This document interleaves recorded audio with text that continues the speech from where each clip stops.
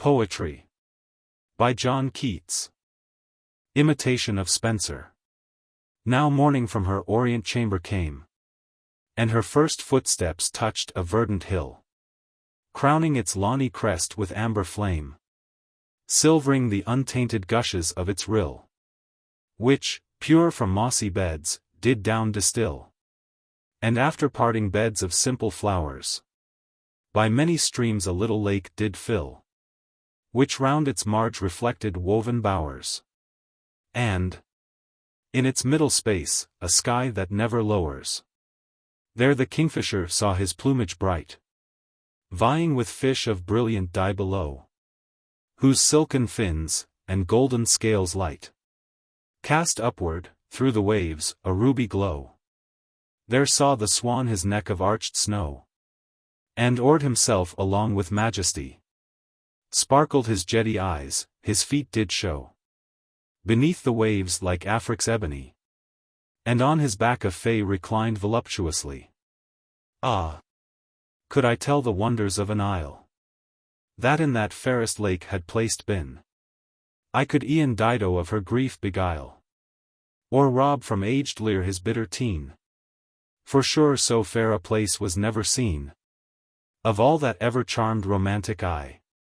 It seemed an emerald in the silver sheen of the bright waters, or as when on high, through clouds of fleecy white, laughs the coerulean sky, and all around it dipped luxuriously slopings of verdure through the glossy tide, which, as it were in gentle amity, rippled delighted up the flowery side, as if to glean the ruddy tears, it tried, which fell profusely from the rose-tree stem. Haply it was the workings of its pride, in strife to throw upon the shore a gem, outvying all the buds in Flora's diadem. On death. Can death be sleep, when life is but a dream, and scenes of bliss pass as a phantom by? The transient pleasures as a vision seem, and yet we think the greatest pains to die. How strange it is that man on earth should roam, and lead a life of woe, but not forsake his rugged path, nor dare he view alone his future doom, which is but to awake. To Byron. Byron. How sweetly sad thy melody, attuning still the soul to tenderness, as if soft pity, with unusual stress, had touched her plaintive lute, and thou, being by, hadst caught the tones, nor suffered them to die. O'ershadowing sorrow doth not make thee less delightful, thou thy griefs dost dress with a bright halo, shining beamily, as when a cloud the golden moon doth veil. Its sides are tinged with a resplendent glow, through the dark robe oft amber rays prevail, and like fair veins in sable marble flow. Still warble, dying swan, still tell the tale, the enchanting tale, the tale of pleasing woe. To Chatterton. O Chatterton! How very sad thy fate, dear child of sorrow, son of misery! How soon the film of death obscured that eye, whence genius mildly flashed, and high debate. How soon that voice, majestic and elate, melted in dying numbers. Oh! How nigh was night to thy fair morning! Thou didst die, a half-blown floweret which cold blasts Amati. But this is past, thou art among the stars of highest heaven, to the rolling spheres. Thou sweetly singest, not thy hymning Mars, above the ingrate world and human fears. On earth the good man base detraction bars from thy fair name, and waters it with tears, written on the day that Mr. Leigh Hunt left prison. What though, for showing truth to flattered state, kind Hunt was shut in prison, yet has he, in his immortal spirit, been as free as the sky-searching lark, and as elate minion of grandeur. Think you he did wait? Think you he not but prison walls did see, till, so unwilling, thou unturnedst the key? Ah, no! Far happier, nobler was his fate. In Spenser's halls he strayed, and bowers fair, culling enchanted flowers. And he flew with daring Milton through the fields of air. To regions of his own his genius true took happy flights. Who shall his fame impair? When thou art dead, and all thy wretched crew, to hope, when by my solitary hearth I sit, and hateful thoughts enwrap my soul in gloom, when no fair dreams before my mind's eye flit, and the bare heath of life presents no bloom. Sweet hope, ethereal balm upon me shed, and wave thy silver pinions o'er my head. Whene'er I wander, at the fall of night, where woven boughs shut out the moon's bright ray, should sad despondency my musings fright, and frown, to drive fair cheerfulness away, peep with the moonbeams through the leafy roof, and keep that fiend despondence far aloof. Should disappointment, parent of despair, strive for her son to seize my careless heart, when, like a cloud, he sits upon the air, preparing on his spellbound prey to dart, chase him away, sweet hope, with visage bright, and fright him as the morning frightens night. Whene'er the fate of those I hold most dear tells to my fearful breast a tale of sorrow, O bright-eyed hope, my morbid fancy cheer, let me awhile thy sweetest comforts borrow, thy heaven-born radiance around me shed, and wave thy silver pinions o'er my head. Should e'er unhappy love my bosom pain, from cruel parents or relentless fare, oh let me think it is not quite in vain to sigh out sonnets to the midnight air. Sweet hope, ethereal balm upon me shed, and wave thy silver pinions o'er my head. In the long vista of the years to roll, let me not see our country's honor fade. Oh let me see our land retain her soul, her pride, her freedom, and not freedom's shade. From thy bright eyes unusual brightness shed, beneath thy pinions canopy my head. Let me not see the patriot's high bequest, great liberty, how great in plain attire, with the base purple of a court oppressed, bowing her head, and ready to expire. But let me see thee stoop from heaven on wings that fill the skies with silver glitterings, and as, in sparkling majesty, a star gilds the bright summit of some gloomy cloud, brightening the half-veiled face of heaven afar, so, when dark thoughts my boding spirit shroud, sweet hope, celestial influence round me shed, waving thy silver pinions o'er my head. Ode to Apollo. In thy western halls of gold, when thou sittest in thy state, bards, that erst sublimely told heroic deeds, and sang of fate, with fervor seize their adamantine lyres, whose chords are solid rays, and twinkle radiant fires. Here Homer with his nervous arms strikes the twanging harp of war, and even the western splendor warms, while the trumpets sound afar. But what creates the most intense surprise? His soul looks out through renovated eyes. Then, through thy temple wide, melodious swells the sweet majestic tone of Maro's lyre. The soul delighted on each accent dwells, enraptured dwells, not daring to respire, the while he tells of grief around a funeral pyre. 'Tis awful silence then again. Expectant stand the spheres, breathless the laurelled peers, nor move, till ends the lofty strain, nor move till Milton's tuneful thunders cease, and leave once more the ravished heavens in peace. Thou biddest Shakespeare wave his hand, and quickly forward spring the passions, a terrific band, and each vibrates the string that with its tyrant temper best accords, while from their master's lips pour forth the inspiring words. A silver trumpet Spenser blows, and, as its martial notes to silence flee, from a virgin chorus flows a hymn in praise of spotless chastity. 'Tis still.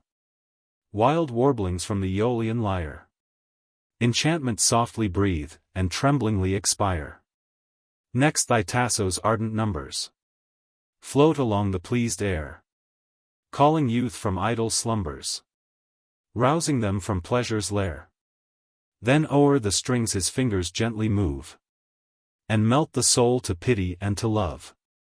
But when thou joinest with the nine, and all the powers of song combine, we listen here on earth, the dying tones that fill the air, and charm the ear of evening fair. From thee, great God of bards, receive their heavenly birth.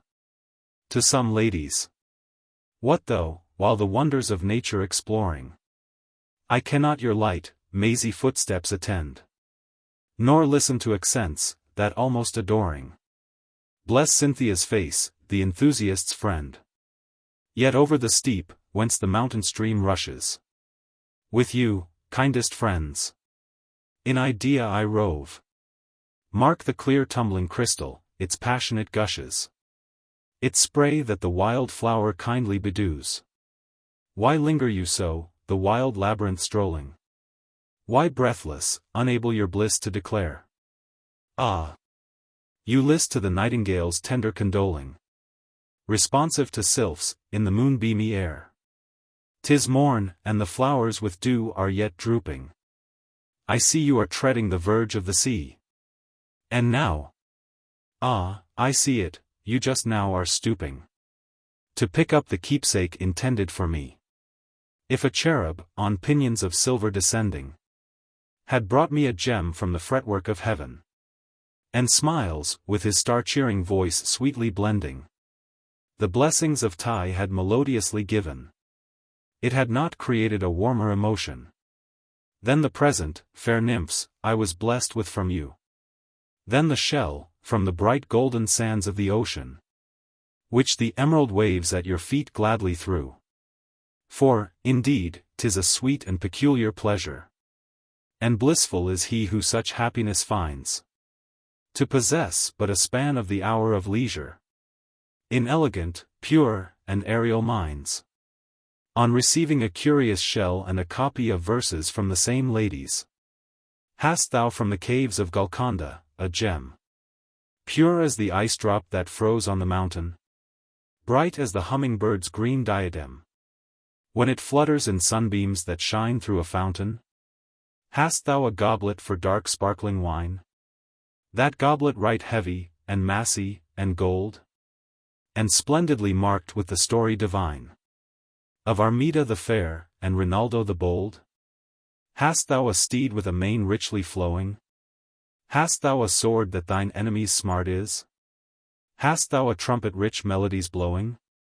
And wear'st thou the shield of the famed Bertomardus? What is it that hangs from thy shoulder, so brave, embroidered with many a spring-peering flower? Is it a scarf that thy fair lady gave? And hastest thou now to that fair lady's bower? Ah! Courteous Sir Knight, with large joy thou art crowned. Full many the glories that brighten thy youth. I will tell thee my blisses, which richly abound in magical powers to bless, and to soothe. On this scroll thou sayest written in characters fair, a sunbeamy tale of a wreath, and a chain. And, warrior, it nurtures the property rare of charming my mind from the trammels of pain. This canopy mark, 'tis the work of a fay. Beneath its rich shade did King Oberon languish, when lovely Titania was far, far away, and cruelly left him to sorrow, and anguish. There, oft would he bring from his soft sighing lute wild strains to which, spellbound, the nightingales listened. The wondering spirits of heaven were mute, and tears 'mong the dewdrops of morning oft glistened. In this little dome, all those melodies strange, soft, plaintive, and melting, forever will sigh. Nor e'er will the notes from their tenderness change, nor e'er will the music of Oberon die. So, when I am in a voluptuous vein, I pillow my head on the sweets of the rose, and list to the tale of the wreath, and the chain. Till its echoes depart, then I sink to repose. Adieu, valiant Eric. With joy thou art crowned. Full many the glories that brighten thy youth. I too have my blisses, which richly abound in magical powers, to bless and to soothe. Stanzas to Miss Wiley. Oh come, Georgiana. The rose is full blown. The riches of Flora are lavishly strown. The air is all softness, and crystal the streams. The west is resplendently clothed in beams. Oh come. Let us haste to the freshening shades, the quaintly carved seats, and the opening glades, where the fairies are chanting their evening hymns, and the last sunbeam the sylph lightly swims. And when thou art weary, I'll find thee a bed of mosses and flowers to pillow thy head. And there, Georgiana, I'll sit at thy feet, while my story of love I enraptured repeat. So fondly I'll breathe, and so softly I'll sigh. Thou wilt think that some amorous zephyr is nigh. Yet no, as I breathe I will press thy fair knee. And then thou wilt know that the sigh comes from me. Ah! Why, dearest girl, should we lose all these blisses? That mortal's a fool who such happiness misses. So smile acquiescence, and give me thy hand, with love-looking eyes, and with voice sweetly bland. Woman! When I behold thee flippant, vain. Woman! When I behold thee flippant, vain. Inconstant, childish, proud, and full of fancies. Without that modest softening that enhances the downcast eye, repentant of the pain that its mild light creates to heal again. E'en then, elate, my spirit leaps, and prances. E'en then my soul with exultation dances. For that to love, so long, I've dormant lain. But when I see thee meek, and kind, and tender, heavens! How desperately do I adore thy winning graces. To be thy defender, I hotly burn, to be a Calidore, a very Red Cross knight, a stout Leander. Might I be loved by thee like these of yore? Light feet, dark violet eyes, and parted hair, soft dimpled hands, white neck, and creamy breast, are things on which the dazzled senses rest, till the fond, fixed eyes forget they stare. From such fine pictures, heavens! I cannot dare to turn my admiration, though unpossessed. They be of what is worthy, though not drayest, in lovely modesty, and virtues rare. Yet these I leave as thoughtless as a lark. These lures I straight forget, e'en ere I dine. Or thrice my palate moisten, but when I mark such charms with mild intelligences shine, my ear is open like a greedy shark, to catch the tunings of a voice divine. Ah! Who can e'er forget so fair a being? Who can forget her half-retiring sweets? God! She is like a milk-white lamb that bleats for man's protection. Surely the all-seeing, who joys to see us with his gifts agreeing, will never give him pinions, who entreats such innocence to ruin, who vilely cheats a dove-like bosom. In truth there is no freeing one's thoughts from such a beauty. When I hear a lay that once I saw her hand awake, her form seems floating palpable, and near. Had I e'er seen her from an arbor take a dewy flower, oft would that hand appear, and o'er my eyes the trembling moisture shake. 2. Had I a man's fair form, then might my sighs be echoed swiftly through that ivory shell, thine ear, and find thy gentle heart. So well would passion arm me for the enterprise. But ah! I am no knight whose foeman dies. No cuirass glistens on my bosom's swell.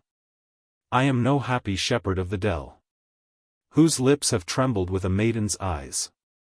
Yet must I dote upon thee, call thee sweet, sweeter by far than Hybla's honeyed roses. when steeped in dew rich to intoxication. Ah! I will taste that dew, for me 'tis meet. And when the moon her pallid face discloses, I'll gather some by spells, and incantation. Sonnet. Happy is England. Happy is England. I could be content to see no other verdure than its own, to feel no other breezes than are blown through its tall woods with high romances blent. Yet do I sometimes feel a languishment for skies Italian, and an inward groan to sit upon an Alp as on a throne, and half forget what world or worldling meant. Happy is England, sweet her artless daughters. Enough their simple loveliness for me. Enough their whitest arms in silence clinging. Yet do I often warmly burn to see beauties of deeper glance, and hear their singing, and float with them about the summer waters. Sonnet.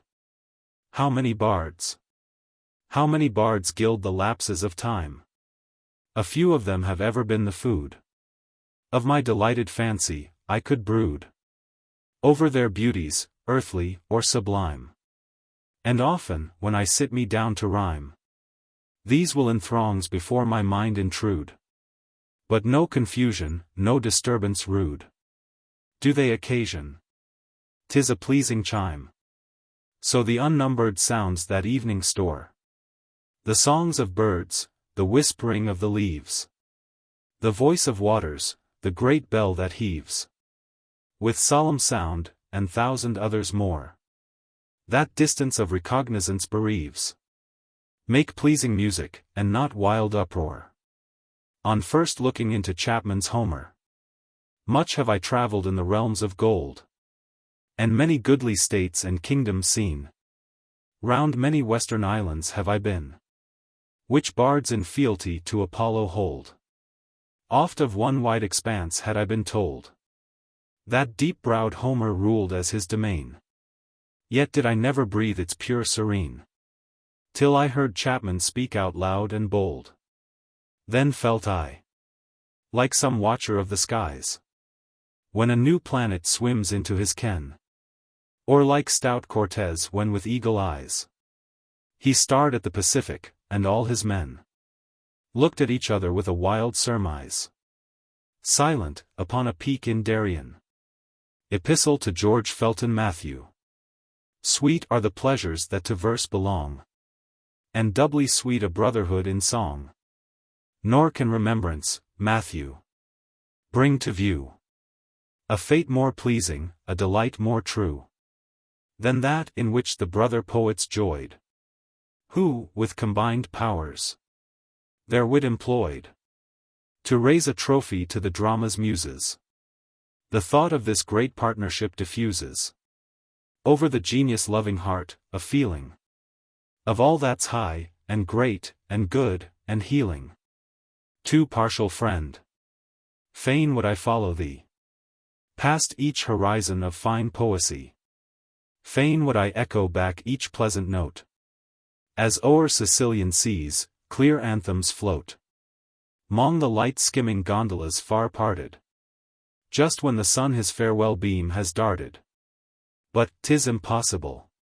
Far different cares beckon me sternly from soft Lydian airs, and hold my faculties so long in thrall, that I am oft in doubt whether at all I shall again see Phoebus in the morning, or flushed aurora in the roseate dawning, or a white naiad in a rippling stream, or a rapt seraph in a moonlight beam, or again witness what with thee I've seen, the dew by fairy feet swept from the green, after a night of some quaint jubilee, which every elf and fay had come to see, when bright processions took their airy march beneath the curved moon's triumphal arch. But might I now each passing moment give to the coy muse, with me she would not live in this dark city, nor would condescend 'mid contradictions her delights to lend, should e'er the fine-eyed maid to me be kind. Ah! Surely it must be Wiener I find some flowery spot, sequestered, wild, romantic. That often must have seen a poet frantic. Where oaks, that erst the Druid knew, are growing. And flowers, the glory of one day, are blowing. Where the dark-leaved laburnum's drooping clusters reflect athwart the stream their yellow lustres. And intertwined the cassia's arms unite with its own drooping buds, but very white. Where on one side are covert branches hung, 'mong which the nightingales have always sung. In leafy quiet, where to pry, aloof, atween the pillars of the sylvan roof, would be to find where violet beds were nestling, and where the bee with cowslip bells was wrestling. There must be too a ruin dark and gloomy, to say, joy not too much in all that's bloomy.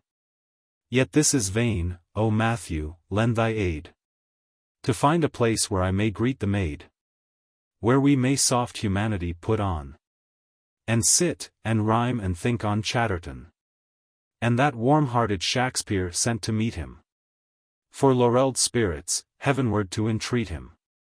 With reverence would we speak of all the sages, who have left streaks of light athwart their ages.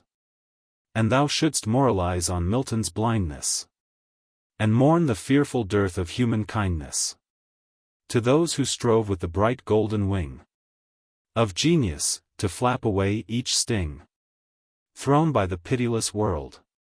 We next could tell of those who in the cause of freedom fell, of our own Alfred, of Helvetian Tell, of him whose name to every heart's a solace, high-minded and unbending William Wallace. While to the rugged north our musing turns, we well might drop a tear for him, and Burns. Felton. Without incitements such as these, how vain for me the niggard muse to tease. For thee, she will thy every dwelling grace, and make a sunshine in a shady place.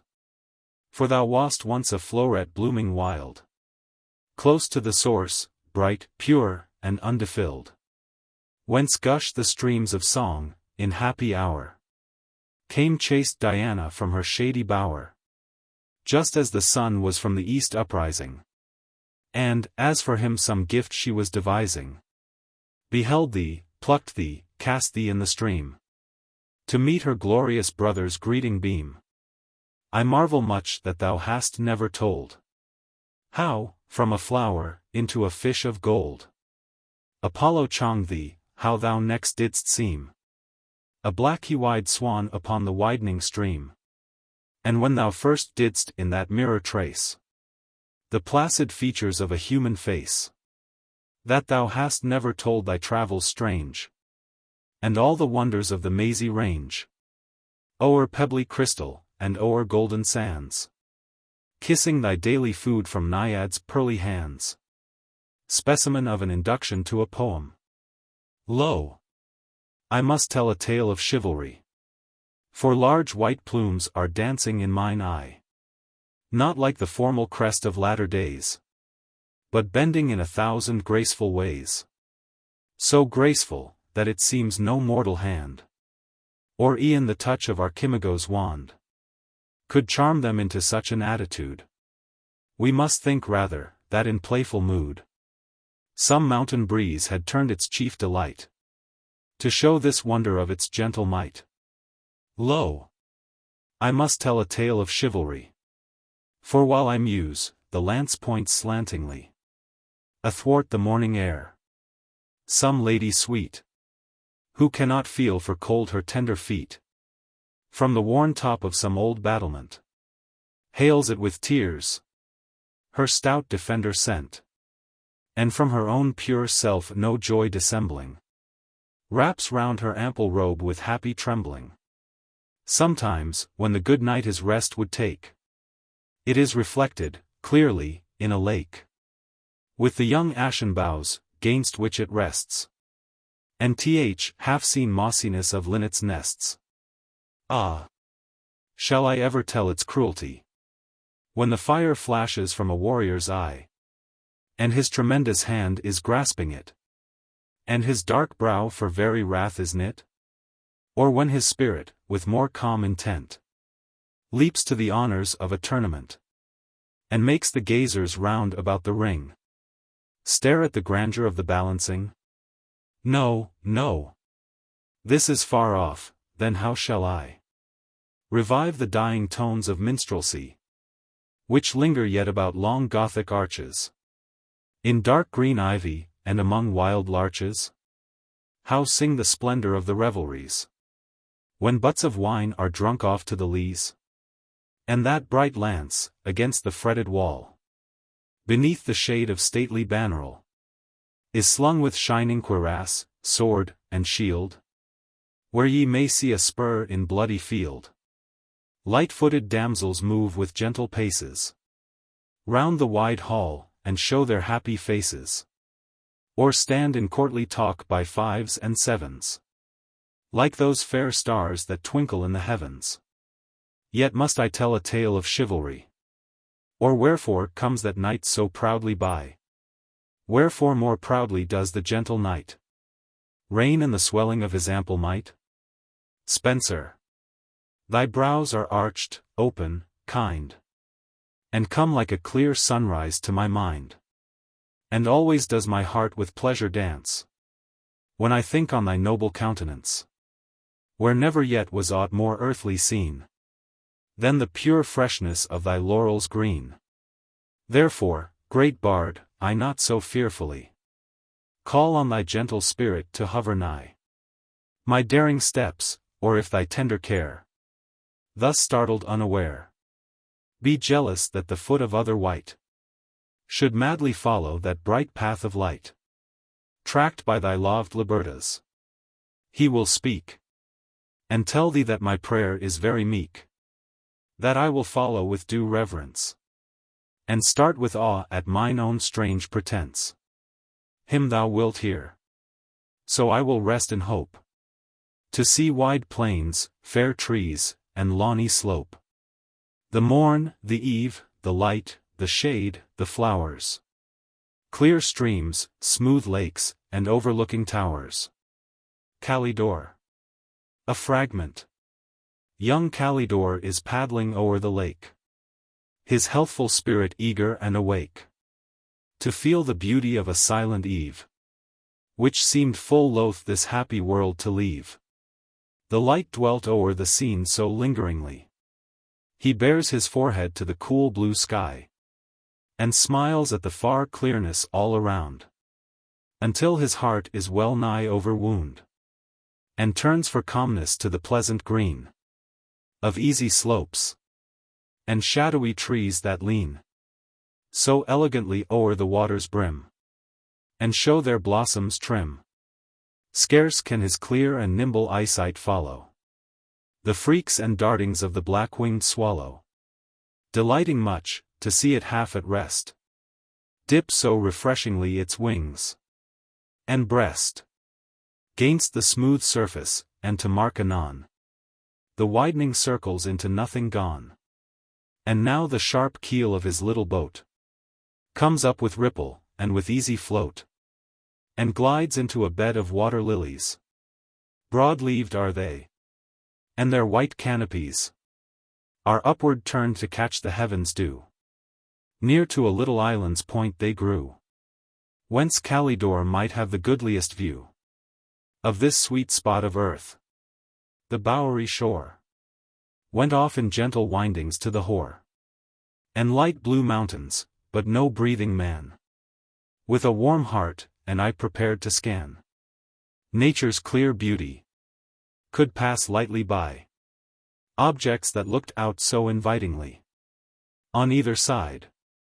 These, gentle Calidore greeted, as he had known them long before, the sidelong view of swelling leafiness, which the glad setting sun in gold doth dress, whence, ever and anon, the jay outsprings, and scales upon the beauty of its wings. The lonely turret, shattered, and outworn, stands venerably proud, too proud to mourn its long-lost grandeur. Fir trees grow around, dropping their hard fruit upon the ground. The little chapel, with the cross above, upholding wreaths of ivy. The white dove, that on the windows spreads his feathers light, and seems from purple clouds to wing its flight. Green tufted islands casting their soft shades across the lake. Sequestered leafy glades, that through the dimness of their twilight show. Large dock leaves, spiral foxgloves, or the glow of the cat's wild eyes, or the silvery stems of delicate birch trees, or long grass which hems a little brook. The youth had long been viewing these pleasant things, and heaven was bedewing the mountain flowers, when his glad senses caught a trumpet's silver voice. Ah! It was fraught with many joys for him. The warder's ken had found white coursers prancing in the glen. Friends very dear to him he soon will see, so pushes off his boat most eagerly, and soon upon the lake he schemes along, deaf to the nightingale's first undersong. Nor minds he the white swans that dream so sweetly. His spirit flies before him so completely. And now he turns a jutting point of land, whence may be seen the castle gloomy and grand.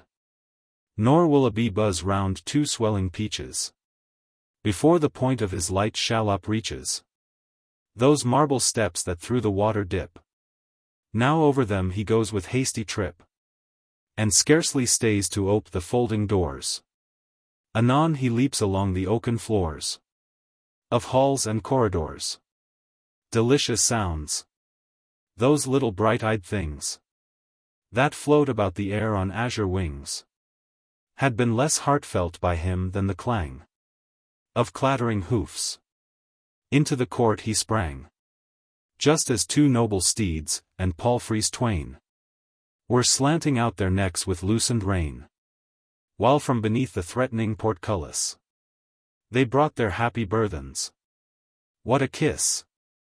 What gentle squeeze he gave each lady's hand! How tremblingly their delicate ankles spanned! Into how sweet a trance his soul was gone, while whisperings of affection made him delay to let their tender feet come to the earth with an incline so sweet. From their low palfreys o'er his neck they bent, and whether there were tears of languishment, or that the evening dew had pearled their tresses, he feels a moisture on his cheek, and blesses, with lips that tremble, and with glistening eye, all the soft luxury that nestled in his arms. A dimpled hand, fair as some wonder out of fairy land, hung from his shoulder like the drooping flowers of whitest cassia, fresh from summer showers. And this he fondled with his happy cheek, as if for joy he would no further seek.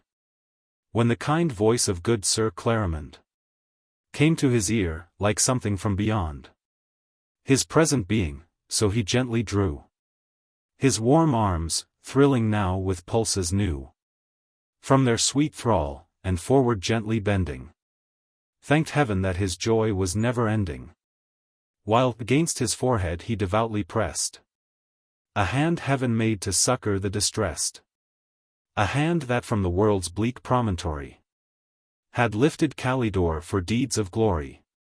Amid the pages, and the torches' glare, there stood a knight, patting the flowing hair of his proud horse's mane. He was withal a man of elegance and stature tall, so that the waving of his plumes would be high as the berries of a wild ash tree, or as the winged cap of Mercury.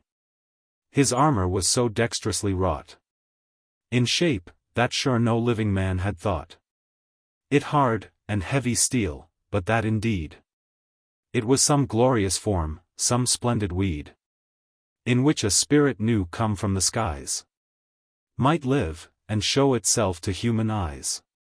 "'Tis the far-famed, the brave Sir Gondibert," said the good man to Calidore alert, while the young warrior with a step of grace came up, a courtly smile upon his face, and mailed hand held out, ready to greet the large-eyed wonder and ambitious heat of the aspiring boy, who as he led those smiling ladies, often turned his head to admire the visor arched so gracefully over a knightly brow, while they went by the lamps that from the high-roofed hall were pendant, and gave the steel a shining quite transcendent. Soon in a pleasant chamber they are seated. The sweet-lipped ladies have already greeted all the green leaves that round the window clamber, to show their purple stars, and bells of amber. Sir Gondibert has doffed his shining steel, gladdening in the free and airy feel of a light mantle. And while Clarimond is looking round about him with a fond and placid eye, young Calidore is burning to hear of knightly deeds, and gallant spurning of all unworthiness, and how the strong of arm kept off dismay, and terror, and alarm from lovely woman. While brimful of this, he gave each damsel's hand so warm a kiss, and had such manly ardor in his eye, that each at other looked half-staringly, and then their features started into smiles, sweet as blue heavens o'er enchanted isles. Softly the breezes from the forest came, softly they blew aside the taper's flame. Clear was the song from Philomel's far bower, grateful the incense from the lime-tree flower. Mysterious, wild, the far-heard trumpet's tone. Lovely the moon in ether, all alone.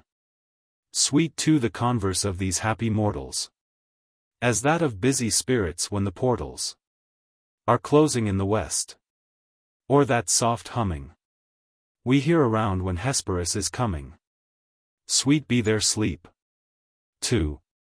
Hadst thou lived in days of old, oh, what wonders had been told of thy lively countenance, and thy humid eyes that dance in the midst of their own brightness, in the very fane of lightness, over which thine eyebrows, leaning, picture out each lovely meaning. In a dainty bend they lie, like to streaks across the sky, or the feathers from a crow, fallen on a bed of snow. Of thy dark hair, that extends into many graceful bends, as the leaves of hellebore turn to whence they sprung before, and behind each ample curl peeps the richness of a pearl. Downward too flows many a tress, with a glossy waviness, full and round like globes that rise from the censer to the skies, through sunny air.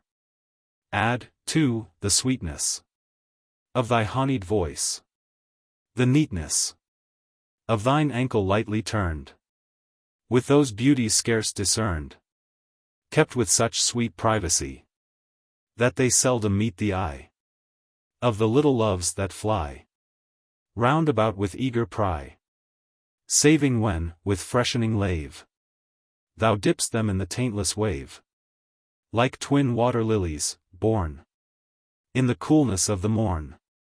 Oh, if thou hadst breathed then, now the muses had been 10. Couldst thou wish for lineage higher than twin sister of Talia? At least for ever, evermore, will I call the Graces 4. Hadst thou lived when chivalry lifted up her lance on high, tell me what thou wouldst have been. Ah! I see the silver sheen of thy broidered, floating vest, see overing half thine ivory breast, which, O heavens, I should see, but that cruel destiny has placked a golden cuirass there, keeping secret what is fair. Like sunbeams in a cloudlet nested, thy locks in nightly casque are rested, o'er which bend 4 milky plumes, like the gentle lily's blooms, springing from a costly vase. See with what a stately pace comes thine alabaster steed, servant of heroic deed. O'er his loins his trappings glow, like the northern lights on snow. Mount his back, Thy sword unsheath. Sign of the enchanter's death. Bane of every wicked spell. Silencer of dragon's yell. Alas! Thou this wilt never do. Thou art an enchantress too. And wilt surely never spill blood of those whose eyes can kill. To G.A.W. Nymph of the downward smile and sidelong glance. In what diviner moments of the day art thou most lovely? When gone far astray into the labyrinths of sweet utterance? Or when serenely wandering in a trance of sober thought? Or when starting away with careless robe to meet the morning ray? Thou sparse the flowers in thy mazy dance? Haply 'tis when thy ruby lips part sweetly, and so remain, because thou listenest. But thou to please wert nurtured so completely, that I can never tell what mood is best. I shall as soon pronounce which grace more neatly trips it before Apollo than the rest. Sonnet. As from the darkening gloom, as from the darkening gloom a silver dove upsoars, and darts into the eastern light, on pinions that not moves but pure delight. So fled thy soul into the realms above, regions of peace and everlasting love, where happy spirits, crowned with circlets bright, of starry beam, and gloriously bedight, taste the high joy none but the blessed can prove. There thou joinest the immortal choir, in melodies that even heaven fair fill with superior bliss, or, at desire of the omnipotent Father, cleav'st the air. On holy message sent, what pleasures higher? Wherefore does any grief our joy impair? On a picture of Leander. Come hither, all sweet maidens soberly, down looking eye, and with a chastened light hid in the fringes of your eyelids white, and meekly let your fair hands joined be, as if so gentle that ye could not see. Untouched, a victim of your beauty bright, sinking away to his young spirit's night, sinking bewildered mid the dreary sea. 'Tis young Leander toiling to his death. Nigh swooning, he doth purse his weary lips for Hero's cheek, and smiles against her smile. O horrid dream! See how his body dips, dead heavy. Arms and shoulders gleam awhile. He's gone, up bubbles all his amorous breath. Sonnet. Oh! How I love! Oh!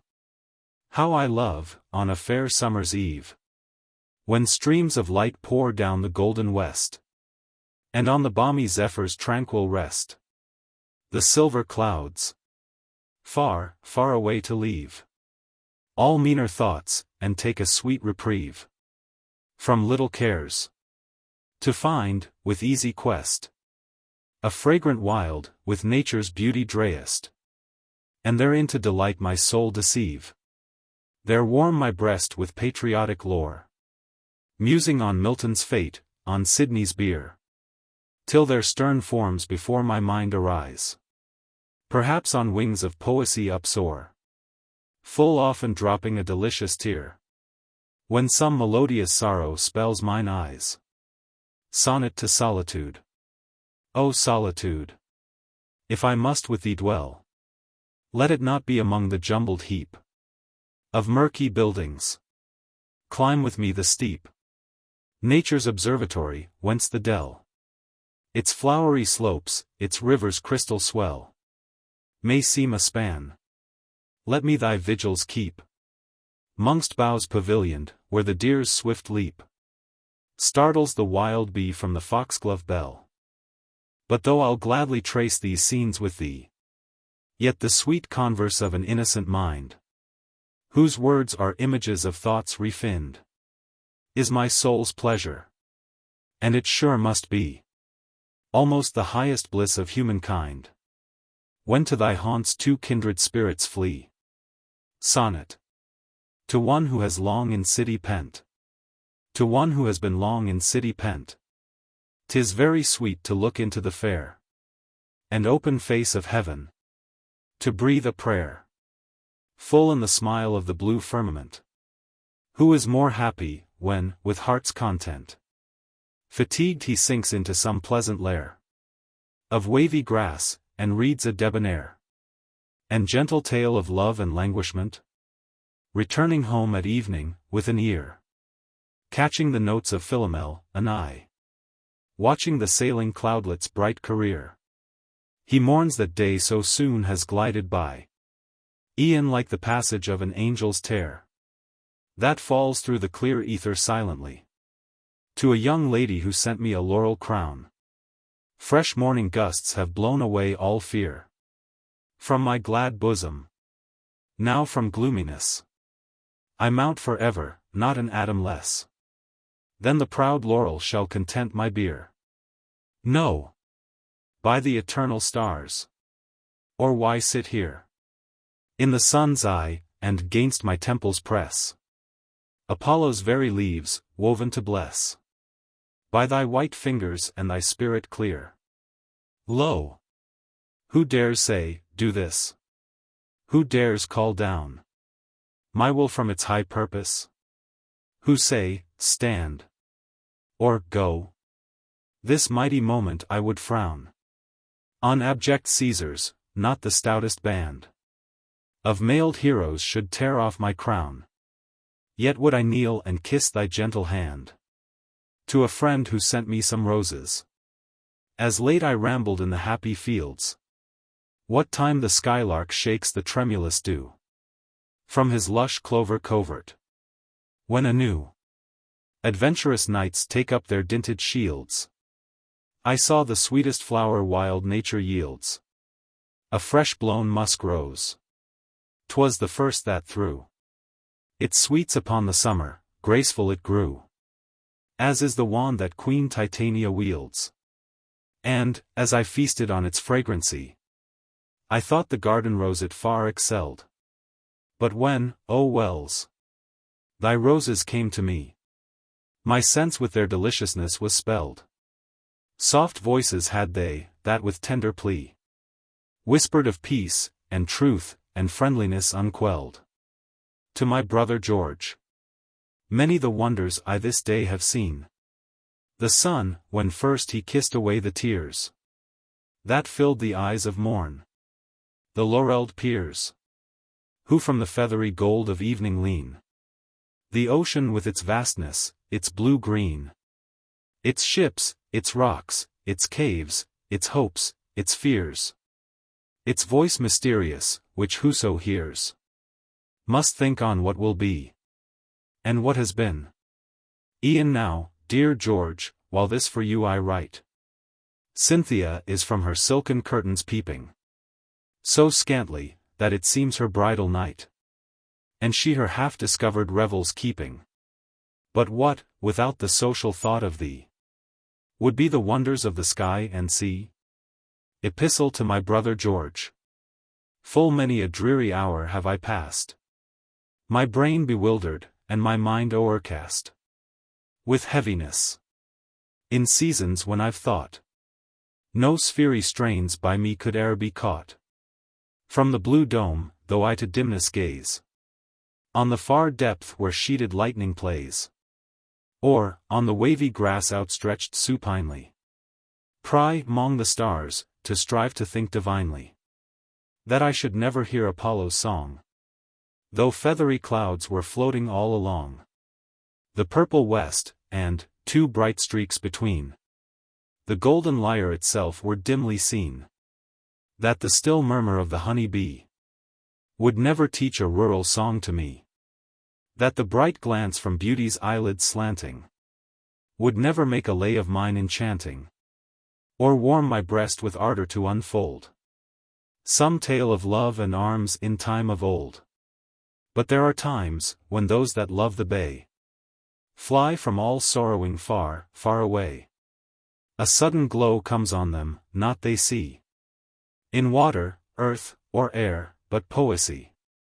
It has been said, dear George, and true I hold it, for knightly Spenser to Libertas told it, that when a poet is in such a trance, In air he sees white coursers paw and prance, best ridden of gay knights, in gay apparel, who at each other tilt in playful quarrel. And what we, ignorantly, sheet lightning call, is the swift opening of their wide portal, when the bright warder blows his trumpet clear, whose tones reach not on earth but poet's ear. When these enchanted portals open wide, and through the light the horsemen swiftly glide, the poet's eye can reach those golden halls, and view the glory of their festivals. Their ladies fair, that in the distance seem fit for the silvering of a seraph's dream. Their rich-brimmed goblets, that incessant run, like the bright spots that move about the sun. And, when upheld, the wine from each bright jar pours with the luster of a falling star. Yet further off are dimly seen their bowers, of which no mortal eye can reach the flowers. And 'tis right just, for well Apollo knows 'twould make the poet quarrel with the rose. All that's revealed from that far seat of blisses is the clear fountain's interchanging kisses, as gracefully descending, light and thin, like silver streaks across a dolphin's fin, when he upswimmeth from the coral caves, and sports with half his tail above the waves. These wonders strange he sees, and many more, whose head is pregnant with poetic lore. Should he upon an evening ramble fare, with forehead to the soothing breezes bare, would he not see but the dark, silent blue, with all its diamonds trembling through and through? Or the coy moon, when in the waviness of whitest clouds she does her beauty dress, and stately paces higher up, and higher, like a sweet nun in holiday attire? Ah, yes. Much more would start into his sight the revelries, and mysteries of night. And should I ever see them, I will tell you such tales as needs must with amazement spell you. These are the living pleasures of the bard, but richer far posterity's award. What does he murmur with his latest breath, while his proud eye looks through the film of death? What though I leave this dull and earthly mold? Yet shall my spirit lofty converse hold with after times, the patriot shall feel my stern alarum, and unsheath his steel, or in the Senate thunder out my number, to startle princes from their easy slumber. The sage will mingle with each moral theme my happy thoughts sententious. He will teem with lofty periods when my verses fire him, and then I'll stoop from heaven to inspire him. Lays have I left of such a dear delight, that maids will sing them on their bridal night. Gay villagers, upon a morn of May, when they have tired their gentle limbs with play, and formed a snowy circle on the grass, and placked in midst of all that lovely lass, who chosen is their queen, with her fine head crowned with flowers purple, white, and red. For there the lily, and the musk rose, sighing, are emblems true of hapless lovers dying. Between her breasts, that never yet felt trouble, a bunch of violets full blown, and double. Serenely sleep, she from a casket takes a little book, and then a joy awakes about each youthful heart, with stifled cries, and rubbing of white hands, and sparkling eyes. For she's to read a tale of hopes and fears, one that I fostered in my youthful years. The pearls, that on each glistening circlet sleep, gush ever and anon with silent creep, lured by the innocent dimples to sweet rest. Shall the dear babe, upon its mother's breast, be lulled with songs of mine? Fair world, adieu. Thy dales and hills are falling from my view. Swiftly I mount, upon wide-spreading pinions, far from the narrow bounds of thy dominions. Full joy I feel, while thus I cleave the air, that my soft verse will charm thy daughters fair, and warm thy sons. Ah, my dear friend and brother, could I, at once, my mad ambition smother, For tasting joys like these, sure I should be happier, and dearer to society. At times, 'tis true, I've felt relief from pain, when some bright thought has darted through my brain. Through all that day I've felt a greater pleasure than if I'd brought to light a hidden treasure. As to my sonnets, though none else should heed them, I feel delighted, still, that you should read them. Of late, too, I have had much calm enjoyment, stretched on the grass at my best loved employment, of scribbling lines for you. These things I thought, while, in my face, thy freshest breeze I caught. E'en now I'm pillowed on a bed of flowers, that crowns a lofty cliff, which proudly towers above the ocean waves. The stalks and blades checker my tablet with their quivering shades. On one side is a field of drooping oats, through which the poppies show their scarlet coats, so pert and useless, that they bring to mind the scarlet coats that pester humankind. And on the other side, outspread, is seen ocean's blue mantle, streaked with purple and green. Now 'tis I see a canvassed ship, and now mark the bright silver curling round her prow. I see the lark down dropping to his nest, and the broad-winged seagull never at rest. For when no more he spreads his feathers free, his breast is dancing on the restless sea. Now I direct my eyes into the west, which at this moment is in sunbeams drayest. Why westward turn? 'Twas but to say adieu. 'Twas but to kiss my hand, dear George, to you. Epistle to Charles Cowden Clarke. Oft have you seen a swan superbly frowning, and with proud breast his own white shadow crowning. He slants his neck beneath the waters bright, so silently, it seems a beam of light, come from the galaxy. Anon he sports with outspread wings the naiad zephyr courts, or ruffles all the surface of the lake, in striving from its crystal face to take some diamond waterdrops, and them to treasure in milky nest, and sip them off at leisure. But not a moment can he there insure them, nor to such downy rest can he allure them. For down they rush as though they would be free, and drop like hours into eternity. Just like that bird am I in loss of time. Weener I venture on the stream of rhyme, with shattered boat, or snapped, and canvas rent. I slowly sail, scarce knowing my intent, still scooping up the water with my fingers, in which a trembling diamond never lingers. By this, friend Charles, you may full plainly see why I have never penned a line to thee. Because my thoughts were never free, and clear, and little fit to please a classic ear.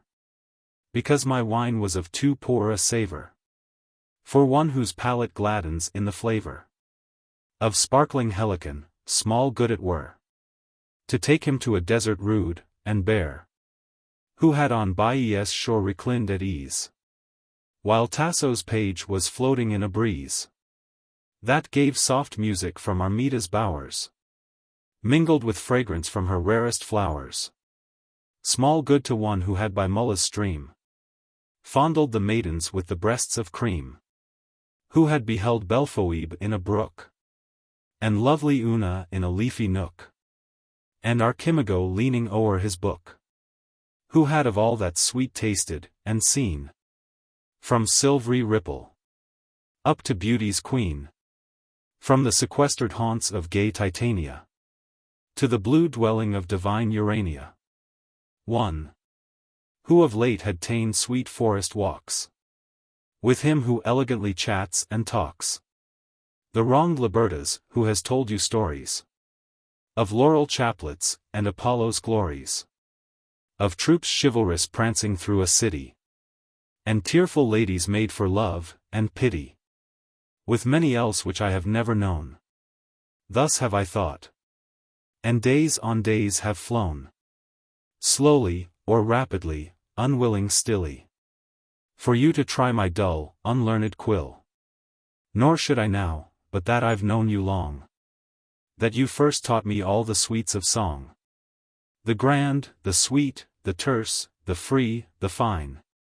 What swelled with pathos? And what right divine? Spenserian vowels that elope with ease, and float along like birds o'er summer seas. Miltonian storms, and more, Miltonian tenderness. Michael in arms.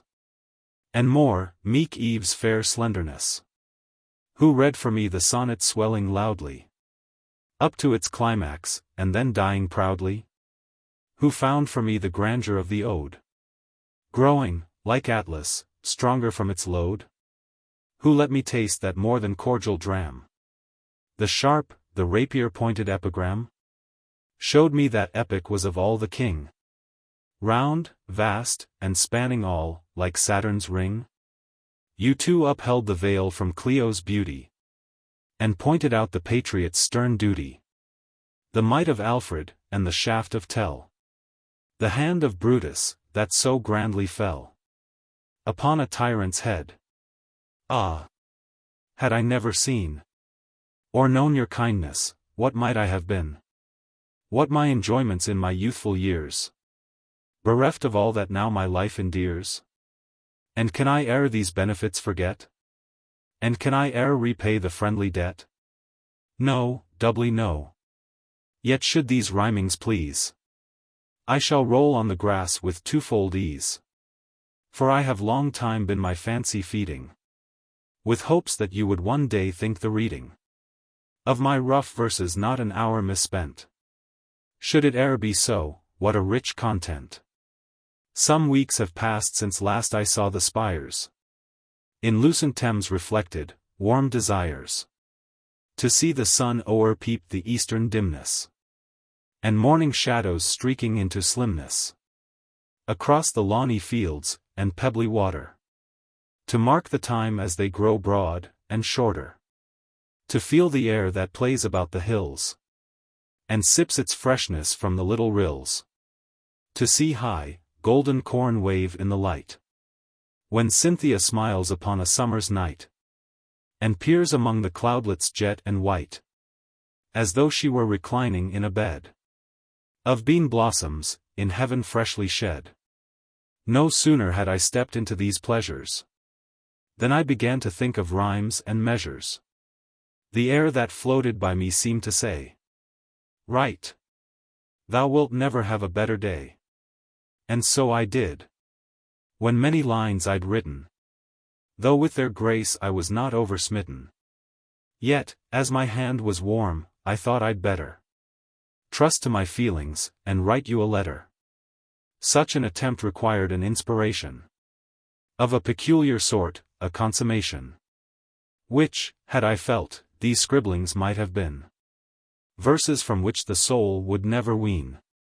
But many days have passed since last my heart was warmed luxuriously by divine Mozart, by Arne delighted, or by Handel maddened, or by the song of Aaron pirked and saddened. What time you were before the music sitting, and the rich notes to each sensation fitting, since I have walked with you through shady lanes, that freshly terminate in open plains, and revelled in a chat that ceased not, when at nightfall among your books we got. No. Nor when supper came, nor after that.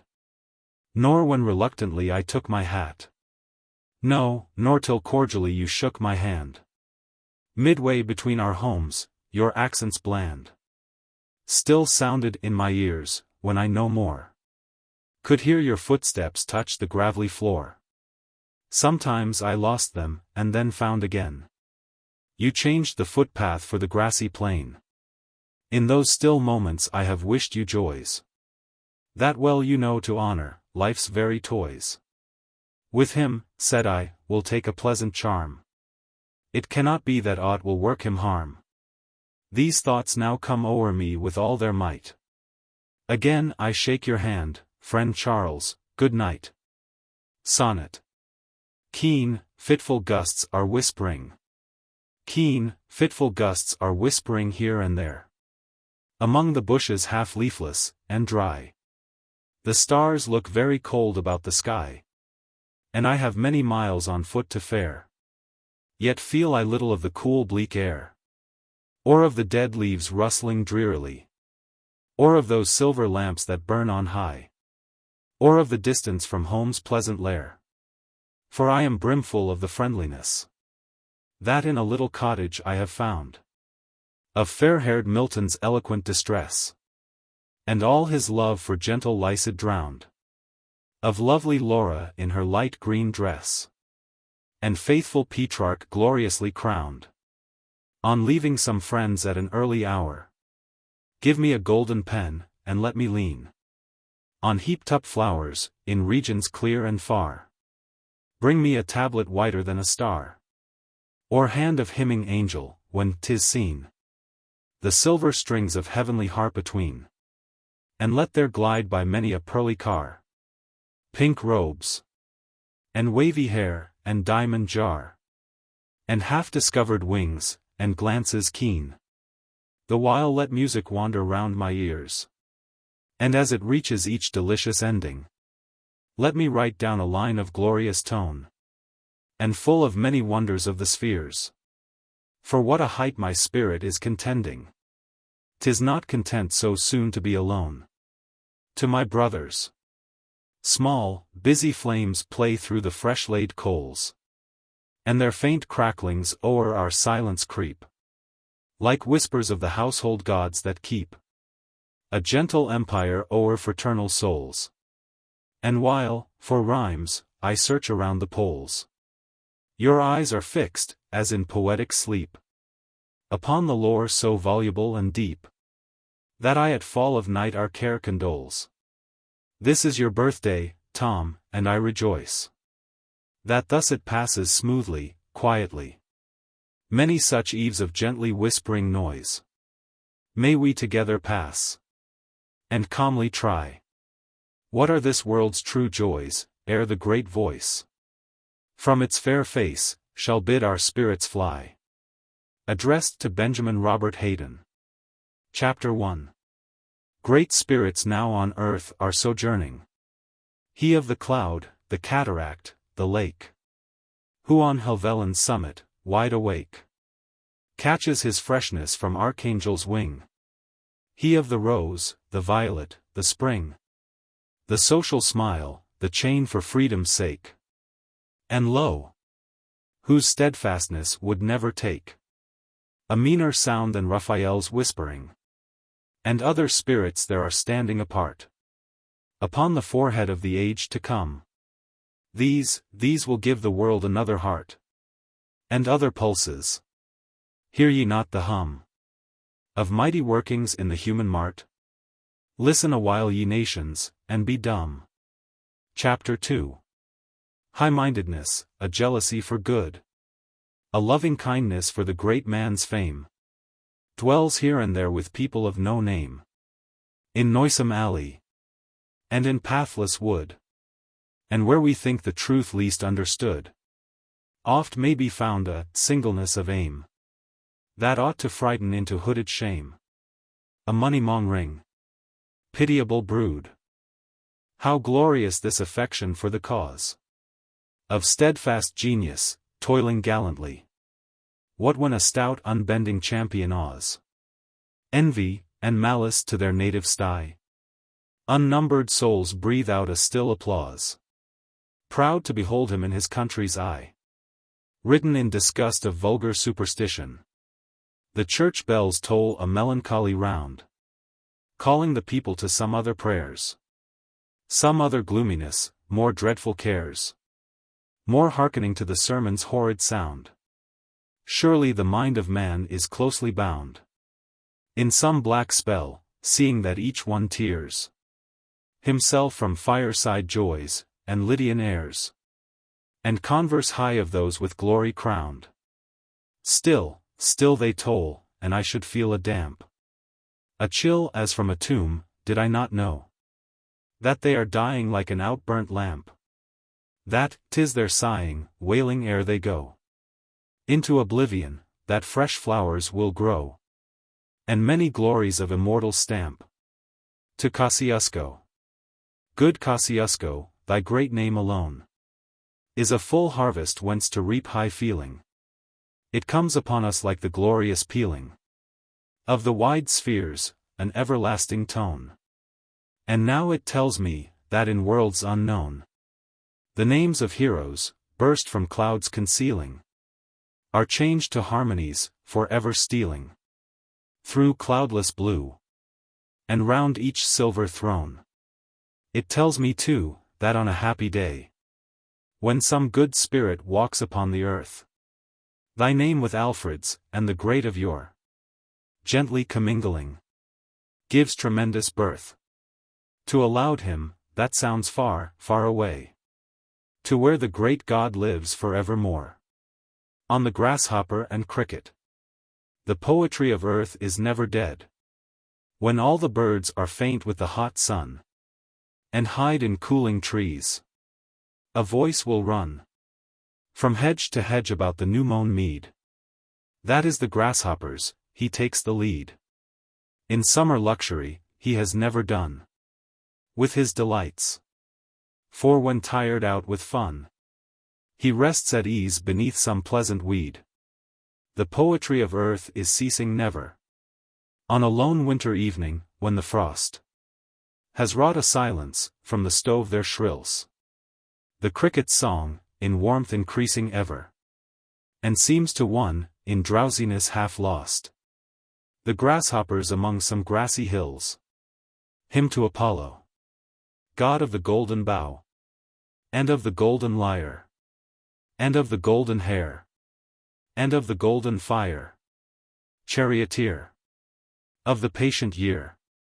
Where slept thine ire, when like a blank idiot I put on thy wreath, thy laurel, thy glory, the light of thy story? Or was I a worm, too low crawling, for death? O Delphic Apollo! The thunderer grasped and grasped. The thunderer frowned and frowned. The eagle's feathery mane for wrath became stiffened, the sound of breeding thunder went drowsily under, muttering to be unbound. Oh, why didst thou pity, and for a worm, why touch thy soft lute, till the thunder was mute? Why was not I crushed, such a pitiful germ? O Delphic Apollo! The Pleiades were up, watching the silent air. The seeds and roots in the earth were swelling for summer fair. The ocean, its neighbor, was at its old labor. When, who did dare to tie, like a madman, thy plant round his brow, and grin and look proudly, and blaspheme so loudly, and live for that honor, to stoop to thee now? O Delphic Apollo! Sleep and poetry, as I lay in my bed sleep full unmeet, was unto me, but why that I any might rest I any wist, for therein as earthly white, as I suppose, had more of hurt his essay, than I, for I add sickness nor disease. Chaucer. What is more gentle than a wind in summer? What is more soothing than the pretty hummer, that stays one moment in an open flower, and buzzes cheerily from bower to bower? What is more tranquil than a musk rose blowing in a green island, far from all men's knowing? More healthful than the leafiness of dales? More secret than a nest of nightingales? More serene than Cordelia's countenance? More full of visions than a high romance?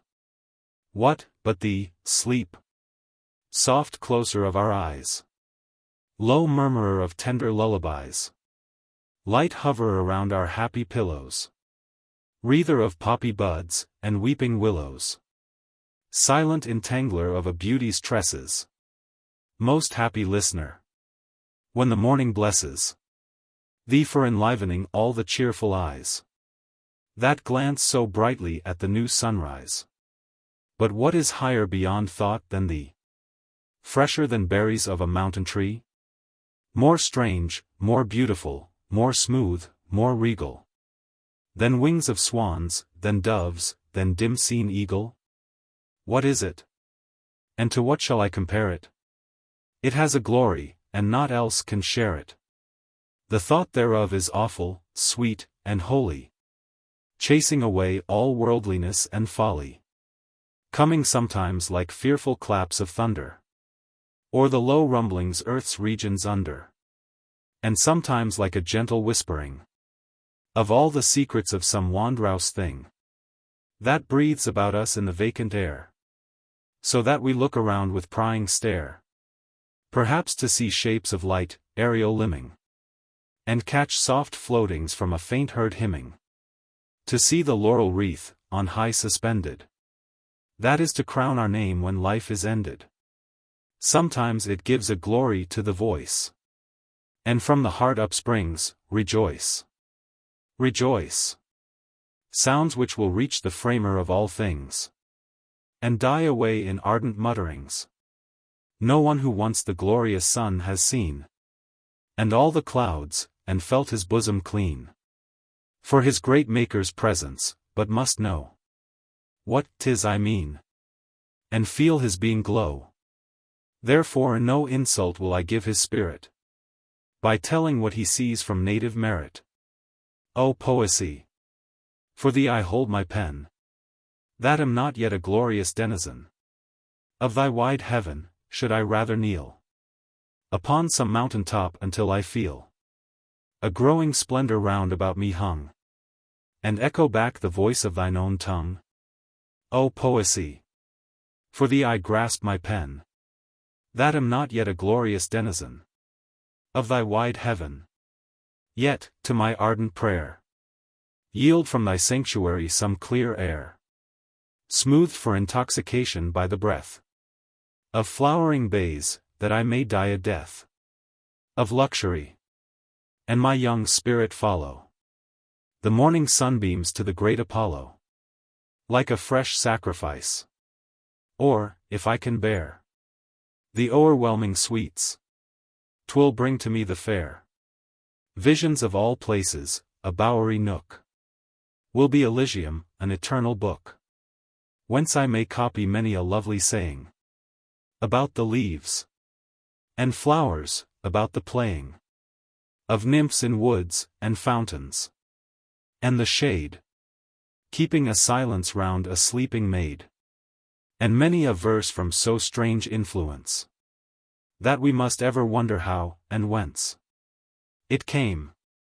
Also imaginings will hover round my fireside, and haply there discover vistas of solemn beauty, where I'd wander in happy silence, like the clear meander through its lone valleys, and where I found a spot of awfuler shade, or an enchanted grot, or a green hill o'erspread with checkered dress of flowers, and fearful from its loveliness, write on my tablets all that was permitted, all that was for our human senses fitted. Then the events of this wide world I'd seize, like a strong giant, and my spirit tease, till at its shoulders it should proudly see wings to find out an immortality. Stop and consider. Life is but a day, a fragile dewdrop on its perilous way from a tree's summit. A poor Indian's sleep, while his boat hastens to the monstrous steep of Montmorency.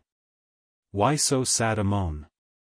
Life is the rose's hope while yet unblown, the reading of an ever-changing tale, the light uplifting of a maiden's veil, a pigeon tumbling in clear summer air, a laughing schoolboy, without grief or care, riding the springy branches of an elm. Oh, for 10 years, that I may overwhelm myself in poesy, so I may do the deed that my own soul has to itself decreed. Then I will pass the countries that I see in long perspective, and continually taste their pure fountains. First the realm I'll pass of Flora, and old Pan, sleep in the grass, feed upon apples red, and strawberries, and choose each pleasure that my fancy sees. Catch the white-handed nymphs in shady places, to woo sweet kisses from averted faces. play with their fingers, touch their shoulders white, into a pretty shrinking with a bite, as hard as lips can make it, till agreed, a lovely tale of human life we'll read. And one will teach a tame dove how it best may fan the cool air gently o'er my rest. Another, bending o'er her nimble tread, will set a green robe floating round her head, and still will dance with ever-varied ease, smiling upon the flowers and the trees. Another will entice me on and on, through almond blossoms and rich cinnamon, till in the bosom of a leafy world we rest in silence, like two gems upcurled in the recesses of a pearly shell. And can I ever bid these joys farewell? Yes, I must pass them for a nobler life, where I may find the agonies, the strife of human hearts, for lo, I see afar, o'ersailing the blue cragginess, a car, and steeds with streamy manes. The charioteer looks out upon the winds with glorious fear. And now the numerous tramplings quiver lightly along a huge cloud's ridge, and now with sprightly will downward come they into fresher skies, tipped round with silver from the sun's bright eyes. Still downward with capacious whirl they glide, and now I see them on a green hill's side, in breezy rest among the nodding stalks. The charioteer with wandrouse gesture talks to the trees and mountains, and there soon appear shapes of delight, of mystery and fear, passing along before a dusky space, made by some mighty oaks, as they would chase some ever-fleeting music. On they sweep. Lo! How they murmur, laugh, and smile, and weep. Some with upholden hand and mouth severe, some with their faces muffled to the ear between their arms. Some, clear in youthful bloom, go glad and smilingly athwart the gloom. Some looking back, and some with upward gaze. Yes, thousands in a thousand different ways flit onward, now a lovely wreath of girls, dancing their sleek hair into tangled curls, and now broad wings, most awfully intent. The driver of those steeds is forward bent, and seems to listen. Oh, that I might know all that he writes with such a hurrying glow. The visions all are fled, the car is fled into the light of heaven, and in their stead a sense of real things comes doubly strong, and, like a muddy stream, would bear along my soul to nothingness. But I will strive against all doubtings, and will keep alive the thought of that same chariot, and the strange journey it went. Is there so small a range in the present strength of manhood, that the high imagination cannot freely fly, as she was wont of old? Prepare her steeds, paw up against the light, and do strange deeds upon the clouds? Has she not shown us all, from the clear space of ether, to the small breath of new buds unfolding, from the meaning of Jove's large eyebrow, to the tender greening of April meadows? Here her altar shone, e'en in this isle, and who could paragon the fervid choir that lifted up a noise of harmony, to where it I will poise its mighty self of convoluting sound, huge as a planet, and like that roll round eternally around a dizzy void? Aye, in those days the muses were nigh cloyed with honors, nor had any other care than to sing out and soothe their wavy hair. Could all this be forgotten? Yes, a schism, nurtured by foppery and barbarism, made great Apollo blush for this his land. Men were thought wise who could not understand his glories, with a puling infant's force. They swayed about upon a rocking horse, and thought it Pegasus. Ah, dismal souled! The winds of heaven blew, the ocean rolled its gathering waves, ye felt it not. The blue bared its eternal bosom, and the dew of summer nights collected still to make the morning precious. Beauty was awake. Why were ye not awake? But ye were dead. To things ye knew not of, were closely wed. To musty laws lined out with wretched rule. And compass vile, so that ye taught a school of dolts to smooth, inlay, and clip, and fit, till, like the certain wands of Jacob's wit, their verses tallied. Easy was the task. 1,000 handicraftsmen wore the mask of poesy. Ill-fated, impious race, that blasphemed the bright lyrist to his face, and did not know it. No, they went about holding a poor, decrepit standard out, marked with most flimsy mottos, and in large the name of one Boileau. O ye whose charge it is to hover round our pleasant hills, whose congregated majesty so fills my boundly reverence, that I cannot trace your hallowed names, in this unholy place. So near those common folk, did not their shames affright you? Did our old lamenting Thames delight you? Did ye never cluster round delicious Avon, with a mournful sound, and weep? Or did ye wholly bid adieu to regions where no more the laurel grew? Or did ye stay to give a welcoming to some lone spirits who could proudly sing their youth away, and die? 'Twas even so. But let me think away those times of woe. Now 'tis a fairer season, ye have breathed rich benedictions o'er us. Ye have wreathed fresh garlands, for sweet music has been heard.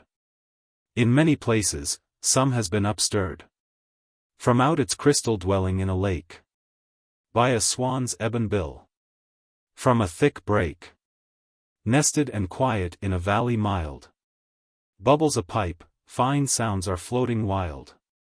About the earth, happy are ye and glad. These things are, doubtless. Yet in truth we've had strange thunders from the potency of song, mingled indeed with what is sweet and strong. From majesty, but in clear truth the themes are ugly clubs, the poet's polyphemes, disturbing the grand sea. A drainless shower of light is poesy, 'tis the supreme of power. 'Tis might half slumbering on its own right arm, the very archings of her eyelids charm 1,000 willing agents to obey, and still she governs with the mildest sway. But strength alone, though of the Muses born, is like a fallen angel, trees uptorn, darkness, and worms, and shrouds, and sepulchres delight it, for it feeds upon the burrs and thorns of life, forgetting the great end of poesy, that it should be a friend to soothe the cares, and lift the thoughts of man. Yet I rejoice, a myrtle fairer than e'er grow in Paphos, from the bitter weeds, lifts its sweet head into the air, and feeds a silent space with ever sprouting green. All tenderest birds there find a pleasant screen, creep through the shade with jaunty fluttering, nibble the little cupped flowers and sing. Then let us clear away the choking thorns from round its gentle stem. Let the young fawns, yeaned in after times, when we are flown, find a fresh sward beneath it, overgrown with simple flowers. Let there nothing be more boisterous than a lover's bended knee, not more ungentle than the placid look of one who leans upon a closed book, not more untranquil than the grassy slopes between two hills. All hail, delightful hopes! As she was wont, imagination into most lovely labyrinths will be gone, and they shall be accounted poet kings, who simply tell the most heart-easing things. Oh, may these joys be ripe before I die! Will not some say that I presumptuously have spoken? that from hastening disgrace. 'Twere better far to hide my foolish face. That whining boyhood should with reverence bow, ere the dread thunderbolt could reach? How? If I do hide myself, it sure shall be in the very fane, the light of poesy. If I do fall, at least I will be laid beneath the silence of a poplar shade, and over me the grass shall be smooth shaven, and there shall be a kind memorial graven. But off, despondence! Miserable bane! They should not know thee, who a thirst to gain a noble end, are thirsty every hour. What though I am not wealthy in the dower of spanning wisdom? Though I do not know the shiftings of the mighty winds that blow hither and thither all the changing thoughts of man, though no great ministering reason sorts out the dark mysteries of human souls, to clear conceiving, yet there ever rolls a vast idea before me, and I glean therefrom my liberty. Thence too I've seen the end and aim of poesy. 'Tis clear as anything most true, as that the year is made of the 4 seasons, manifest as a large cross, some old cathedral's crest, lifted to the white clouds. Therefore should I be but the essence of deformity, a coward, did my very eyelids wink at speaking out what I have dared to think. Ah! Rather let me like a madman run over some precipice, let the hot sun melt my Daedalian wings, and drive me down, convulsed and headlong. Stay! An inward frown of conscience bids me be more calm awhile. An ocean dim, sprinkled with many an isle, spreads awfully before me. How much toil! How many days! What desperate turmoil! Ere I can have explored its widenesses. Ah, what a task! Upon my bended knees I could unsay those, no, impossible. Impossible! For sweet relief I'll dwell on humbler thoughts, and let this strange essay, begun in gentleness, die so away. E'en now all tumult from my bosom fades. I turn full-hearted to the friendly aids that smooth the path of honor, brotherhood, and friendliness, the nurse of mutual good. The hearty grasp that sends a pleasant sonnet into the brain ere one can think upon it.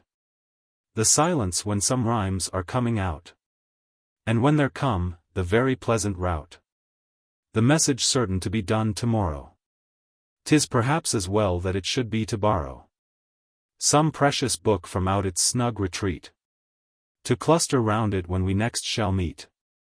Scarce can I scribble on, for lovely airs are fluttering round the room like doves in pairs. Many delights of that glad day recalling, when first my senses caught their tender falling. And with these airs come forms of elegance, stooping their shoulders o'er a horse's prance. Careless, and grand, fingers soft and round, parting luxuriant curls, and the swift bound of Bacchus from his chariot, when his eye made Ariadne's cheek look blushingly. Thus I remember all the pleasant flow of words at opening a portfolio. Things such as these are ever harbingers to trains of peaceful images, the stirs of a swan's neck unseen among the rushes, a linnet starting all about the bushes, a butterfly with golden wings broad parted, nestling a rose, convulsed as though it smarted. With over-pleasure, many, many more might I indulge at large in all my store of luxuries, yet I must not forget sleep, quiet with his poppy coronet. For what there may be worthy in these rhymes, I partly owe to him, and thus, the chimes of friendly voices had just given place to as sweet a silence, when I, gone retrace the pleasant day, upon a couch at ease. It was a poet's house who keeps the keys of pleasure's temple. Round about were hung the glorious features of the bards who sung. In other ages, cold and sacred busts smiled at each other. Happy he who trusts to clear futurity his darling fame. Then there were fauns and satyrs taking aim at swelling apples with a frisky leap, and reaching fingers, mid a luscious heap of vine leaves. Then there rose to view a fane of limy marble, and thereto a train of nymphs approaching fairly o'er the sward. One, loveliest, holding her white hand toward the dazzling sunrise, two sisters sweet, bending their graceful figures till they meet over the trippings of a little child. And some are hearing eagerly the wild, thrilling liquidity of dewy piping. See, in another picture, nymphs are wiping cherishingly Diana's timorous limbs.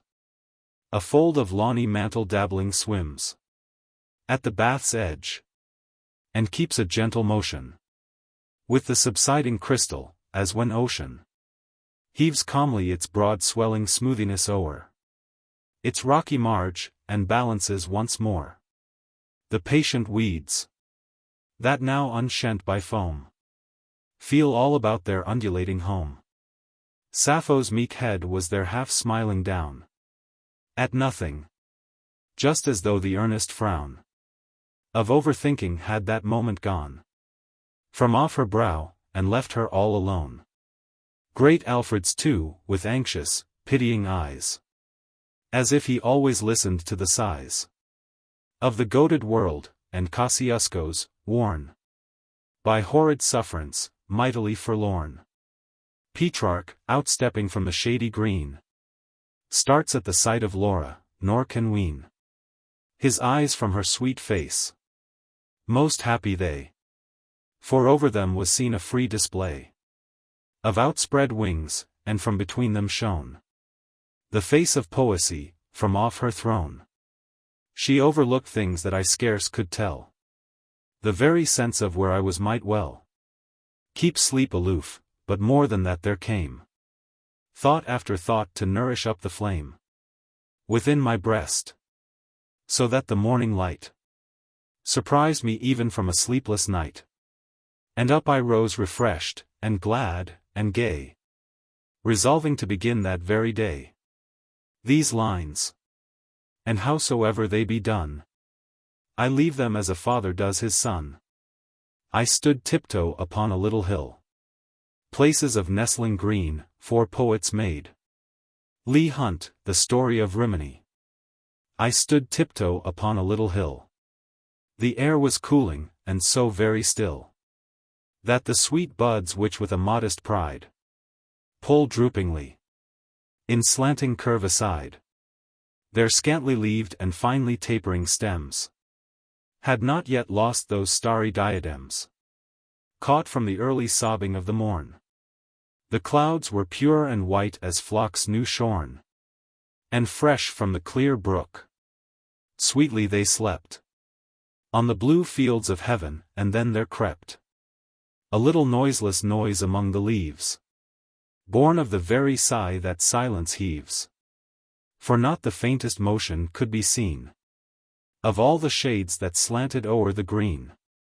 There was wide wandering for the greediest eye to peer about upon variety, far round the horizon's crystal air to skim, and trace the dwindled edgings of its brim, to picture out the quaint and curious bending of a fresh woodland alley, never ending, or by the bowery clefts, and leafy shelves, guess where the jaunty streams refresh themselves.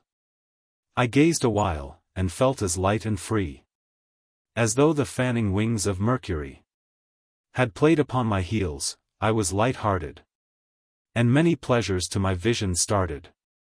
So I straightway began to pluck a posy of luxuries bright, milky, soft, and rosy, a bush of May flowers with the bees about them.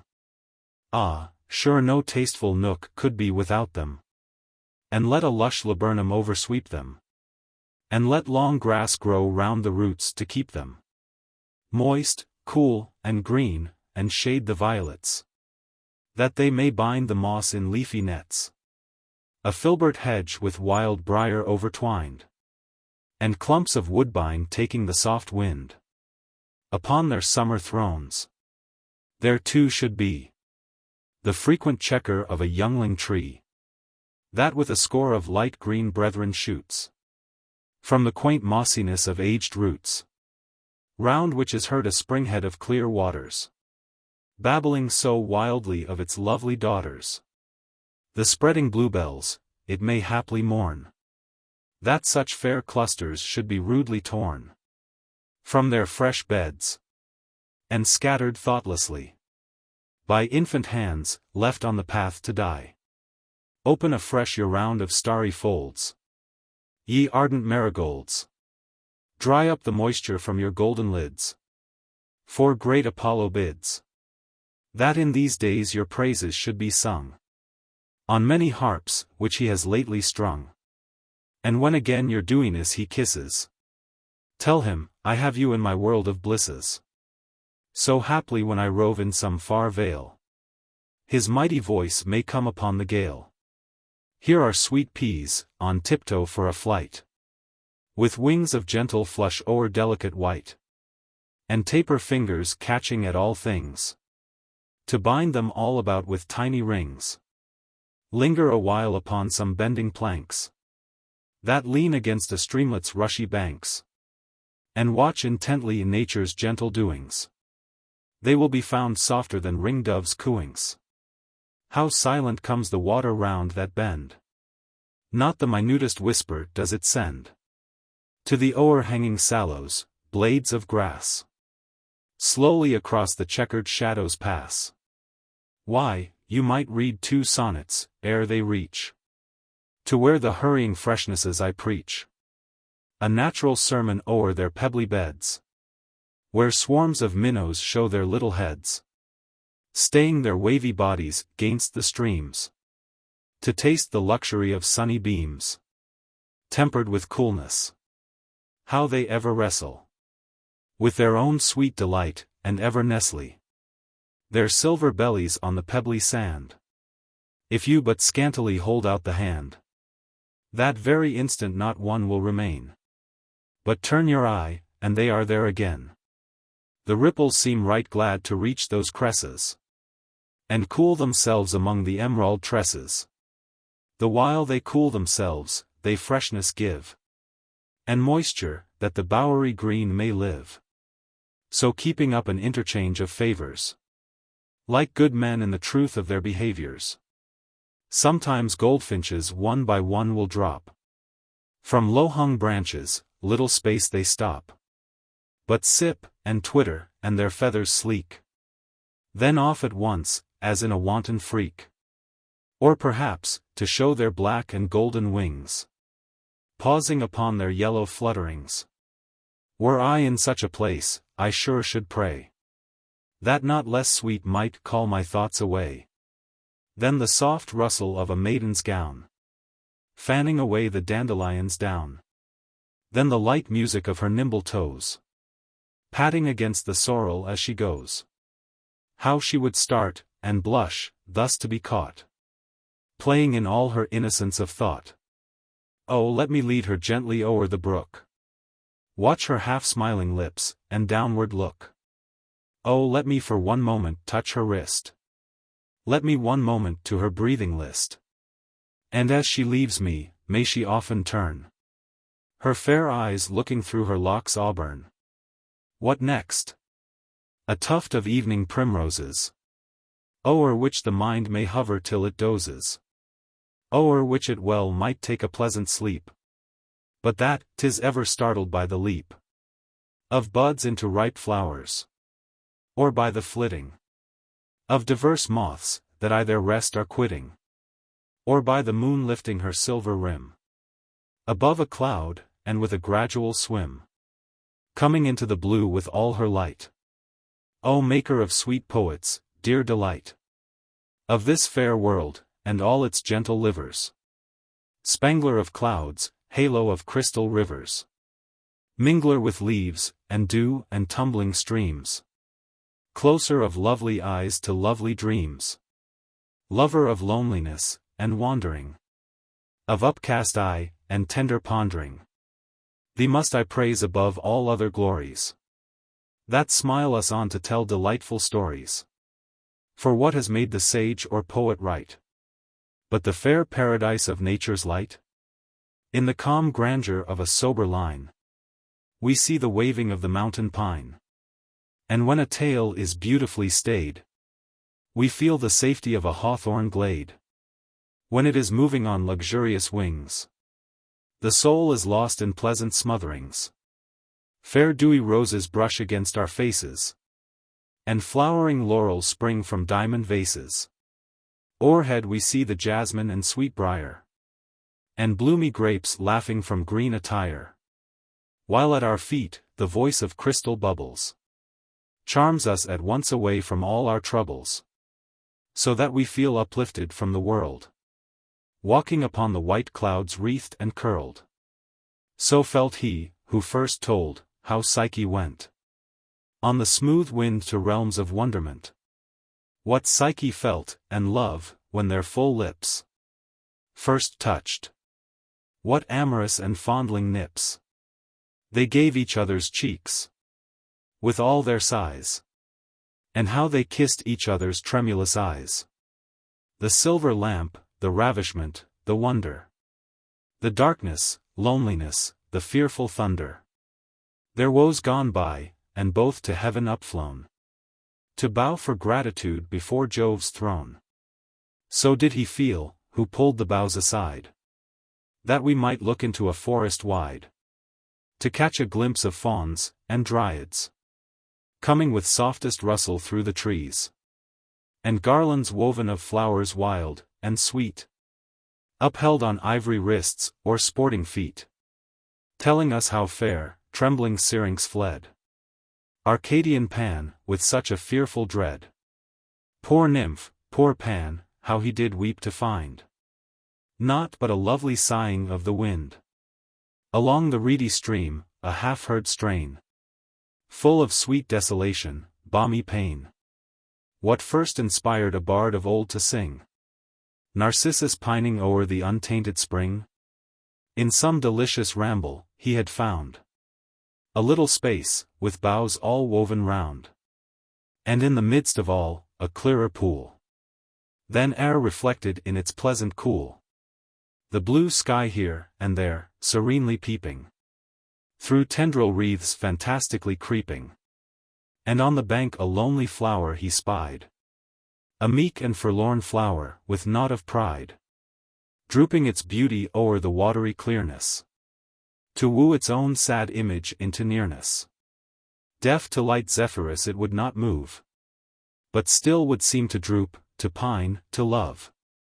So while the poet stood in this sweet spot, some fainter gleamings o'er his fancy shot. Nor was it long ere he had told the tale of young Narcissus, and sad Echo's bale. Where had he been, from whose warm head outflew that sweetest of all songs, that ever knew? That eye refreshing, pure deliciousness, coming ever to bless the wanderer by moonlight, to him bringing shapes from the invisible world, unearthly singing, from out the middle air, from flowery nests, and from the pillowy silkiness that rests full in the speculation of the stars. Ah! Surely he had burst our mortal bars. Into some wandrous region he had gone, to search for thee, divine Endymion. He was a poet, sure a lover too, who stood on Latmus' top, what time there blew soft breezes from the myrtle vale below, and brought in faintness solemn, sweet, and slow, a hymn from Dian's temple, while upswelling the incense went to her own starry dwelling. But though her face was clear as infant's eyes, though she stood smiling o'er the sacrifice, the poet wept at her so piteous fate, wept that such beauty should be desolate. So in fine wrath some golden sounds he won, and gave meek Cynthia her Endymion. Queen of the wide air, thou most lovely queen of all the brightness that mine eyes have seen. As thou exceedest all things in thy shine, so every tale, does this sweet tale of thine. Oh, for 3 words of honey, that I might tell but one wonder of thy bridal night. Where distant ships do seem to show their keels, Phoebus awhile delayed his mighty wheels, and turned to smile upon thy bashful eyes, ere he his unseen pomp would solemnize. The evening weather was so bright and clear that men of health were of unusual cheer, stepping like Homer at the trumpet's call, or young Apollo on the pedestal. And lovely women were as fair and warm as Venus looking sideways in alarm. The breezes were ethereal and pure, and crept through half-closed lattices to cure the languid sick. It cooled their fevered sleep, and soothed them into slumbers full and deep. Soon they awoke clear-eyed, nor burnt with thirsting, nor with hot fingers, nor with temples bursting. And springing up, they met the wondering sight of their dear friends, nigh foolish with delight, who feel their arms, and breasts, and kiss and stare, and on their placid foreheads part the hair. Young men and maidens at each other gazed, with hands held back, and motionless, amazed, to see the brightness in each other's eyes. And so they stood, filled with a sweet surprise, until their tongues were loosed in poesy. Therefore no lover did of anguish die, but the soft numbers, in that moment spoken, made silken ties, that never may be broken. Cynthia, I cannot tell the greater blisses that followed thine, and thy dear shepherd's kisses.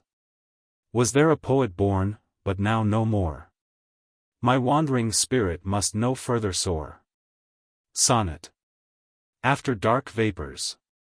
After dark vapors have oppressed our plains, for a long dreary season, comes a day, born of the gentle south, and clears away from the sick heavens all unseemly stains. The anxious month, relieved its pains, takes as a long-lost right the feel of May.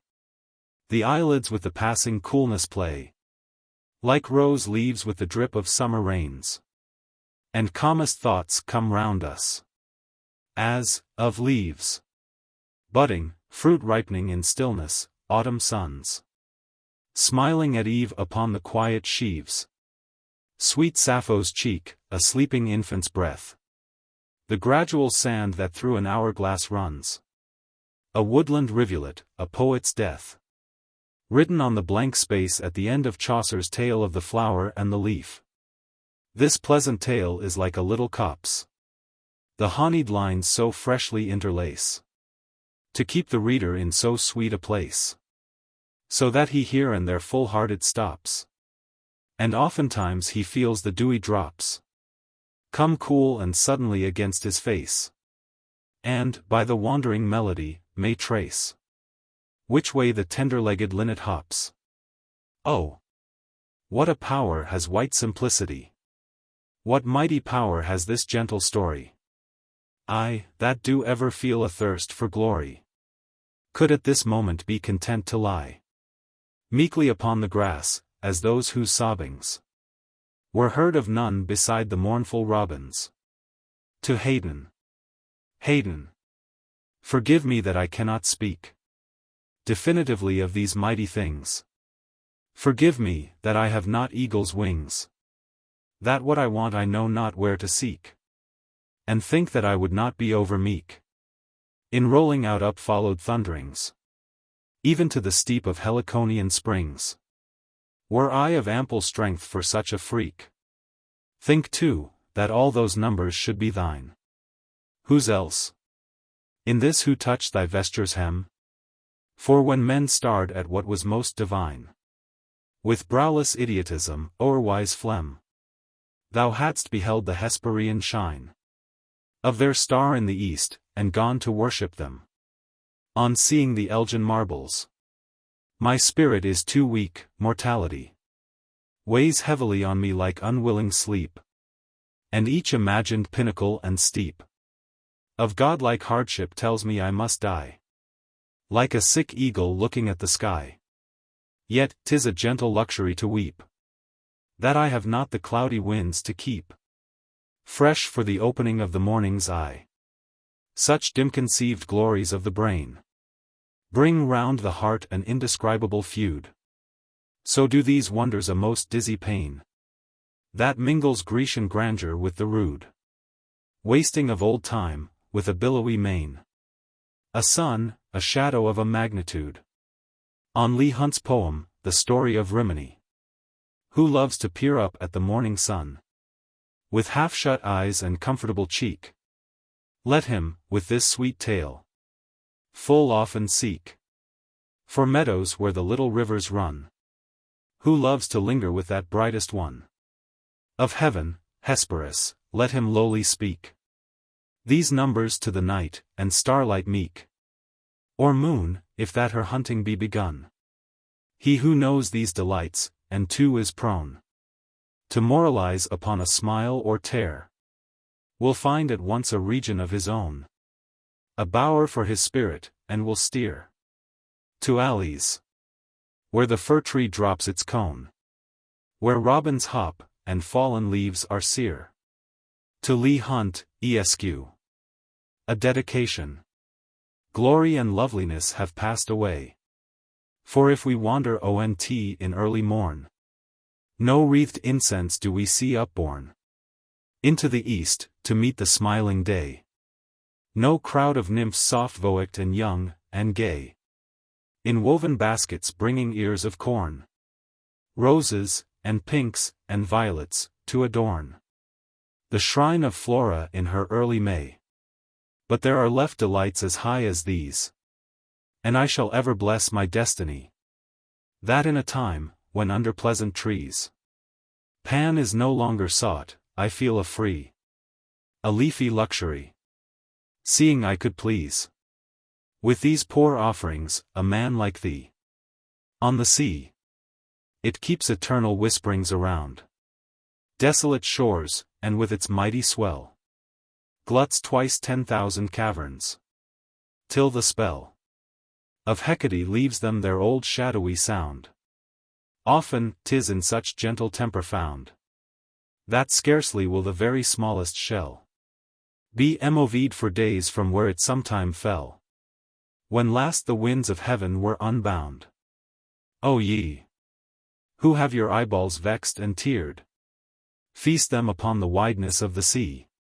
O ye, whose ears are dinned with uproar rude, or fed too much with cloying melody, sit ye near some old cavern's mouth, and brood, until ye start, as if the sea-nymphs choired Endymion, the stretched meter of an antique song. Shakespeare's sonnets, inscribed with every feeling of pride and regret, and with a bowed mind, to the memory of the most English of poets except Shakespeare, Thomas Chatterton. Preface. Knowing within myself the manner in which this poem has been produced, it is not without a feeling of regret that I make it public.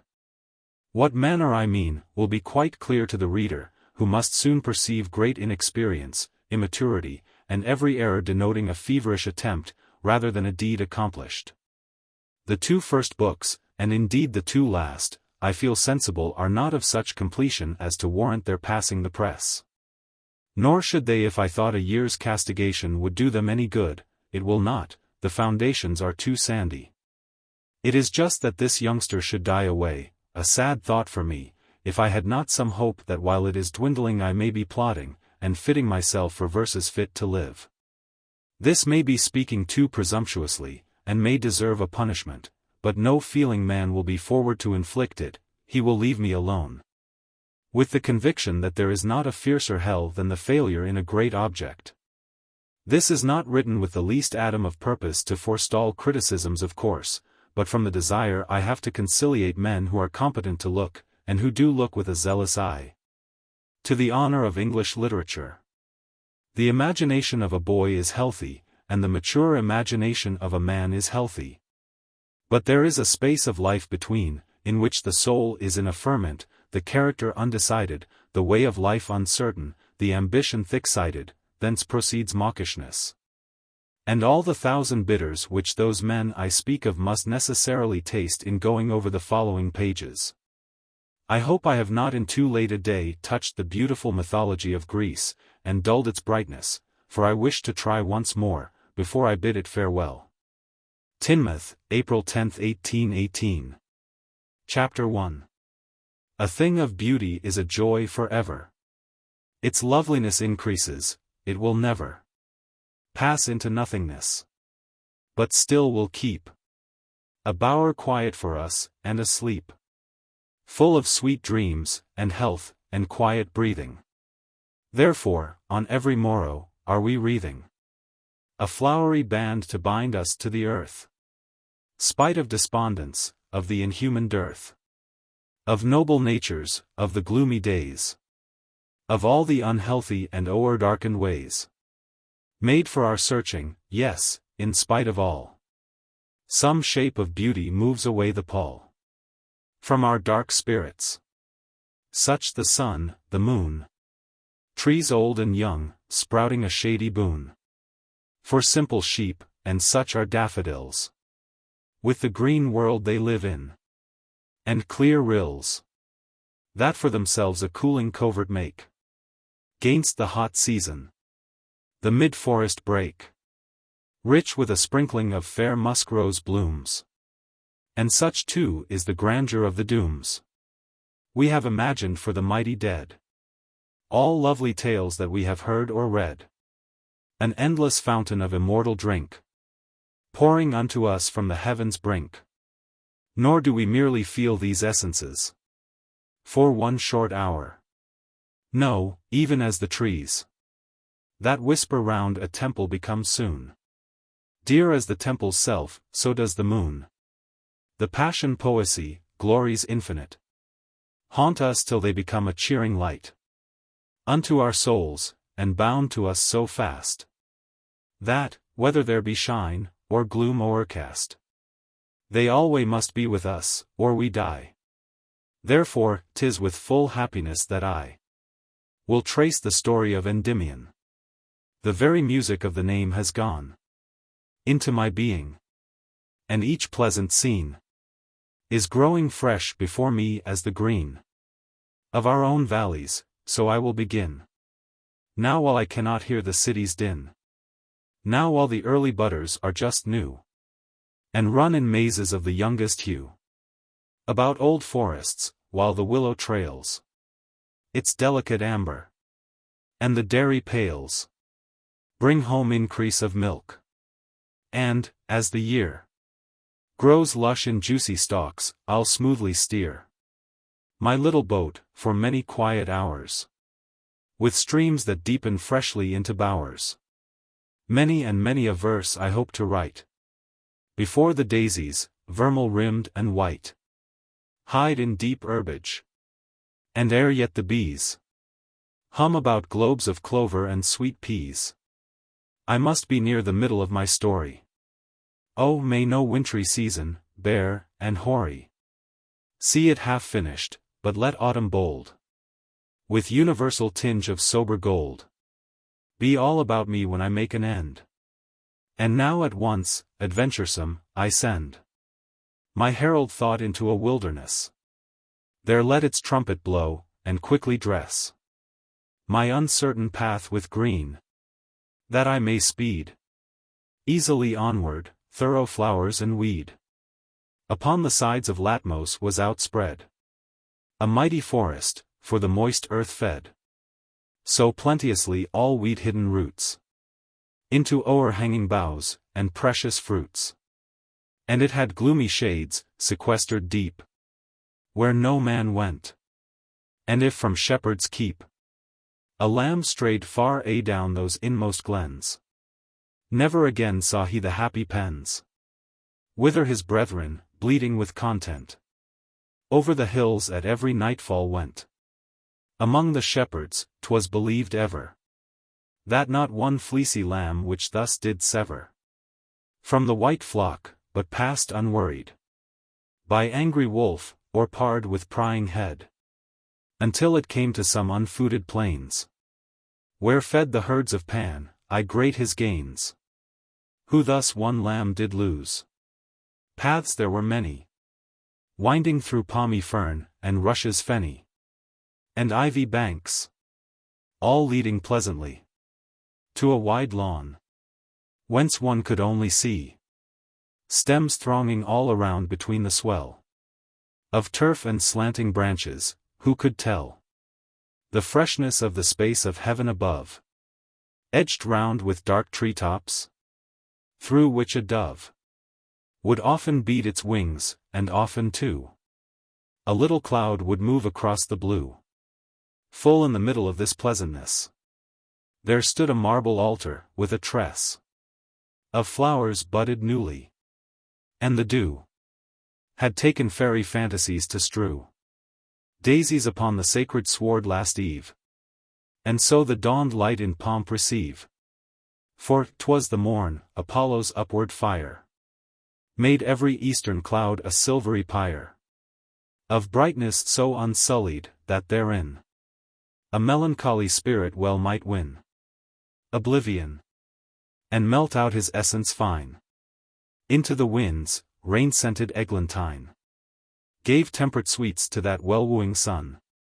The lark was lost in him, cold springs had run to warm their chilliest bubbles in the grass. Man's voice was on the mountains, and the mass of nature's lives and wonders pulsed tenfold to feel this sunrise and its glories old. Now while the silent workings of the dawn were busiest, into that self-same lawn, all suddenly, with joyful cries, there sped a troop of little children garlanded, who gathering round the altar seemed to pry earnestly round as wishing to espy some folk of holiday, nor had they waited for many moments ere their ears were sated with a faint breath of music, which even then filled out its voice, and died away again.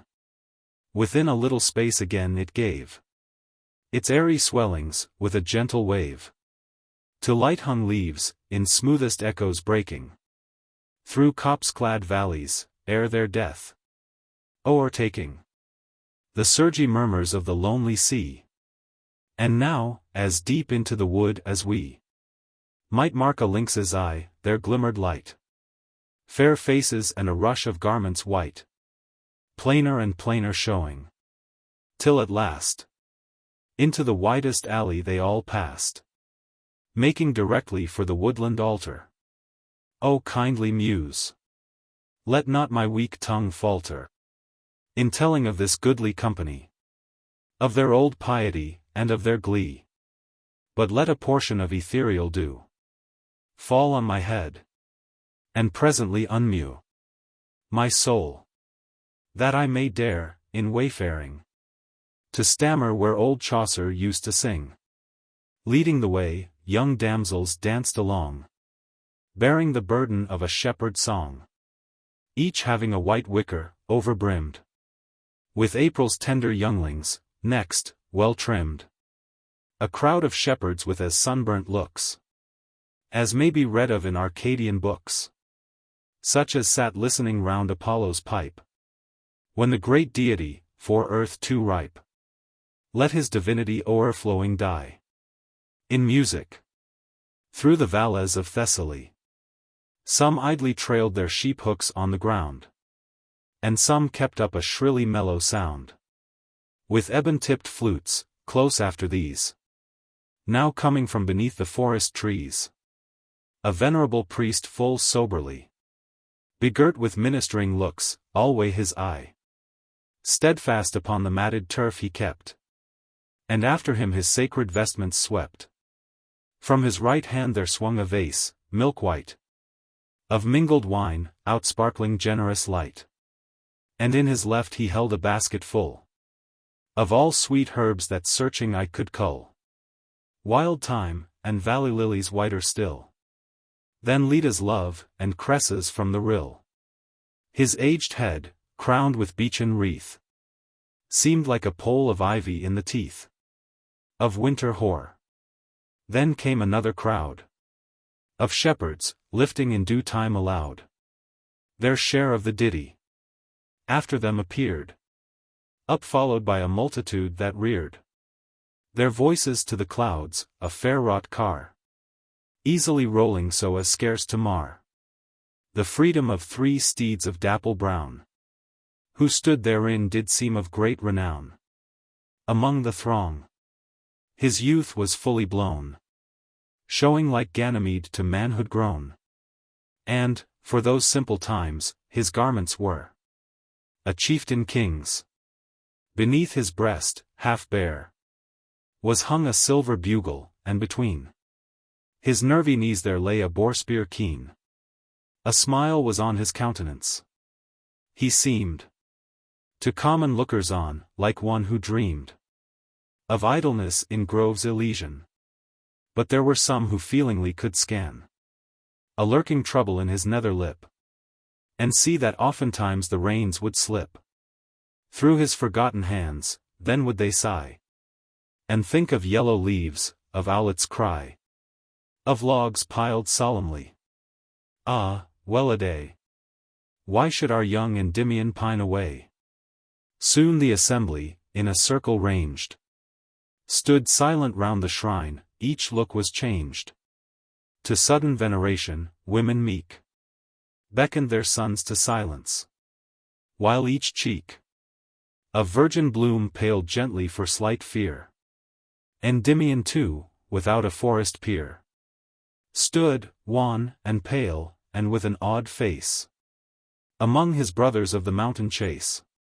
In midst of all, the venerable priest eyed them with joy from greatest to the least.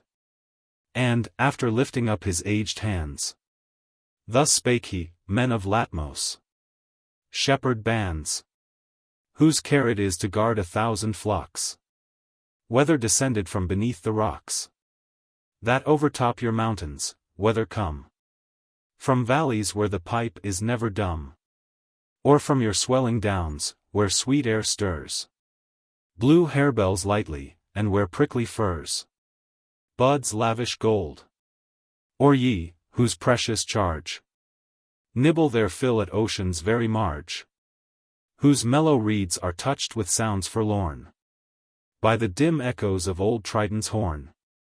Mothers and wives, who day by day prepare the scrip, with needments, for the mountain air.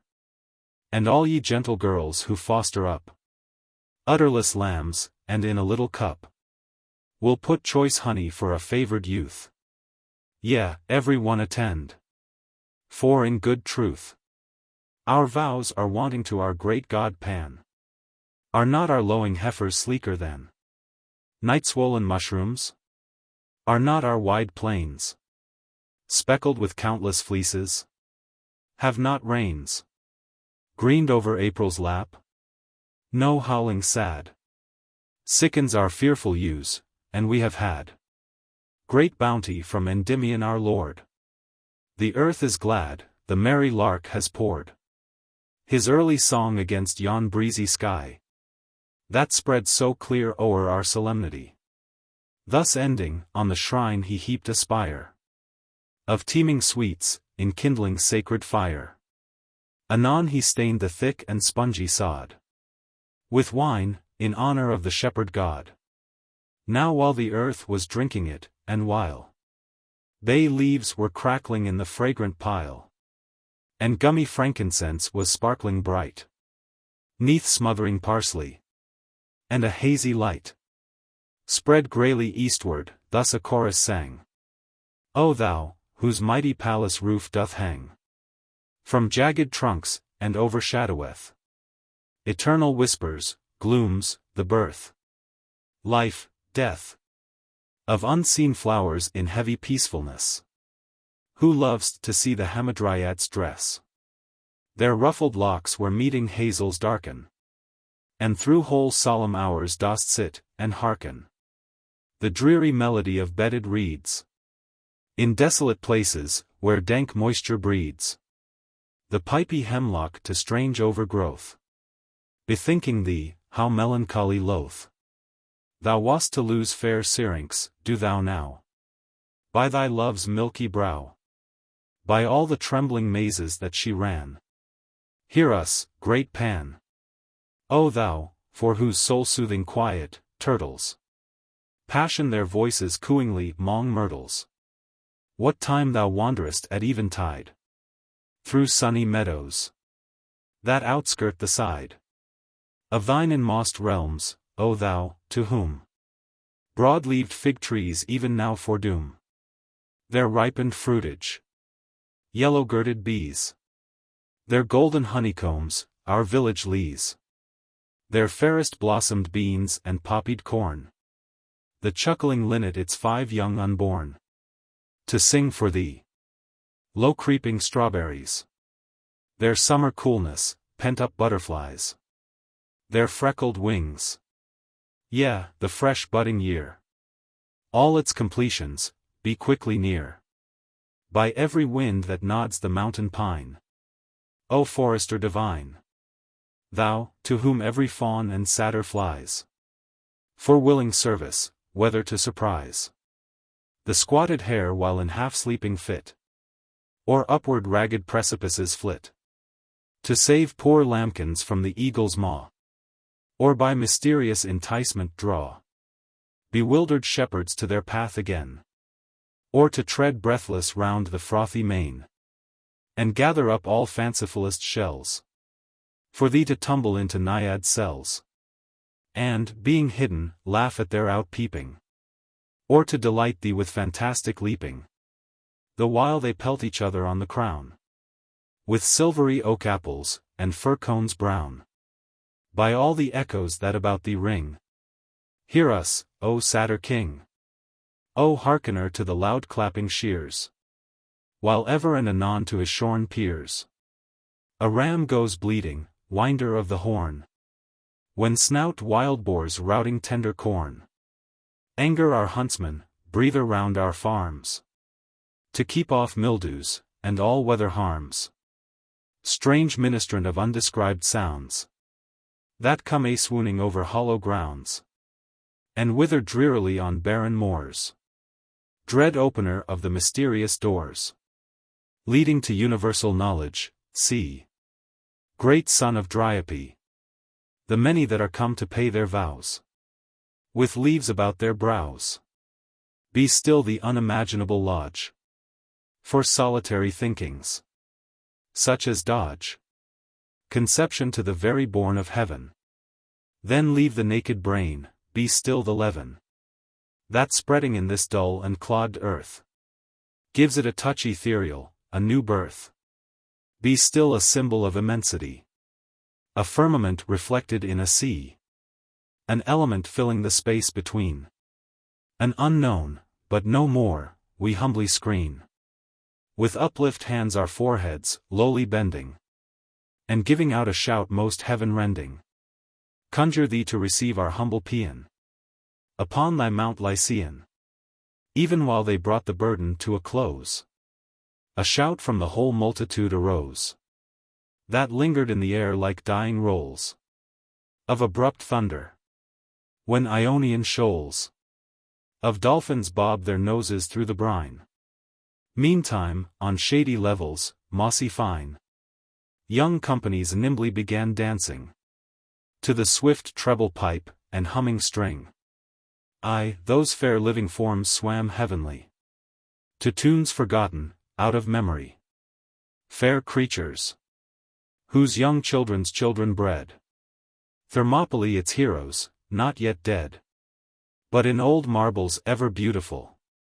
High genitors, unconscious did they cull Time's sweet first fruits, they danced to weariness, and then in quiet circles did they press the hillock turf, and caught the latter end of some strange history, potent to send a young mind from its bodily tenement.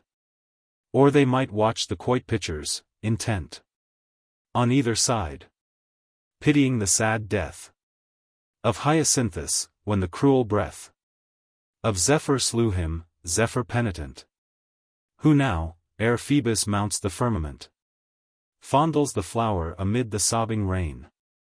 The archers too, upon a wider plain, beside the feathery whizzing of the shaft, and the dull twanging bowstring, and the raft, branch down sweeping from a tall ash top, called up 1,000 thoughts to envelope those who would watch. Perhaps, the trembling knee and frantic gape of lonely Niobe. Poor, lonely Niobe. When her lovely young were dead and gone, and her caressing tongue lay a lost thing upon her poly lip, and very, very deadliness did nip her motherly cheeks. Aroused from this sad mood by one, who at a distance loud hallooed, uplifting his strong bow into the air, many might after brighter visions stare, after the Argonauts, in blind amaze, tossing about on Neptune's restless ways, until, from the horizon's vaulted side, there shot a golden splendor far and wide, spangling those million poutings of the brine. With quivering ore, 'twas even an awful shine, from the exaltation of Apollo's bow, a heavenly beacon in their dreary woe. Who thus were ripe for high contemplating, might turn their steps towards the sober ring, where sat Endymion and the aged priest, 'mong shepherds gone in eld, whose looks increased the silvery setting of their mortal star. There they discoursed upon the fragile bar that keeps us from our homes ethereal, and what our duties there, to nightly call Vesper, the beauty crest of summer weather, to summon all the downiest clouds together, for the sun's purple couch, to emulate, in ministering the potent rule of fate, with speed of fire-tailed exhalations, to tint her pallid cheek with bloom, who cons sweet poesy by moonlight. Besides these, a world of other unguessed offices.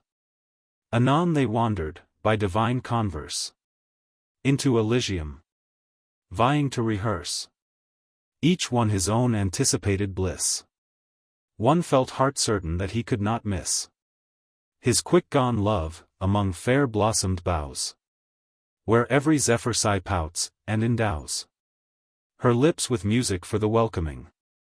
Another wished, mid that eternal spring, to meet his rosy child, with feathery sails, sweeping, earnestly, through almond valleys, who, suddenly, should stoop through the smooth wind, and with the balmiest leaves his temples bind, and, ever after, through those regions be his messenger, his little Mercury. Some were athirst in soul to see again their fellow huntsmen o'er the wide champaign, in times long past, to sit with them, and talk of all the chances in their earthly walk, comparing, joyfully, their plenteous stores of happiness, to when upon the moors, benighted, close they huddled from the cold, and shared their famished scrips. Thus all out told their fond imaginations, saving him whose eyelids curtained up their jewels dim. Endymion, yet hourly had he striven to hide the cankering venom that had riven his fainting recollections. Now indeed his senses had swooned off, he did not heed the sudden silence, or the whispers low, or the old eyes dissolving at his woe, or anxious calls, or close of trembling palms, or maiden's sigh, that grief itself embalms. But in the self-same fixed trance he kept, like one who on the earth had never stepped. Aye, even as dead still as a marble man, frozen in that old tale Arabian, who whispers him so pantingly and close. Piana, his sweet sister, of all those his friends, the dearest, hushing signs she made, and breathed a sister's sorrow to persuade. A yielding up, a cradling on her care. Her eloquence did breathe away the curse She led him, like some midnight spirit nurse, of happy changes in emphatic dreams, along a path between two little streams, guarding his forehead, with her round elbow, from low-grown branches, and his footsteps slow, from stumbling over stumps and hillocks small, until they came to where these streamlets fall, with mingled bubblings and a gentle rush, into a river, clear, brimful, and flush, with crystal mocking of the trees and sky. A little shallop, floating there hard by, pointed its beak over the fringed bank, and soon it lightly dipped, and rose, and sank, and dipped again, with the young couple's weight, Piana guiding, through the water straight, towards a bowery island opposite, which gaining presently, she steered light, into a shady, fresh, and ripply cove, where nested was an arbor, overwove by many a summer's silent fingering, to whose cool bosom she was used to bring her playmates, with their needle broidery, and minstrel memories of times gone by. So she was gently glad to see him laid under her favorite bower's quiet shade, on her own couch, new made of flower leaves, dried carefully on the cooler side of sheaves, when last the sun his autumn tresses shook, and the tanned harvester's rich armfuls took. Soon was he quieted to slumbrous rest, but, ere it crept upon him, he had pressed Piana's busy hand against his lips, and still, sleeping, held her fingertips in tender pressure, and as a willow keeps a patient watch over the stream that creeps windingly by it, so the quiet maid held her in peace, so that a whispering blade of grass, a wailful gnat, a bee bustling down in the bluebells, or a wren light rustling among sere leaves and twigs, might all be heard. O magic sleep! O comfortable bird, that broodest o'er the troubled sea of the mind, till it is hushed and smooth. O unconfined restraint, imprisoned liberty, great key to golden palaces, strange minstrelsy, fountains grotesque, new trees, bespangled caves, echoing grottos, full of tumbling waves, and moonlight.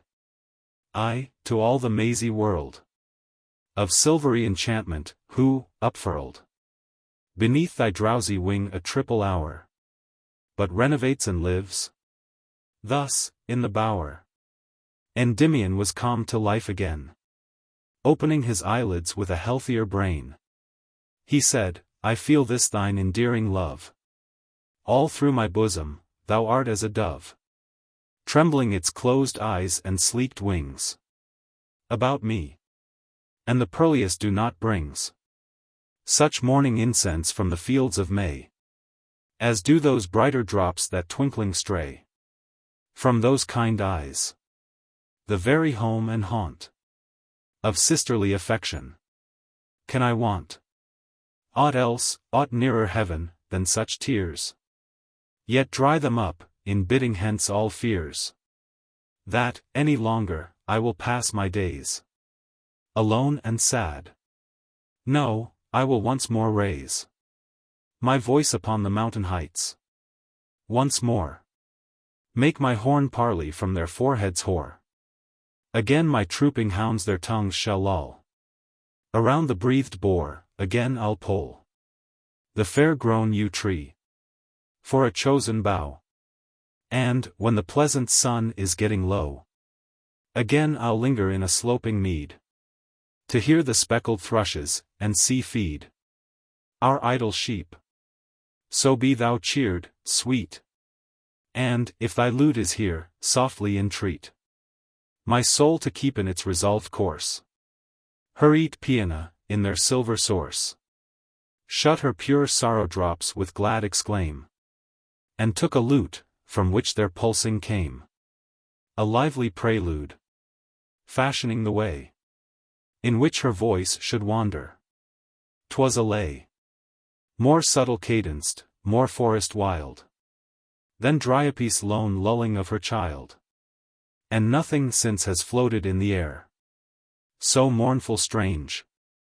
Surely some influence rare went, spiritual, through the damsel's hand. For still, with Delphic emphasis, she spanned the quick invisible strings, even though she saw Endymion's spirit melt away and thaw before the deep intoxication. But soon she came, with sudden burst, upon her self-possession, swung the lute aside, and earnestly said, "Brother, 'tis vain to hide that thou dost know of things mysterious, immortal, starry. Such alone could thus weigh down thy nature. Hast thou shinned in aught offensive to the heavenly powers? Caught a Paphian dove upon a message sent? Thy deathful bow against some dear herd bent, sacred to Dien? Haply, thou hast seen her naked limbs among the alders green. And that, alas, is death. No, I can trace something more high perplexing in thy face." Endymion looked at her, and pressed her hand, and said, "Art thou so pale, who wast so bland and merry in our meadows? How is this? Tell me thine ailment, tell me all amiss. Ah! Thou hast been unhappy at the change wrought suddenly in me. What indeed more strange, or more complete to overwhelm surmise? Ambition is no sluggard, 'tis no prize that toiling years would put within my grasp, that I have sight for, with so deadly gasp. No man e'er panted for a mortal love, so all have set my heavier grief above these things which happen. Rightly have they done. I, who still saw the horizontal sun heave his broad shoulder o'er the edge of the world, out facing Lucifer, and then had hurled my spear aloft, as signal for the chase. I, who, for very sport of heart, would race with my own steed from Araby, pluck down a vulture from his towery perching, frown a lion into growling, loath retire, to lose, at once, all my toil-breeding fire, and sink thus low. But I will ease my breast of secret grief, here in this bowery nest. This river does not see the naked sky, till it begins to progress silverly around the western border of the wood, whence, from a certain spot, its winding flood seems at the distance like a crescent moon. And in that nook, the very pride of June, had I been used to pass my weary eves, the rather for the sun unwilling leaves so dear a picture of his sovereign power, and I could witness his most kingly hour, when he doth tighten up the golden reins, and paces leisurely down amber plains, his snorting fore. Now when his chariot last its beams against the zodiac lion cast, there blossomed suddenly a magic bed of sacred diadem and poppies red, at which I wondered greatly, knowing well that but one night had wrought this flowery spell, and, sitting down close by, began to muse what it might mean. Perhaps, thought I, Morpheus, in passing here, his owlet pinions shook. Or, it may be, ere matron night uptook her ebon urn, young Mercury, by stealth, had dipped his rod in it. Such garland wealth came not by common growth. Thus on I thought, until my head was dizzy and distraught. Moreover, through the dancing poppies stole a breeze, most softly lulling to my soul, and shaping visions all about my sight, of colors, wings, and bursts of spangly light, the which became more strange, and dim, and then were gulfed in a tumultuous swim. And then I fell asleep. Ah, can I tell the enchantment that afterwards befell? Yet it was but a dream, yet such a dream that never tongue, although it overteem with mellow utterance, like a cavern spring, could figure out and to conception bring. All I beheld and felt. Methought I lay watching the zenith, where the Milky Way among the stars in virgin splendor pours, and traveling my eye, until the doors of heaven appeared to open for my flight, I became loath and fearful to alight from such high soaring by a downward glance, so kept me steadfast in that airy trance, spreading imaginary pinions wide, when, presently, the stars began to glide and faint away, before my eager view, at which I sight that I could not pursue, and dropped my vision to the horizon's verge. And lo! from opening clouds, I saw emerge the loveliest moon, that ever silvered o'er a shell for Neptune's goblet. She did soar so passionately bright, my dazzled soul, commingling with her argent spheres, did roll through clear and cloudy, even when she went at last into a dark and vapory tent, whereat, methought, the lidless-eyed train of planets all were in the blue again. To commune with those orbs, once more I raised my sight right upward, but it was quite dazed by a bright something, sailing down apace, making me quickly veil my eyes and face. Again I looked, and, O ye deities, who from Olympus watch our destinies, whence that completed form of all completeness? Whence came that high perfection of all sweetness? Speak, stubborn earth, and tell me where, oh where, hast thou a symbol of her golden hair? Not oat sheaves drooping in the western sun. Not, thy soft hand, fair sister. Let me shun such follying before thee, yet she had, indeed, locks bright enough to make me mad. And they were simply Gordioned up and braided, leaving, in naked comeliness, unshaded, her pearl-round ears, white neck, and orbed brow, the which were blended in, I know not how, with such a paradise of lips and eyes, blush-tinted cheeks, half-smiles, and faintest sighs, that, when I think thereon, my spirit clings, and plays about its fancy, till the stings of human neighborhood envenom all. Unto what awful power shall I call? To what high fane? Ah! See her hovering feet, more bluely veined, more soft, more whitely sweet, than those of sea-born Venus, when she rose from out her cradle shell. The wind outblows her scarf into a fluttering pavilion. 'Tis blue, and overspangled with a million of little eyes, as though thou wert to shed over the darkest, lushest bluebell bed handfuls of daisies. Endymion, how strange! Dream within dream. She took an airy range, and then, towards me, like a very maid, came blushing, waning, willing, and afraid, and pressed me by the hand. Ah, 'twas too much.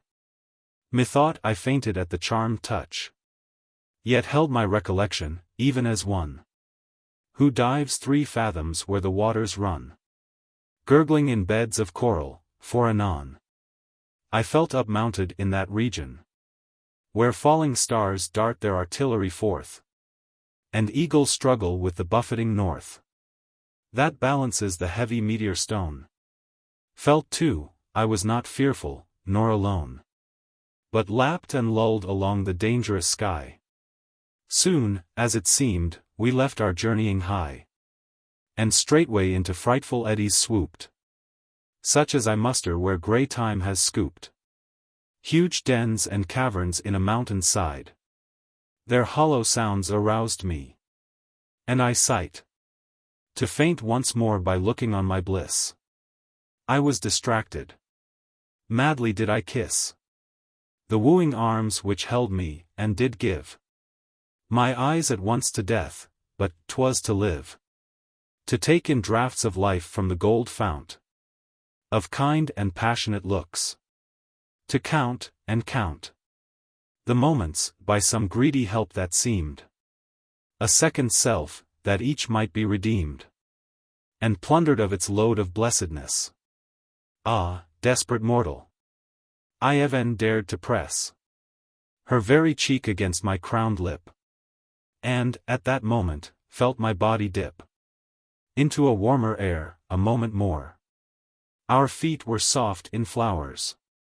There was store of newest joys upon that Alp. Sometimes a scent of violets, and blossoming limes, loitered around us, then of honey cells, made delicate from all white flower bells. And once, above the edges of our nest, an arch face peeped, an Oread as I guessed. Why did I dream that sleep o'erpowered me? In midst of all this heaven? Why not see, far off, the shadows of his pinions dark, and stare them from me?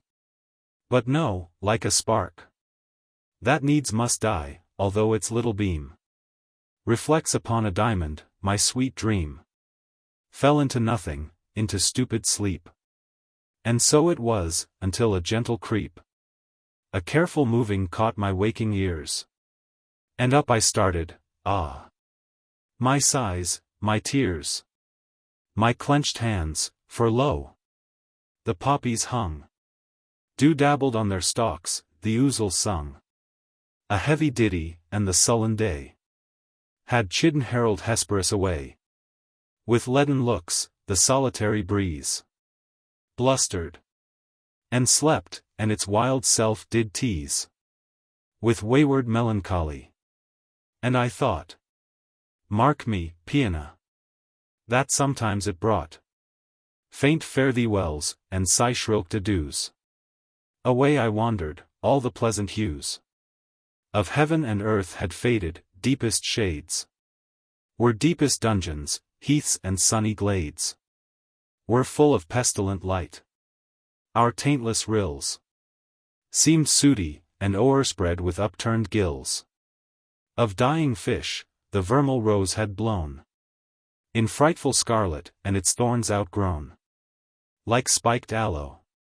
If an innocent bird before my heedless footsteps stirred, and stirred, in little journeys, I beheld in it a disguised demon, mission to knit my soul with under darkness, to entice my stumblings down some monstrous precipice. Therefore I eager followed, and did curse the disappointment. Time, that aged nurse, rocked me to patience. Now, thank gentle heaven, these things, with all their comfortings, are given to my down-sunken hours, and with thee, sweet sister, help to stem the ebbing sea of weary life.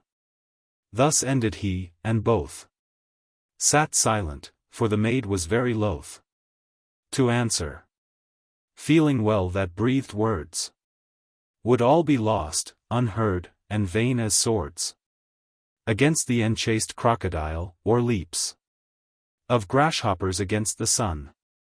She weeps and wonders, struggles to devise some blame, to put on such a look as would say, shame on this poor weakness. But, for all her strife, she could as soon have crushed away the life from a sick dove. At length, to break the pause, she said with trembling chance, is this the cause? This all?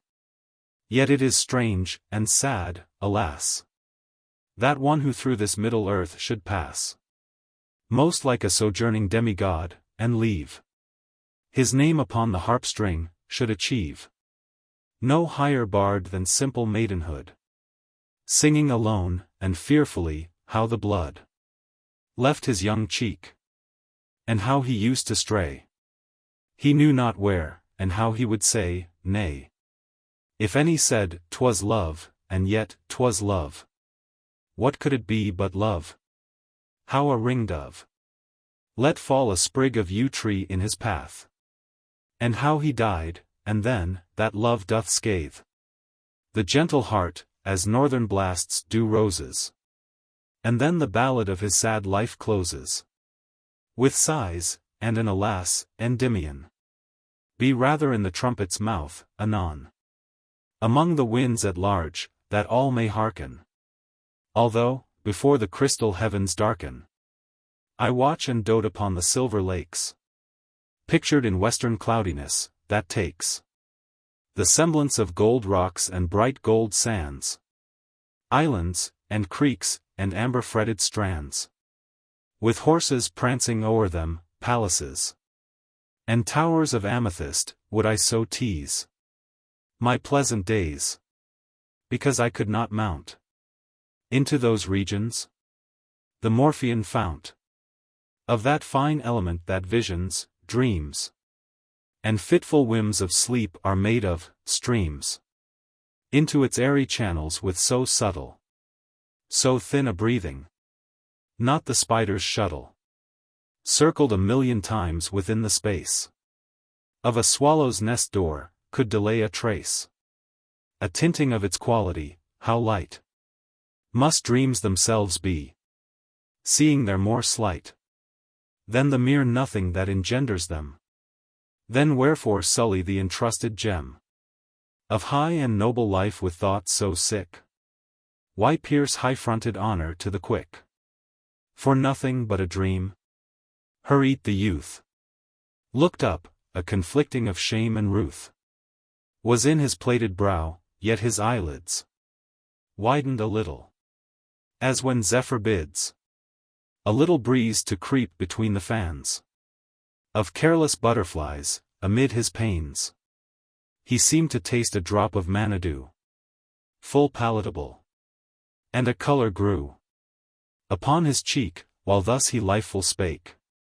Piana, ever have I longed to slake my thirst for the world's praises, nothing base, no merely slumberous phantasm, could unlace the stubborn canvas for my voyage prepared, though now 'tis tattered, leaving my bark bared, and sullenly drifting. Yet my higher hope is of too wide, too rainbow large a scope, to fret at myriads of earthly wrecks. Wherein lies happiness? In that which becks our ready minds to fellowship divine, a fellowship with essence, till we shine full alchemized, and free of space. Behold the clear religion of heaven. Fold a rose leaf round thy fingers' taperness, and soothe thy lips, hissed, when the airy stress of music's kiss impregnates the free winds, and with a sympathetic touch unbinds Aeolian magic from their lucid wombs. Then old songs waken from enclouded tombs, old ditties sigh above their father's grave, ghosts of melodious prophesyings rave round every spot where trod Apollo's foot. Bronze clarions awake, and faintly bruit where long ago a giant battle was, and, from the turf, a lullaby doth pass. In every place where infant Orpheus slept, feel we these things. That moment have we stepped into a sort of oneness, and our state is like a floating spirit's. But there are richer entanglements, enthrallments far more self-destroying, leading, by degrees, to the chief intensity. The crown of these is made of love and friendship, and sits high upon the forehead of humanity. All its more ponderous and bulky worth is friendship, whence there ever issues forth a steady splendor. But at the tip-top there hangs by unseen film an orbed drop of light, and that is love. Its influence thrown in our eyes genders a novel sense, at which we start and fret, till in the end, melting into its radiance, we blend, mingle, and so become a part of it. Nor with aught else can our souls intern it so wingedly, when we combine therewith. Life's self is nourished by its proper pith, and we are nurtured like a pelican brood. I, so delicious is the unsating food, that men, who might have towered in the van of all the congregated world, to fan and winnow from the coming step of time all chaff of custom, wipe away all slime left by men slugs and human serpentry, have been content to let occasion die, whilst they did sleep in love's Elysium. And, truly, I would rather be struck dumb than speak against this ardent listlessness. For I have ever thought that it might bless the world with benefits unknowingly, as does the nightingale, up-perched high, and cloistered among cool and bunched leaves. She sings but to her love, nor e'er conceives how tiptoe night holds back her dark grey hood.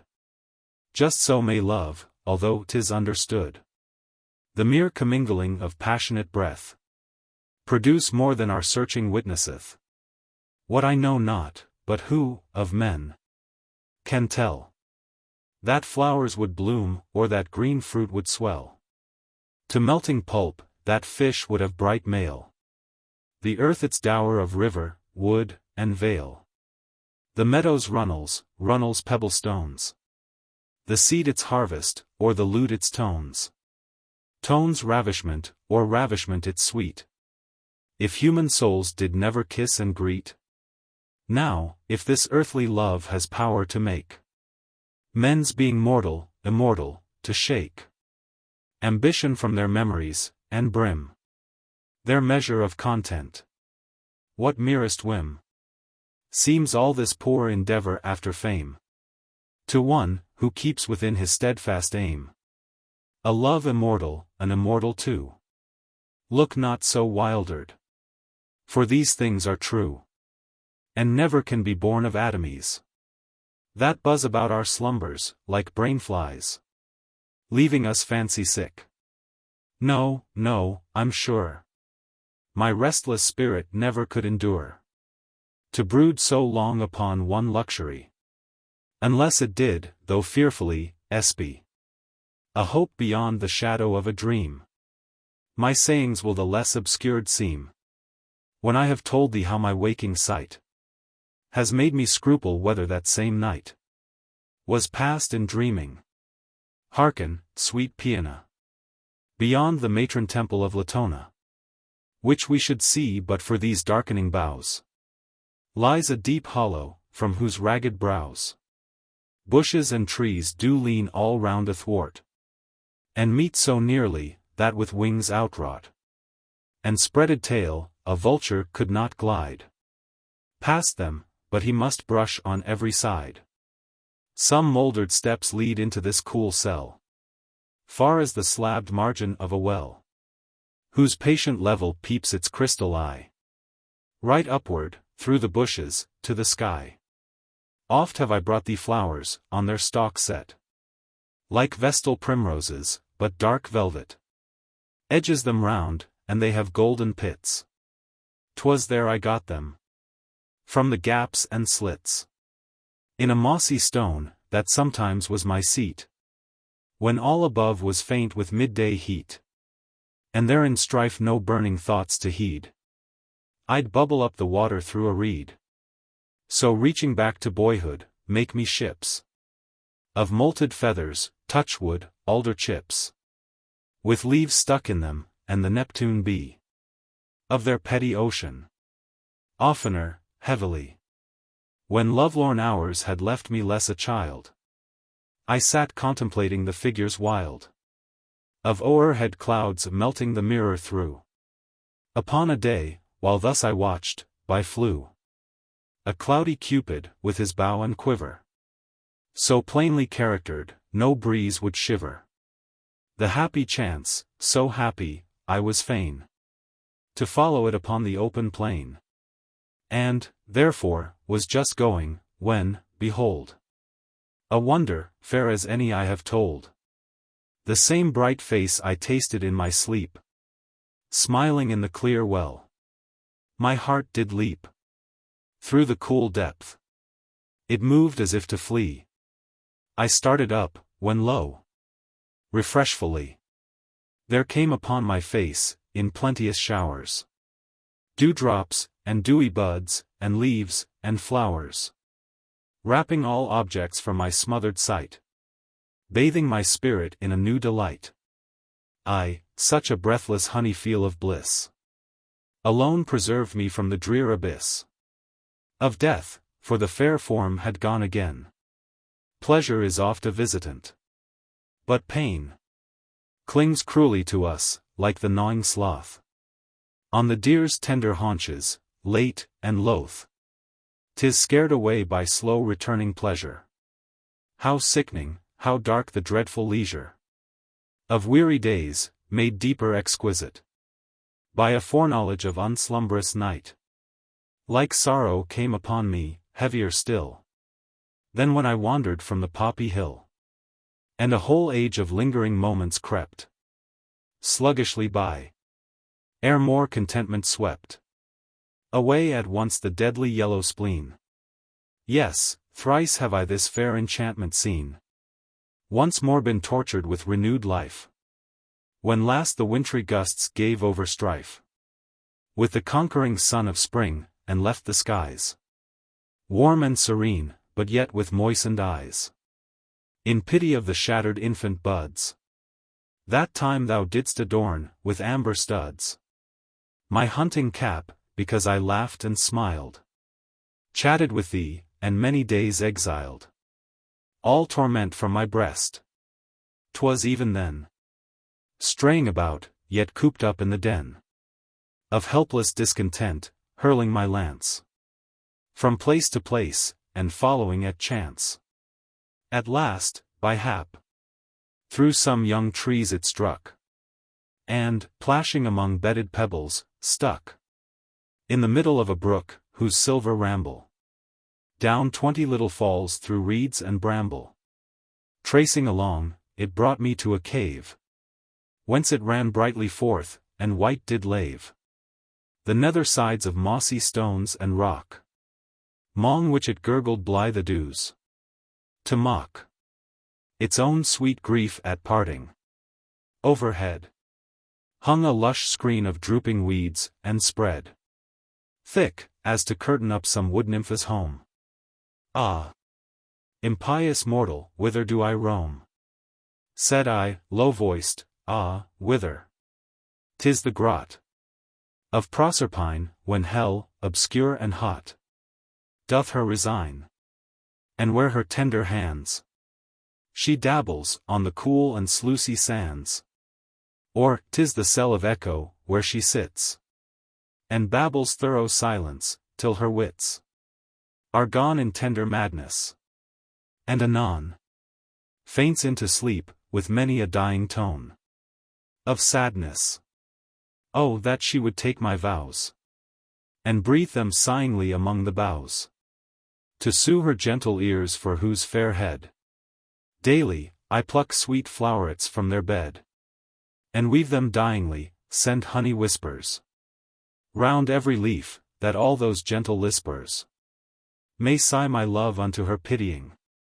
O charitable Echo, hear, and sing this ditty to her. Tell her, so I stayed my foolish tongue, and listening, half afraid, stood stupefied with my own empty folly, and blushing for the freaks of melancholy. Salt tears were coming, when I heard my name most fondly lipped, and then these accents came. Endymion.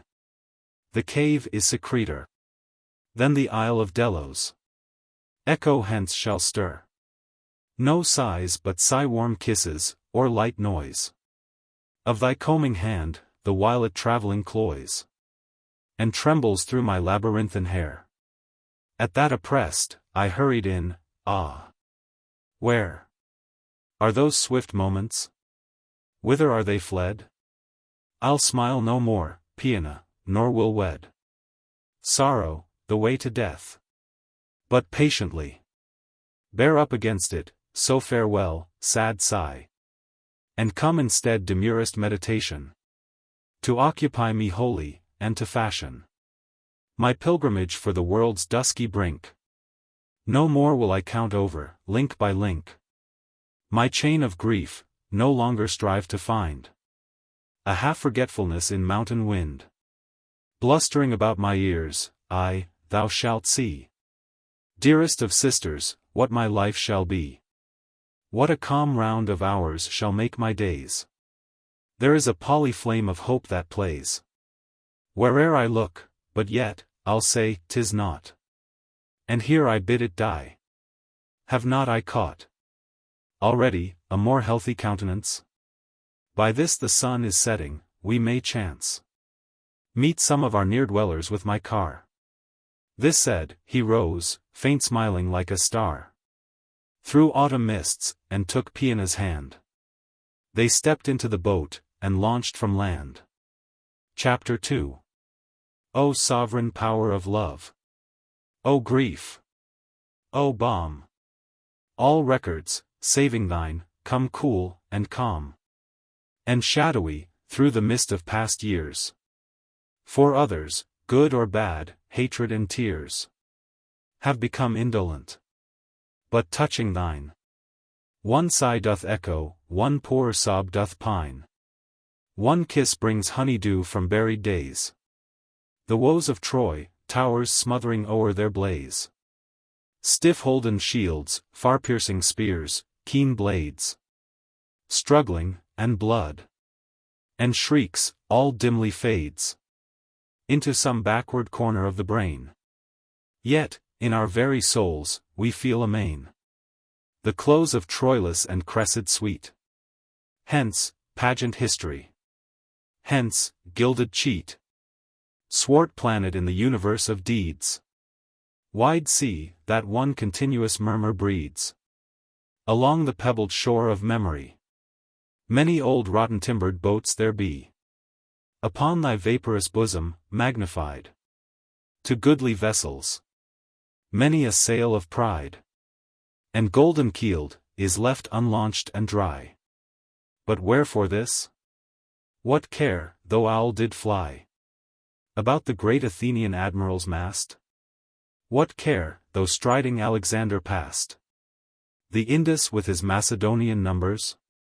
Though old Ulysses tortured from his slumbers the glutted Cyclops, what care? Juliet leaning amid her window flowers, sighing, weaning tenderly her fancy from its maiden snow, doth more avail than these. The silver flow of heroes' tears, the swoon of Imogen, fair Pastorella in the bandit's den, are things to brood on with more ardency than the death day of empires. Fearfully must such conviction come upon his head, who, thus far, discontent, has dared to tread, without one muse's smile, or kind behest, the path of love and poesy. But rest, in chafing restlessness, is yet more drear than to be crushed, in striving to uprear love's standard on the battlements of song. So once more days and nights aid me along, like legioned soldiers. Brain-sick shepherd prince, what promise hast thou faithful guarded since the day of sacrifice? Or, have new sorrows come with the constant dawn upon thy morrows? Alas! 'Tis his old grief. For many days has he been wandering in uncertain ways, through wilderness, and woods of mossed oaks, counting his woe-worn minutes, by the strokes of the lone woodcutter, and listening still, hour after hour, to each lush-leaved rill. Now he is sitting by a shady spring, and elbow-deep with feverous fingering stems the upbursting cold, a wild rose-tree pavilions him in bloom, and he doth see a bud which snares his fancy, lo! But now he plucks it, dips its stalk in the water, how it swells, it buds, it flowers beneath his sight.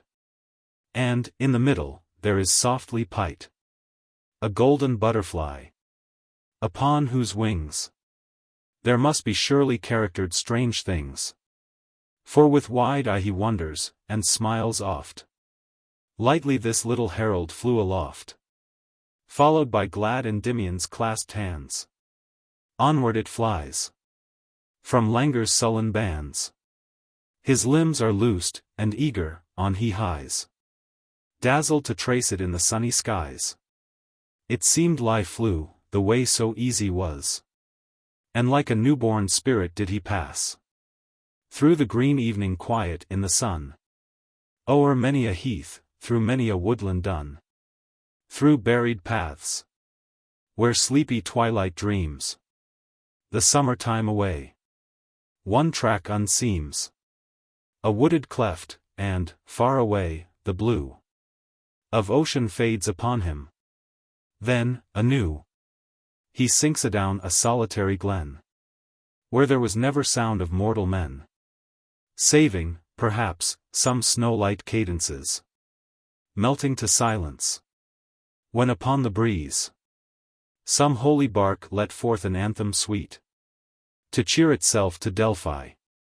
Still his feet went swift beneath the merry-winged guide, until it reached a splashing fountain side, that, near a cavern's mouth, forever poured unto the temperate air. Then high it soared, and, downward, suddenly began to dip, as if, athirst with so much toil, 'twould sip the crystal spout head. So it did, with touch most delicate, as though afraid to smutch even with mealy gold the waters clear, but, at that very touch, to disappear. So fairy quick, was strange, bewildered, Endymion sought around, and shook each bed of covert flowers in vain. And then he flung himself along the grass. What gentle tongue, what whisperer, disturbed his gloomy rest? It was a nymph uprisoned to the breast, in the fountain's pebbly margin, and she stood 'mong lilies, like the youngest of the brood. To him her dripping hand she softly kissed, and anxiously began to plait and twist her ringlets round her fingers, saying, "Youth, too long, alas, hast thou starved on the ruth. The bitterness of love, too long indeed.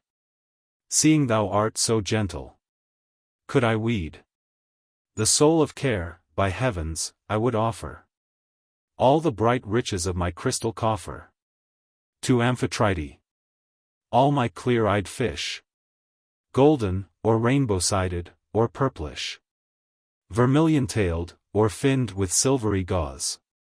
Yea, or my veined pebble floor, that draws a virgin light to the deep.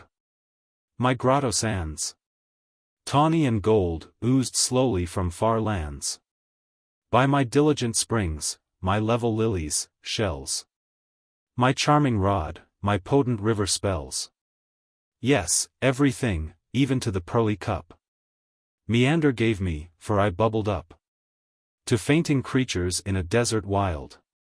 But woe is me, I am but as a child to gladden thee. And all I dare to say is, that I pity thee, that on this day I've been thy guide, that thou must wander far in other regions, past the scanty bar, to mortal steps, before thou canst be ta'en from every wasting sigh, from every pain, into the gentle bosom of thy love. Why it is thus, one knows in heaven above. But, a poor naiad, I guess not. Farewell. I have a ditty for my hollow cell. Her each she vanished from Endymion's gaze, who brooded o'er the water in amaze. The dashing fount poured on, and where its pool lay, half asleep, in grass and rushes cool, quick waterflies and gnats were sporting still, and fish were dimpling, as if good nor ill had fallen out that hour. The wanderer, holding his forehead to keep off the burr of smothering fancies, patiently sat down, and, while beneath the evening's sleepy frown, glowworms began to trim their starry lamps, thus breathed he to himself, whoso encamps to take a fancied city of delight, Oh, what a wretch is he! And when 'tis his, after long toil and travelling, to miss the kernel of his hopes, how more than vile. Yet, for him there's refreshment even in toil. Another city doth he set about, free from the smallest pebble bead of doubt, that he will seize on trickling honeycombs. Alas, he finds them dry. And then he foams, and onward to another city speeds.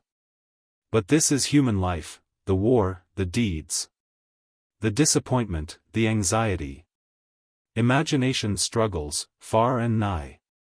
All human, bearing in themselves this good, that they are still the air, the subtle food, to make us feel existence, and to show how quiet death is.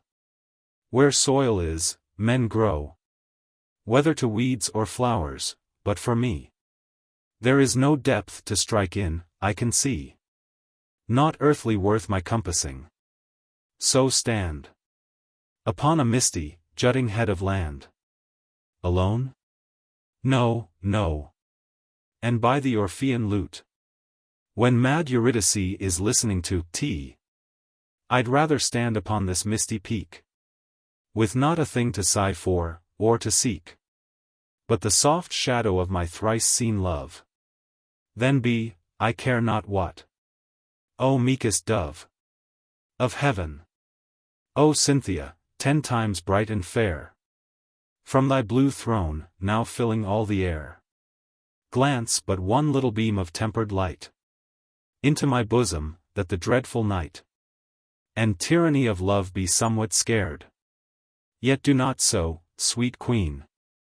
One torment spared would give a pang to jealous misery, worse than the torment's self, but rather tie large wings upon my shoulders, and point out my love's far dwelling. Though the playful rout of Cupids shun thee, too divine art thou, too keen in beauty, for thy silver prow, not to have dipped in love's most gentle stream. Oh, be propitious, nor severely deem my madness impious. For, by all the stars that tend thy bidding, I do think the bars that kept my spirit in are burst, that I am sailing with thee through the dizzy sky. How beautiful thou art! The world how deep! How tremulous dazzlingly the wheels sweep around their axle.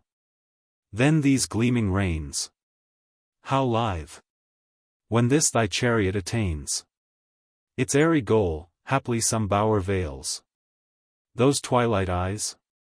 Those eyes, my spirit fails. Dear goddess, help! Or the wide gaping air will gulf me, help! At this, with maddened stare, and lifted hands, and trembling lips, he stood, like old Deucalion mountained o'er the flood, or blind Orion hungry for the morn. And, but from the deep cavern there was born a voice, he had been froze to senseless stone. Nor sigh of his, nor plaint, nor passioned moan had more been heard. Thus swelled it forth, descend, young mountaineer, descend where alleys bend into the sparry hollows of the world. Oft hast thou seen bolts of the thunder hurled, as from thy threshold. Day by day hast been a little lower than the chilly sheen of icy pinnacles, and dipped thine arms into the deadening ether that still charms their marble being, now as deep profound as those are high, descend. He ne'er is crowned with immortality, who fears to follow where airy voices lead, so through the hollow the silent mysteries of earth descend. He heard but the last words, nor could contend one moment in reflection, for he fled into the fearful deep, to hide his head from the clear moon, the trees, and coming madness.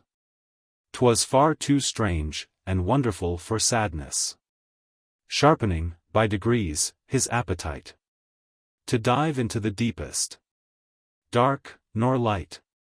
The region. Nor bright, nor somber holy. But mingled up, a gleaming melancholy. A dusky empire and its diadems. One faint eternal eventide of gems. Aye, millions sparkled on a vein of gold. Along whose track the prince quick footsteps told. With all its lines abrupt and angular. Outshooting sometimes, like a meteor star. Through a vast anther. Then the metal woof. Like Vulcan's rainbow, with some monstrous roof. Curves hugely, now, far in the deep abyss. It seems an angry lightning. And doth hiss. Fancy into belief, anon it leads. Through winding passages, where sameness breeds. Vexing conceptions of some sudden change. Whether to silver grots, or giant range. Of sapphire columns, or fantastic bridge. Athwart a flood of crystal. On a ridge. Now fareth he, that o'er the vast beneath. Towers like an ocean cliff, and whence he seeth 100 waterfalls, whose voices come. But as the murmuring surge. Chilly and numb. His bosom grew, when first he, far away. Descried an orbed diamond. Set to fray. Old darkness from his throne, 'twas like the sun. Uprisen o'er chaos, and with such a stun. Came the amazement, that, absorbed in it. He saw not fiercer wonders, past the wit. Of any spirit to tell, but one of those. Who, when this planet's sphering time doth close. Will be its high remembrancers, who they? The mighty ones who have made eternal day. For Greece and England. While astonishment. With deep-drawn sighs was quieting, he went. Into a marble gallery, passing through. A mimic temple, so complete and true. In sacred custom. That he well nigh feared. To search it inwards. Whence far off appeared. Through a long pillared vista, a fair shrine. And, just beyond, on light tiptoe divine. A quivered Dien. Stepping awfully. The youth approached. Oft turning his veiled eye. Down sidelong aisles, and into niches old. And when, more near against the marble cold. He had touched his forehead. He began to thread. All courts and passages, where silence dead. Roused by his whispering footsteps, murmured faint. And long he traversed to and fro. To acquaint himself with every mystery, and awe. Till, weary, he sat down before the maw. Of a wide outlet, fathomless and dim. To wild uncertainty and shadows grim. There, when new wonders ceased to float before. And thoughts of self came on, how crude and sore. The journey homeward to habitual self. A mad pursuing of the fog-born elf. Whose flitting lantern, through rude nettle briar. Cheats us into a swamp, into a fire. Into the bosom of a hated thing. What misery most drowningly doth sing. In lone Endymion's ear, now he has rout. The goal of consciousness? Ah, 'tis the thought. The deadly feel of solitude, for lo! He cannot see the heavens, nor the flow of rivers, nor hill-flowers running wild. In pink and purple chequer, nor, up-piled. The cloudy rack slow journeying in the west. Like herded elephants. Nor felt, nor pressed. Cool grass, nor tasted the fresh slumberous air. But far from such companionship to wear. An unknown time, surcharged with grief, away. Was now his lot. And must he patient stay? Tracing fantastic figures with his spear? No, exclaimed he, why should I tarry here? No. Loudly echoed times innumerable. At which he straightway started, and gone tell. His paces back into the temple's chief. Warming and glowing strong in the belief. Of help from Dien, so that when again he caught her airy form, thus did he plain. moving more near the while, O haunter chaste, of river sides, and woods, and heathy waste, where with thy silver bow and arrows keen, art thou now forested? O woodland queen! What smoothest air thy smoother forehead woos? Where dost thou listen to the wide halloos of thy dispart nymphs? Through what dark tree glimmers thy crescent? Wheresoe'er it be, 'tis in the breath of heaven, thou dost taste freedom as none can taste it, nor dost waste thy loveliness in dismal elements, but, finding in our green earth sweet contents, there livest blissfully. Ah, if to thee it feels Elysian, how rich to me, an exiled mortal, sounds its pleasant name. Within my breast there lives a choking flame. Oh, let me cool the zephyr boughs among. A homeward fever parches up my tongue. Oh, let me slake it at the running springs. Upon my ear a noisy nothing rings. Oh, let me once more hear the linnet's note. Before mine eyes thick films and shadows float. Oh, let me anoint them with the heaven's light. Dost thou now lave thy feet and ankles white? Oh, think how sweet to me the freshening sluice. Dost thou now please thy thirst with berry juice? Oh, think how this dry palate would rejoice, if in soft slumber thou dost hear my voice. Oh, think how I should love a bed of flowers. Young goddess, let me see my native bowers. Deliver me from this rapacious deep. Thus ending loudly, as he would o'erleap his destiny, alert he stood, but when obstinate silence came heavily again, feeling about for its old couch of space and airy cradle, lowly bowed his face, desponding, o'er the marble floor's cold thrill. But 'twas not long, for, sweeter than the rill, to its old channel, or a swollen tide, to margined sallows, were the leaves he spied, and flowers, and wreaths, and ready myrtle crowns, upheaping through the slab, refreshment drowns itself, and strives its own delights to hide. Nor in one spot alone the floral pride, in a long whispering birth enchanted grew, before his footsteps, as when heaved anew old ocean rolls a lengthened wave to the shore, down whose green back the short-lived foam, all hoar, bursts gradual, with a wayward indolence, increasing still in heart, and pleasant sense. Upon his fairy journey on he hastes, so anxious for the end, he scarcely wastes one moment with his hand among the sweets. Onward he goes, he stops, his bosom beats as plainly in his ear as the faint charm of which the throbs were born. This still alarm, this sleepy music, forced him walk tiptoe, for it came more softly than the east could blow Arion's magic to the Atlantic isles, or than the west, made jealous by the smiles of throned Apollo, could breathe back the lyre to seize Ionian and Tyrian. Oh, did he ever live, that lonely man, who loved, and music slew not? 'Tis the pest of love, that fairest joys give most unrest, that things of delicate and tenderest worth are swallowed all, and made a seared dearth. By one consuming flame, it doth immerse, and suffocate true blessings in a curse. Half happy, by comparison of bliss, is miserable. 'Twas even so with this dew-dropping melody, in the carrion's ear.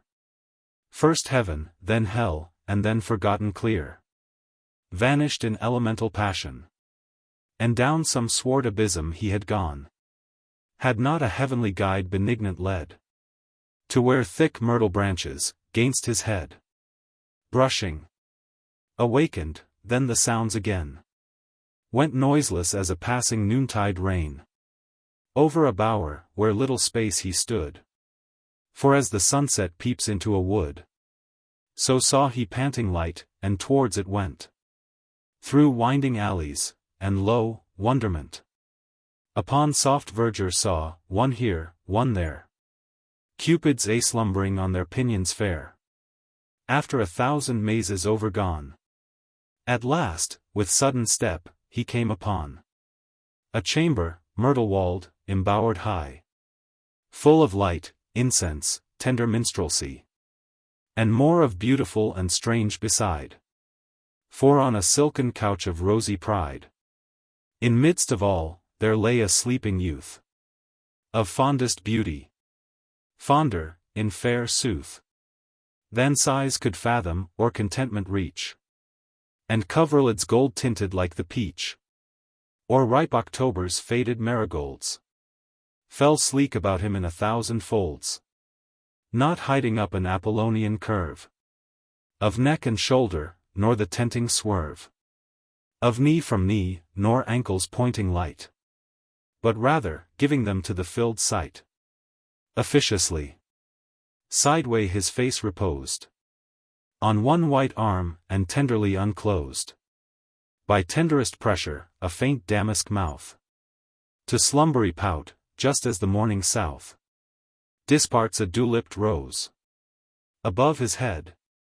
For lily stalks did their white honors wed, to make a coronal, and round him grew all tendrils green, of every bloom and hue, together intertwined and trammelled fresh, the vine of glossy sprout, the ivy mesh, shading its Ethiop berries, and woodbine, of velvet leaves and bugle blooms divine, convolvulus in streaked vases flush, the creeper, mellowing for an autumn blush, and virgin's bower, trailing airily, with others of the sisterhood. Hard by stood serene Cupids watching silently.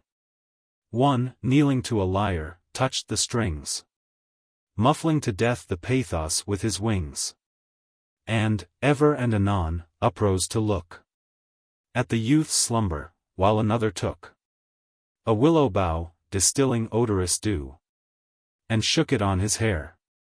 Another flew in through the woven roof, and fluttering wise rained violets upon his sleeping eyes.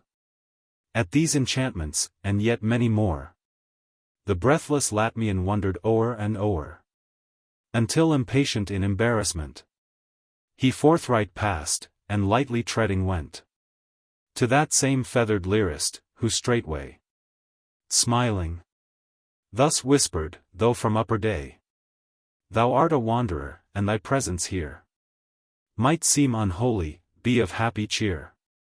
For 'tis the nicest touch of human honor, when some ethereal and high-favoring donor presents immortal bowers to mortal sense, as now 'tis done to thee, Endymion.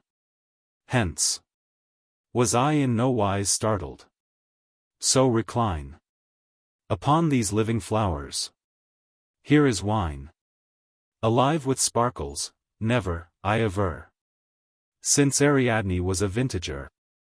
So cool a purple, taste these juicy pears, sent me by sad Vertumnus, when his fears were high about Pomona. Here is cream, deepening to richness from a snowy gleam, sweeter than that nurse Amalthea schemed for the boy Jupiter, and here, undimmed by any touch, a bunch of blooming plums, ready to melt between an infant's gums. And here is manna picked from Syrian trees, in starlight, by the 3 Hesperides. Feast on, and meanwhile I will let thee know of all these things around us. He did so, still brooding o'er the cadence of his lyre. And thus, I need not any hearing tire, by telling how the sea-born goddess pined for a mortal youth, and how she strove to bind him all in all unto her doting self, who would not be so prisoned. But, fond elf, he was content to let her amorous plea faint through his careless arms, content to see an unseized heaven dying at his feet. Content, O fool, to make a cold retreat, when on the pleasant grass such love, love-lorn, lay sorrowing, when every tear was born of diverse passion, when her lips and eyes were closed in sullen moisture, and quick sighs came vexed and pettish through her nostrils small. Hush! No exclaim, yet, justly mightst thou call curses upon his head. I was half glad, but my poor mistress went distract and mad. When the boar tusked him, so away she flew to Jove's high throne, and by her plainings drew immortal teardrops down the thunderer's beard, whereon it was decreed he should be reared each summertime to life. Lo! This is he, that same Adonis, safe in the privacy of this still region all his winter sleep. Ay, sleep. For when our love-sick queen did weep over his waned course, the tremulous shower healed up the wound, and, with a balmy power, medicined death to a lengthened drowsiness, the which she fills with visions, and doth dress in all this quiet luxury, and hath set us young immortals, without any let, to watch his slumber through. 'Tis well nigh past, even to a moment's filling up, and fast she scuds with summer breezes, to pant through the first long kiss, warm firstling, to renew embowered sports in Cytherea's isle. Look! How those winged listeners all this while stand anxious, see! Behold! This clamant word broke through the careful silence, for they heard a rustling noise of leaves, and out there fluttered pigeons and doves. Adonis something muttered, the while one hand, that erst upon his thigh lay dormant, moved convulsed and gradually up to his forehead. Then there was a hum of sudden voices, echoing, Come! Come! Arise! Awake! Clear summer has forth walked unto the clover sward, and she has talked full soothingly to every nested finch. Rise, Cupids! Or we'll give the bluebell pinch to your dimpled arms. Once more sweet life begin. At this, from every side they hurried in, rubbing their sleepy eyes with lazy wrists, and doubling overhead their little fists in backward yawns. But all were soon alive. For, as delicious wine doth, sparkling, dive in nectared clouds and curls through water fair, so from the arbor roof down swelled an air, odorous and enlivening, making all to laugh, and play, and sing, and loudly call for their sweet queen, when lo! The wreathed green dispart, and far upward could be seen blue heaven, and a silver car, airborne, whose silent wheels, fresh wet from clouds of morn, spun off a drizzling dew, which falling chill on soft Adonis' shoulders, made him still nestle and turn uneasily about. Soon were the white doves plain, with necks stretched out, and silken traces lightened in descent. And soon, returning from love's banishment, Queen Venus leaning downward open-armed, her shadow fell upon his breast, and charmed a tumult to his heart, and a new life into his eyes. Ah, miserable strife! But for her comforting, unhappy sight, but meeting her blue orbs. Who can write of these first minutes? The unchariest muse to embracements warm as theirs makes coy excuse.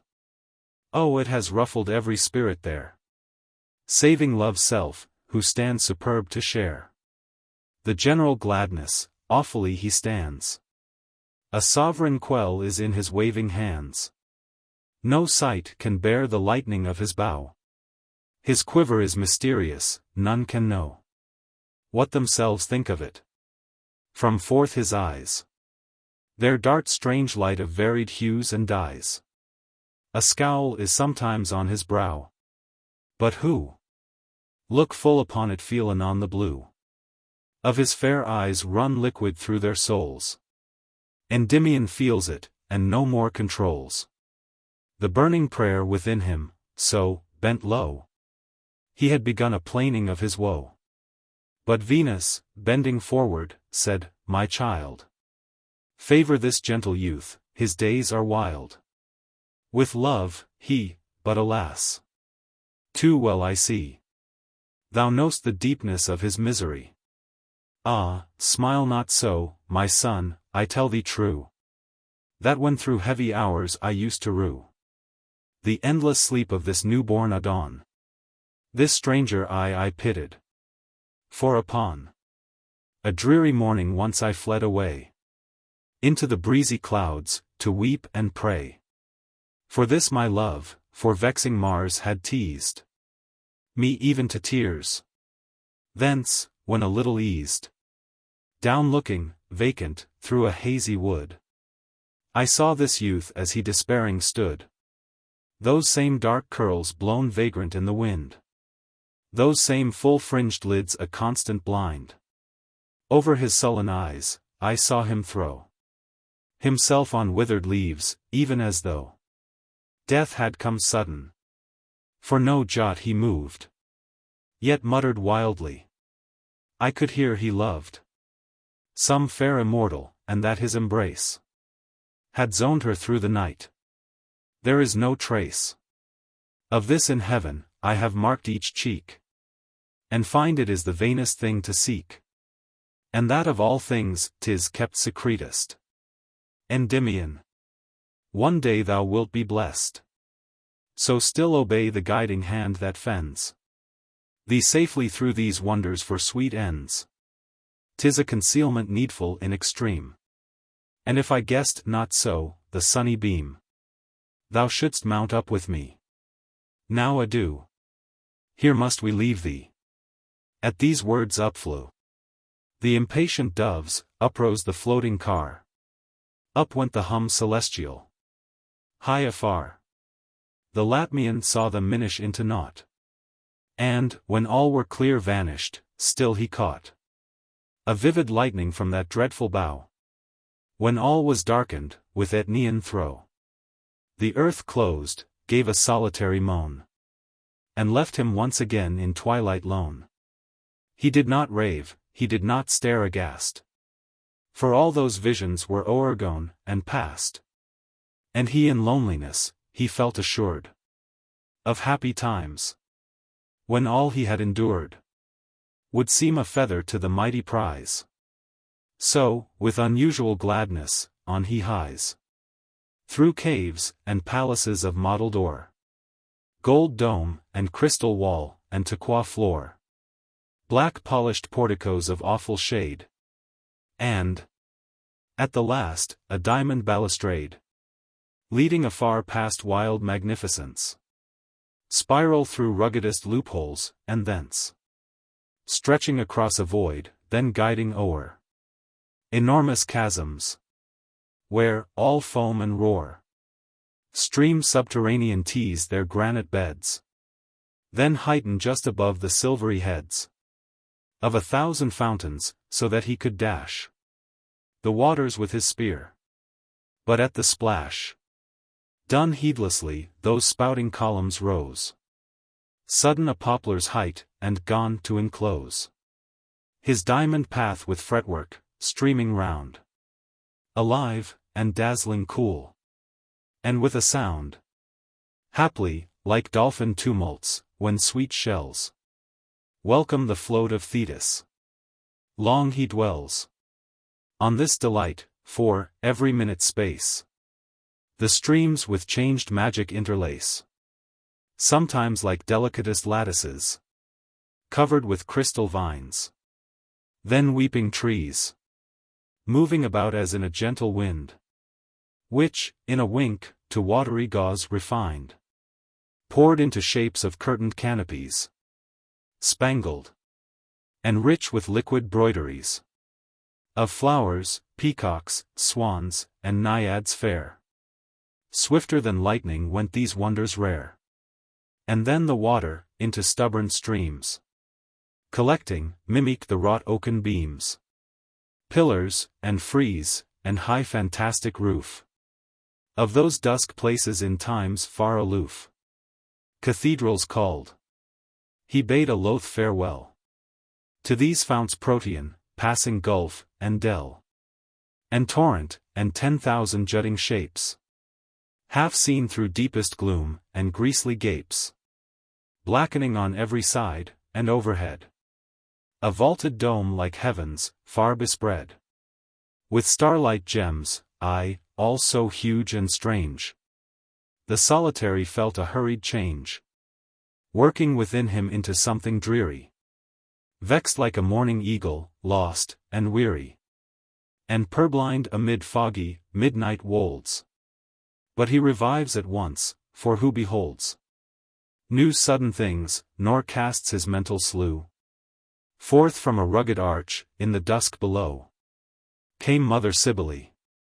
Alone, alone, in somber chariot, dark foldings thrown about her majesty, and front death pale, with turrets crowned, for maned lions hail the sluggish wheels, solemn their toothed maws, their surly eyes brow hidden, heavy paws uplifted drowsily, and nervy tails cowering their tawny brushes, silent sails.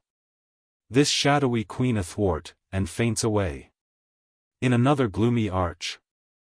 Wherefore delay, young traveller, in such a mournful place? Art thou wayworn, or canst not further trace the diamond path? And does it indeed end abrupt in middle air? Yet earthward bend thy forehead, and to Jupiter cloud born call ardently. He was indeed wayworn. Abrupt, in middle air, his way was lost. To cloud-born Jove he bowed, and there crossed towards him a large eagle, twixt whose wings, without one impious word, himself he flings, committed to the darkness and the gloom. Down, down, uncertain to what pleasant doom. Swift as a fathoming plummet down he fell, through unknown things, till exhaled asphodel, and rose, with spicy fannings interbreathed, came swelling forth where little caves were wreathed, so thick with leaves and mosses, that they seemed large honeycombs of green, and freshly teemed with airs delicious. In the greenest nook the eagle landed him, and farewell took. It was a jasmine bower, all bestrown with golden moss. His every sense had grown ethereal for pleasure. Bove his head flew a delight half graspable, his tread was Hesperian, to his capable ears. Silence was music from the holy spheres. A dewy luxury was in his eyes. The little flowers felt his pleasant sighs, and stirred them faintly. Verdant cave and cell he wandered through, oft wondering at such swell of sudden exaltation, but, alas, said he, will all this gush of feeling pass away in solitude? And must they wane like melodies upon a sandy plain, without an echo? Then shall I be left so sad, so melancholy, so bereft. Yet still I feel immortal. O my love, my breath of life, where art thou? High above, dancing before the morning gates of heaven? Or keeping watch among those starry seven old Atlas children? Art a maid of the waters, one of shell-winding Triton's bright-haired daughters? Or art, impossible, a nymph of Dian's, weaving a coronal of tender scions, for very idleness? Where'er thou art, methinks it now is at my will to start into thine arms, to scare Aurora's train, and snatch thee from the morning, o'er the main, to scud like a wild bird, and take thee off from thy sea-foamy cradle, or to doff thy shepherd vest, and woo thee mid fresh leaves. No, no, too eagerly my soul deceives its powerless self, I know this cannot be. Oh, let me then by some sweet dreaming flee to her entrancements, hither sleep awhile. Hither most gentle sleep, and soothing foil, for some few hours the coming solitude. Thus spake he, and that moment felt endued with power to dream deliciously. So wound through a dim passage, searching till he found the smoothest mossy bed and deepest, where he threw himself, and just into the air, stretching his indolent arms, he took, oh bliss! A naked waist, fair Cupid, whence is this? A well-known voice sight, sweetest, here am I. At which soft ravishment, with doting cry, they trembled to each other, Helicon! O fountained hill! Old Homer's Helicon! That thou wouldst spout a little streamlet o'er these sorry pages. Then the verse would soar and sing above this gentle pair, like lark over his nested young, but all is dark around thine aged top, and thy clear fount exhales in mists to heaven. I, the Count of mighty poets is made up, the scroll is folded by the Muses. The bright roll is in Apollo's hand, our dazed eyes have seen a new tinge in the western skies. The world has done its duty. Yet, oh yet, although the sun of poesy is set, these lovers did embrace, and we must weep that there is no old power left to steep a quill immortal in their joyous tears. Long time in silence did their anxious fears question that thus it was, long time they lay fondling and kissing every doubt away. Long time ere soft caressing sobs began to mellow into words, and then there ran two bubbling springs of talk from their sweet lips. O known unknown, from whom my being sips such darling essence, wherefore may I not be ever in these arms? In this sweet spot pillow my chin forever? Ever press these toying hands and kiss their smooth excess? Why not forever and forever feel that breath about my eyes? Ah, thou wilt steal away from me again, indeed, indeed. Thou wilt be gone away, and wilt not heed my lonely madness. Speak, delicious fair. Is it to be so? No. Who will dare to pluck thee from me? And, of thine own will, full well I feel thou wouldst not leave me. Still, let me entwine thee surer, surer, now. How can we part? Elysium. Who art thou? Who, that thou canst not be forever here? Or lift me with thee to some starry sphere? Enchantress! Tell me by this soft embrace, by the most soft completion of thy face, those lips, O slippery blisses, twinkling eyes, and by these tenderest, milky sovereignties, these tenderest, and by the nectar wine, the passion, O doved Ida the divine, Endymion, dearest. Ah, unhappy me! His soul will 'scape us, O felicity! How he does love me! His poor temples beat to the very tune of love. How sweet, sweet, sweet! Revive, dear youth, or I shall faint and die. Revive, or these soft hours will hurry by. Entranced dullness, speak, and let that spell affright this lethargy. I cannot quell its heavy pressure, and will press at least my lips to thine, that they may richly feast, until we taste the life of love again. What? Dost thou move? Dost kiss? O bliss! O pain! I love thee, youth, more than I can conceive, and so long absence from thee doth bereave My soul of any rest, yet must I hence. Yet, can I not to starry eminence uplift thee, nor for very shame can own myself to thee. Ah, dearest, do not groan, or thou wilt force me from this secrecy, and I must blush in heaven. Oh, that I had done it already, that the dreadful smiles at my lost brightness, my impassioned wiles, had waned from Olympus' solemn height, and from all serious gods, that our delight was quite forgotten, save of us alone. And wherefore so ashamed?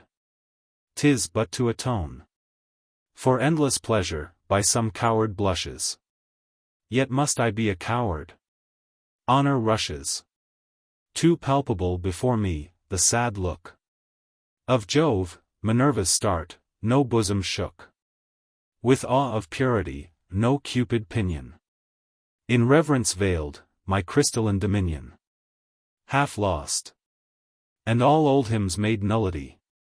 But what is this to love? Oh, I could fly with thee into the ken of heavenly powers, so thou wouldst thus, for many sequent hours, press me so sweetly. Now I swear at once that I am wise, that Pallas is a dunce. Perhaps her love like mine is but unknown. Oh, I do think that I have been alone. In chastity, yes, Pallas has been sighing, while every eve saw me my hair upteeing, with fingers cool as aspen leaves. Sweet love! I was as vague as solitary dove, nor knew that nests were built. Now a soft kiss. By that kiss, I vow an endless bliss, an immortality of passions thine. Ere long I will exalt thee to the shine of heaven ambrosial, and we will shade ourselves whole summers by a river glade, and I will tell thee stories of the sky, and breathe thee whispers of its minstrelsy. My happy love will overwing all bounds. Oh, let me melt into thee, let the sounds of our close voices merry at their birth. Let us entwine hoveringly, O dearth of human words, roughness of mortal speech, lispings empyrean will I sometime teach. Thine honeyed tongue, lute breathings which I gasp to have thee understand, now while I clasp thee thus, and weep for fondness, I am pained. Endymion, woe! Woe! Is grief contained in the very deeps of pleasure, my soul life? Her eat, with many sobs, her gentle strife melted into a languor. He returned entranced vows and tears. Ye who have yearned with too much passion, will here stay and pity for the mere sake of truth, as 'tis a ditty. Not of these days, but long ago 'twas told by a cavern wind unto a forest old. And then the forest told it in a dream to a sleeping lake, whose cool and level gleam a poet caught as he was journeying to Phoebus' shrine, and in it he did fling his weary limbs, bathing an hour's space. And after, straight in that inspired place, he sang the story up into the air, giving it universal freedom. There has it been ever sounding for those ears whose tips are glowing hot. The legend cheers yon sentinel stars, and he who listens to it must surely be self-doomed, or he will rue it. For quenchless burnings come upon the heart, made fiercer by a fear lest any part should be engulfed in the eddying wind. As much as here is pen doth always find a resting place, thus much comes clear and plain. Anon the strange voice is upon the wane, and 'tis but echoed from departing sound, that the fair visitant at last unwound her gentle limbs, and left the youth asleep. Thus the tradition of the gusty deep. Now turn we to our former chroniclers. Endymion awoke, that grief of hers, sweet paining on his ear, he sickly guessed How lone he was once more, and sadly pressed. His empty arms together, hung his head. And most forlorn upon that widowed bed. Sat silently. Love's madness he had known. Often with more than tortured lion's groan. Moanings had burst from him. But now that rage had passed away, no longer did he wage a rough-voiced war against the dooming stars. No, he had felt too much for such harsh jars. The lyre of his soul Aeolian tuned. Forgot all violence. And but communed. With melancholy thought, oh he had swooned. Drunken from pleasure's nipple. And his love henceforth was dove-like, loath was he to move from the imprinted couch, and when he did, 'twas with slow, languid paces, and face hid in muffling hands. So tempered, out he strayed, half-seeing visions that might have dismayed Alecto's serpents, ravishments more keen than Hermes' pipe, when anxious he did lean over eclipsing eyes, and at the last it was a sounding grotto, vaulted, vast, o'er-studded with 1,000 pearls, and crimson-mouthed shells with stubborn curls, of every shape and size, even to the bulk, in which whales harbor close, to brood and sulk against an endless storm. Moreover too, fish semblances, of green and azure hue, ready to snort their streams. In this cool wonder, Endymion sat down, and gone to ponder on all his life, his youth, up to the day when, mid acclaim, and feasts, and garlands gay, he stepped upon his shepherd throne, the look of his white palace in wild forest nook, and all the revels he had lorded there, each tender maiden whom he once thought fair, with every friend and fellow woodlander, passed like a dream before him. Then the spur of the old bards to mighty deeds, his plans to nurse the golden age 'mong shepherd clans. That wondrous night, the great Pan festival, his sister's sorrow, and his wanderings all, until into the earth's deep maw he rushed. Then all its buried magic, till it flushed high with excessive love. And now, thought he, how long must I remain in jeopardy of blank amazements that amaze no more? Now I have tasted her sweet soul to the core. All other depths are shallow essences. Once spiritual, are like muddy lees, meant but to fertilize my earthly root, and make my branches lift a golden fruit into the bloom of heaven, other light, though it be quick and sharp enough to blight. The Olympian eagle's vision is dark, dark as the parentage of chaos. Hark! My silent thoughts are echoing from these shells, or they are but the ghosts, the dying swells of noises far away. List. Hereupon he kept an anxious ear.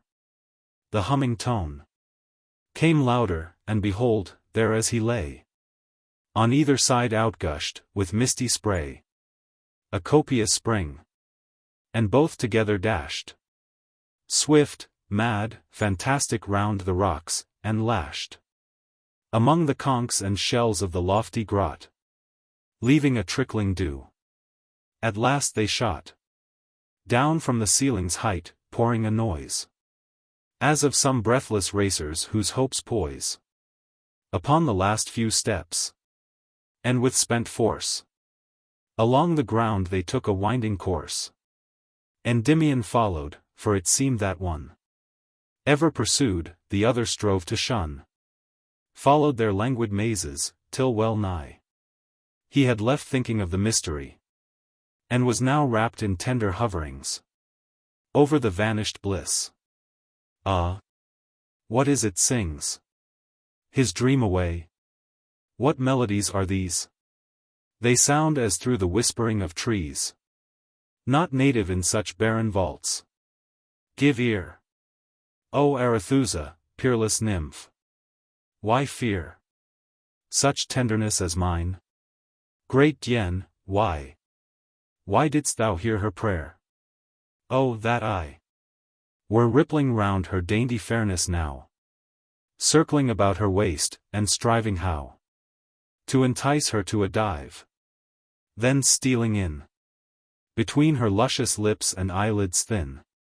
Oh, that her shining hair was in the sun, and I distilling from it thence to run in amorous rillets down her shrinking form, to linger on her lily shoulders, warm between her kissing breasts, and every charm touch raptured, see how painfully I flow.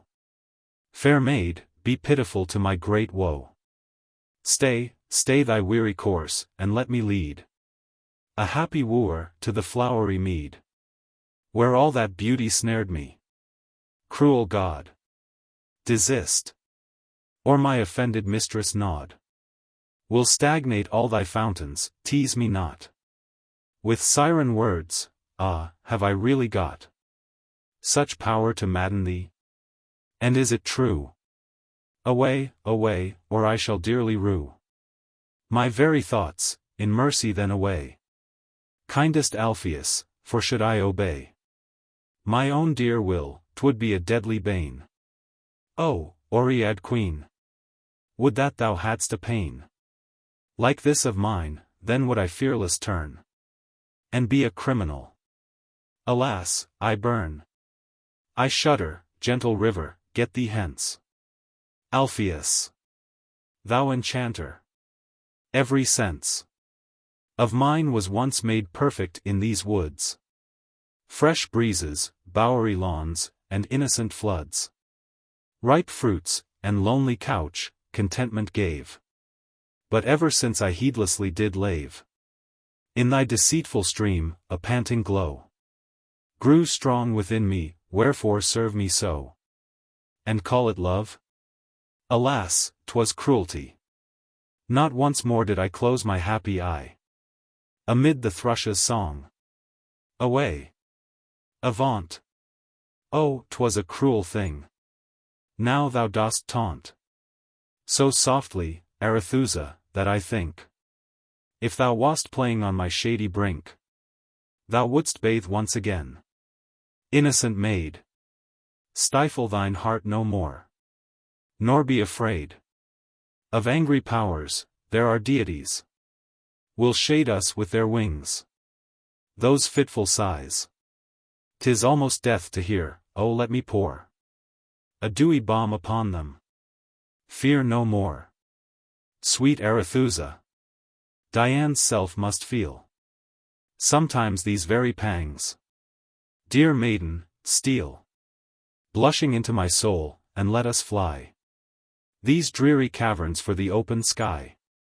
I will delight thee all my winding course, from the green sea up to my hidden source, about Arcadian forests, and will show the channels where my coolest waters flow, through mossy rocks, where, mid exuberant green, I roam in pleasant darkness, more unseen than Saturn in his exile, where I brim round flowery islands, and take thence a skim of mealy sweets, which myriads of bees buzz from their honeyed wings. And thou shouldst please thyself to choose the richest, where we might be incense billowed every summer night. Doff all sad fears, thou white deliciousness, and let us be thus comforted. Unless thou couldst rejoice to see my hopeless stream hurry distracted from soul's temperate beam, and pour to death along some hungry sands. What can I do, Alpheus? Tien stands severe before me, persecuting fate. Unhappy Arethusa, thou wast late, a huntress free in, at this, sudden fell those two sad streams adown a fearful dell.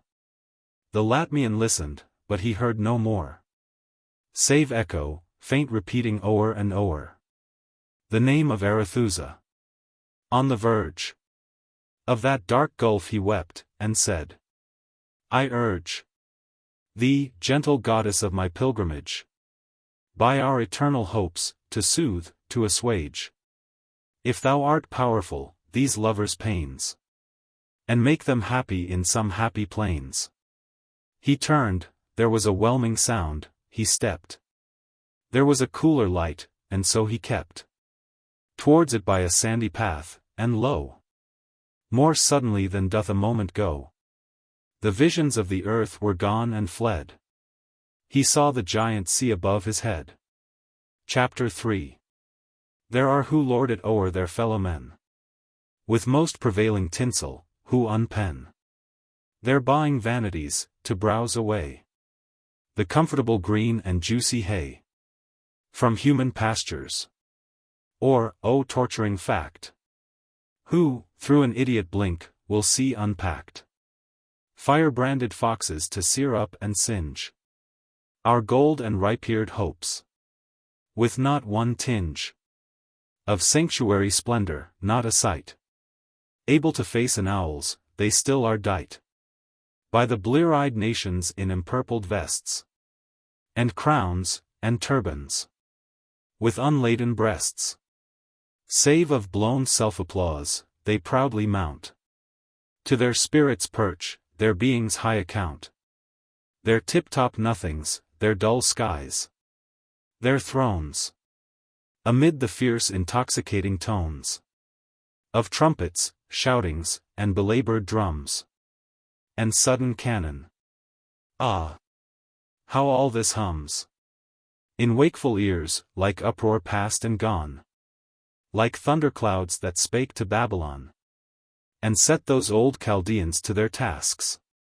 Are then regalities all gilded masks?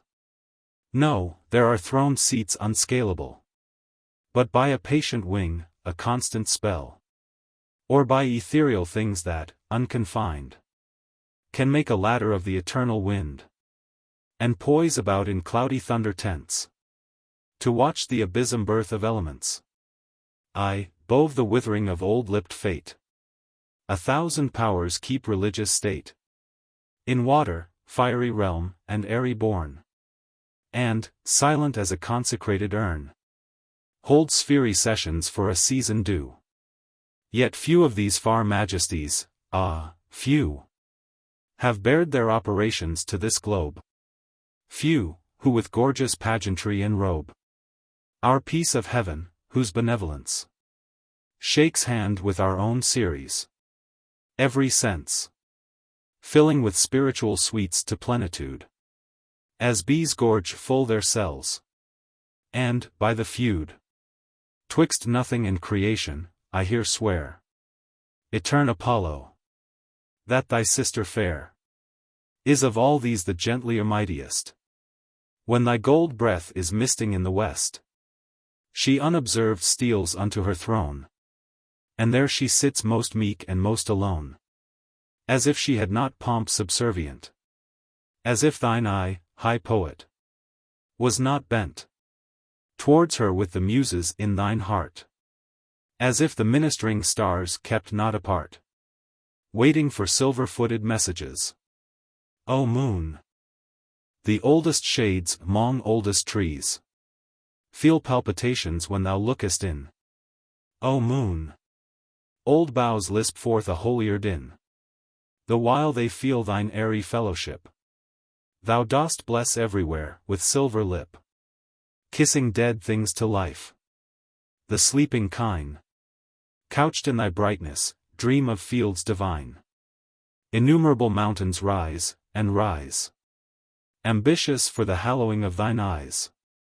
And yet thy benediction passeth not one obscure hiding place, one little spot, where pleasure may be sent. The nested wren has thy fair face within its tranquil ken, and from beneath a sheltering ivy leaf takes glimpses of thee. Thou art a relief to the poor patient oyster, where it sleeps within its pearly house, the mighty deeps. The monstrous sea is thine, the myriad sea. O moon! Far-spumming ocean bows to thee, and Tellus feels his forehead's cumbrous load. Cynthia! where art thou now? What far abode of green or silvery bower doth enshrine such utmost beauty? Alas, thou dost pine. For one as sorrowful, thy cheek is pale. For one whose cheek is pale, thou dost bewail his tears, who weeps for thee. Where dost thou sigh? Ah! Surely that light peeps from Vesper's eye. Or what a thing is love? 'Tis she, but lo! How changed, how full of ache, how gone in woe! She dies at the thinnest cloud. Her loveliness is one on Neptune's blue, yet there's a stress of love spangles, just off yon cape of trees, dancing upon the waves, as if to please the curly foam with amorous influence. Oh, not so idle, for down glancing thence, she fathoms eddies, and runs wild about o'erwhelming watercourses, scaring out the thorny sharks from hiding holes, and frightening their savage eyes with unaccustomed lightning. Where will the splendor be content to reach? O love! How potent hast thou been to teach strange journeyings, wherever beauty dwells, in gulf or airy, mountains or deep dells, in light, in gloom, in star or blazing sun. Thou pointest out the way, and straight 'tis one. Amid his toil thou gavest Leander breath. Thou leddest Orpheus through the gleams of death. Thou madest Pluto bear thin element. And now, O winged chieftain, thou hast sent a moonbeam to the deep, deep water world, to find Endymion on gold sand impearled, with lily shells, and pebbles milky white. Poor Cynthia greeted him, and soothed her light.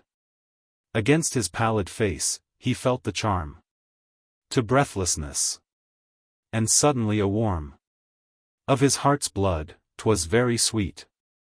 He stayed his wandering steps, and half entranced laid his head upon a tuft of straggling weeds, to taste the gentle moon, and freshening beads, lashed from the crystal roof by fishes' tails. And so he kept, until the rosy veils, mantling the east, by Aurora's peering hand, were lifted from the water's breast, and fanned into sweet air. And sobered morning came meekly through billows, when like taper flame, left sudden by a dallying breath of air, he rose in silence, and once more gone fair along his fated way. Far had he roamed, with nothing save the hollow vast, that foamed above, around, and at his feet, save things more dead than Morpheus' imaginings. Old rusted anchors, helmets, breastplates large, of gone sea warriors, brazen beaks and targe, rudders that for 100 years had lost the sway of human hand, gold vase embossed with long-forgotten story, and wherein no reveller had ever dipped a chin, but those of Saturn's vintage, moldering scrolls, writ in the tongue of heaven, by those souls who first were on the earth, and sculptures rude, in ponderous stone, developing the mood of ancient Nox, then skeletons of man, of beast, behemoth, and leviathan, and elephant, and eagle, and huge jaw, of nameless monster, a cold leaden awe. These secrets struck into him, and unless Dien had chased away that heaviness, he might have died, but now, with cheered feel, he onward kept, wooing these thoughts to steal about the labyrinth in his soul of love. What is there in thee, moon, that thou shouldst move my heart so potently? When yet a child, I oft have dried my tears when thou hast smiled. Thou seemedst my sister, hand in hand we went from eve to morn across the firmament. No apples would I gather from the tree, till thou hadst cooled their cheeks deliciously. No tumbling water ever spake romance. But when my eyes with thine thereon could dance, no woods were green enough, no bower divine, until thou liftedst up thine eyelids fine. In sowing time ne'er would I dibble take, or drop a seed, till thou wast wide awake. And, in the summer tide of blossoming, no one but thee hath heard me blithely sing, and mesh my dewy flowers all the night. No melody was like a passing sprite, if it went not to solemnize thy reign. Yes, in my boyhood, every joy and pain by thee were fashioned to the selfsame end. And as I grew in years, still didst thou blend with all my ardors. Thou wast the deep glen, thou wast the mountain top, the sage's pen, the poet's harp, the voice of friends, the sun. Thou wast the river, thou wast glory won. Thou wast my clarion's blast, thou wast my steed, my goblet full of wine, my topmost deed. Thou wast the charm of women, lovely moon. Oh, what a wild and harmonized tune! My spirit struck from all the beautiful. On some bright essence could I lean, and lull myself to immortality, I pressed nature's soft pillow in a wakeful rest. But gentle orb, there came a nearer bliss. My strange love came, felicity's abyss. She came, and thou didst fade, and fade away. Yet not entirely, no, thy starry sway has been an underpassion to this hour. Now I begin to feel thine orby power is coming fresh upon me. Oh, be kind. Keep back thine influence, and do not blind my sovereign vision. Dearest love, forgive that I can think away from thee and live. Pardon me, airy planet, that I prize one thought beyond thine argent luxuries. How far beyond? At this a surprised start frosted the springing verdure of his heart. For as he lifted up his eyes to swear how his own goddess was past all things fair, he saw far in the concave green of the sea an old man sitting calm and peacefully. Upon a weeded rock this old man sat, and his white hair was awful, and a mat of weeds were cold beneath his cold thin feet. And, ample as the largest winding sheet, a cloak of blue wrapped up his aged bones, o'erwrought with symbols by the deepest groans of ambitious magic. Every ocean form was woven in with black distinctness. Storm, and calm, and whispering, and hideous roar, quicksand, and whirlpool, and deserted shore, were emblemed in the woof, with every shape that schemes, or dives, or sleeps, twixt cape and cape. The golfing whale was like a dot in the spell. Yet look upon it, and 'twould size and swell to its huge self. And the minutest fish would pass the very hardest gazer's wish, and show his little eye's anatomy. Then there was pictured the regality of Neptune, and the sea nymphs round his state. In beauteous vassalage, look up and wait.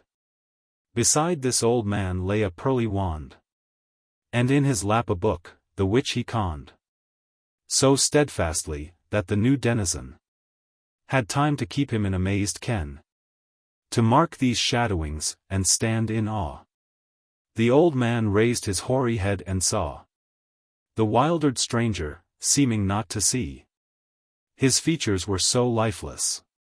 Suddenly he woke as from a trance, his snow-white brows went arching up, and like two magic plows furrowed deep wrinkles in his forehead large, which kept as fixedly as rocky marge, till round his withered lips had gone a smile.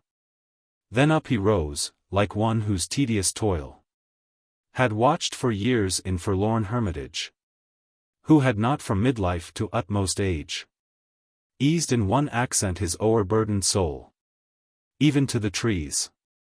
He rose, he grasped his stole, with convulsed clenches waving it abroad. And in a voice of solemn joy, that awed echo into oblivion, he said, "Thou art the man. Now shall I lay my head in peace upon my watery pillow, now. Sleep will come smoothly to my weary brow.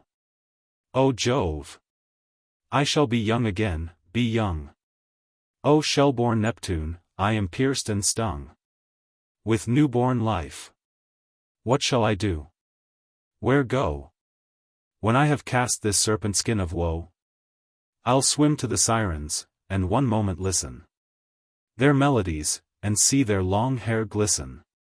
Anon upon that giant's arm I'll be, that writhes about the roots of Sicily. To northern seas I'll in a twinkling sail, and mount upon the snortings of a whale. To some black cloud, thence down I'll madly sweep, on forked lightning, to the deepest deep, where through some sucking pool I will be hurled, with rapture to the other side of the world. Oh, I am full of gladness. Sisters 3. I bow full-hearted to your old decree. Yes, every god be thanked, and power benign. For I no more shall wither, droop, and pine. Thou art the man. Endymion started back, dismayed, and, like a wretch from whom the rack tortures hot breath, and speech of agony, muttered, "What lonely death am I to die? In this cold region? Will he let me freeze, and float my brittle limbs o'er polar seas? Or will he touch me with his searing hand, and leave a black memorial on the sand? Or tear me piecemeal with a bony saw, and keep me as a chosen food to draw his Magian fish through hated fire and flame? O misery of hell! Resistless, tame, am I to be burnt up?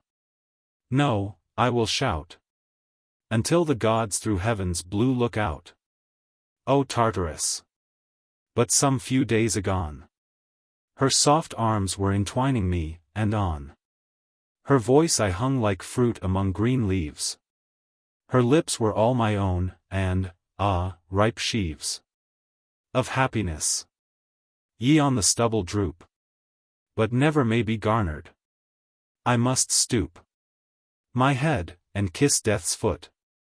Love, love, farewell.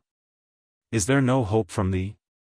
This horrid spell would melt at thy sweet breath, by Dian's hind, feeding from her white fingers, on the wind. I see thy streaming hair. And now, by Pan, I care not for this old mysterious man. He spake, and walking to that aged form, looked high defiance. Lo! His heart gone warm with pity, for the grey-haired creature wept. Had he then wronged a heart where sorrow kept? Had he, though blindly contumelious, brought room to kind eyes, a sting to human thought, convulsion to a mouth of many years? He had in truth, and he was ripe for tears. The penitent shower fell, as down he knelt before that careworn sage, who trembling felt about his large dark locks, and faltering spake, "Arise, good youth, for sacred Phoebus' sake. I know thine inmost bosom, and I feel a very brother's yearning for thee steal into mine own, for why? Thou openest the prison gates that have so long oppressed my weary watching. Though thou couldst it not, thou art commissioned to this fated spot for great enfranchisement. Oh, weep no more. I am a friend to love, to loves of yore. Hadst thou never loved an unknown power, I had been grieving at this joyous hour. But even now most miserable old, I saw thee, and my blood no longer cold gave mighty pulses, in this tottering case grew a new heart, which at this moment plays as dancingly as thine. Be not afraid, for thou shalt hear this secret all displayed, now as we speed towards our joyous task. So saying, this young soul in age's mask Went forward with the carrion side by side. Resuming quickly thus. While ocean's tide hung swollen at their backs, and jeweled sands took silently their footprints. My soul stands now past the midway from mortality. And so I can prepare without a sigh to tell thee briefly all my joy and pain. I was a fisher once, upon this main, and my boat danced in every creek and bay. Rough billows were my home by night and day. The seagulls not more constant. For I had no housing from the storm and tempests mad, but hollow rocks, and they were palaces of silent happiness, of slumberous ease. Long years of misery have told me so. Aye, thus it was 1,000 years ago. 1,000 years, is it then possible to look so plainly through them? To dispel 1,000 years with backward glance sublime? To breathe away as 'twere all scummy slime from off a crystal pool, to see its deep, and one's own image from the bottom peep? Yes, now I am no longer wretched thrall. My long captivity and moanings all are but a slime, a thin pervading scum, the which I breathe away, and thronging come, like things of yesterday my youthful pleasures. I touched no lute, I sang not, trod no measures. I was a lonely youth on desert shores. My sports were lonely, mid continuous roars, and craggy isles, and sea-mew's plaintive cry, plaining discrepant between sea and sky. Dolphins were still my playmates. Shapes unseen would let me feel their scales of gold and green, nor be my desolation. And, full oft, when a dread waterspout had reared aloft its hungry hugeness, seeming ready ripe to burst with hoarsest thunderings, and wipe my life away like a vast sponge of fate, some friendly monster, pitying my sad state, has dived to its foundations, gulfed it down, and left me tossing safely. But the crown of all my life was utmost quietude. More did I love to lie in cavern rude, keeping in wait whole days for Neptune's voice. And if it came at last, hark, and rejoice. There blushed no summer eve but I would steer my skiff along green shelving coasts, to hear the shepherd's pipe come clear from airy steep, mingled with ceaseless bleatings of his sheep. And never was a day of summer shine but I beheld its birth upon the brine. For I would watch all night to see unfold heaven's gates, and Aethon snort his morning gold, wide o'er the swelling streams, and constantly, at brim of daytide on some grassy lea, my nets would be spread out, and I at rest. The poor folk of the sea country I blessed with daily boon of fish most delicate. They knew not whence this bounty, and elate would strew sweet flowers on a sterile beach. Why was I not contented? Wherefore reach at things which, but for thee, O Latmian, had been my dreary death? Fool! I began to feel distempered longings, to desire the utmost privilege that ocean's sire could grant in benediction, to be free of all his kingdom. Long in misery I wasted, ere in one extremest fit I plunged for life or death. To intern it, one's senses with so dense a breathing stuff might seem a work of pain. So not enough can I admire how crystal smooth it felt, and buoyant round my limbs. At first I dwelt whole days and days in sheer astonishment, forgetful utterly of self-intent, moving but with the mighty ebb and flow. Then, like a new-fledged bird that FLRST doth show his spreaded feathers to the morrow chill, I tried in fear the pinions of my will. 'Twas freedom. And at once I visited the ceaseless wonders of this ocean bed. No need to tell thee of them, for I see that thou hast been a witness, it must be. For these I know thou canst not feel a drouth by the melancholy corners of that mouth. So I will in my story straightway pass to more immediate matter. Woe, alas! That love should be my bane. Ah, Scylla fair! Why did poor Glaucus ever dare to sue thee to his heart? Kind stranger youth! I loved her to the very white of truth, and she would not conceive it. Timid thing! She fled me swift as sea-bird on the wing, round every isle, and point, and promontory, from where large Hercules wound up his story, far as Egyptian Nile. My passion grew.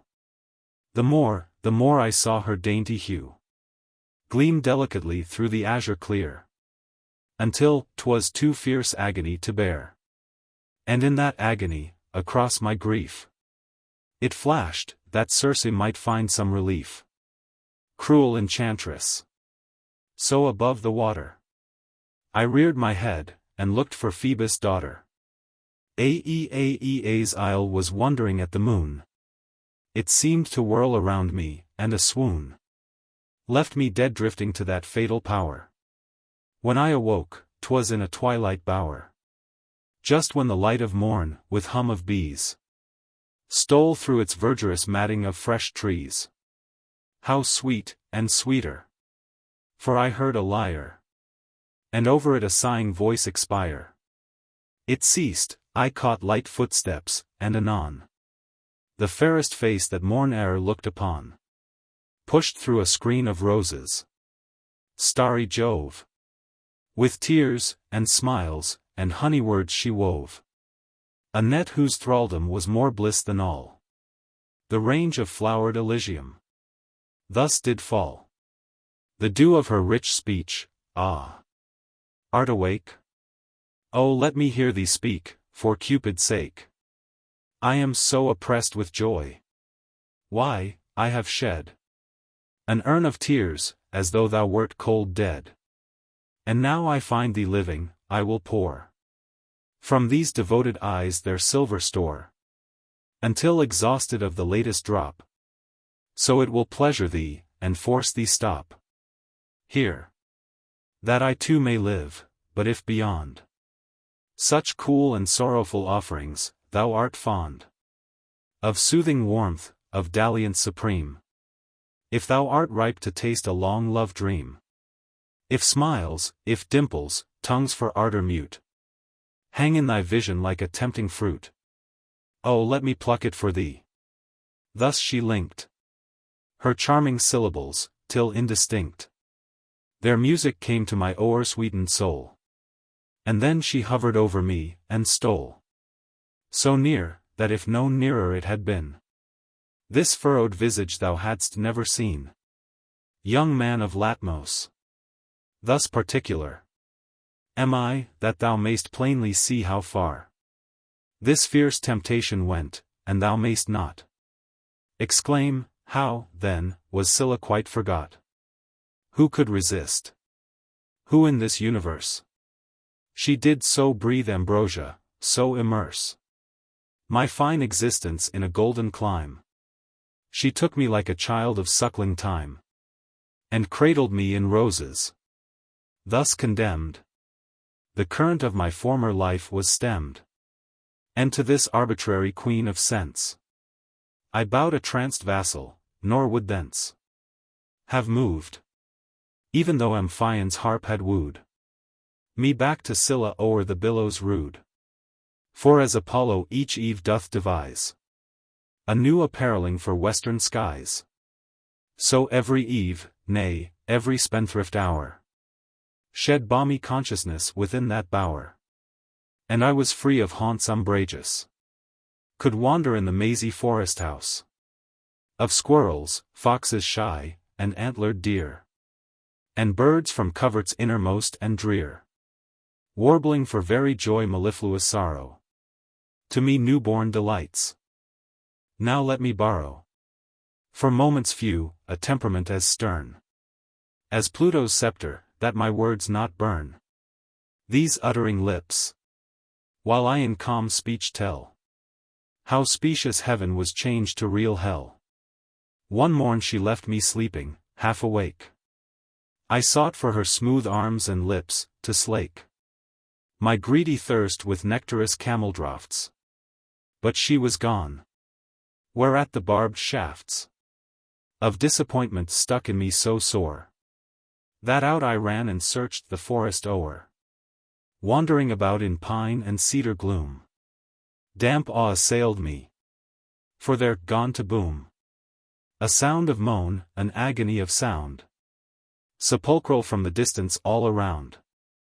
Then came a conquering earth thunder, and rumbled that fierce complaint to silence, while I stumbled down a precipitous path, as if impelled. I came to a dark valley. Groaning swelled, poisonous about my ears, and louder grew. The nearer I approached a flame's gaunt blue, that glared before me through a thorny brake. This fire, like the eye of Gordian snake, bewitched me towards, and I soon was near. A sight too fearful for the feel of fear. In thicket hid I cursed the haggard scene. The banquet of my arms, my arbor queen, seated upon an uptorn forest root, and all around her shapes, wizard and brute, laughing, and wailing, groveling, serpenting, showing tooth, tusk, and venom bag, and sting. Oh, such deformities! Old Charon's self, should he give up awhile his penny pelf, and take a dream 'mong rushes Stygian, it could not be so fantasied. Fierce, wan, and tyrannizing was the lady's look, as over them a gnarled staff she shook. Ofttimes upon the sudden she laughed out, and from a basket emptied to the rout clusters of grapes, the which they ravened quick, and roared for more, with many a hungry lick about their shaggy jaws. Avenging, slow, anon she took a branch of mistletoe, and emptied on a black dull gurgling phial. Groaned one and all, as if some piercing trial was sharpening for their pitiable bones. She lifted up the charm, appealing groans from their poor breasts went suing to her ear. In vain, remorseless as an infant's bier, she whisked against their eyes the sooty oil, whereat was heard a noise of painful toil, increasing gradual to a tempest rage. Shrieks, yells, and groans of torture pilgrimage, until their grieved bodies, gone to bloat, and puff from the tail's end to stifled throat. Then was appalling silence, then a sight more wildering than all that horse affright. For the whole herd, as by a whirlwind writ hen, went through the dismal air like one huge python, antagonizing Boreas, and so vanished. Yet there was not a breath of wind, she banished these phantoms with a nod. Lo! From the dark came waggish fauns, and nymphs, and satyrs stark, with dancing and loud revelry, and went swifter than centaurs after rapine bent.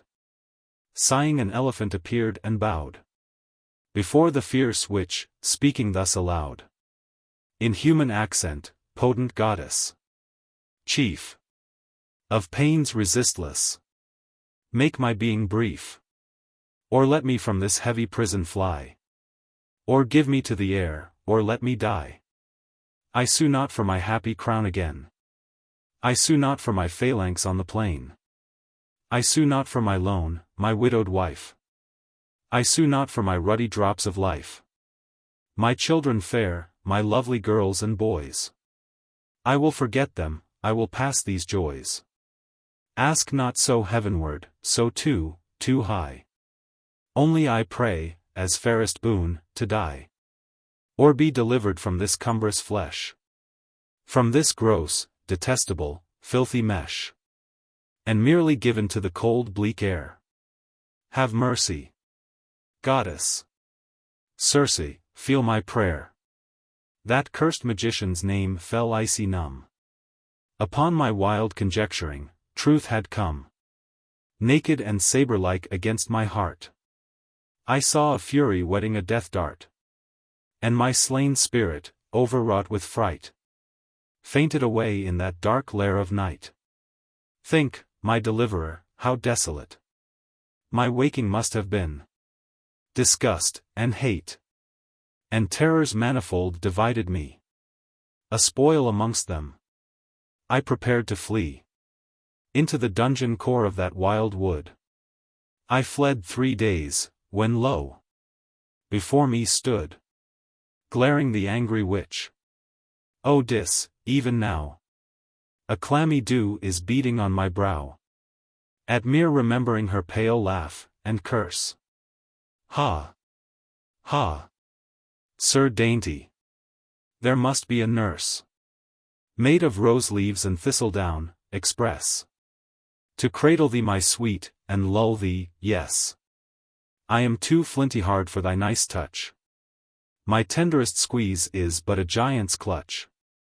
So, fairy thing, it shall have lullabies, unheard of yet, and it shall still its cries upon some breast more lily feminine.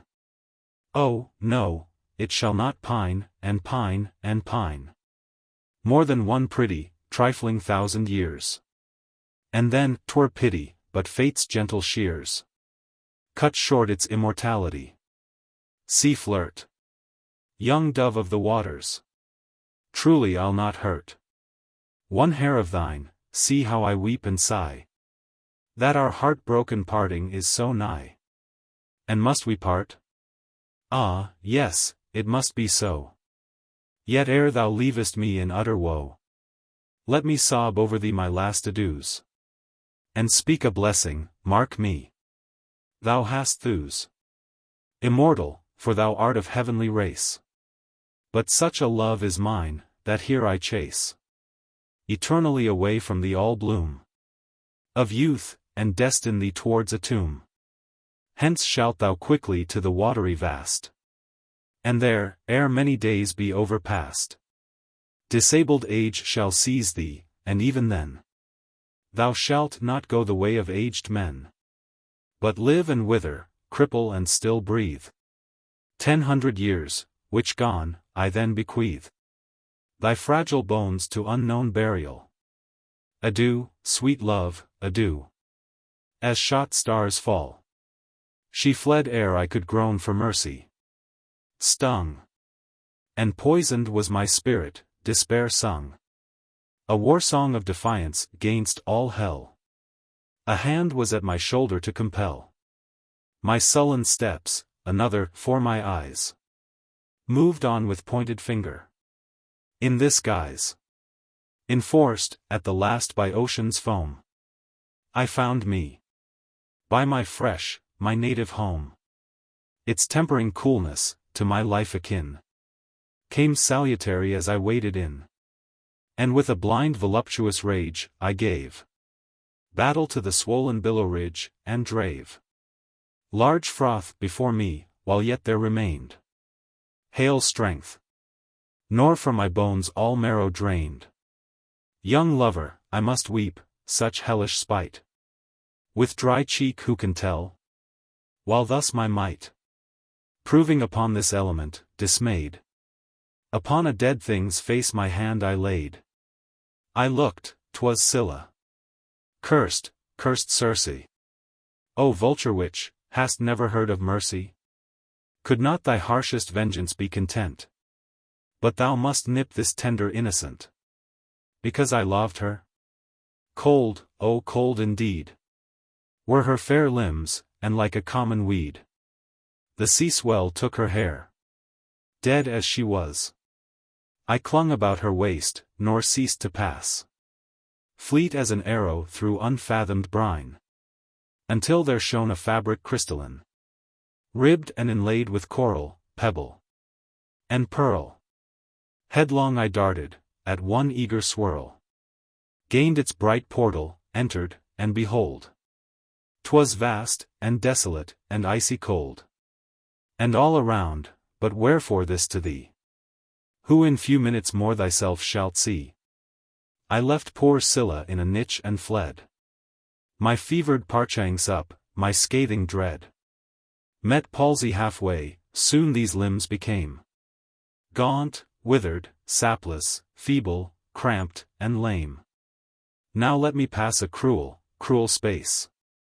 Without one hope, without one faintest trace of mitigation, or redeeming bubble of colored fantasy, for I fear 'twould trouble thy brain to loss of reason, and next tell how a restoring chance came down to quell one half of the witch in me.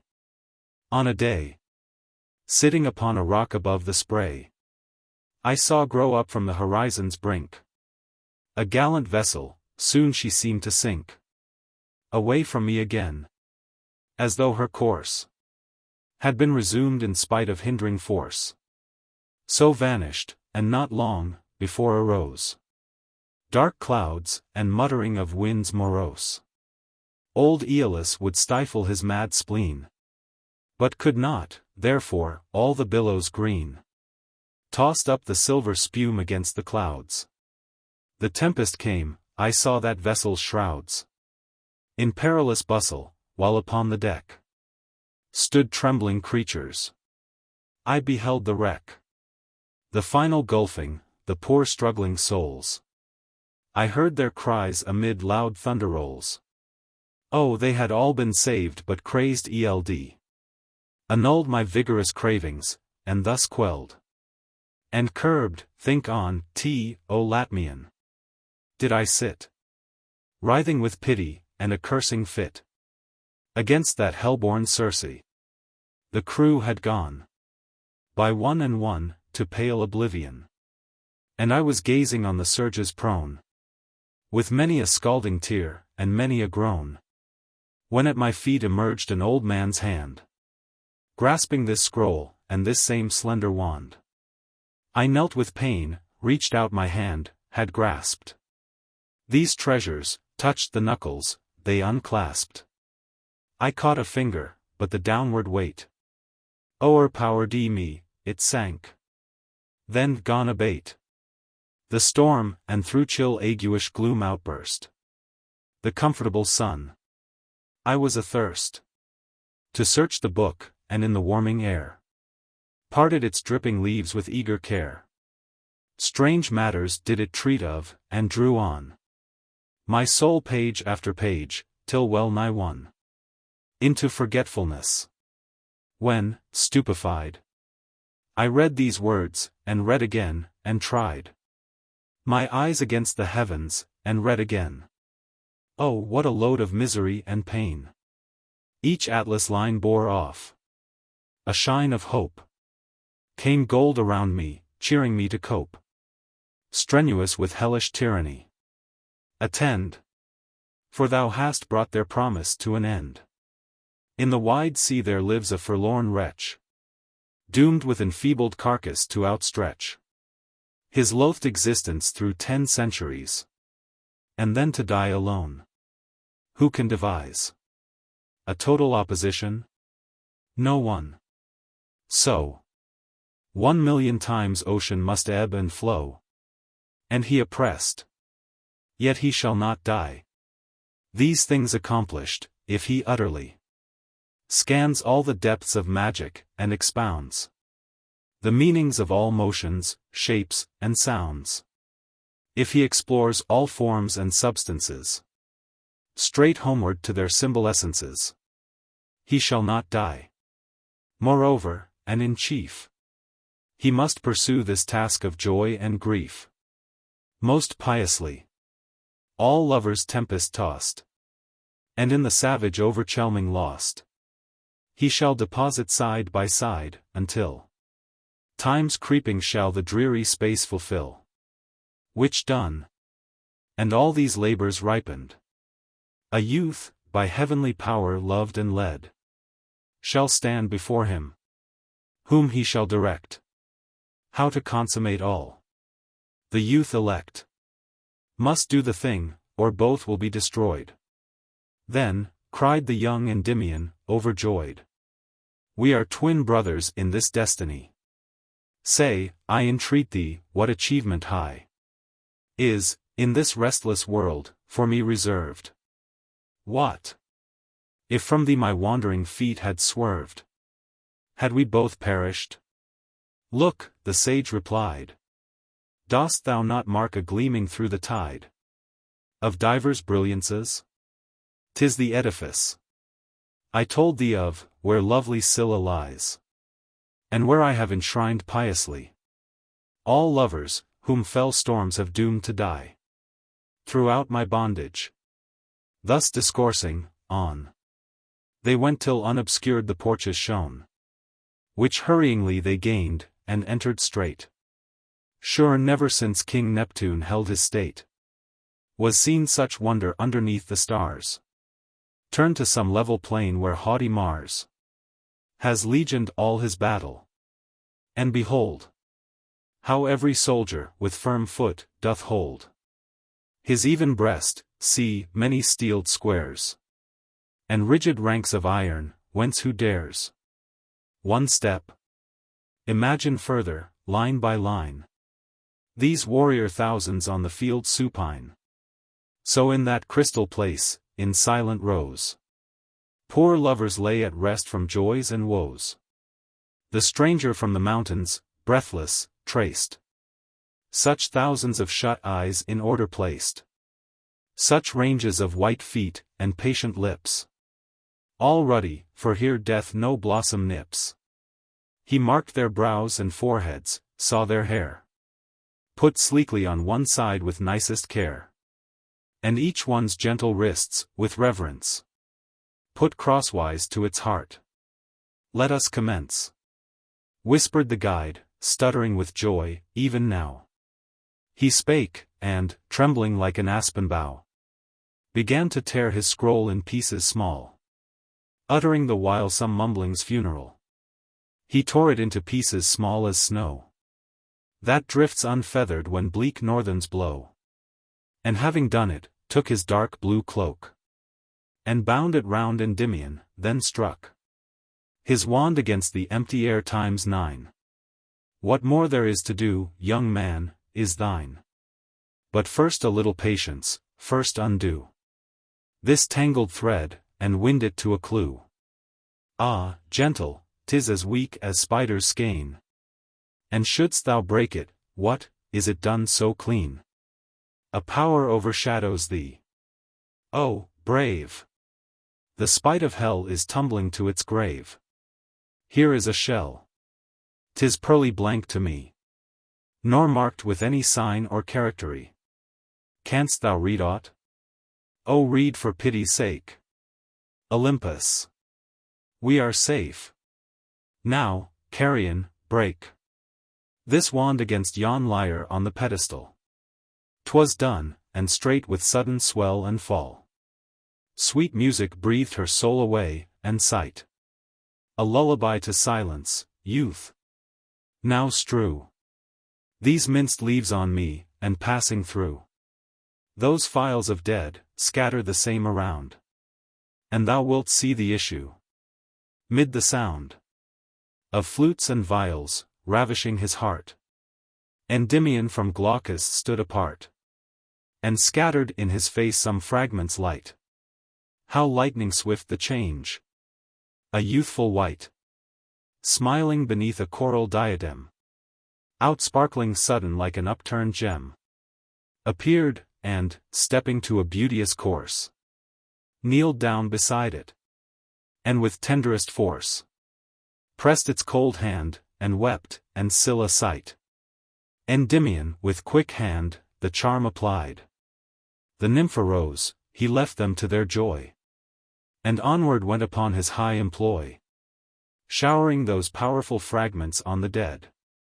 And, as he passed, each lifted up its head, as doth a flower at Apollo's touch. Death felt it to his inwards, 'twas too much. Death fell a weeping in his charnel house. The Latmian persevered along, and thus all were reanimated. There arose a noise of harmony, pulses and throes. of gladness in the air, while many, who had died in mutual arms devout and true, sprang to each other madly. And the rest felt a high certainty of being blessed. They gazed upon Endymion. Enchantment grew drunken, and would have its head and bent. Delicious symphonies, like airy flowers, budded, and swelled, and, full-blown, shed full showers of light, soft, unseen leaves of sounds divine. The two deliverers tasted a pure wine of happiness, from fairy press oozed out. Speechless they eyed each other, and about the fair assembly wandered to and fro, distracted with the richest overflow of joy that ever poured from heaven. Away! Shouted the new-born god, follow, and pay our piety to Neptunus supreme. Then Scylla, blushing sweetly from her dream, they led on first, bent to her meek surprise, through portal columns of a giant size, into the vaulted, boundless emerald. Joyous all followed, as the leader called, down marble steps, pouring as easily as hourglass sand, and fast, as you might see swallows obeying the south summer's call, or swans upon a gentle waterfall. Thus went that beautiful multitude, nor far, ere from among some rocks of glittering spar, just within ken, they saw descending thick another multitude, whereat more quick moved either host. On a wide sand they met, and of those numbers every eye was wet, for each their old love found. A murmuring rose, like what was never heard in all the throes of wind and waters. 'Tis past human wit to tell, 'tis dizziness to think of it. This mighty consummation made, the host moved on for many a league, and gained and lost huge sea marks, vanward swelling in array, and from the rear diminishing away, till a faint dawn surprised them.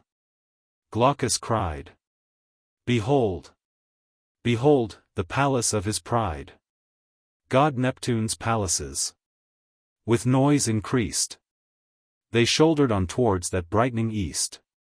At every onward step proud domes arose. In prospect, diamond gleams and golden glows of amber gainst their faces leveling. Joyous, and many as the leaves in spring. Still onward, still the splendor gradual swelled. Rich opal domes were seen, on high upheld by jasper pillars, letting through their shafts a blush of coral. Copious wonder draughts each gazer drank, and deeper drank more near. For what poor mortals fragment up, as mere as marble was their lavish, to the vast of one fair palace, that far, far surpassed even for common bulk those olden three, Memphis, and Babylon, and Nineveh. As large, as bright, as colored as the bow of Iris, when unfading it doth show. Beyond a silvery shower, was the arch, through which this Paphian army took its march into the outer courts of Neptune's state, whence could be seen, direct, a golden gate, to which the leaders sped, but not half rout, ere it burst open swift as fairy thought, and made those dazzled thousands veil their eyes, like callow eagles at the first sunrise. Soon with an eagle nativeness their gaze, ripe from hue-golden swoons, took all the blaze. And then, behold, large Neptune on his throne, of emerald deep, yet not exalt alone. At his right hand stood winged Love, and on his left sat smiling Beauty's paragon. Far as the mariner on highest mast can see all round upon the calmed vast. So wide was Neptune's hall, and as the blue doth vault the waters, so the waters drew their doming curtains, high, magnificent, awed from the throne aloof. And when storm rent disclosed the thunder gloomings in Jove's air. But soothed as now, flashed sudden everywhere. Noiseless, submarine cloudlets, glittering. Death to a human eye, for there did spring. From natural west, and east, and south, and north. A light as of 4 sunsets, blazing forth. A gold-green zenith bove the sea-god's head. Of lucid depth the floor, and far outspread. As breezeless lake, on which the slim canoe of feathered Indian darts about, as through the delicatest air verily. But for the portraiture of clouds and sky. This palace floor breath air, but for the amaze of deep-seen wonders motionless, and blaze of the dome pomp, reflected in extremes, globing a golden sphere. They stood in dreams, till Triton blew his horn. The palace rang. The Nereids danced, the sirens faintly sang. And the great sea-king bowed his dripping head. Then love took wing, and from his pinions shed on all the multitude a nectarous dew. The ooze-born goddess beckoned and drew fair Scylla and her guides to conference. And when they reached the throned eminence, she kissed the sea-nymph's cheek, who sat her down, toying with the doves. Then, mighty crown and scepter of this kingdom, Venus said, thy vows were on a time to nigh paid. Behold! 2 copious teardrops instant fell from the god's large eyes, he smiled delectable. And over Glaucus held his blessing hands. Endymion. Ah! Still wandering in the bands of love? Now this is cruel. Since the hour I met thee in earth's bosom, all my power have I put forth to serve thee. What, not yet? Escaped from dull mortality's harsh net? A little patience, youth. 'Twill not be long.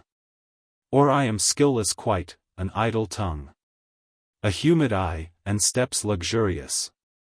Where these are new and strange, are ominous. I have seen these signs in one of heaven. When others were all blind, and were I given to utter secrets, haply I might say some pleasant words, but love will have his day. So wait a while expectant. Perithe soon. Even in the passing of thine honeymoon. Visit thou my Cytherea, thon wilt find Cupid well-natured, my Adonis kind. And pray persuade with thee, I have done. All blisses be upon thee, my sweet son. Thus the fair goddess, while Endymion knelt to receive those accents halcyon. Meantime a glorious revelry began. Before the water monarch nectar ran in courteous fountains to all cups outreached, and plundered vines, teeming exhaustless, pleached new growth about each shell and pendant lyre. The which, in disentangling for their fire, pulled down fresh foliage and coverture for dainty toying. Cupid, empire sure, fluttered and laughed, and ofttimes through the throng made a delighted way. Then dance, and song, and garlanding, grew wild, and pleasure reigned. In harmless tendril they each other chained, and strove who should be smothered deepest in fresh crush of leaves. Oh, 'tis a very sin for one so weak to venture his poor verse in such a place as this. Oh, do not curse high muses. Let him hurry to the ending. All suddenly were silent. A soft blending of dulcet instruments came charmingly. And then a hymn. King of the stormy sea, brother of Jove, and co-inheritor of elements, eternally before thee the waves awful bow. Fast, stubborn rock, at thy feared trident shrinking, doth unlock its deep foundations, hissing into foam. All mountain rivers, lost in the wide home of thy capacious bosom, ever flow Thou frownest, and old Aeolus thy foe skulks to his cavern, mid the gruff complaint of all his rebel tempests. Dark clouds faint. When, from thy diadem, a silver gleam slants over blue dominion. Thy bright team gulfs in the morning light and scuds along, to bring thee nearer to that golden song. Apollo singeth, while his chariot waits at the doors of heaven. Thou art not. For scenes like this, an empire stern hast thou, and it hath furrowed that large front, yet now, as newly come of heaven, dost thou sit, to blend and intern it, subdued majesty with this glad time. O shell-born King sublime! We lay our hearts before thee evermore. We sing, and we adore. Breathe softly, flutes. Be tender of your strings, ye soothing lutes. Nor be the trumpet heard. O vain, O vain! Not flowers budding in an April rain. Nor breath of sleeping dove, nor river's flow. No, nor the Aeolian twang of love's own bow can mingle music fit for the soft ear of goddess Cytherea. Yet deign, white queen of beauty, thy fair eyes on our souls sacrifice. Bright-winged child, who has another care when thou hast smiled? Unfortunates on earth, we see at last all death shadows, and glooms that overcast our spirits, fanned away by thy light pinions. O sweetest essence, sweetest of all minions, God of warm pulses, and dishevelled hair, and panting bosoms bare, dear unseen light in darkness, eclipser of light in light, delicious poisoner, thy venomed goblet will we quaff until we fill, and by thy mother's lips was heard no more. For clamor, when the golden palace door opened again, and from without, in shone a new magnificence. On oozy throne, smooth-moving came Oceanus the old, to take a latest glimpse at his sheepfold, before he went into his quiet cave, to muse forever. Then a lucid wave scooped from its trembling sisters of mid-sea, afloat, and pillowing up the majesty of Doris, and the Aegean seer, her spouse. Next, on a dolphin, clad in laurel boughs, Theban Amphion leaning on his lute. His fingers went across it, all were mute, to gaze on Amphitrite, queen of pearls, and Thetis pearly too. The palace whirls around giddy Endymion, seeing he was there far strayed from mortality. He could not bear it, shut his eyes in vain. Imagination gave a dizzier pain. Oh, I shall die. Sweet Venus, be my stay. Where is my lovely mistress? Well away. I die, I hear her voice, I feel my wing. At Neptune's feet he sank. A sudden ring of Nereids were about him, in kind strife, to usher back his spirit into life. But still he slept. At last they interwove their cradling arms, and purposed to convey towards a crystal bower far away. Lo! While slow carried through the pitying crowd, to his inward senses these words spake aloud, written in starlight on the dark above. Dearest Endymion, my entire love, how have I dwelt in fear of fate, 'tis done. Immortal bliss for me too hast thou won. Arise then, for the hen-dove shall not hatch her ready eggs, before I'll kissing snatch thee into endless heaven. Awake! Awake! The youth at once arose, a placid lake came quiet to his eyes, and forest green, cooler than all the wonders he had seen, lulled with its simple song his fluttering breast. How happy once again in grassy nest. Chapter 4. Muse of my native land. Loftiest muse O firstborn on the mountains, by the hues of heaven on the spiritual air begot. Long didst thou sit alone in northern grot, while yet our England was a wolfish den. Before our forests heard the talk of men, before the first of Druids was a child. Long didst thou sit amid our regions wild, wrapped in a deep prophetic solitude. There came an eastern voice of solemn mood, yet wast thou patient. Then sang forth the nine, Apollo's garland, yet didst thou divine such homebred glory, that they cried in vain, Come hither, sister of the island plain.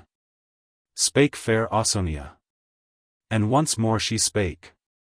A higher summons, still didst thou betake thee to thy native hopes. Oh, thou hast won a full accomplishment. The thing is done, which undone, these our latter days had risen on barren souls. Great Muse, thou know'st what prison of flesh and bone, curbs, and confines, and frets our spirit's wings, despondency besets our pillows, and the fresh tomorrow morn seems to give forth its light in very scorn of our dull, uninspired, snail-paced lives. Long have I said, how happy he who shrives to thee. But then I thought on poets gone, and could not pray, nor can I now, so on. I move to the end in lowliness of heart. Ah, woe is me, that I should fondly part from my dear native land. Ah, foolish maid! Glad was the hour, when, with thee, myriads bade adieu to Ganges and their pleasant fields. To one so friendless the clear freshet yields a bitter coolness, the ripe grape is sour. Yet I would have, great gods, but one short hour of native air, let me but die at home. Endymion to heaven's airy dome was offering up a hecatomb of vows, when these words reached him, whereupon he bows his head through thorny green entanglement of underwood, and to the sound is bent, anxious as hind towards her hidden fawn. Is no one near to help me? No fair dawn of life from charitable voice? No sweet saying to set my dull and saddened spirit playing? No hand to toy with mine? No lips so sweet that I may worship them? No eyelids meet to twinkle on my bosom? No one dies before me, till from these enslaving eyes redemption sparkles. I am sad and lost. Thou, carrion lord, hadst better have been tossed into a whirlpool, vanish into air, warm mountaineer. For canst thou only bear a woman's sigh alone and in distress? See not her charms. Is Phoebe passionless? Phoebe is fairer far, O gaze no more.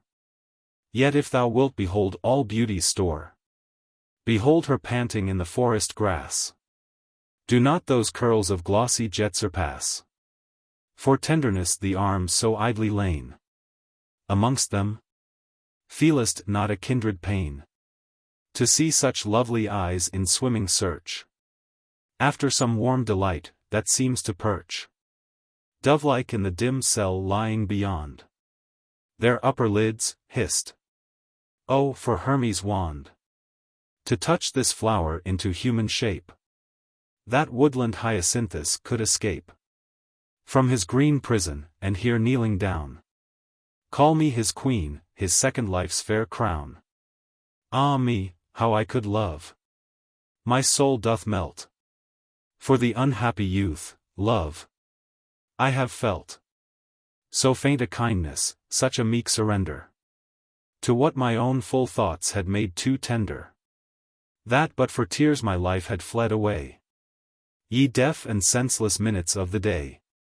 And thou, old forest, hold ye this for true: there is no lightning, no authentic dew, but in the eye of love, there's not a sound melodious howsoever, can confound the heavens and earth in one to such a death, as doth the voice of love. There's not a breath will mingle kindly with the meadow air, till it has panted round, and stolen a share of passion from the heart.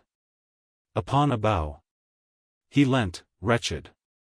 He surely cannot now thirst for another love, O impious, that he can even dream upon it thus. Thought he, why am I not as are the dead? Since to a woe like this I have been led, through the dark earth, and through the wondrous sea. Goddess, I love thee not the less, from thee. By Juno's smile I turn not, no, no, no. While the great waters are at ebb and flow, I have a triple soul. O fond pretense! For both my love is so immense. I feel my heart is cut for them in twain. And so he groaned, as one by beauty slain. The lady's heart beat quick, and he could see her gentle bosom heaved tumultuously. He sprang from his green covert, there she lay, sweet as a musk rose upon new-made hay, with all her limbs on tremble, and her eyes shut softly up alive. To speak he tries. Fair damsel, pity me. Forgive that I thus violate thy bower's sanctity. Oh, pardon me, for I am full of grief. Grief born of thee, young angel, fairest thief, who stolen hast away the wings wherewith I was to top the heavens. Dear maid, sith thou art my executioner, and I feel loving and hatred, misery and weal, will in a few short hours be nothing to me. And all my story that much passion slew me, do smile upon the evening of my days. And, for my tortured brain begins to craze, be thou my nurse, and let me understand how dying I shall kiss that lily hand. Dost weep for me? Then should I be content. Scowl on, ye fates, until the firmament outblackens Erebus, and the full-caverned earth crumbles into itself by the cloud girth of Jove. Those tears have given me a thirst to meet oblivion, as her heart would burst. The maiden sobbed a while, and then replied, why must such desolation betide as that thou speakest of? Are not these green nooks empty of all misfortune? Do the brooks utter a Gorgon voice? Does yonder thrush, schooling its half-fledged little ones to brush about the dewy forest, whisper tales? Speak not of grief, young stranger, or cold snails will slime the rose tonight. Though if thou wilt, methinks 'twould be a guilt, a very guilt, not to companion thee, and sigh away the light, the dusk, the dark, till break of day. Dear lady, said Endymion, 'tis past. I love thee, and my days can never last.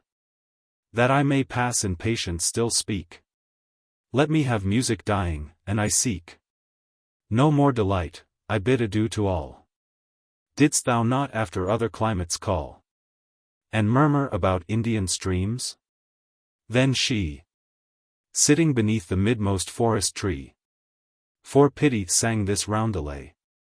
O sorrow, why dost borrow the natural hue of health from vermeil lips, to give maiden blushes to the white rose bushes? Or is thy dewy hand the daisy tips?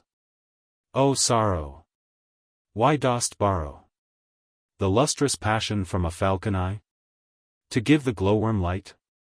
Or, on a moonless night, to tinge, on siren shores, the salt sea spry? O sorrow, why dost borrow the mellow ditties from a morning tongue, to give at evening pale unto the nightingale, that thou mayst listen the cold dews among? O sorrow, why dost borrow heart's lightness from the merriment of May? A lover would not tread a cowslip on the head, though he should dance from eve till peep of day, nor any drooping flower held sacred for thy bower, wherever he may sport himself and play. To sorrow I bade good morrow, and thought to leave her far away behind. But cheerly, cheerly, she loves me dearly. She is so constant to me, and so kind. I would deceive her, and so leave her. But ah! She is so constant and so kind. Beneath my palm trees, by the river side, I sat a-weeping, in the whole world wide. There was no one to ask me why I wept. And so I kept brimming the water-lily cups with tears, cold as my fears. Beneath my palm trees, by the river side, I sat a-weeping, what enamored bride, cheated by shadowy wooer from the clouds, but hides and shrouds, beneath dark palm trees by a river side? And as I sat, over the light blue hills, there came a noise of revellers, the rills. Into the wide stream came of purple hue. 'Twas Bacchus and his crew. The earnest trumpet spake, and silver thrills from kissing cymbals made a merry din. 'Twas Bacchus and his kin. Like to a moving vintage down they came, crowned with green leaves, and faces all on flame, all madly dancing through the pleasant valley, to scare thee, melancholy. Oh then, thou wast a simple name, and I forgot thee, as the buried holly by shepherds is forgotten, when, in June, tall chestnuts keep away the sun and moon. I rushed into the folly. Within his car, aloft, young Bacchus stood, trifling his ivy dart, in dancing mood, with sidelong laughing, and little rills of crimson wine embrued his plump white arms, and shoulders, enough white for Venus' pearly bite. And near him rode Silenus on his ass, pelted with flowers as he on did pass, tipsily quaffing. Whence came ye, merry damsels? Whence came ye? So many, and such glee? Why have ye left your bowers desolate? Your lutes, and gentler fate? We follow Bacchus. Bacchus on the wing, a conquering Bacchus, young Bacchus, good or ill betide. We dance before him thorough kingdoms wide. Come hither, lady fair, and joined be to our wild minstrelsy. Whence came ye, jolly satyrs? Whence came ye? So many, and such glee? Why have ye left your forest haunts, why left your nuts in oak tree cleft? For wine we left our kernel tree. For wine we left our heath, and yellow brooms, and cold mushrooms. For wine we follow Bacchus through the earth, great god of breathless cups and chirping mirth. Come hither, lady fair, and joined be to our mad minstrelsy. Over wide streams and mountains great we went, and, save when Bacchus kept his ivy tent, onward the tiger and the leopard pants, with Asian elephants. Onward these myriads, with song and dance, with zebras striped, and sleek Arabians prance. Web-footed alligators, crocodiles, bearing upon their scaly backs, in files, plump infant laughers mimicking the coil of seamen, and stout galley rowers toil. With toying oars and silken sails they glide, nor care for wind and tide. Mounted on panthers' furs and lions' manes, from rear to van they scour about the plains. A 3 days' journey in a moment done. And always, at the rising of the sun, about the wilds they hunt with spear and horn.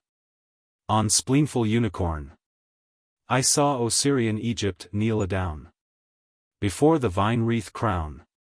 I saw parched Abyssinia rouse and sing to the silver cymbals' ring.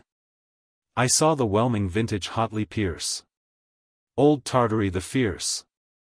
The kings of Ind their jewel scepters veil, and from their treasures scatter pearled hail.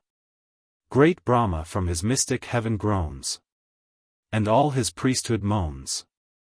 Before young Bacchus I wink turning pale. Into these regions came I following him. Sick-hearted, weary, so I took a whim to stray away into these forests drear. Alone, without a peer. And I have told thee all thou mayest hear. Young stranger, I've been a ranger, in search of pleasure throughout every clime. Alas, 'tis not for me. Bewitched I sure must be, to lose in grieving all my maiden prime. Come then, sorrow, sweetest sorrow. Like an own babe I nurse thee on my breast. I thought to leave thee, and deceive thee. But now of all the world I love thee best. There is not one. No, no, not one. But thee to comfort a poor lonely maid. Thou art her mother, and her brother, her playmate, and her wooer in the shade. Oh, what a sigh she gave in finishing! And look, quite dead to every wordly thing. Endymion could not speak, but gazed on her, and listened to the wind that now did stir about the crisped oaks full drearily, yet with as sweet a softness as might be remembered from its velvet summer song. At last he said, Poor lady, how thus long have I been able to endure that voice? Fair melody, kind siren, I've no choice. I must be thy sad servant evermore. I cannot choose but kneel here and adore. Alas, I must not think, by Phoebe, no. Let me not think, soft angel. Shall it be so? Say, beautifulest, shall I never think? Oh, thou couldst foster me beyond the brink of recollection. Make my watchful care close up its bloodshot eyes, nor see despair. Do gently murder half my soul, and I shall feel the other half so utterly. I'm giddy at that cheek so fair and smooth.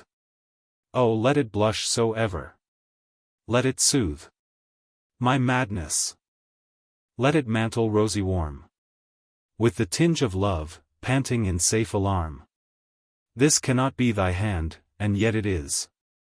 And this is sure thine other softling, this thine own fair bosom, and I am so near.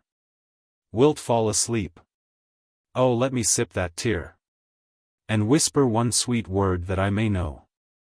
This is this world, sweet dewy blossom. Woe! Woe! Woe to that Endymion! Where is he? Even these words went echoing dismally through the wide forest, a most fearful tone, like one repenting in his latest moan. And while it died away a shade passed by, as of a thundercloud, when arrows fly through the thick branches, poor ringdoves sleek forth their timid necks and tremble. So these both lent to each other trembling, and sat so, waiting for some destruction, when lo! Foot-feathered Mercury appeared sublime beyond the tall tree tops, and in less time than shoots the slanted hailstorm, down he dropped towards the ground, but rested not, nor stopped one moment from his home, only the sward he with his wand light touched, and heavenward, swifter than sight, was gone, even before the teeming earth a sudden witness bore of his swift magic.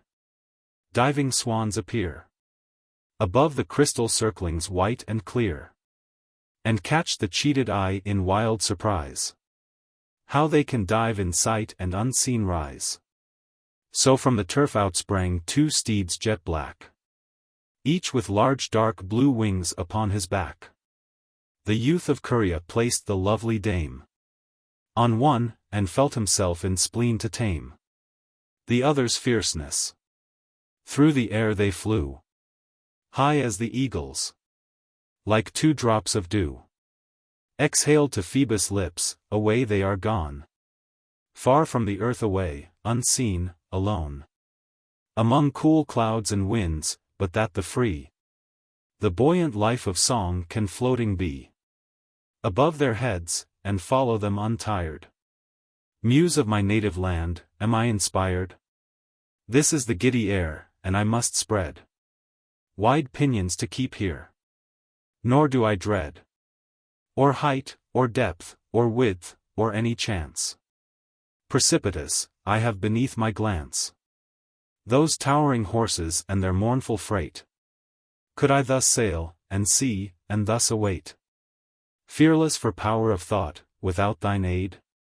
There is a sleepy dusk, an odorous shade from some approaching wonder, and behold, those winged steeds, with snorting nostrils bold, snuff at its faint extreme, and seem to tire, dying to embers from their native fire. There curled a purple mist around them. Soon it seemed as when around the pale new moon sad zephyr droops the clouds like weeping willow. 'Twas sleep slow journeying with head on pillow. For the first time since he came nigh dead born from the old womb of night, his cave forlorn, had he left more forlorn. For the first time he felt aloof the day and morning's prime, because into his depth Cimmerian there came a dream, showing how a young man, ere a lean bat could plump its wintry skin, would at high Jove's imperial footstool win an immortality, and how espouse Jove's daughter, and be reckoned of his house. Now was he slumbering towards heaven's gate, that he might at the threshold 1 hour wait, to hear the marriage melodies, and then sink downward to his dusky cave again. His litter of smooth semilucent mist, diversely tinged with rose and amethyst, puzzled those eyes that for the center sought, and scarcely for one moment could be caught. His sluggish form reposing motionless.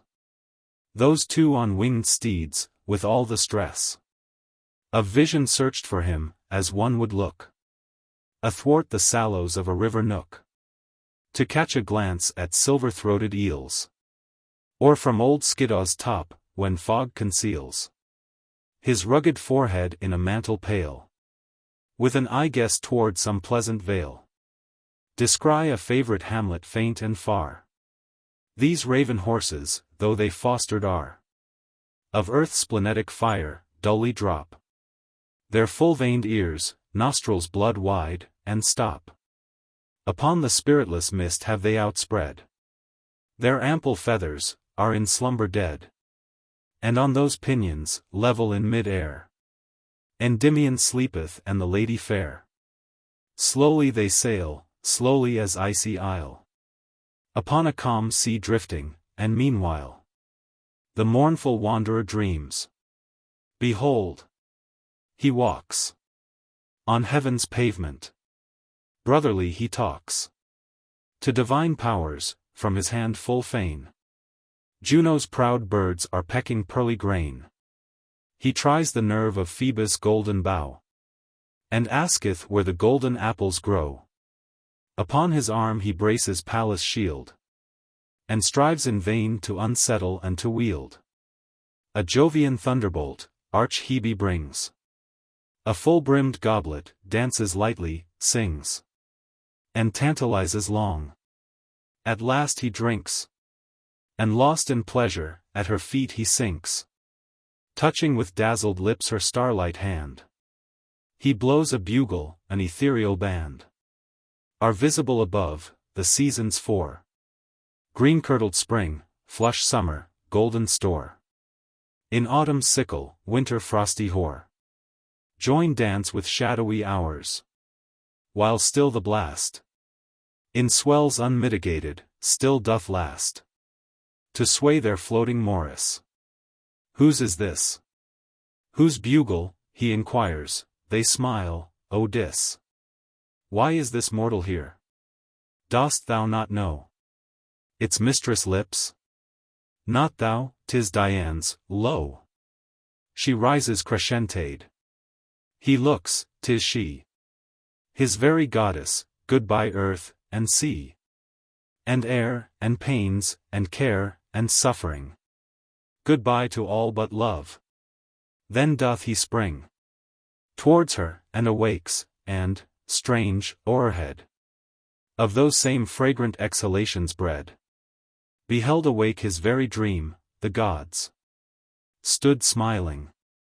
Merry Hebe laughs and nods, and Phoebe bends towards him crescentade. O state perplexing!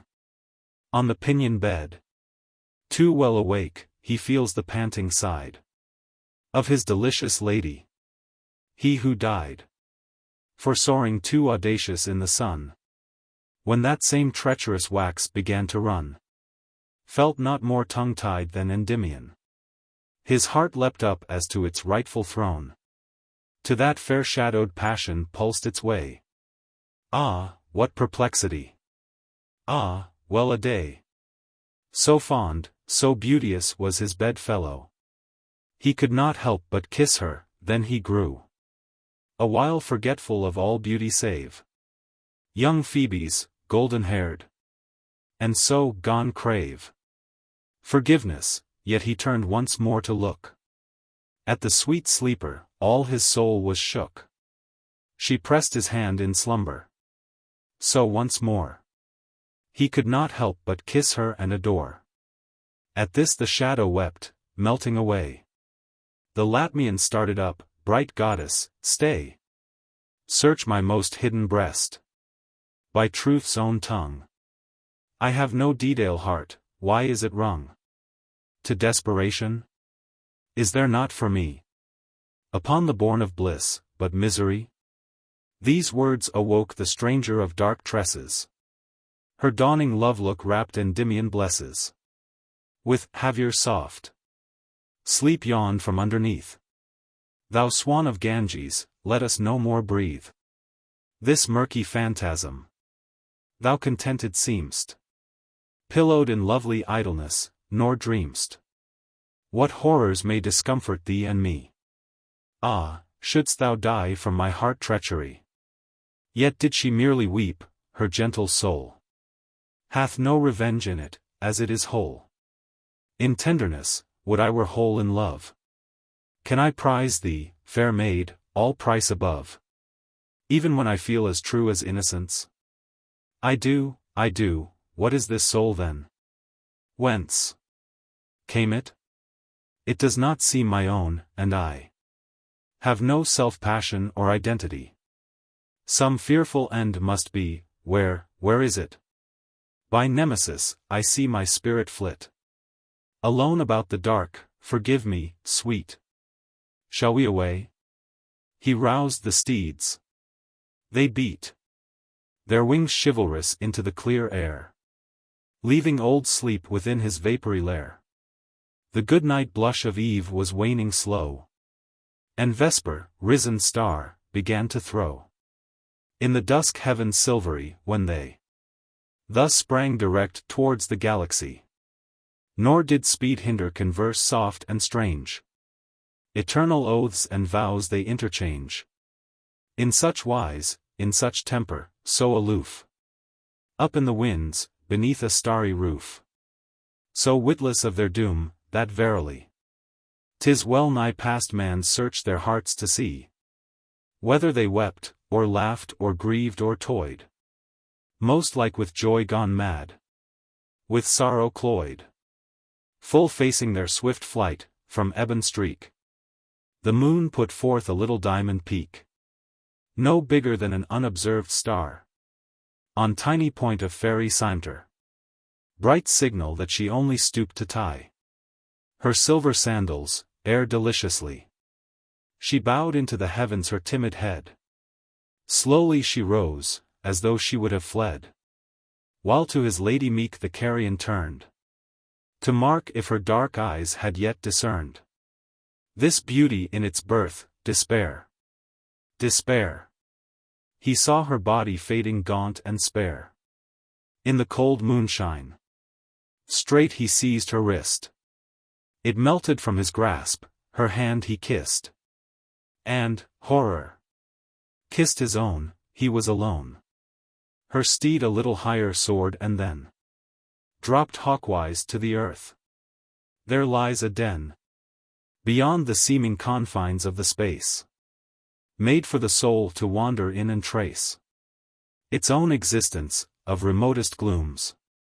Dark regions are around it, where the tombs of buried griefs the spirit sees, but scarce 1 hour doth linger weeping. For the pierce of newborn woe it feels more inly smart. And in these regions many a venomed dart at random flies. They are the proper home of every ill. The man is yet to come who hath not journeyed in this native hell. But few have ever felt how calm and well sleep may be had in that deep den of all. Their anguish does not sting, nor pleasure pall. Woe hurricanes beat ever at the gate. Yet all is still within and desolate. Beset with painful gusts, within ye hear no sound so loud as when on curtained bier the death-watch tick is stifled. Enter none who strive therefore, on the sudden it is won. Just when the sufferer begins to burn, then it is free to him. And from an urn, still fed by melting ice, he takes a draught. Young Semele such richness never quaffed. In her maternal longing, happy gloom, dark paradise, where pale becomes the bloom of health by dew, where silence dreariest is most articulate, where hopes infest, where those eyes are the brightest far that keep their lids shut longest in a dreamless sleep. O happy spirit home! O wondrous soul! Pregnant with such a den to save the whole. In thine own depth. Hail, gentle carrion! For, never since thy griefs and woes began, hast thou felt so content. A grievous feud hath led thee to this cave of quietude. Ay, his lulled soul was there, although upborne with dangerous speed, and so he did not mourn, because he knew not whither he was going.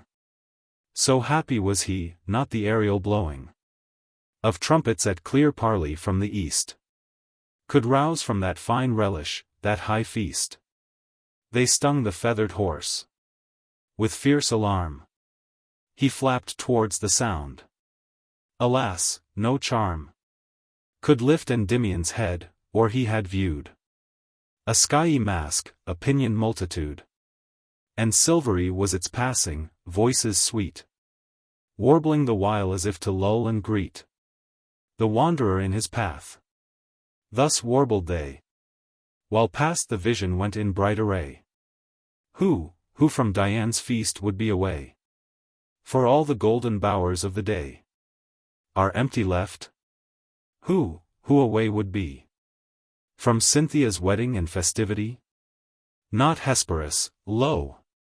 Upon his silver wings he leans away for highest heaven and sings, snapping his lucid fingers merrily. Ah, Zephyrus! Art here, and Flora too. Ye tender bibbers of the rain and dew, young playmates of the rose and daffodil, be careful, ere ye enter in, to fill your baskets high with fennel green, and balm, and golden pines, savory, latter mint, and columbines, cool parsley, basil sweet, and sunny thyme. Yea, every flower and leaf of every clime, all gathered in the dewy morning. High away! Fly, fly! Crystalline brother of the belt of heaven, Aquarius, to whom King Jove has given 2 liquid pulse streams stead of feathered wings, 2 fan-like fountains, thine illuminings. For Dien play, dissolve the frozen purity of air. Let thy white shoulders silvery and bare show cold through watery pinions, make more bright the Star Queen's crescent on her marriage night. Haste, haste away! Castor has tamed the planet Lion, see, and of the bear has Pollux mastery. A third is in the race. Who is the third? Speeding away swift as the eagle bird? The ramping centaur. The lion's mane's on end, the bear how fierce. The centaur's arrow ready seems to pierce. Some enemy, far forth his bow is bent. Into the blue of heaven. He'll be shent. Pale unrelenter. When he shall hear the wedding lutes playing. Andromeda. Sweet woman. Why delaying? So timidly among the stars, come hither. Join this bright throng, and nimbly follow whither. They all are going. Danae's son, before Jove newly bowed, has wept for thee, calling to Jove aloud. Thee, gentle lady, did he disenthrall. Ye shall for ever live and love, for all. Thy tears are flowing. By Daphne's fright, behold Apollo. More. Endymion heard not, down his steed him bore. Prone to the green head of a misty hill. His first touch of the earth went nigh to kill. Alas! Said he, were I but always borne through dangerous winds, had but my footsteps worn a path in hell. Forever would I bless horrors which nourish an uneasiness. For my own sullen conquering, to him who lives beyond earth's boundary, grief is dim. Sorrow is but a shadow, now I see the grass. I feel the solid ground, ah, me. It is thy voice, divinest. Where, who left thee so quiet on this bed of dew? Behold, upon this happy earth we are. Let us I love each other. Let us fare on forest fruits, and never, never go among the abodes of mortals here below, or be by phantoms duped. O destiny! Into a labyrinth now my soul would fly. But with thy beauty will I deaden it. Where didst thou melt to? By thee will I sit. Forever, let our fate stop here, a kid. I on this spot will offer, Pan will bid us live in peace, in love and peace among his forest wildernesses. I have clung to nothing, loved a nothing, nothing seen or felt but a great dream. Oh, I have been presumptuous against love, against the sky, against all elements, against the tie of mortals each to each, against the blooms of flowers, rush of rivers, and the tombs of heroes gone. Against his proper glory has my own soul conspired, so my story will I to children utter, and repent. There never lived a mortal man, who bent his appetite beyond his natural sphere, but starved and died. My sweetest Indian, here will I kneel, for thou redeemed hast my life from too thin breathing, gone and past are cloudy phantasms, caverns lone, farewell, and air of visions, and the monstrous swell of visionary seas. No, never more shall airy voices cheat me to the shore of tangled wonder, breathless and aghast. Adieu, my daintiest dream. Although so vast, my love is still for thee. The hour may come when we shall meet in pure Elysium. On earth I may not love thee, and therefore doves will I offer up, and sweetest store. All through the teeming year, so thou wilt shine on me, and on this damsel fair of mine, and bless our simple lives. My Indian bliss, my river lily bud, one human kiss, one sigh of real breath, one gentle squeeze, warm as a dove's nest among summer trees, and warm with dew at ooze from living blood. Whither didst melt? Ah, what of that, all good. We'll talk about, no more of dreaming, now. Where shall our dwelling be? Under the brow of some steep mossy hill, where ivy dun would hide us up, although spring leaves were none. And where dark yew trees, as we rustle through will drop their scarlet berry cups of dew? Oh, thou wouldst joy to live in such a place. Dusk for our loves, yet light enough to grace those gentle limbs on mossy bed reclined. For by one step the blue sky shouldst thou find, and by another, in deep dell below, see, through the trees, a little river go, all in its midday gold and glimmering. Honey from out the gnarled hive I'll bring, and apples, wan with sweetness, gather thee. Cresses that grow where no man may them see, and sorrel untorn by the dew-clawed stag. Pipes will I fashion of the Syrinx flag, that thou mayst always know whither I roam, when it shall please thee in our quiet home, to listen and think of love. Still let me speak. Still let me dive into the joy I seek. For yet the past doth prison me. The rill thou haply mayst delight in, will I fill with fairy fishes from the mountain tarn, and thou shalt feed them from the squirrel's barn. Its bottom will I strew with amber shells, and pebbles blue from deep enchanted wells. Its sides I'll plant with dew-sweet eglantine, and honeysuckles full of clear bee-wine. I will entice this crystal rill to trace love's silver name upon the meadow's face. I'll kneel to Vesta, for a flame of fire, and to god Phoebus, for a golden lyre, to Empress Dian, for a hunting spear, to Vesper, for a taper silver clear, that I may see thy beauty through the night. To Flora, and a nightingale shall light tame on thy finger, to the river gods, and they shall bring thee taper fishing rods of gold, and lines of naiads' long bright tress. Heaven shield thee for thine utter loveliness. Thy mossy footstool shall the altar be, for which I'll bend, bending, dear love, to thee. Those lips shall be my Delphos, and shall speak laws to my footsteps, color to my cheek, trembling or steadfastness to this same voice, and of three sweetest pleasurings the choice. And that affectionate light, those diamond things, those eyes, those passions, those supreme pearl springs, shall be my grief, or twinkle me to pleasure. Say, is not bliss within our perfect seizure? Oh, that I could not doubt.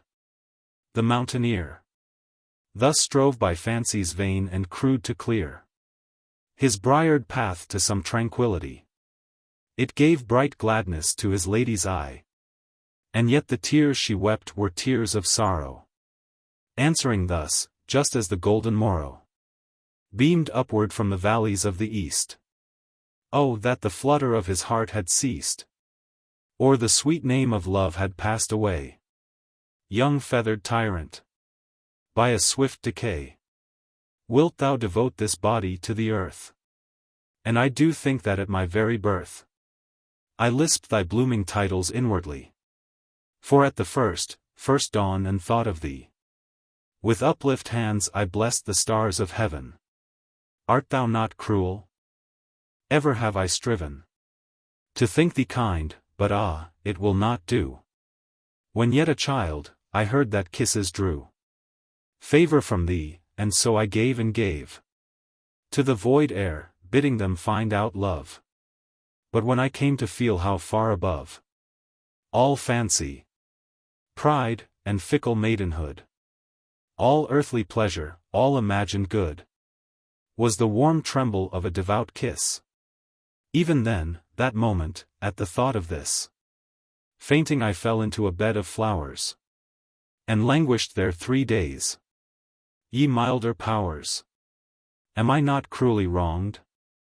Believe, believe me, dear Endymion, were I to weave with my own fancies garlands of sweet life, thou shouldst be one of all. Ah, bitter strife! I may not be thy love, I am forbidden. Indeed I am, thwarted, affrighted, chidden by things I tremble at, and Gorgon wrath.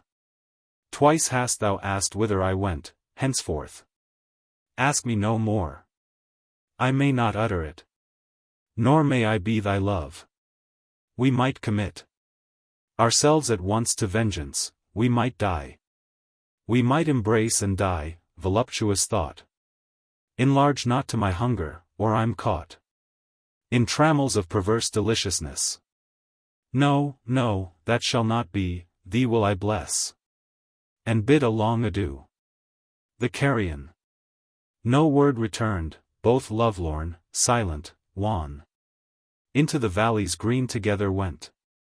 Far wandering, they were perforce content to sit beneath a fair lone beechen tree.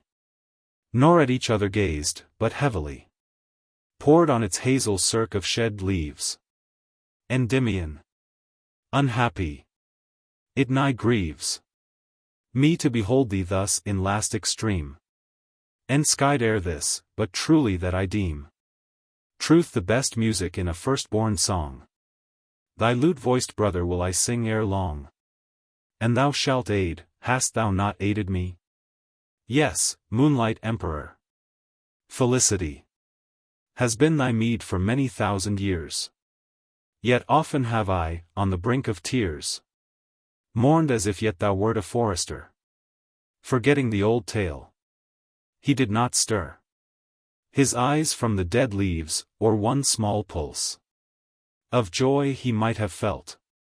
The spirit culls unfaded amaranth, when wild it strays through the old garden ground of boyish days. A little onward ran the very stream by which he took his first soft poppy dream.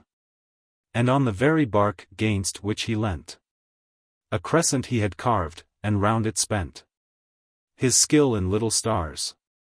The teeming tree had swollen and greened the pious charactery, but not ta'en out. Why, there was not a slope up which he had not feared the antelope, and not a tree, beneath whose ruddy shade he had not with his tamed leopards played.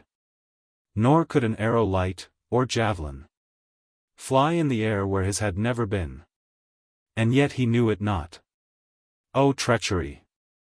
Why does his lady smile, pleasing her eye? With all his sorrowing, he sees her not. But whoso stares on him, his sister sure, Piana of the woods, can she endure? Impossible, how dearly they embrace. His lady smiles, delight is in her face. It is no treachery. Dear brother mine. Endymion, weep not so. Why shouldst thou pine? When all great Latmos so exalt will be? Thank the great gods, and look not bitterly. And speak not one pale word, and sigh no more. Sure I will not believe thou hast such store of grief, to last thee to my kiss again. Thou surely canst not bear a mind in pain. Come hand in hand with one so beautiful. Be happy both of you. For I will pull the flowers of autumn for your coronals. Pan's holy priest for young Endymion calls. And when he is restored, thou, fairest dame, shalt be our queen. Now, is it not a shame to see ye thus, not very, very sad? Perhaps ye are too happy to be glad. Oh, feel as if it were a common day, free-voiced as one who never was away. No tongue shall ask, whence come ye? But ye shall be gods of your own rest imperial. Not even I, for one whole month, will pry into the hours that have passed us by, since in my arbor I did sing to thee. O Hermes! On this very night will be a hymning up to Cynthia, Queen of Light. For the soothsayers old saw yesternight good visions in the air, whence will befall, as say these sages, health perpetual to shepherds and their flocks. And furthermore, in Dian's face they read the gentle lore. Therefore for her these vesper carols are. Our friends will all be there from nigh and far. Many upon thy death have ditties made, and many, even now, their foreheads shade with cypress, on a day of sacrifice. New singing for our maids shalt thou devise, and pluck the sorrow from our huntsmen's brows. Tell me, my lady queen, how to espouse this wayward brother to his rightful joys. His eyes are on thee bent, as thou didst poise his fate most goddess-like. Help me, I pray, to lure Endymion, dear brother, say, what ails thee? He could bear no more, and so bent his soul fiercely like a spiritual bow, and twanged it inwardly, and calmly said, I would have thee my only friend, sweet maid, my only visitor. Not ignorant though that those deceptions which for pleasure go 'mong men, are pleasures real as real may be. But there are higher ones I may not see, if impiously an earthly realm I take. Since I saw thee, I have been wide awake, night after night, and day by day, until of the empyrean I have drunk my fill. Let it content thee, sister, seeing me more happy than betides mortality. A hermit young, I'll live in mossy cave, where thou alone shalt come to me, and lave thy spirit in the wonders I shall tell. Through me the shepherd realm shall prosper well, for to thy tongue will I all health confide. And, for my sake, let this young maid abide with thee as a dear sister. Thou alone, Piana, mayst return to me. I own this may sound strangely, but when, dearest girl, thou sayest it for my happiness, no pearl will trespass down those cheeks. Companion fair, wilt be content to dwell with her, to share this sister's love with me? Like one resigned, and bent by circumstance, and thereby blind, in self-commitment, thus that meek unknown I, but a buzzing by my ears has flown. Of jubilee to Dian, truth I heard. Well then, I see there is no little bird, tender soever, but is Jove's own care.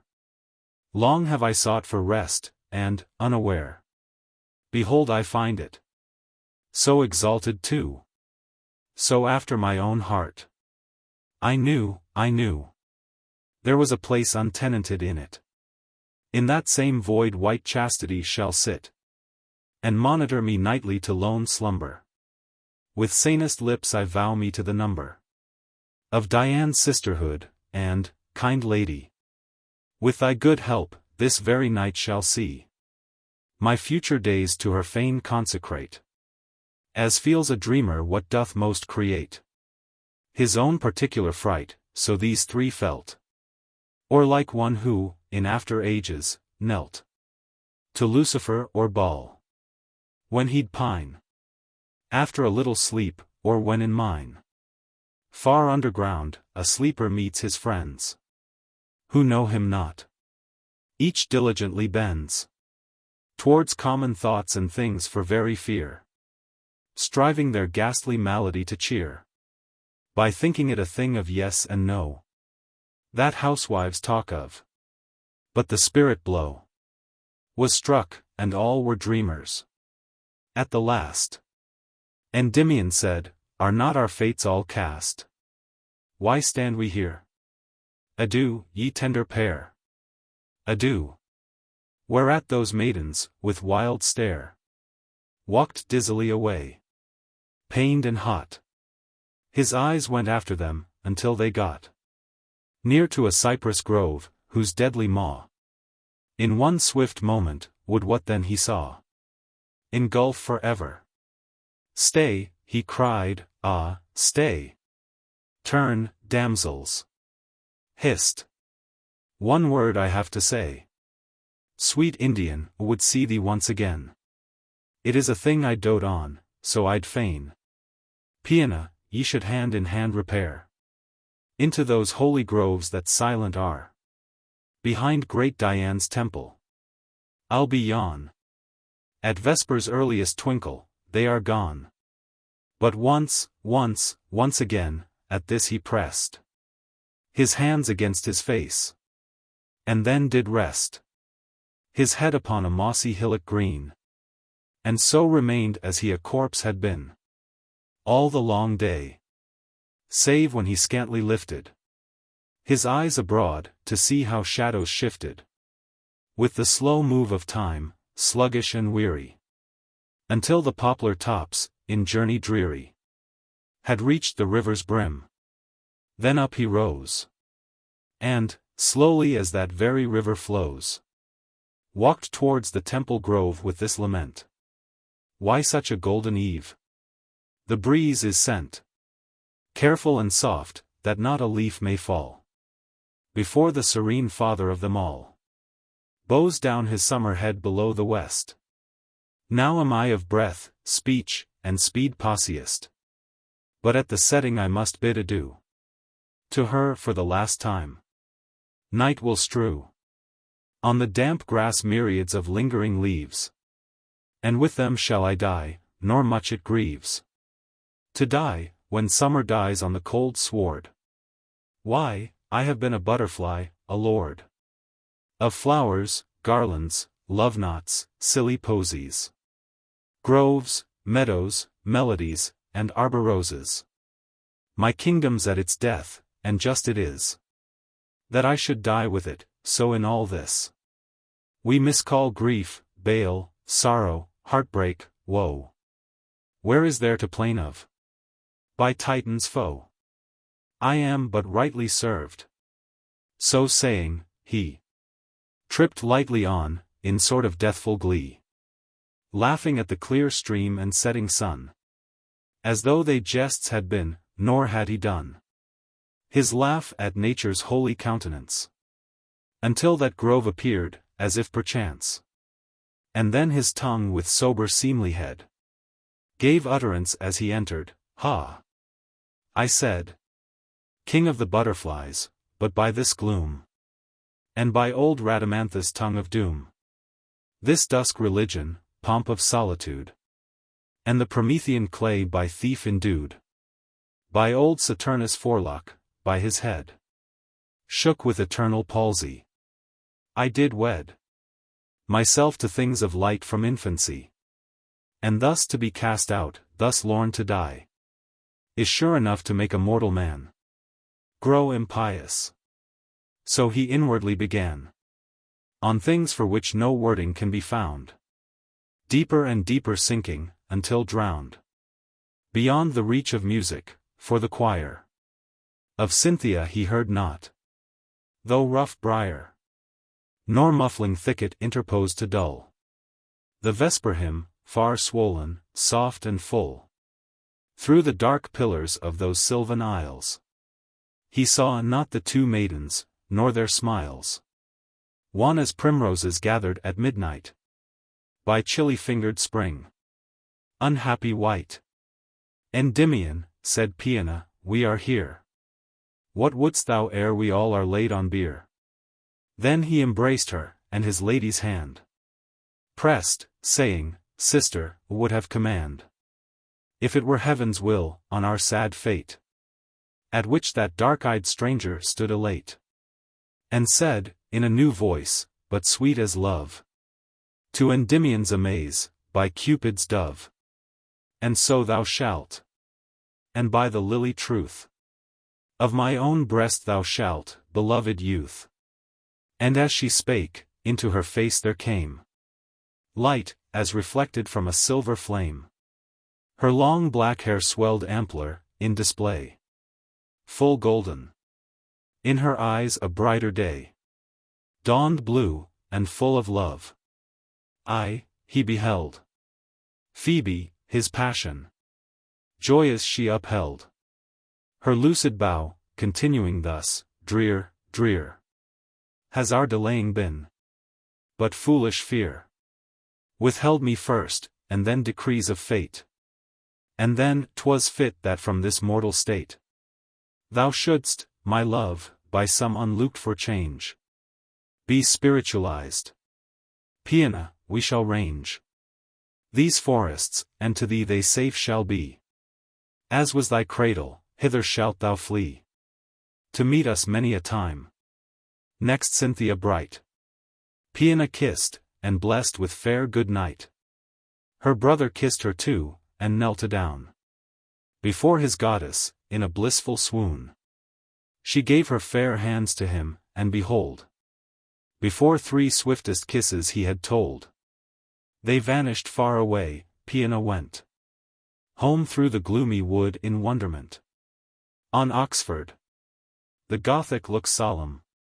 The plain Doric column supports an old bishop and crozier.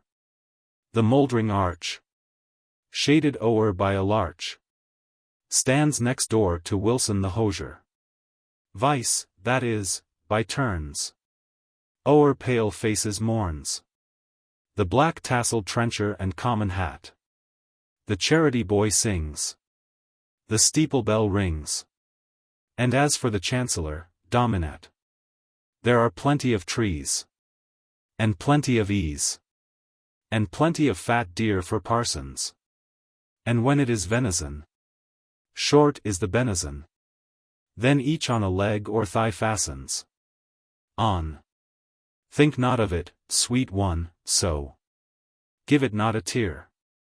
Sigh thou mayst, and bid it go. Anywhere. Do not look so sad, sweet one. Sad and fadingly. Shed one drop, then it is gone. Oh! 'Twas born to die. Still so pale? Then dearest weep. Weep, I'll count the tears. For each will I invent a bliss. For thee in after years. Brighter has it left thine eyes than a sunny rill. And thy whispering melodies are more tender still. Yet, as all things mourn awhile at fleeting blisses, e'en let us too, but be our dirge. A dirge of kisses. Lines. Unfelt, unheard, unseen. I've left my little queen. Her languid arms in silver slumber lying. Ah! Through their nestling touch. Who could tell how much there is for madness, cruel, or complying? Those fairy lids how sleek. Those lips how moist. They speak. In ripest quiet, shadows of sweet sounds. Into my fancy's ear. Melting a burden dear.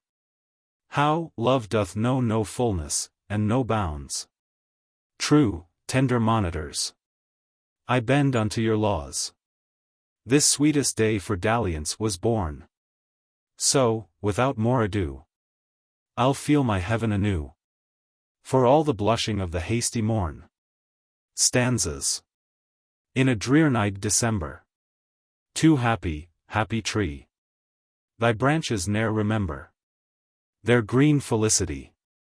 The north cannot undo them with a sleety whistle through them, nor frozen thawings glue them from budding at the prime. In a drear-night December. Too happy, happy brook. Thy bubblings ne'er remember Apollo's summer look. But with a sweet forgetting, they stay their crystal fretting. Never, never petting about the frozen time. Ah!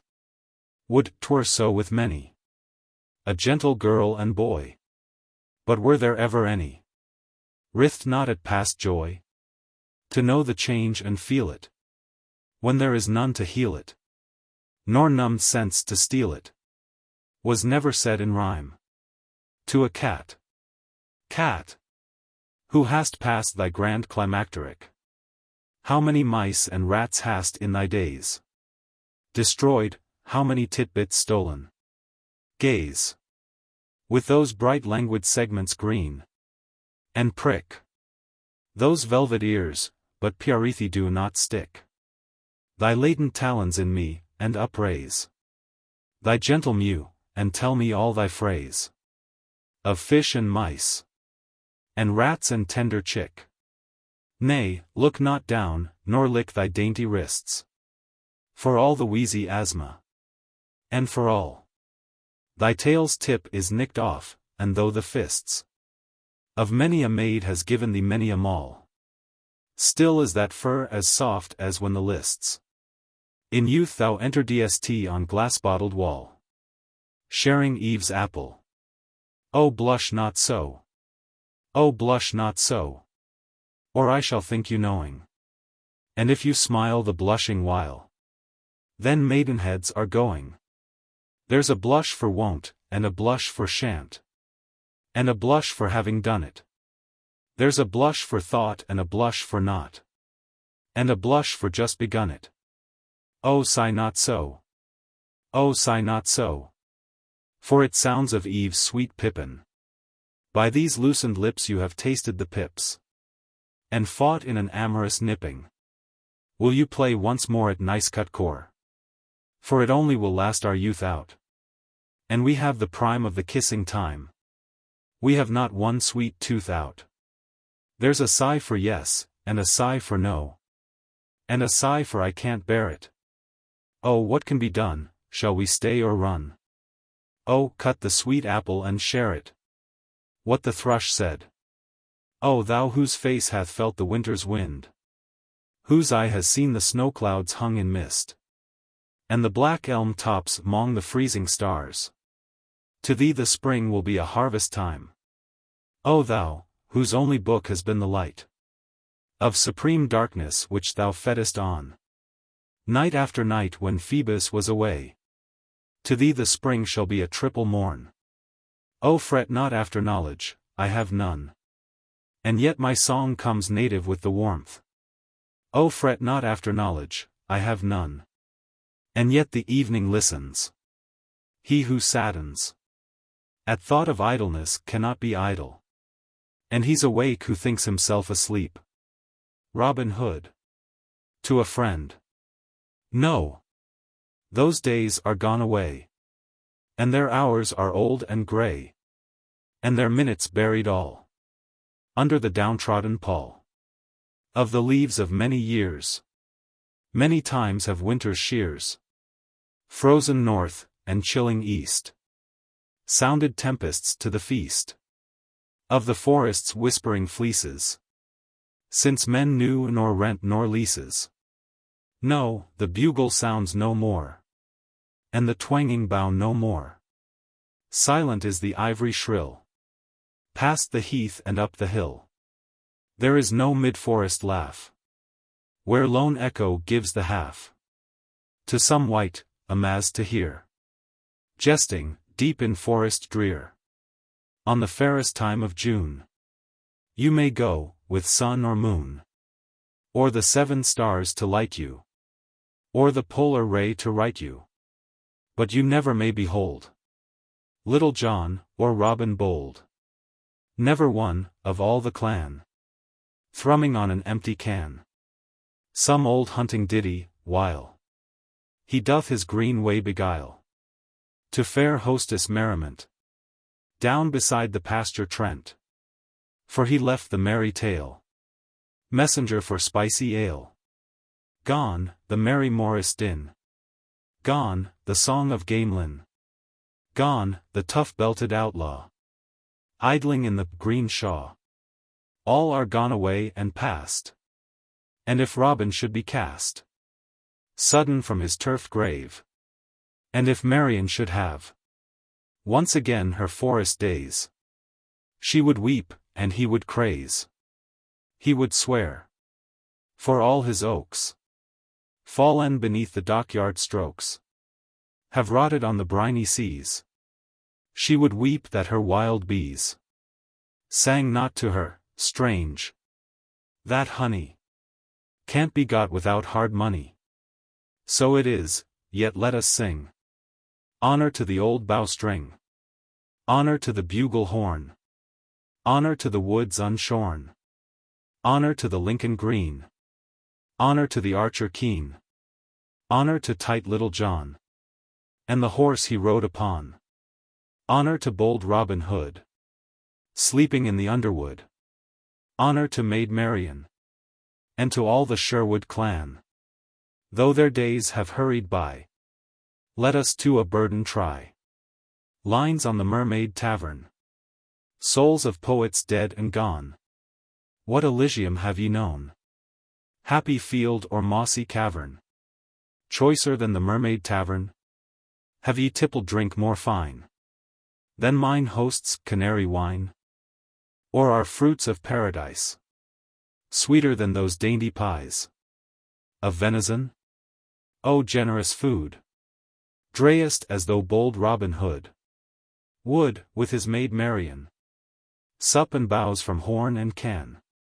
I have heard that on a day mine host's signboard flew away, nobody knew whither, till an astrologer's old quill to a sheepskin gave the story. Said he saw you in your glory, underneath a new old sign, sipping beverage divine, and pledging with contented smack the mermaid in the zodiac. Souls of poets dead and gone, what Elysium have ye known? Happy field or mossy cavern, choicer than the mermaid tavern? A song of opposites, under the flag of each his faction, they to battle bring their embryo atoms. Milton. Welcome joy, and welcome sorrow. Lethe's weed and Hermes' feather. Come today, and come tomorrow. I do love you both together. I love to mark sad faces in fair weather, and hear a merry laugh amid the thunder. Fair and foul I love together. Meadows sweet where flames are under, and a giggle at a wonder. Visage sage at pantomime, funeral and steeple chime. Infant playing with a skull, morning fair and shipwrecked hull. Nightshade with the woodbine kissing, serpents in red roses hissing. Cleopatra regal dressed, with the aspic at her breast. Dancing music, music sad, both together, sane and mad. Muses bright, and muses pale, somber Saturn, Momus hail. Laugh and sigh, and laugh again. Oh, the sweetness of the pain. Muses bright and muses pale, bear your faces of the veil. Let me see, and let me write, of the day, and of the night. Both together, let me slake all my thirst for sweet heartache. Let my bower be of you, interwreathed with myrtles new, pines and lime trees full in bloom, and my couch a low grass tomb. On seeing a lock of Milton's hair, chief of organic numbers, old scholar of the spheres, thy spirit never slumbers, but rolls about our ears, forever and forever. Oh, what a mad endeavor worketh he, who to thy sacred and ennobled hearse would offer a burnt sacrifice of verse and melody. How heavenward thou soundest, live temple of sweet noise, and discord unconfoundest, giving delight new joys, and pleasure nobler pinions. Oh, where are thy dominions? Lend thine ear to a young Delian oath, I, by thy soul, by all that from thy mortal lips did roll, and by the kernel of thine earthly love, beauty, in things on earth, and things above. I swear, when every childish fashion has vanished from my rhyme, will I, grey gone in passion, leave to an aftertime hymning and harmony of thee, and of thy works, and of thy life. But vain is now the burning and the strife. Pangs are in vain, until I grow high rife with old philosophy, and mad with glimpses of futurity. For many years my offering must be hushed. When I do speak, I'll think upon this hour, because I feel my forehead hot and flushed, even at the simplest vassal of thy power. A lock of thy bright hair, sudden it came, and I was startled when I caught thy name, coupled so unaware. Yet, at the moment, temperate was my blood. I thought I had beheld it from the flood. Where's the poet? Show him. Show him. Where's the poet? Show him. Show him. Muses 9. That I may know him. 'Tis the man who with a man is an equal, be he king, or poorest of the beggar clan, or any other wondrous thing. A man may be 'twixt ape and Plato. 'Tis the man who with a bird, wren, or eagle, finds his way to all its instincts. He hath heard the lion's roaring, and can tell what his horny throat expresseth. And to him the tiger's yell comes articulate and preseth on his ear like mother tongue. A draught of sunshine. Hence Burgundy, claret, and port. Away with old hock and Madeira. Too earthly ye are for my sport. There's a beverage brighter and clearer, instead of a pitiful rummer. My wine overbrims a whole summer. My bowl is the sky, and I drink at my eye, till I feel in the brain a Delphian pain. Then follow, my Caius. Then follow. On the green of the hill, we will drink our fill of golden sunshine, till our brains intertwine with the glory and grace of Apollo, God of the meridian, and of the east and west. To thee my soul is flown, and my body is earthward pressed. It is an awful mission, a terrible division, and leaves a gulf austere, to be filled with worldly fear. Aye, when the soul is fled to high above our head, affrighted do we gaze after its airy maze, as doth a mother wild, when her young infant child is in an eagle's claws. And is not this the cause of madness? God of song, thou bearest me along through sights I scarce can bear. Oh, let me share with the hot lyre and thee the staid philosophy. Temper my lonely hours, and let me see thy bowers more unalarmed. Song. Hush, hush. Tread softly. Chapter 1. Hush, hush. Tread softly. Hush, hush, my dear. All the house is asleep, but we know very well that the jealous old bald pate may hear. Though you've patted his nightcap, oh sweet Isabel. Though your feet are more light than a fairy's feet, who dances on bubbles where brooklets meet. Hush, hush. Soft tiptoe. Hush, hush, my dear. For less than a nothing the jealous can hear. Chapter 2. No leaf doth tremble, no ripple is there. On the river, all's still, and the night's sleepy eye closes up, and forgets all its Lethean care. Charmed to death by the drone of the humming mayfly. And the moon, whether prudish or complaisant, has fled to her bower, well knowing I want no light in the dusk, no torch in the gloom, but my Isabel's eyes, and her lips pulped with bloom. Chapter 3. Lift the latch. Ah, gently. Ah, tenderly, sweet. We are dead if that latchet gives one little clink. Well done, now those lips, and a flowery seat. The old man may sleep, and the planets may wink. The shut rose shall dream of our loves and awake, full blown, and such warmth for the morning take. The stock dove shall hatch her soft brace and shall coo, while I kiss to the melody, aching all through. Extracts from an opera. Oh, were I one of the Olympian 12-inch. Oh, were I one of the Olympian 12. Their godships should pass this into a law, that when a man doth set himself in toil after some beauty veiled far away, each step he took should make his lady's hand more soft, more white, and her fair cheek more fair.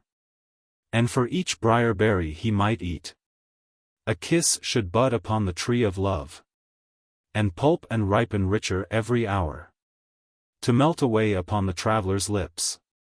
Daisy's Song. The sun, with his great eye, sees not so much as I. And the moon, all silver proud, Might as well be in a cloud. And oh the spring, the spring! I lead the life of a king. Couched in the teeming grass. I spy each pretty lass. I look where no one dares. And I stare where no one stares. And when the night is nigh, lambs bleat my lullaby. Folly's song. When wedding fiddles are a-playing. Huzzah for folly, oh! And when maidens go a-maying. Huzzah, etc. When a milk pail is upset. Huzzah, etc. And the clothes left in the wet. Huzzah, etc. When the barrel set a broach. Huzzah, etc. When Kate Eyebrow keeps a coach. Huzzah, etc. When the pig is over-roasted. Huzzah, etc. And the cheese is over-toasted. Huzzah, etc. When Sir Snap is with his lawyer. Huzzah, etc. And Miss Chip has kissed the Sawyer. Huzzah, etc. Oh, I am frightened with most hateful thoughts. Oh, I am frightened with most hateful thoughts. Perhaps her voice is not a nightingale's. Perhaps her teeth are not the fairest pearl. Her eyelashes may be, for aught I know, not longer than the mayfly's small fan horns. There may not be one dimple on her hand. And freckles many, ah! A careless nurse, in haste to teach the little thing to walk, may have crumped up a pair of Diane's legs, and warped the ivory of a Juno's neck. Song. The stranger lighted from his steed. The stranger lighted from his steed. And ere he spake a word, he seized my lady's lily hand, and kissed it all unheard. The stranger walked into the hall, and ere he spake a word, he kissed my lady's cherry lips, and kissed 'em all unheard. The stranger walked into the bower, but my lady first did go, I hand in hand into the bower, where my lord's roses blow. My lady's maid had a silken scarf, and a golden ring had she, and a kiss from the stranger, as off he went again on his palfrey. Asleep. Oh sleep a little while, white pearl. Asleep. Oh sleep a little while, white pearl. And let me kneel, and let me pray to thee. And let me call heaven's blessing on thine eyes. And let me breathe into the happy air that doth enfold and touch thee all about. Vows or my slavery, my giving up, my sudden adoration, my great love. Fairy Songs. Chapter 1. Shed no tear. Oh shed no tear. The flower will bloom another year. Weep no more. Oh weep no more. Young buds sleep in the root's white core. Dry your eyes. Oh dry your eyes. For I was taught in paradise to ease my breast of melodies. Shed no tear. Overhead. Look overhead. 'Mong the blossoms white and red. Look up, I flutter now. On this flush pomegranate bough. See me. 'Tis this silvery bill ever cures the good man's ill. Shed no tear. Oh shed no tear. The flower will bloom another year. Adieu, adieu, I fly, adieu. I vanish in the heavens blue. Adieu, adieu. Chapter 2. Ah! Woe is me, poor silver wing, that I must chant thy lady's dirge, and death to this fair haunt of spring, of melody, and streams of flowery verge. Poor silver wing. Ah!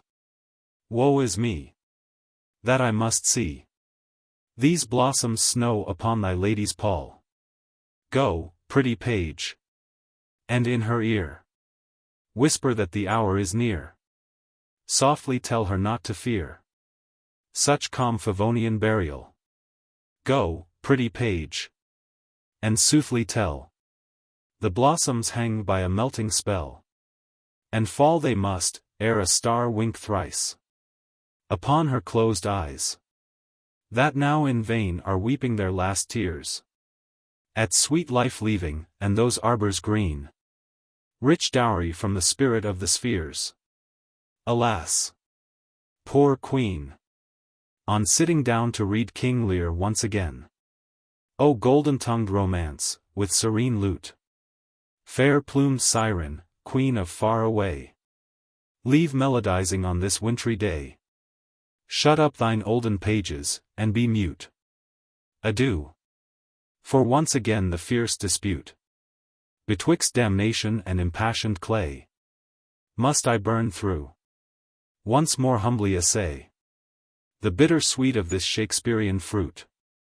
Chief poet, and ye clouds of Albion, begetters of our deep eternal theme, when through the old oak forest I am gone, let me not wander in a barren dream, but when I am consumed in the fire, give me new phoenix wings to fly at my desire. Sonnet. When I have fears that I may cease to be. When I have fears that I may cease to be. Before my pen has gleaned my teeming brain. Before high-piled books, in charactery, hold like rich garners the full-ripened grain. When I behold, upon the night's starred face, huge cloudy symbols of a high romance, and think that I may never live to trace their shadows, with the magic hand of chance. And when I feel, fair creature of an hour, that I shall never look upon thee more, never have relish in the fairy power of unreflecting love, then on the shore of the wide world I stand alone, and think, till love and fame to nothingness do sink, to a lady seen for a few moments at Vauxhall. Time's sea hath been 5 years at its slow ebb. Long hours have to and fro let creep the sand, since I was tangled in thy beauty's web, and snared by the unloving of thine hand. And yet I never look on midnight sky, but I behold thine eyes' well-memoried light. I cannot look upon the rose's dye, but to thy cheek my soul doth take its flight. I cannot look on any budding flower, but my fond ear, in fancy at thy lips, and hearkening for a love sound, doth devour its sweets in the wrong sense. Thou dost eclipse every delight with sweet remembering, and grief unto my darling joys dost bring. To Spenser. Spenser, a jealous honourer of thine, a forester deep in thy midmost trees, did last eve ask my promise to refine some English that might strive thine ear to please. But elfin poet, 'tis impossible for an inhabitant of wintry earth to rise like Phoebus with a golden quill, fire-winged, and make a morning in his mirth. It is impossible to escape from toil. Oh, the sudden and receive thy spiriting. The flower must drink the nature of the soil before it can put forth its blossoming. Be with me in the summer days, and I will for thine honor and his pleasure try.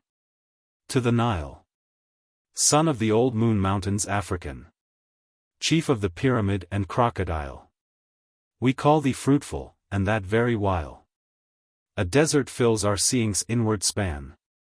Nurse of swart nations since the world began, art thou so fruitful? Or dost thou beguile such men to honor thee, who, worn with toil, rest for a space, twixt Cairo and Deccan? Oh, may dark fancies err! They surely do. 'Tis ignorance that makes a barren waste of all beyond itself. Thou dost bedew green rushes like our rivers, and dost taste the pleasant sunrise. Green isles hast thou too, and to the sea as happily dost haste. Written in answer to a sonnet ending thus: dark eyes are dearer far than those that mock the hyacinthan bell. By J. H. Reynolds. Blue. 'Tis the life of heaven, the domain of Cynthia, the wide palace of the sun, the tent of Hesperus, and all his train. The bosomer of clouds, gold, grey, and dun. Blue. 'Tis the life of waters, ocean. And all its vassal streams, pools numberless. May rage, and foam, and fret, but never can subside, if not to dark blue nativeness. Blue. Gentle cousin of the forest green. Married to green in all the sweetest flowers. Forget-me-not, the bluebell, and, that queen of secrecy. The violet, what strange powers hast thou, as a mere shadow? But how great, when in an eye thou art, alive with fate. To Homer, standing aloof in giant ignorance of the eye here and of the Cyclades, as one who sits ashore and longs perchance to visit dolphin coral in deep seas. So thou wast blind, but then the veil was rent. For Jove uncurtained heaven to let thee live. And Neptune made for thee a spumy tent. And Pan made sing for thee his forest hive. Aye, on the shores of darkness there is light. And precipices show untrodden green. There is a budding morrow in midnight. There is a triple sight in blindness keen. Such seeing hadst thou, as it once befell to Dian, Queen of Earth, and Heaven, and Hell. To John Hamilton Reynolds. Oh, that a week could be an age, and we felt parting and warm meeting every week. Then one poor year 1,000 years would be. The flush of welcome ever on the cheek. So could we live long life in little space. So time itself would be annihilate. So a day's journey in oblivious haze to serve our joys would lengthen and dilate. Oh, to arrive each Monday morn from Ind. To land each Tuesday from the rich Levant. In little time a host of joys to bind. And keep our souls in one eternal pant. This morn, my friend, and yesterevening taught me how to harbor such a happy thought. The human seasons. For seasons fill the measure of the year. There are 4 seasons in the mind of man. He has his lusty spring, when fancy clear takes in all beauty with an easy span. He has his summer, when luxuriously spring's honeyed cut of youthful thought he loves to ruminate, and by such dreaming high is nearest unto heaven, quiet coves. His soul has in its autumn, when his wings he furleth close, contented so to look on mists in idleness, to let fair things pass by unheeded as a threshold brook. He has his winter too of pale misfeature, or else he would forego his mortal nature. The Devon maid. Where be ye going, you Devon maid? And what have ye there in the basket? Ye tight little fairy just fresh from the dairy. Will ye give me some cream if I ask it? I love your meads, and I love your flowers. And I love your junkets mainly. But, hind the door I love kissing more. Oh, look not so disdainly. I love your hills, and I love your dales. And I love your flocks bleating. But oh, on the heather to lie together, with both our hearts beating. I'll put your basket all safe in a nook. Your shawl I hang up on the willow. And we will sigh in the daisy's eye. And kiss on a grass-green pillow. Epistle to John Hamilton Reynolds. Dear Reynolds, as last night I lay in bed, there came before my eyes that wonted thread of shapes, and shadows, and remembrances, that every other minute vex and please. Things all disjointed come from north and south. 2 witches' eyes above a cherub's mouth. Voltaire with casque and shield and habergeon. And Alexander with his nightcap on. Old Socrates tying his cravat. And Hazlitt playing with Miss Edgeworth's cat. And Junius Brutus, pretty well so, making the best of S way toward Soho. Few are there who escape these visitings. Perhaps 1 or 2 whose lives have patent wings.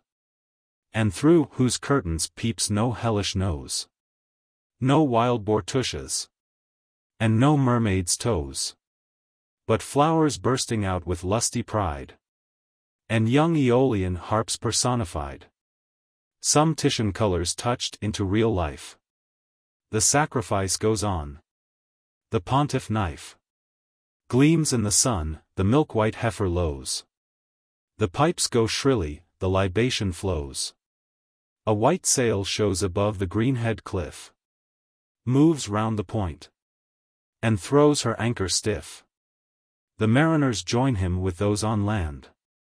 You know the enchanted castle, it doth stand upon a rock, on the border of a lake, nested in trees, which all do seem to shake from some old magic like Urganda's sword. O Phoebus, that I had thy sacred word, to show this castle, in fair dreaming wise, unto my friend, while sick and ill he lies. You know it well enough, where it doth seem a mossy place, a Merlin's hall, a dream. You know the clear lake, and the little isles, the mountains blue, and cold near neighbor rills, all which elsewhere are but half animate. There do they look alive to love and hate. To smiles and frowns, they seem a lifted mound above some giant, pulsing underground. Part of the building was a chosen sea, built by a banished Santon of Chaldee. The other part, 2,000 years from him, was built by Cuthbert de St. Aldebrim. Then there's a little wing, far from the sun, built by a Lapland which turned maudlin nun. And many other juts of aged stone, founded with many a mason devil's groan. The doors all look as if they opt themselves, the windows as if latched by fays and elves.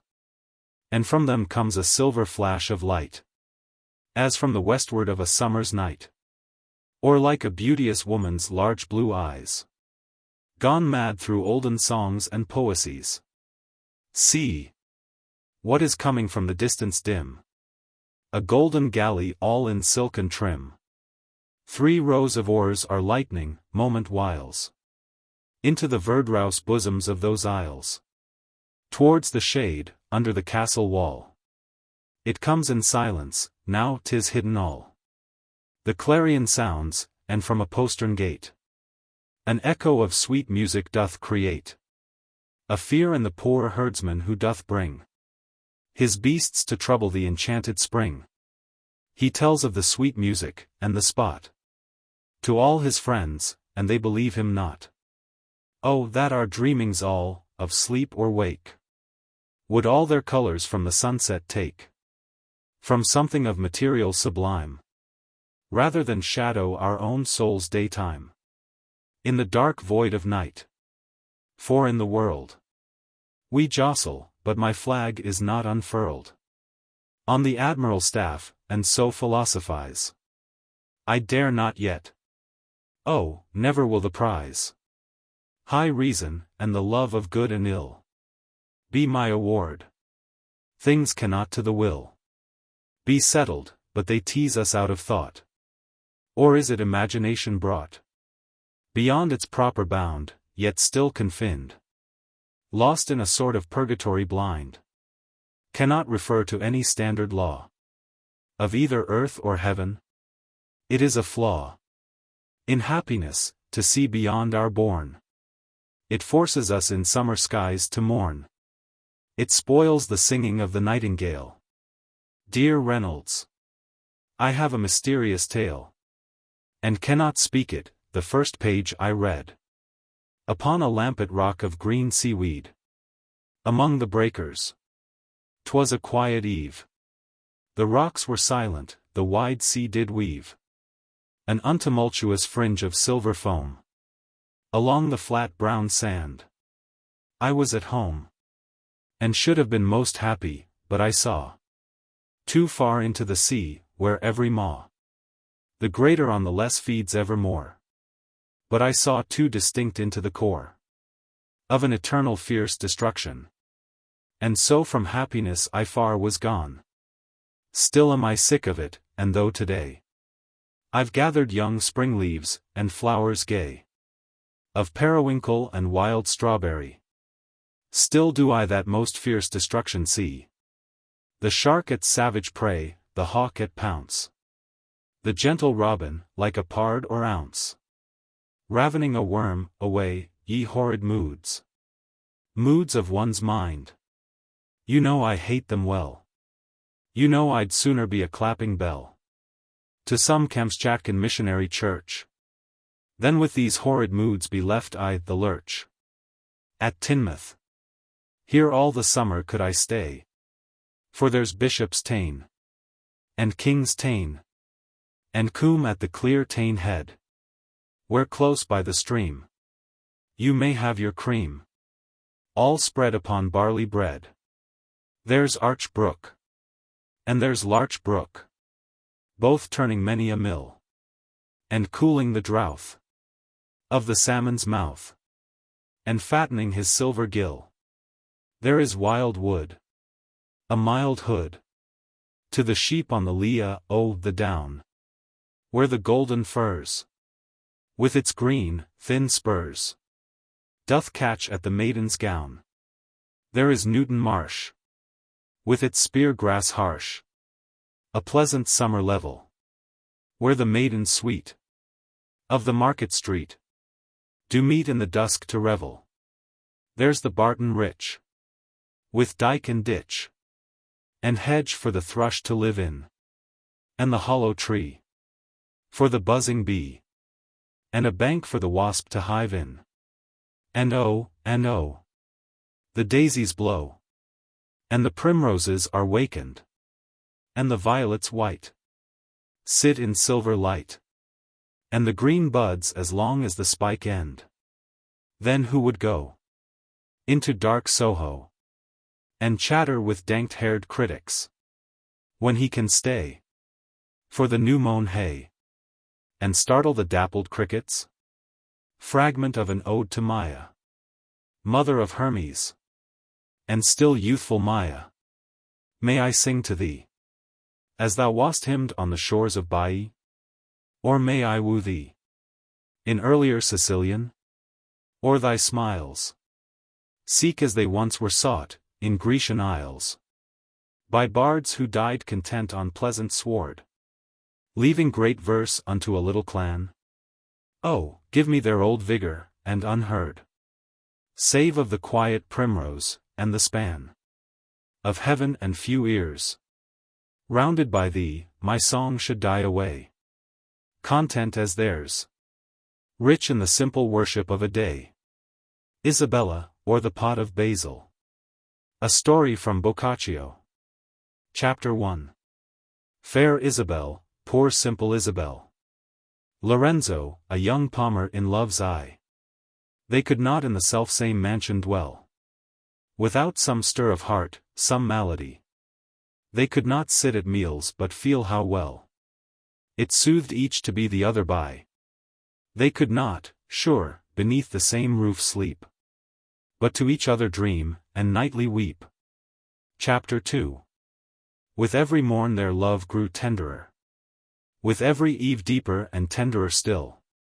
He might not in house, field, or garden stir, but her full shape would all his seeing fill, and his continual voice was pleasanter to her than noise of trees or hidden rill. Her lute string gave an echo of his name. She spoilt her half-done broidery with the same. Chapter 3.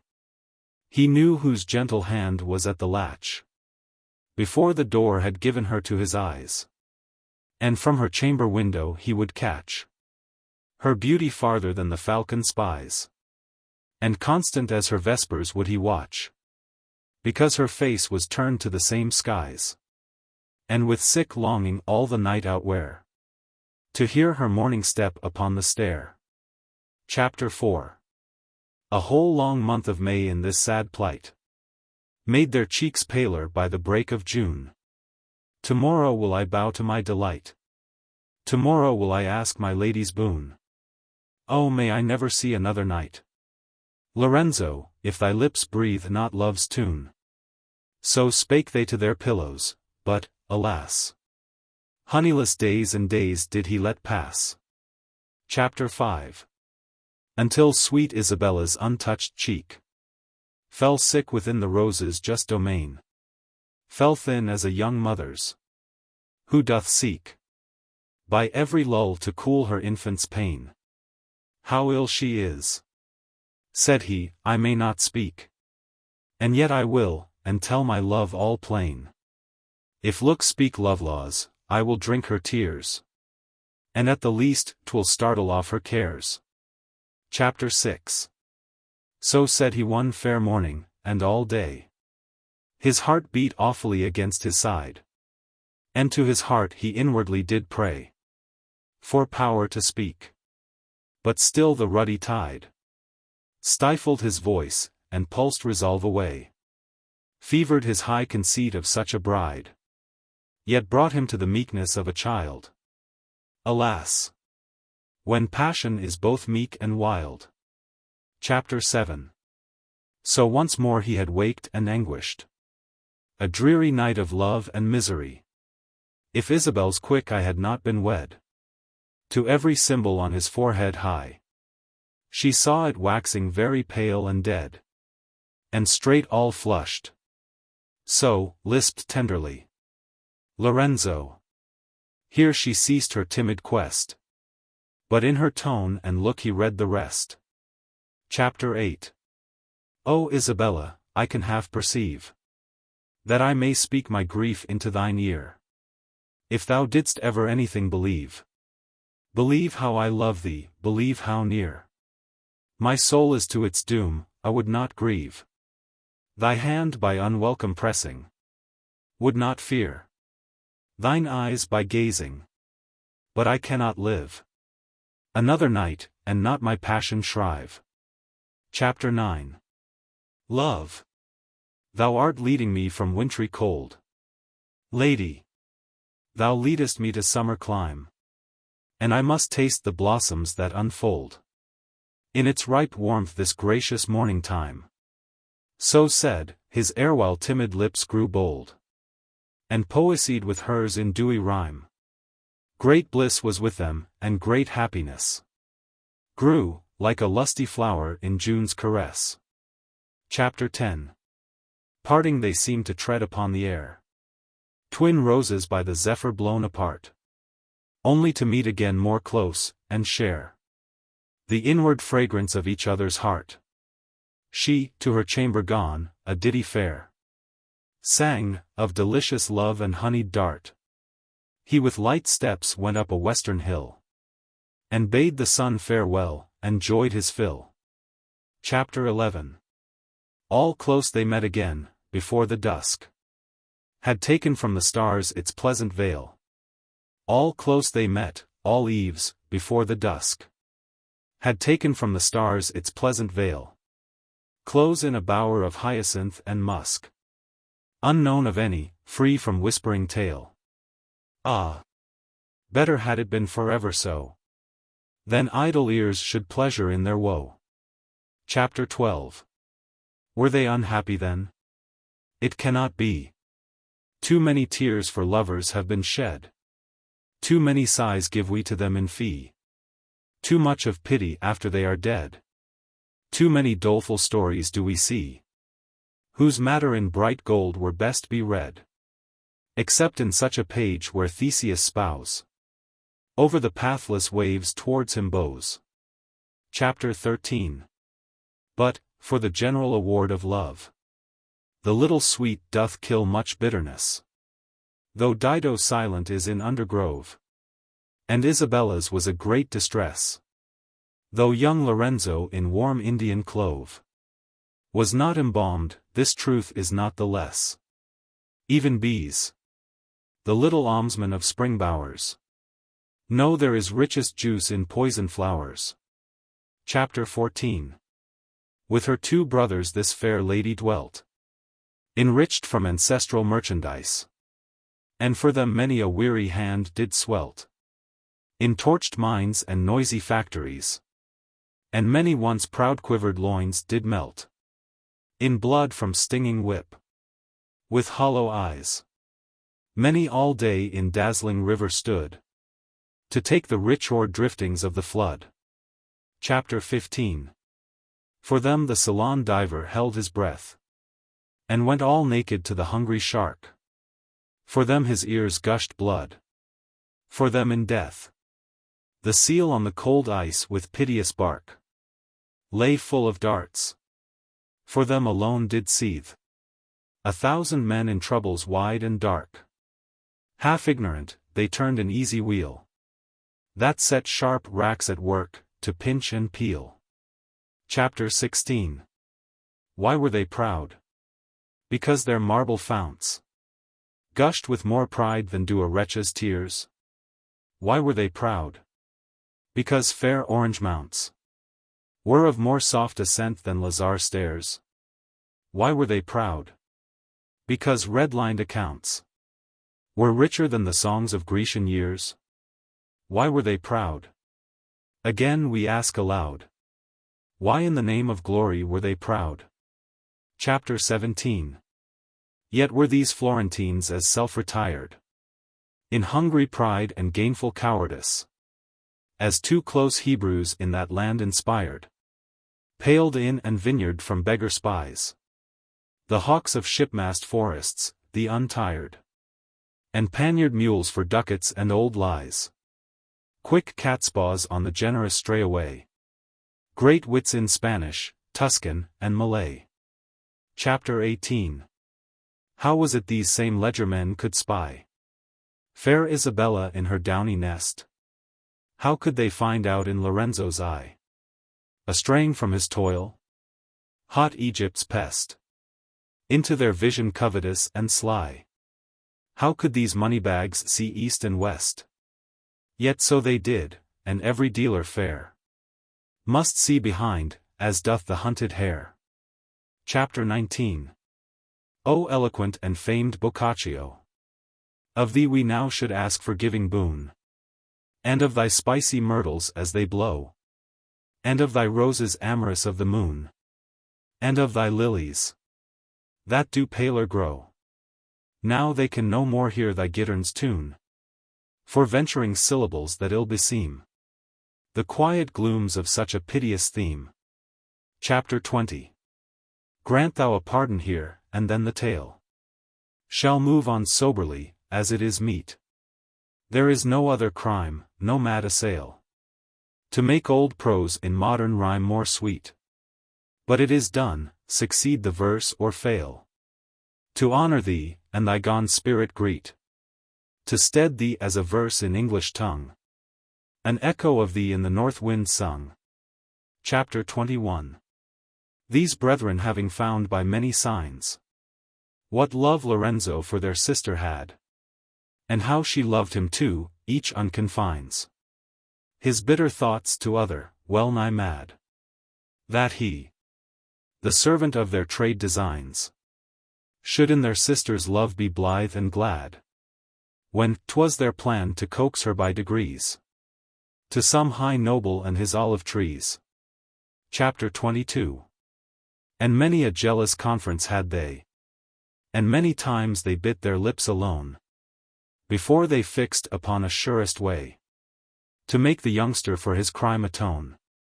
And at the last, these men of cruel clay cut mercy with a sharp knife to the bone, for they resolved in some forest dim to kill Lorenzo, and there bury him. Chapter 23. So on a pleasant morning, as he leant into the sunrise, o'er the balustrade of the garden terrace, towards him they bent their footing through the dews, and to him said, You seem there in the quiet of content, Lorenzo, and we are most loath to invade calm speculation. But if you are wise, bestride your steed while cold is in the skies. Chapter 24. Today we purpose, aye, this hour we mount to spur 3 leagues towards the Apennine. Come down, we pray thee, ere the hot sun count his dewy rosary on the eglantine. Lorenzo, courteously as he was wont, bowed a fair greeting to these serpents' wine. and went in haste, to get in readiness. With belt, and spur, and bracing huntsman's dress. Chapter 25. And as he to the courtyard passed along, each third step did he pause, and listened oft, if he could hear his lady's matin song, or the light whisper of her footstep soft. And as he thus over his passion hung, he heard a laugh full musical aloft, when, looking up, he saw her features bright smile through an indoor lattice, all delight. Chapter 26. Love, Isabel, said he, I was in pain, lest I should miss to bid thee a good morrow. Ah! What if I should lose thee, when so fain I am to stifle all the heavy sorrow of a poor 3 hours' absence? But will gain out of the amorous dark what day doth borrow. Goodbye. I'll soon be back. Goodbye, said she. And as he went she chanted merrily. Chapter 27. So the two brothers and their murdered man rode past fair Florence, to where Arno's stream gurgles through straitened banks, and still doth fan itself with dancing bulrush. And the bream keeps head against the freshets, sick and wan. The brothers' faces in the ford did seem Lorenzo's flush with love. They passed the water into a forest quiet for the slaughter. Chapter 28. There was Lorenzo slain and buried in. There in that forest did his great love cease. Ah! When a soul doth thus its freedom win, it aches in loneliness, is ill at peace. As the brake-covert bloodhounds of such sin, they dipped their swords in the water, and did tease their horses homeward, with convulsed spur, each richer by his being a murderer. Chapter 29. They told their sister how, with sudden speed, Lorenzo had ta'en ship for foreign lands, because of some great urgency and need in their affairs, requiring trusty hands. Poor girl! Put on thy stifling widow's weed, and 'scape at once from hope's accursed bands. Today thou wilt not see him, nor tomorrow, and the next day will be a day of sorrow. Chapter 30. She weeps alone for pleasures not to be. Sorely she wept until the night came on. And then, instead of love, oh misery! She brooded o'er the luxury alone. His image in the dusk she seemed to see, and to the silence made a gentle moan, spreading her perfect arms upon the air, and on her couch low murmuring, Where? Oh where? Chapter 31. But selfishness, love's cousin, held not long its fiery vigil in her single breast. She fretted for the golden hour, and hung upon the time with feverish unrest. Not long, for soon into her heart a throng of higher occupants, a richer zest, came tragic passion not to be subdued, and sorrow for her love in travels rude. Chapter 32. In the mid-days of autumn, on their eaves, the breath of winter comes from far away, and the sick west continually bereaves of some gold tinge, and plays a roundelay of death among the bushes and the leaves, to make all bare before he dares to stray from his north cavern. So sweet Isabel, by gradual decay from beauty fell. Chapter 33. Because Lorenzo came not. Oftentimes she asked her brothers, with an eye all pale, striving to be itself, what dungeon climbs could keep him off so long? They spake a tale, time after time, to quiet her. Their crimes came on them, like a smoke from Hinnam's vale, and every night in dreams they groaned aloud to see their sister in her snowy shroud. Chapter 34. And she had died in drowsy ignorance, but for a thing more deadly dark than all. It came like a fierce potion, drunk by chance, which saves a sick man from the feathered pall. For some few gasping moments. Like a lance. Waking an Indian from his cloudy hall. With cruel pierce, and bringing him again. Sense of the gnawing fire at heart and brain. Chapter 35. It was a vision. In the drowsy gloom. The dull of midnight, at her couch's foot. Lorenzo stood, and wept, the forest tomb. Had marred his glossy hair which once could shoot luster into the sun. And put cold doom upon his lips, and taken the soft lute from his lorn voice, and past his loamed ears. Had made a miry channel for his tears. Chapter 36. Strange sound it was, when the pale shadow spake. For there was striving, in its piteous tongue, to speak as when on earth it was awake. And Isabella on its music hung. Languor there was in it, and tremulous shake. As in a palsied druid's harp unstrung. And through it moaned a ghostly undersong. Like hoarse night gusts sepulchral briars among. Chapter 37. Its eyes, though wild, were still all dewy bright. With love, and kept all phantom fear aloof. From the poor girl by magic of their light. The while it did unthread the horrid woof. Of the late darkened time, the murderous spite. Of pride and avarice, the dark pine roof. In the forest, and the sodden turf dell. Where, without any word, from stabs he fell. Chapter 38. Saying moreover, Isabel, my sweet. Red whortleberries droop above my head.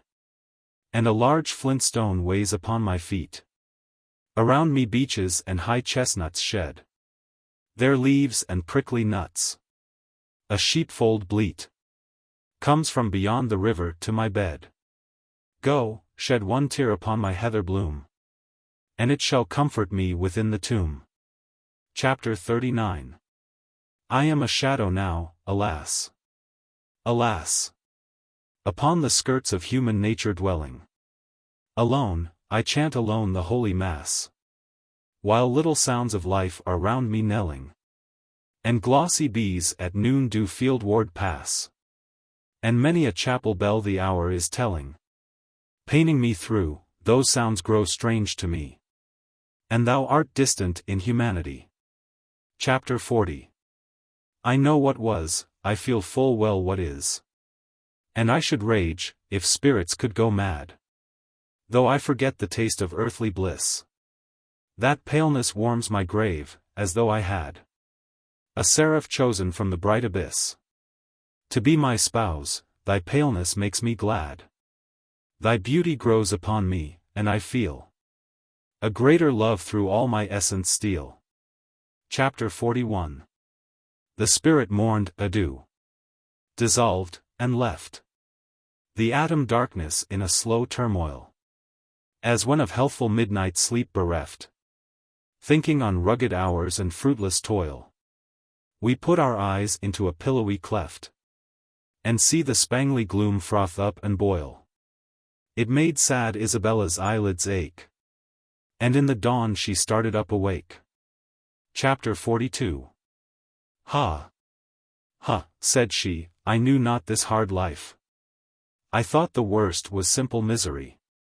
I thought some fate with pleasure or with strife portioned us, happy days, or else to die. But there is crime, a brother's bloody knife. Sweet spirit, thou hast schooled my infancy. I'll visit thee for this, and kiss thine eyes. And greet thee morn and even in the skies. Chapter 43. When the full morning came, she had devised how she might secret to the forest high. How she might find the clay, so dearly prized. And sing to it one latest lullaby. How her short absence might be unsurmised. While she the inmost of the dream would try. Resolved, she took with her an aged nurse. And went into that dismal forest hearse. Chapter 44. See, as they creep along the river side. How she doth whisper to that aged dame. And, after looking round the champagne wide, shows her a knife. What feverous hectic flame burns in thee, child, what good can thee betide, that thou shouldst smile again?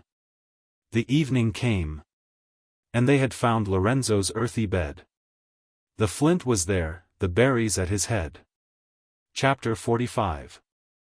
Who hath not loitered in a green churchyard, and let his spirit, like a demon mole, work through the clayey soil and gravel hard, to see skull, coffined bones, and funeral stole, pitying each form that hungry death hath marred, and filling it once more with human soul? Ah! This is holiday to what was felt when Isabella by Lorenzo knelt. Chapter 46. She gazed into the fresh thrown mold, as though one glance did fully all its secrets tell. Clearly she saw, as other eyes would know, pale limbs at bottom of a crystal well. Upon the murderous spot she seemed to grow, like to a native lily of the dell.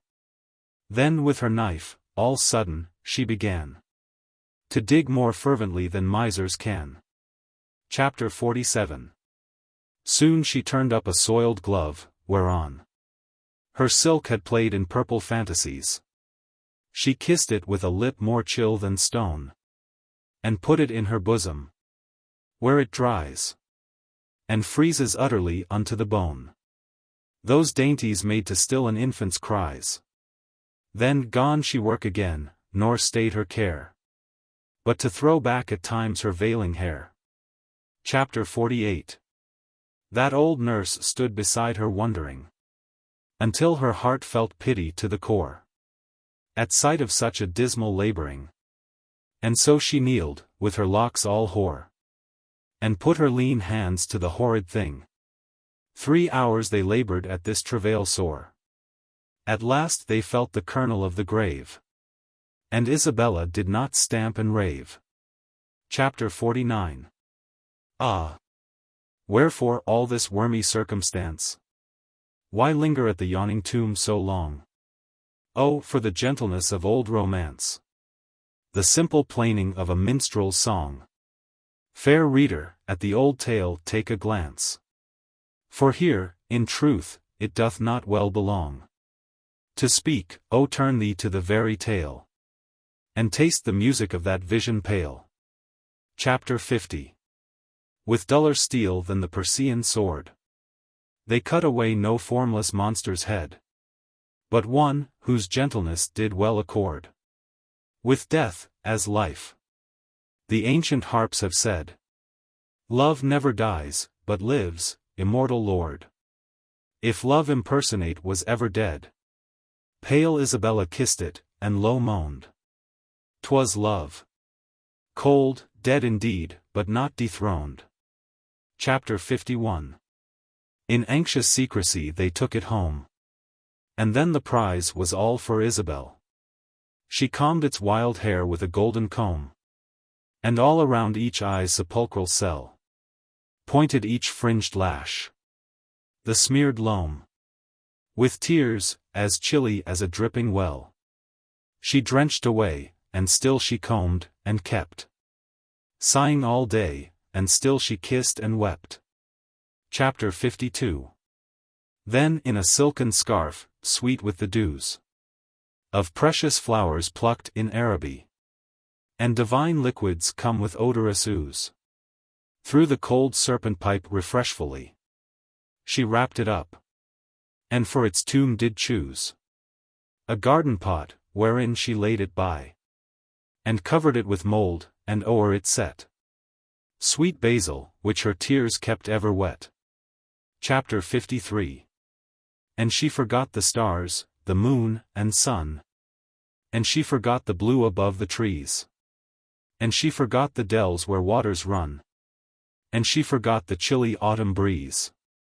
She had no knowledge when the day was done, and the new morn she saw not, but in peace hung over her sweet basil evermore, and moistened it with tears unto the core. Chapter 54. And so she ever fed it with thin tears, whence thick, and green, and beautiful it grew, so that it smelt more balmy than its peers of basil tufts in Florence. For it drew nurture besides, and life, from human fears. From the fast mouldering head there shut from view, so that the jewel, safely casket, came forth, and in perfumed leaf it spread. Chapter 55. O melancholy, linger here a while. O music, music, breathe despondingly. O echo, echo, from some sombre isle unknown, Lethean, sigh to us, O sigh. Spirits in grief, lift up your heads, and smile. Lift up your heads, sweet spirits, heavily, and make a pale light in your cypress glooms, tinting with silver one your marble tombs.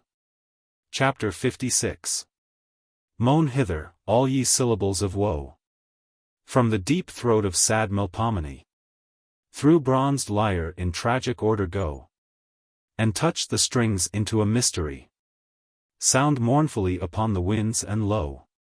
For simple Isabel is soon to be among the dead, she withers, like a palm cut by an Indian for its juicy balm. Chapter 57. Oh, leave the palm to wither by itself. Let not quick winter chill its dying hour. It may not be, those Baalites of Pelf, her brethren, noted the continual shower from her dead eyes, and many a curious elf among her kindred wondered that such dower of youth and beauty should be thrown aside by one marked out to be a noble's bride. Chapter 58. And, furthermore, her brethren wondered much why she sat drooping by the basil green, and why it flourished, as by magic touch. Greatly they wondered what the thing might mean. They could not surely give belief, that such a very nothing would have power to wean her from her own fair youth, and pleasures gay, and even remembrance of her love's delay. Chapter 59. Therefore they watched a time when they might sift this hidden whim, and long they watched in vain. For seldom did she go to chapel shrift, and seldom felt she any hunger pain. And when she left, she hurried back, as swift as bird on wing to breast its eggs again. And, patient as a hen bird, sat her there, beside her basil, weeping through her hair. Chapter 60. Yet they contrived to steal the basil pot, and to examine it in secret place. The thing was vile with green and livid spot, and yet they knew it was Lorenzo's face. The guerdon of their murder they had got, and so left Florence in a moment's space, never to turn again. Away they went, with blood upon their heads, to banishment. Chapter 61. O melancholy, turn thine eyes away. O music, music, breathe despondingly. O echo, echo, on some other day. From isles Lethean, sigh to us, O sigh. Spirits of grief, sing not your well away. For Isabel, sweet Isabel, will die. Will die a death too lone and incomplete. Now they have ta'en away her basil sweet. Chapter 62.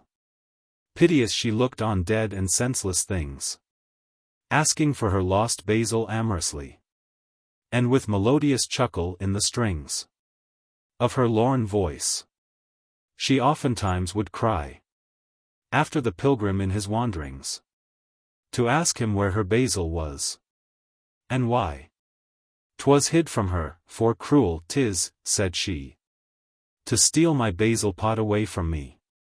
Chapter 63. And so she pined, and so she died forlorn, imploring for her basil to the last. No heart was there in Florence but did mourn, in pity of her love, so overcast. And a sad ditty of this story born, from mouth to mouth through all the country passed. Still is the burthen sung, O cruelty, to steal my basil pot away from me. An extempore canto. The 12. When they were come into the fairies' court, they rang, no one at home, all gone to sport, and dance and kiss and love as fairies do. For fairies be as humans lovers true. Amid the woods they were so lone and wild, where even the robin feels himself exiled, and where the very brooks, as if afraid, hurry along to some less magic shade. No one at home, the fretful princess cried. And all for nothing such a dreary ride. And all for nothing my new diamond cross. No one to see my Persian feathers toss.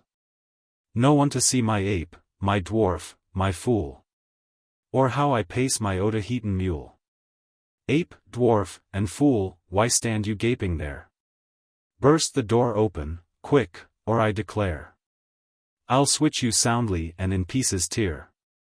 The dwarf began to tremble, and the ape stared at the fool was all agape. The princess grasped her switch, but just in time. The dwarf with piteous face began to rhyme. O mighty princess, did you ne'er hear tell what your poor servants know but too well? Know you the 3 great crimes in Fair Island? The first, alas, poor dwarf, I understand.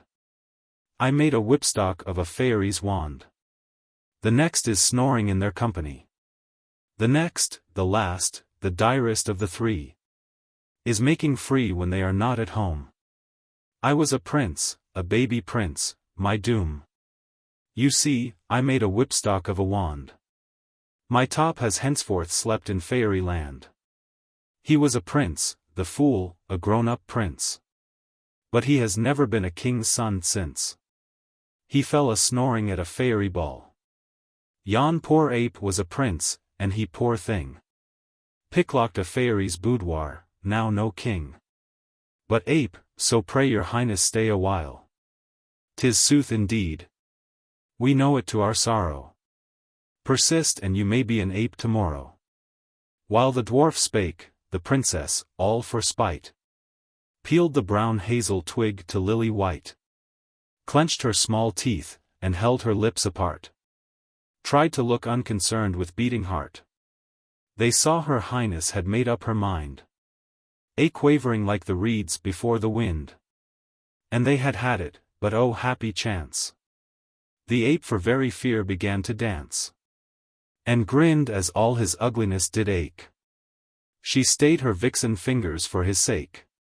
He was so very ugly. Then she took her pocket mirror and began to look, first at herself and then at him, and then she smiled at her own beauteous face again. Yet for all this, for all her pretty face, she took it in her head to see the place. Women gain little from experience, either in lovers, husbands, or expense.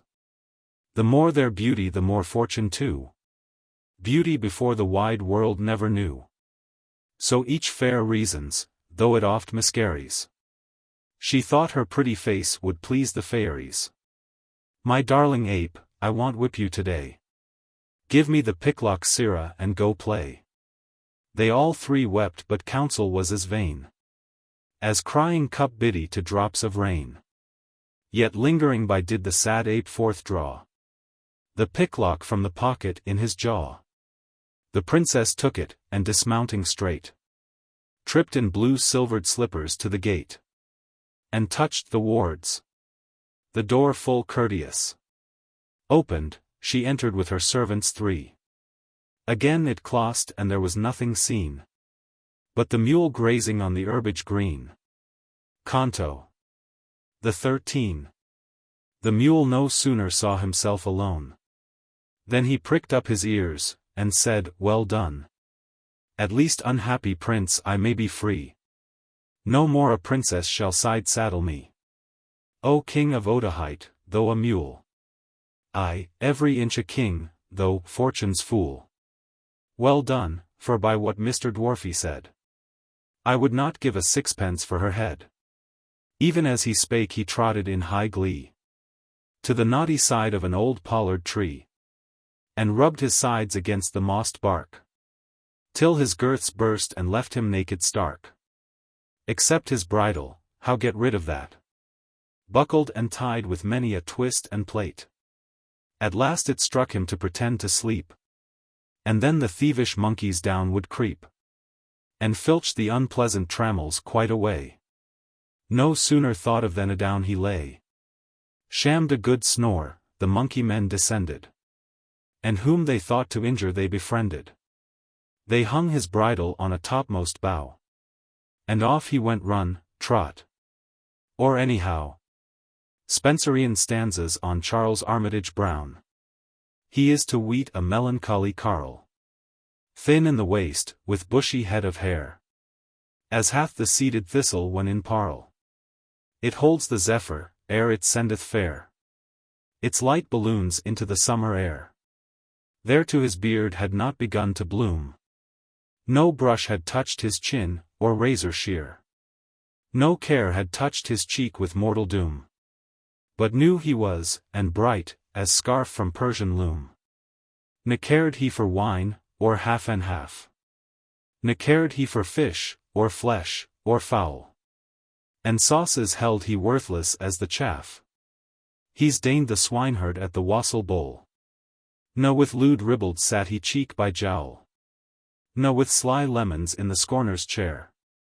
But after water brooks this pilgrim's soul panted, and all his food was woodland air. Though he would ofttimes feast on gillyflowers rare. The slang of cities in no wise he knew. Tipping the wink to him was heathen Greek. He sipped no Olden Tom, or Ruin Blue. Or Nance, or cherry brandy, drunk full meek. By many a damsel hoarse, and rouge of cheek. Nor did he know each aged watchman's beat. Nor in obscured prose would he seek for curled Jewesses, with ankles neat. Who, as they walk abroad, make tinkling with their feet. 2 or 3 posies. 2 or 3 posies. With 2 or 3 simples. 2 or 3 noses. With 2 or 3 pimples. 2 or 3 wise men. And 2 or 3 ninnies. 2 or 3 purses. And 2 or 3 guineas. 2 or 3 raps. At 2 or 3 doors. 2 or 3 naps.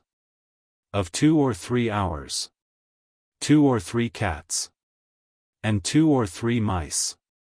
2 or 3 sprats. At a very great price. 2 or 3 sandies. And 2 or 3 tabbies. 2 or 3 dandies. And 2 misses, mum. 2 or 3 smiles. And 2 or 3 frowns. 2 or 3 miles. To 2 or 3 towns. 2 or 3 pegs. For 2 or 3 bonnets. 2 or 3 dove eggs. To hatch into sonnets. Acrostic. Georgiana Augusta Keats. Give me your patience, sister, while I frame exact in capitals your golden name. Or sue the fair Apollo and he will rouse from his heavy slumber and instill great love in me for thee and poesy. Imagine not that greatest mastery and kingdom over all the realms of verse nears more to heaven in aught than when we nurse and surety give to love and brotherhood anthropophagi in Othello's mood. Ulysses stormed and his enchanted belt glow with the muse, but they are never felt. Unbosomed so and so eternal made such tender incense in their laurel shade. To all the regent sisters of the nine. As this poor offering to you, sister mine. Kind sister. I, this third name says you are. Enchanted has it been the Lord knows where. And may it taste to you like good old wine. Take you to real happiness and give sons, daughters and a home like honeyed hive. A song about myself. There was a naughty boy. A naughty boy was he. He would not stop at home. He could not quiet be. He took in his knapsack a book full of vowels. And a shirt. With some towels. A slight cap. 4 night cap. A hair brush. Comb ditto. New stockings. 4 old ones. Would split this knapsack. Tight at S back. He revet close. And followed his nose. To the north. To the north. And followed his nose. To the north. There was a naughty boy. And a naughty boy was he. For nothing would he do. But scribble poetry. He took an inkstand in his hand. And a pen. Big as 10. In the other. And away. In a pother. He ran. To the mountains. And fountains. And ghosts. And posts. And witches. And ditches. And wrote. In his coat. When the weather was cool. Fear of gout. And without. When the weather was warm. Och the charm. When we choose to follow one's nose. To the north. To the north. To follow one's nose. To the north. There was a naughty boy. And a naughty boy was he. He kept little fishes. In washing tubs 3. In spite. Of the might. Of the maid. Nor afraid. Of his granny, good. He often would. Hurly-burly. Get up early. And go. By hook or crook. To the brook. And bring home. Miller's thumb. Tittlebat. Not over fat. Minnows small. As the stall. Of a glove. Not above. The size. Of a nice.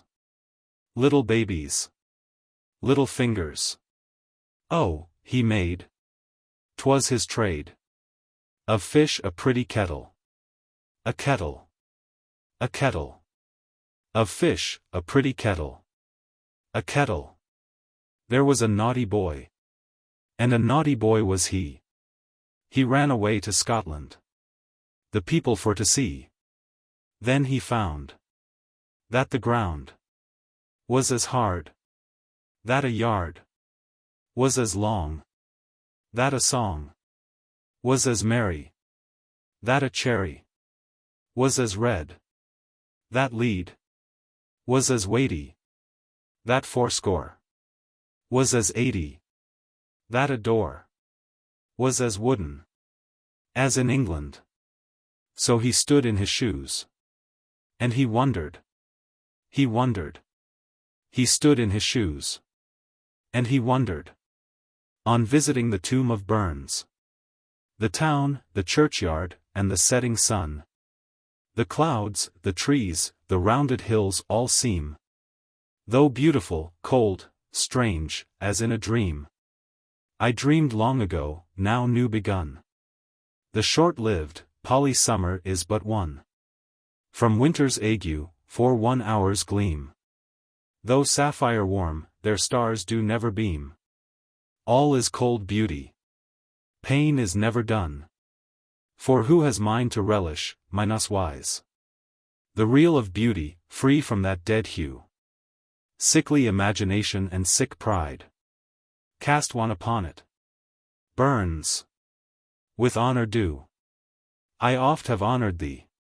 Great shadow, hide thy face, I sin against thy native skies. Meg Merrilees. Old Meg she was a gypsy. And lived upon the moors.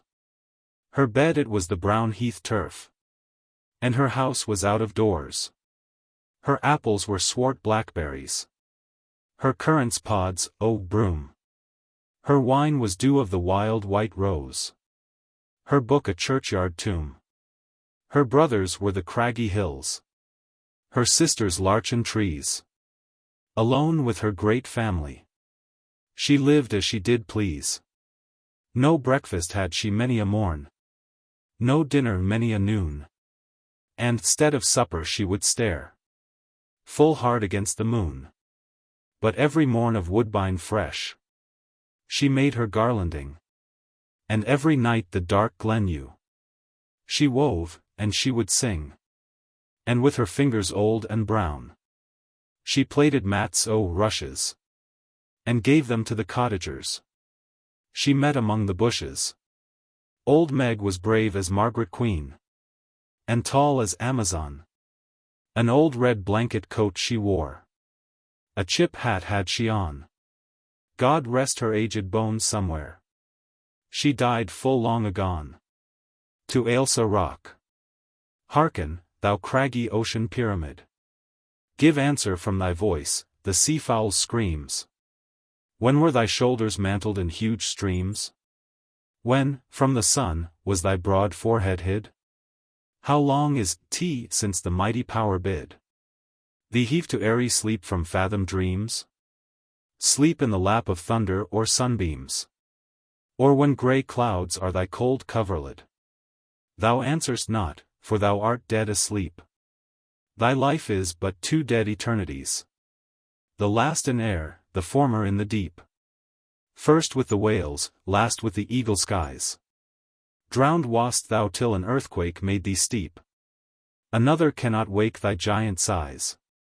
Written in the cottage where Burns was born, this mortal body of 1,000 days now fills, O Burns, a space in thine own room, where thou didst dream alone on budded bays, happy and thoughtless of thy day of doom. My pulse is warm with thine old barley brie. My head is light with pledging a great soul. My eyes are wandering, and I cannot see. Fancy is dead and drunken at its goal. Yet can I stamp my foot upon thy floor. Yet can I ope thy window sash to find the meadow thou hast tramped o'er and o'er. Yet can I think of thee till thought is blind. Yet can I gulp a bumper to thy name. Oh, smile among the shades, for this is fame. Lines written in the Highlands after a visit to Burns's country.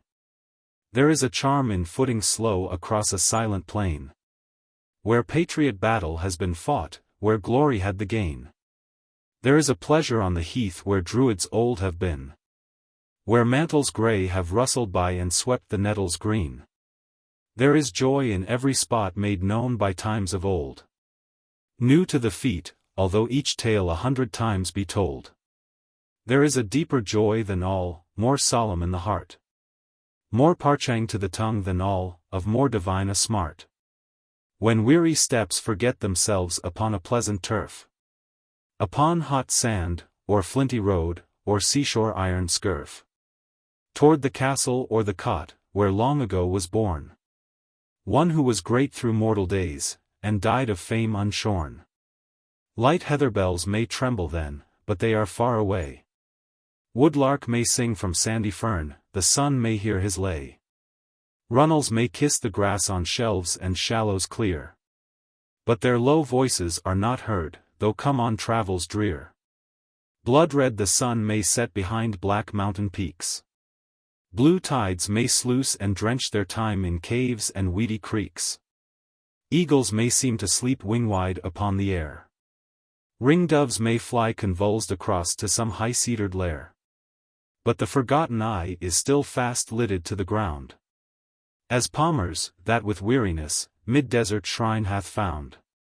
At such a time the soul's a child, in childhood is the brain.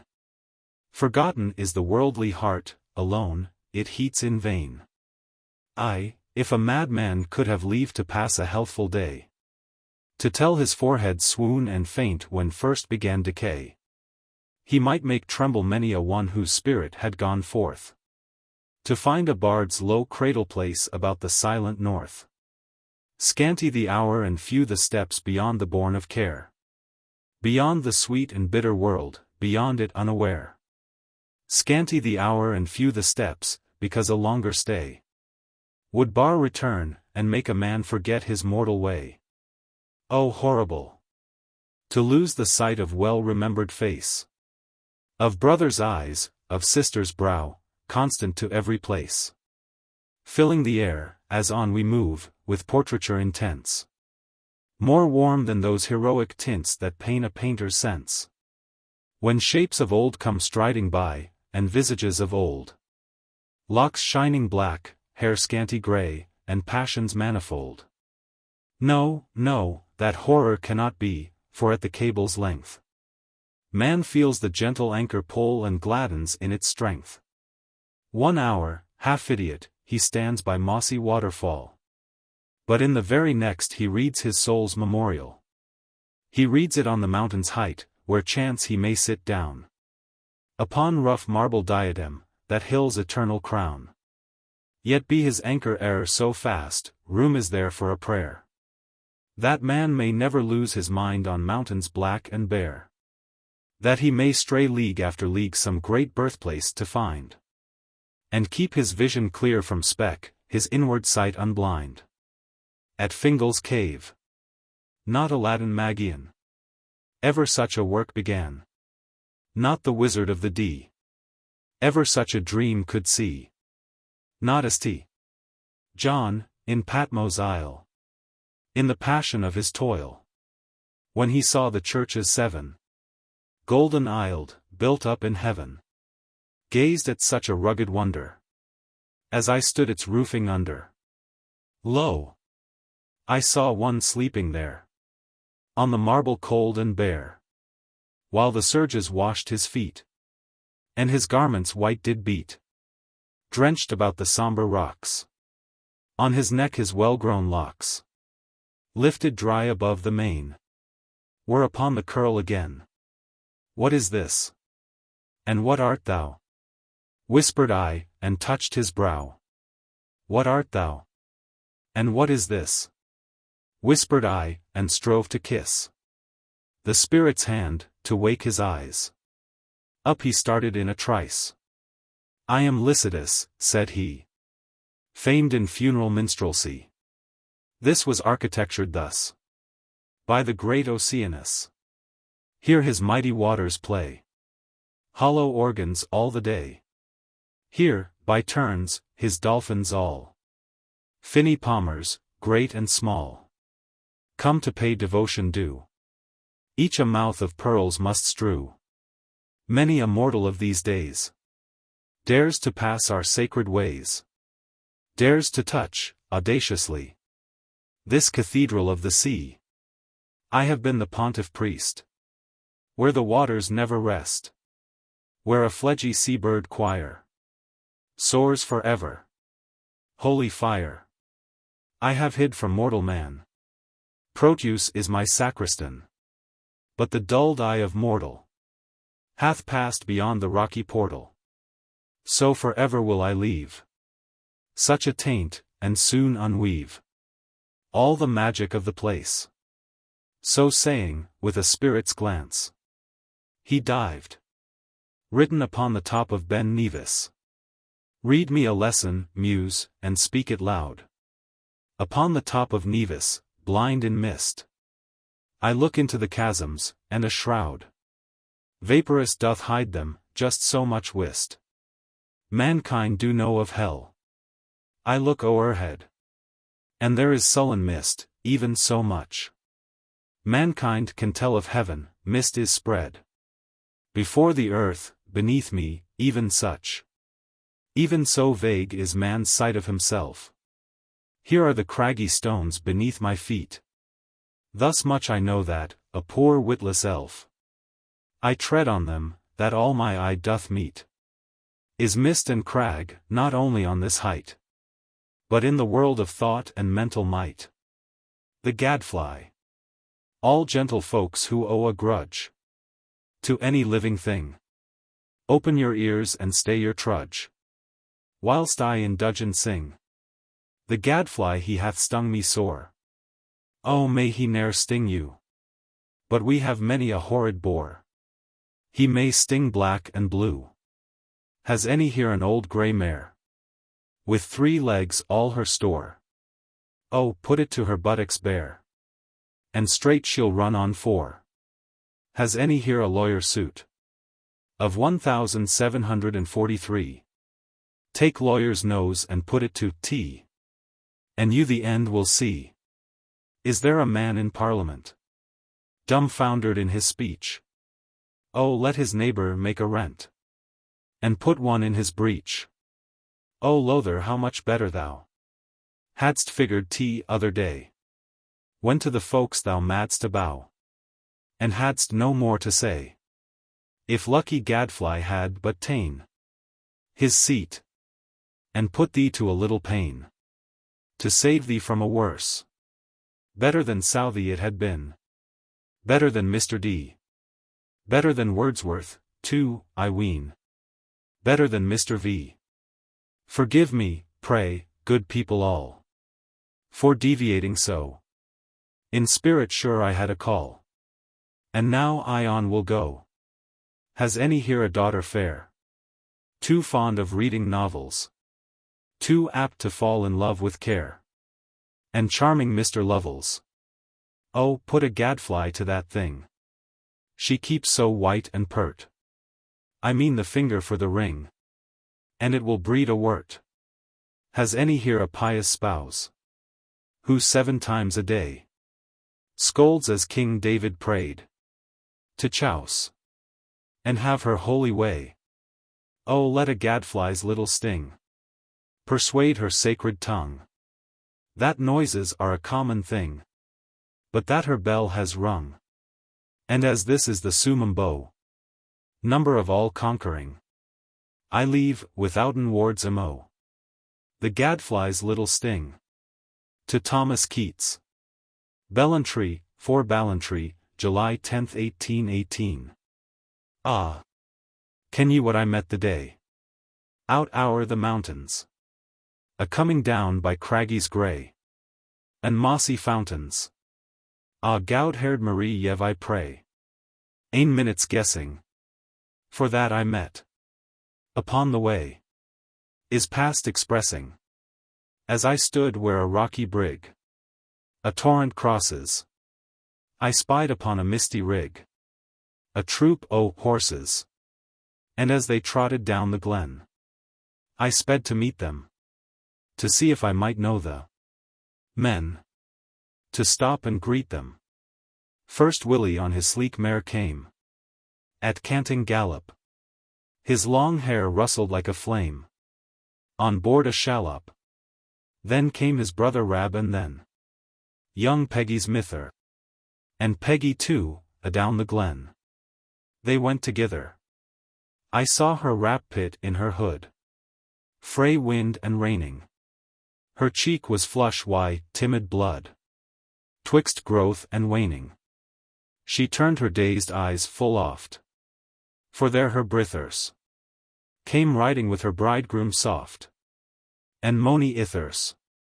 Young Tarn came up and eyed me quick, with reddened cheek. Braw Tom was daft like a chick, he couldna speak.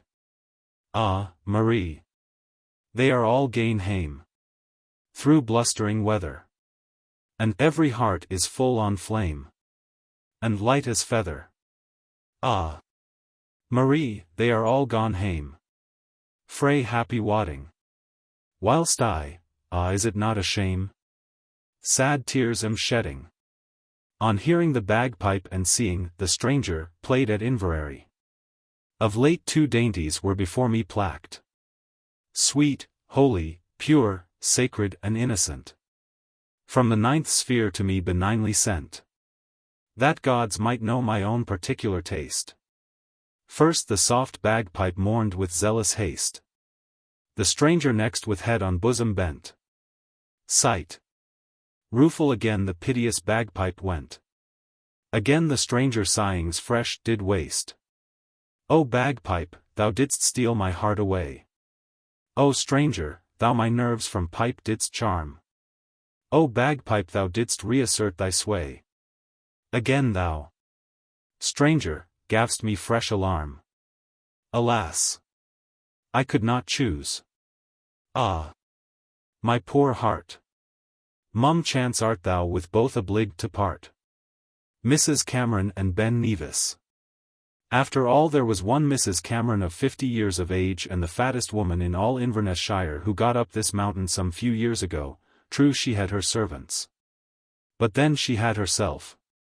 She ought to have hired Sisyphus. Up the high hill he heaves a huge round, Mrs. Cameron. 'Tis said a little conversation took place between the mountain and the lady. After taking a glass of whiskey as she was tolerably seated at ease, she thus began. Mrs. C. Upon my life, Sir Nevis, I am piqued that I have so far panted, tugged and reeked to do an honor to your old bald pate. And now I'm sitting on you just to bait, without your paying me one compliment. Alas, 'tis so with all, when our intent is plain, and in the eye of all mankind we fair ones show a preference, too blind. You gentleman immediately turn tail. Oh, let me then my hapless fate bewail. Ungrateful baldpate, have I not disdained the pleasant valleys, have I not mad-brained, deserted all my pickles and preserves, my china closet too, with wretched nerves to boot, say, wretched ingrate, have I not left my soft cushioned chair and caudle pot? 'Tis true I had no corns, no, thank the fates. My shoemaker was always Mr. Bates. And if not Mr. Bates, why I'm not old. Still dumb, ungrateful Nevis, still so cold.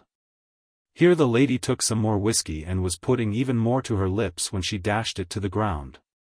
For the mountain began to grumble, which continued for a few minutes before he thus began. Ben Nevis. What whining bit of tongue and mouth thus dares disturb my slumber of 1,000 years? Even so long my sleep has been secure, and to be so awaked I'll not endure. Oh pain, for since the eagle's earliest scream, I've had a damned confounded ugly dream. A nightmare sure. What? Madam, was it you? It cannot be. My old eyes are not true. Red crag, my spectacles. Now let me see. Good heavens. Lady, how the Gemini. Did you get here? Oh, I shall split my sides. I shall earthquake. Mrs. C. Sweet Nevis, do not quake, for though I love your honest countenance all things above, truly I should not like to be conveyed so far into your bosom, gentle maid. Love's not too rough a treatment, gentle sir. Pray thee be calm and do not quake nor stir. No. Not a stone. Or I shall go in fits. Ben Nevis. I must, I shall, I meet not such titbits. I meet not such sweet creatures every day. By my old nightcap night and day. I must have one sweet buss, I must and shall. Red crag, what? Madam, can you then repent of all the toil and vigor you have spent to see Ben Nevis and to touch his nose? Red crag, I say. Oh, I must have them close. Red crag, there lies beneath my farthest toe a vein of sulphur. Go, dear red crag, go, and rub your flinty back against it, budge. Dear madam, I must kiss you, faith I must. I must embrace you with my dearest gust. Blockhead, ye hear, blockhead, I'll make her feel. There lies beneath my east leg's northern heel a cave of young earth dragons. Well, my boy, go thither quick and so complete my joy. Take you a bundle of the largest pines, and when the sun on fiercest phosphor shines, fire them and ram them in the dragon's nest. Then will the dragons fry and fizz their best, until 10,000 now no bigger than poor alligators, poor things of one span, will each one swell to twice 10 times the size of northern whale. Then for the tender prize, the moment then, for then will red crag rub his flinty back, and I shall kiss and snub, and press my dainty morsel to my breast. Blockhead, make haste. O muses, weep the rest. The lady fainted and he thought her dead. So pulled the clouds again about his head. And went to sleep again. Soon she was roused by her affrighted servants, next day, housed.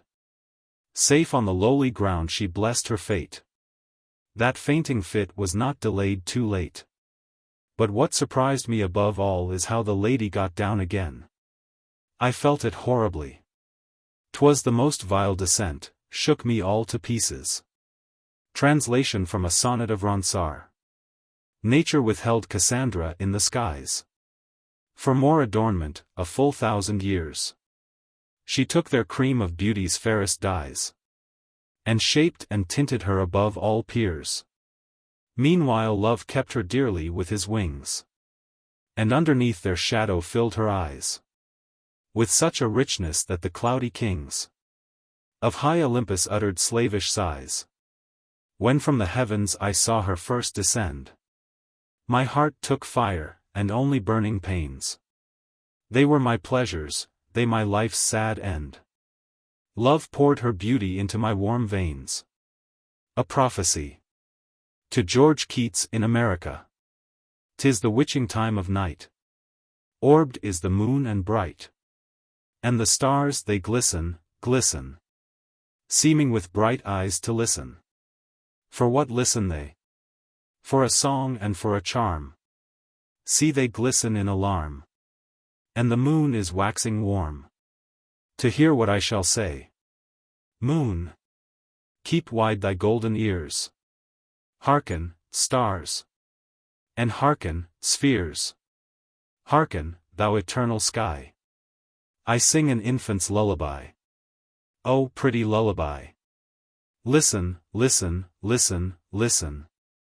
Glisten, glisten, glisten, glisten. And hear my lullaby. Though the rushes, that will make its cradle, still are in the lake. Though the linen that will be its swathe is on the cotton tree. Though the woolen that will keep it warm is on the silly sheep. Listen, starlight, listen, listen.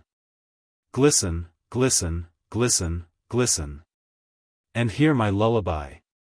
Child, I see thee. Child, I've found thee. Midst of the quiet all around thee. Child, I see thee. Child, I spy thee. And thy mother sweet is nigh thee. Child, I know thee. Child no more, but a poet evermore. See, see, the lyre, in a flame of fire. Upon the little cradle's top. Flaring, flaring, flaring. Past the eyesight's bearing. Awake it from its sleep. And see if it can keep its eyes upon the blaze. Amaze, amaze. It stares, it stares, it stares. It dares what no one dares. It lifts its little hand into the flame. Unharmed, and on the strings. Paddles a little tune, and sings. With dumb endeavor sweetly. Barred art thou completely. Little child. O, Western wild. Barred art thou completely. Sweetly with dumb endeavor. A poet now or never. Little child. O, Western wild. A poet now or never. Song. I had a dove. I had a dove and the sweet dove died. And I have thought it died of grieving. Oh, what could it grieve for? Its feet were tied with a silken thread of my own hands weaving. Sweet little red feet. Why should you die? Why should you leave me, sweet bird? Why? You lived alone in the forest tree. Why, pretty thing? Would you not live with me? I kissed you oft and gave you white peas. Why not live sweetly, as in the green trees? Fancy. Ever let the fancy roam. Pleasure never is at home. At a touch sweet pleasure melteth. Like to bubbles when rain pelteth. Then let winged fancy wander. Through the thought still spread beyond her. Open wide the mind's cage door. She'll dart forth, and cloudward soar. Oh sweet fancy! Let her loose. Summer's joys are spoilt by use. And the enjoying of the spring fades as does its blossoming. Autumn's red-lipped fruitage too, blushing through the mist and dew, cloys with tasting. What do then? Sit thee by the ingle, when the sere faggot blazes bright, spirit of a winter's night, when the soundless earth is muffled, and the caked snow is shuffled from the ploughboy's heavy shoon, when the night doth meet the noon in a dark conspiracy to banish even from her sky. Sit thee there, and send abroad, with a mind self-overawed. Fancy, high-commissioned, send her. She has vassals to attend her. She will bring, in spite of frost, beauties that the earth hath lost. She will bring thee, all together, all delights of summer weather, all the buds and bells of May, from dewy sward or thorny spray, all the heaped autumn's wealth. With a still, mysterious stealth, she will mix these pleasures up, like 3 fit wines in a cup. And thou shalt quaff it, thou shalt hear distant harvest carols clear, rustle of the reaped corn, sweet birds antheming the morn. And, in the same moment, hark! 'Tis the early April lark, or the rooks, with busy caw, foraging for sticks and straw. Thou shalt, at one glance, behold the daisy and the marigold, white-plumed lilies, and the first hedge-grown primrose that hath burst, shaded hyacinth, alway, sapphire queen of the mid-May, and every leaf, and every flower, pearled with the selfsame shower. Thou shalt see the field mouse peep, meager from its selled sleep, and the snake all winter thin, cast on sunny bank its skin. Freckled nest eggs thou shalt see, hatching in the hawthorn tree, when the hen-bird's wing doth rest quiet on her mossy nest. Then the hurry and alarm, when the beehive casts its swarm, acorns ripe down pattering, while the autumn breezes sing. Oh, sweet fancy! Let her loose. Everything is spoilt by use. Where's the cheek that doth not fade, too much gazed at? Where's the maid, whose lip mature is ever new? Where's the eye, however blue, does not weary? Where's the face one would meet in every place? Where's the voice, however soft, one would hear so very oft? At a touch sweet pleasure melteth, like to bubbles when rain pelteth. Let, then, winged fancy find thee a mistress to thy mind, dulcet-eyed as Ceres' daughter, ere the god of torment taught her how to frown and how to chide, with a waist and with a side, white as Hebe's, when her zone slipped its golden clasp, and down fell her kirtle to her feet, while she held the goblet sweet, and Jove grew languid. Break the mesh of the fancy's silken leash, quickly break her prison string, and such joys as these she'll bring. Let the winged fancy roam, pleasure never is at home. Ode. Bards of passion and of mirth, ye have left your souls on earth. Have ye souls in heaven too, double-lived in regions new?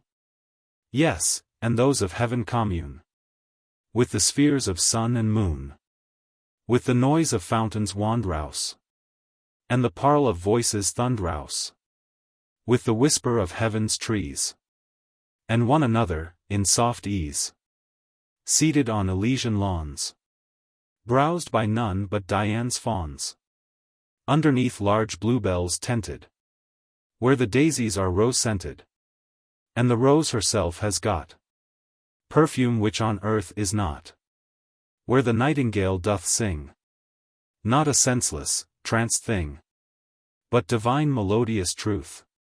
Philosophic numbers smooth. Tales and golden histories. Of heaven and its mysteries. Thus ye live on high, and then on the earth ye live again. And the souls ye left behind you teach us, here, the way to find you. Where your other souls are joying. Never slumbered, never cloying. Here, your earth-born souls still speak to mortals, of their little week. Of their sorrows and delights. Of their passions and their spites. Of their glory and their shame. What doth strengthen and what maim. Thus ye teach us, every day. Wisdom, though fled far away. Bards of passion and of mirth. Ye have left your souls on earth. Ye have souls in heaven too. Double-lived in regions new. Modern love. And what is love? It is a doll dressed up for idleness to cosset, nurse, and dandle. A thing of soft misnomers, so divine. That silly youth doth think to make itself divine by loving, and so goes on. Yawning and doting a whole summer long. Till Mrs. Combe is made a pearl tiara. And common Wellingtons turn Romeo boots. Then Cleopatra lives at number 7. And Antony resides in Brunswick Square. Fools! If some passions high have warmed the world. If queens and soldiers have played deep for hearts. It is no reason why such agonies should be more common than the growth of weeds. Fools! Make me whole again that weighty pearl. The Queen of Egypt melted, and I'll say that ye may love in spite of beaver hats. Fragment of The Castle Builder. Tonight I'll have my friar, let me think.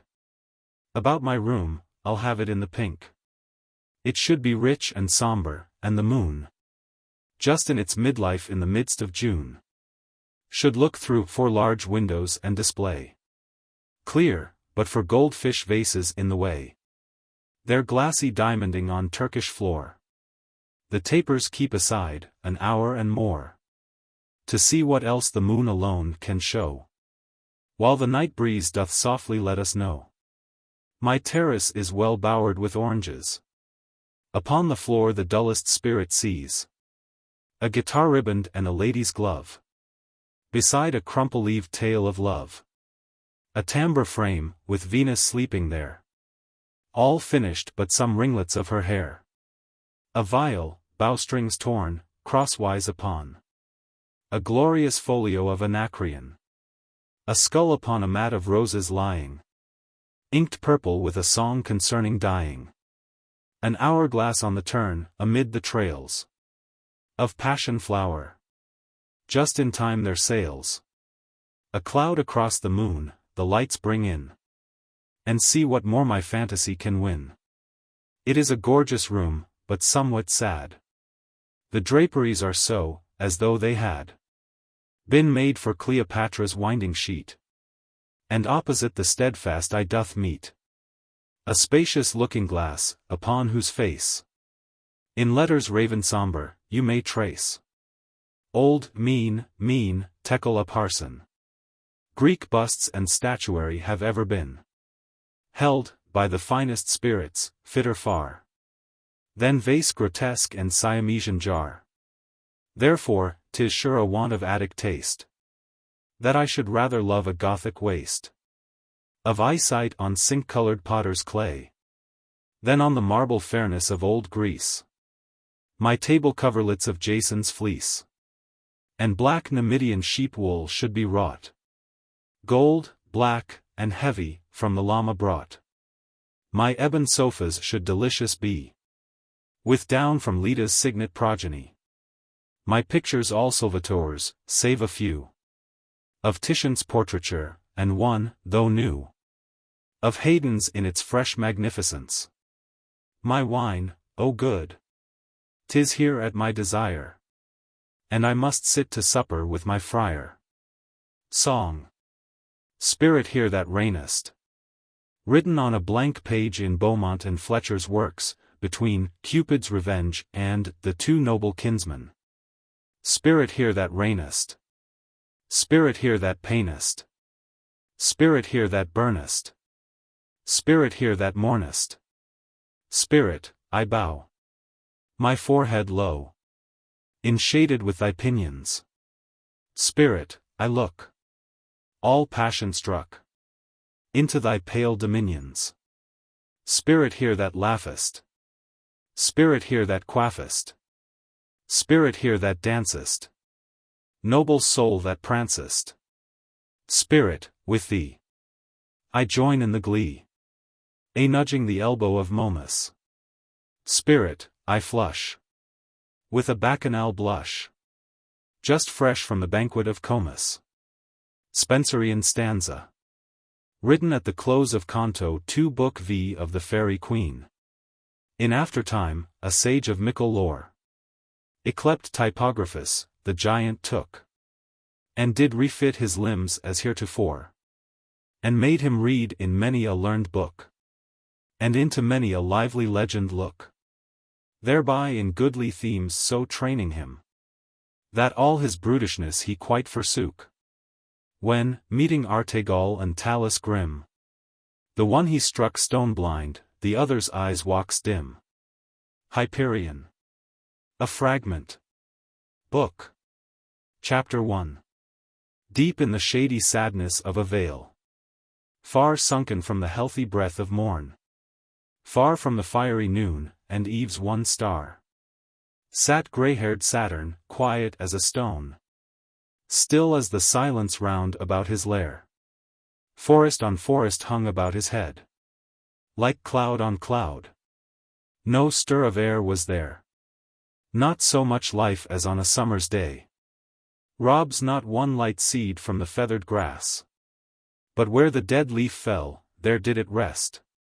A stream went voiceless by, still deadened more, by reason of his fallen divinity.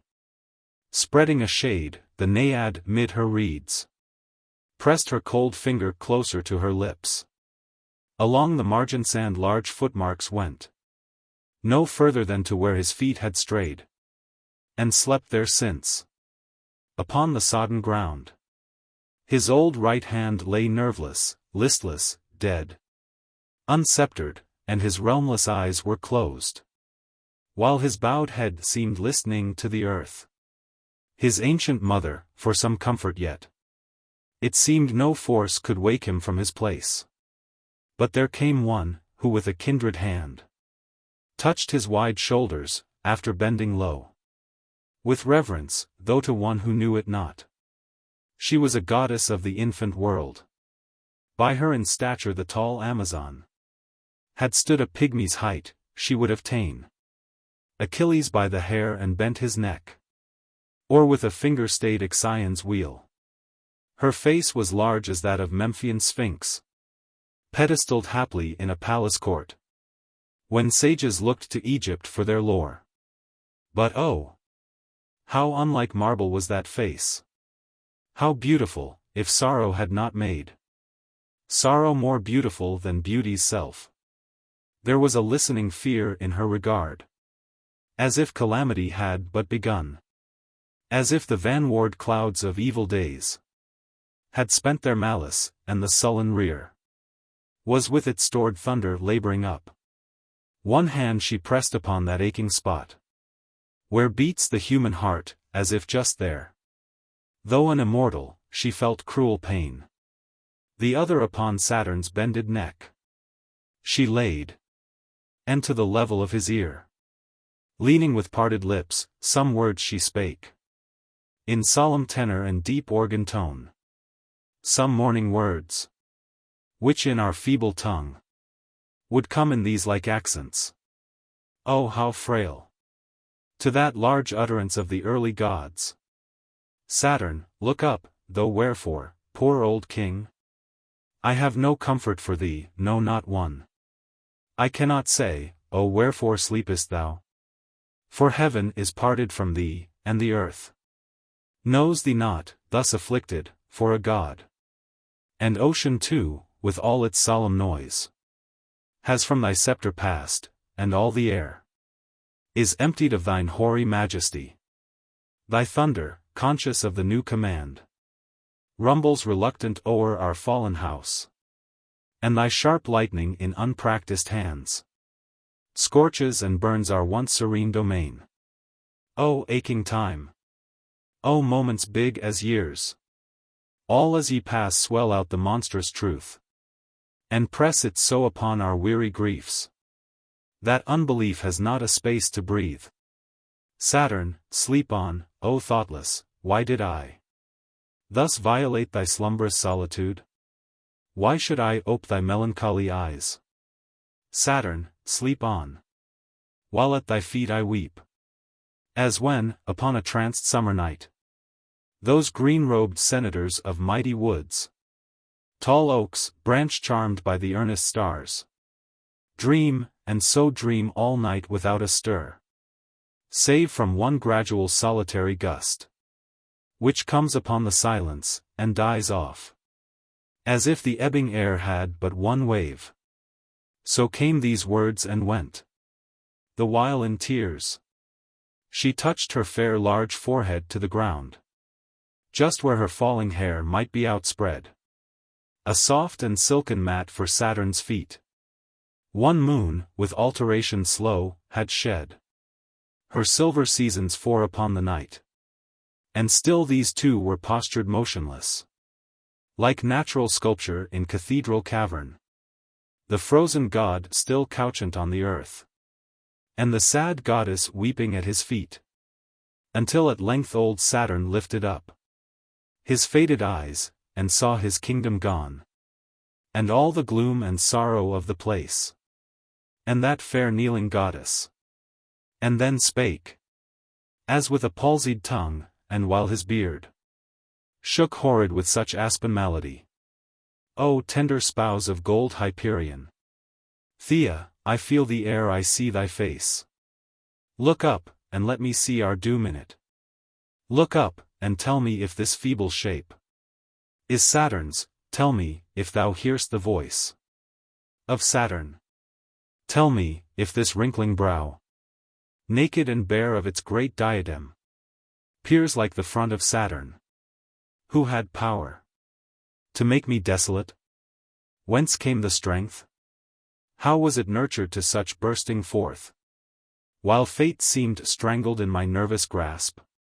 But it is so, and I am smothered up, and buried from all godlike exercise of influence benign on planets pale, of admonitions to the winds and seas, of peaceful sway above man's harvesting, and all those acts which Deity supreme doth ease its heart of love in. I am gone. Away from my own bosom, I have left my strong identity, my real self, somewhere between the throne, and where I sit, here on this spot of earth. Search, Thea, search. Open thine eyes eterne, and sphere them round upon all space, space starred, and lorn of light, space regioned with life air, and barren void, spaces of fire, and all the yawn of hell. Search, Thea, search, and tell me if thou sayest a certain shape or shadow, making way with wings or chariot fierce to repossess a heaven he lost erewhile. It must be of right progress. Saturn must be king. Yes, there must be a golden victory. There must be gods thrown down, and trumpets blown of triumph calm, and hymns of festival. Upon the gold clouds metropolitan, voices of soft proclaim, and silver stir of strings in hollow shells. And there shall be beautiful things made new, for the surprise of the sky children. I will give command. Thea, Thea, Thea. Where is Saturn? This passion lifted him upon his feet, and made his hands to struggle in the air, his druid locks to shake and ooze with sweat, his eyes to fever out, his voice to cease. He stood, and heard not Thea's sobbing deep. A little time, and then again he snatched utterance thus, but cannot I create? Cannot I form? Cannot I fashion forth another world, another universe? To overbear and crumble this to naught? Where is another chaos? Where? That word found way unto Olympus, and made quake. The rebel three, Thea was startled up. And in her bearing was a sort of hope. As thus she quick-voiced spake, yet full of awe. This cheers our fallen house, come to our friends. O Saturn! Come away, and give them heart. I know the covert, for thence came I hither. Thus brief. Then with beseeching eyes she went. With backward footing through the shade a space. He followed, and she turned to lead the way. Through aged boughs that yielded like the mist, which eagles cleave up mounting from their nest. Meanwhile in other realms big tears were shed. More sorrow like to this, and such like woe. Too huge for mortal tongue or pen of scribe. The Titans fierce, self-hid, or prison-bound, groaned for the old allegiance once more, and listened in sharp pain for Saturn's voice. But one of the whole mammoth brood still kept his sovereignty, and rule, and majesty. Blazing Hyperion on his orbed fire still sat, still snuffed the incense, teeming up from man to the sun's god. Yet unsecure. For as among us mortals omens drear fright and perplex, so also shuddered he. Not at dog's howl, or gloombird's hated screech, or the familiar visiting of one upon the first toll of his passing bell, or prophesyings of the midnight lamp. But horrors, portioned to a giant nerve, oft made Hyperion ache. His palace bright, bastioned with pyramids of glowing gold, and touched with shade of bronzed obelisks, glared a blood red through all its 1,000 courts, arches, and domes, and fiery galleries, and all its curtains of Aurorian clouds flushed angrily, while sometimes eagles' wings, unseen before by gods or wondering men, darkened the place, and neighing steeds were heard, not heard before by gods or wondering men. Also, when he would taste the spicy wreaths of incense breathed aloft from sacred hills, instead of sweets, his ample palate took savor of poisonous brass and metal sick. And so, when harbored in the sleepy west, after the full completion of fair day, for rest divine upon exalted couch, and slumber in the arms of melody, he paced away the pleasant hours of ease, with stride colossal, on from hall to hall, while far within each aisle and deep recess, his winged minions in close clusters stood, amazed and full of fear, like anxious men, who on wide plains gather in panting troops, when earthquakes jar their battlements and towers. Even now while Saturn, roused from icy trance, went step for step with Thea through the woods, Hyperion, leaving twilight in the rear, came slope upon the threshold of the west. Then, as was wont, his palace door flew ope. In smoothest silence, save what solemn tubes, blown by the serious zephyrs, gave of sweet and wandering sounds, slow-breathed melodies, and like a rose in vermeil tint and shape, in fragrance soft, and coolness to the eye, that inlet to severe magnificence stood full-blown, for the god to enter in. He entered, but he entered full of wrath. His flaming robes streamed out beyond his heels, and gave a roar, as if of earthly fire, that scared away the meek ethereal hours, and made their dove wings tremble. On he flared, from stately nave to nave, from vault to vault, through bowers of fragrant and enwreathed light, and diamond-paved lustrous long arcades, until he reached the great main cupola, There standing fierce beneath, he stamped his foot. And from the basements deep to the high towers, jarred his own golden region, and before the quavering thunder thereupon had ceased, his voice leapt out, despite of godlike curb. To this result, O dreams of day and night! O monstrous forms! O effigies of pain! O spectres busy in a cold, cold gloom! O lank-eared phantoms of black-weeded pools! Why do I know ye? Why have I seen ye? Why is my eternal essence thus distraught? To see and to behold these horrors new? Saturn is fallen, am I too to fall? Am I to leave this haven of my rest? This cradle of my glory, this soft clime? This calm luxuriance of blissful light? These crystalline pavilions, and pure fanes of all my lucent empire? It is left deserted, void, nor any haunt of mine. The blaze, the splendor, and the symmetry I cannot see, but darkness, death and darkness. Even here, into my center of repose, the shady visions come to domineer, insult, and blind, and stifle up my pomp.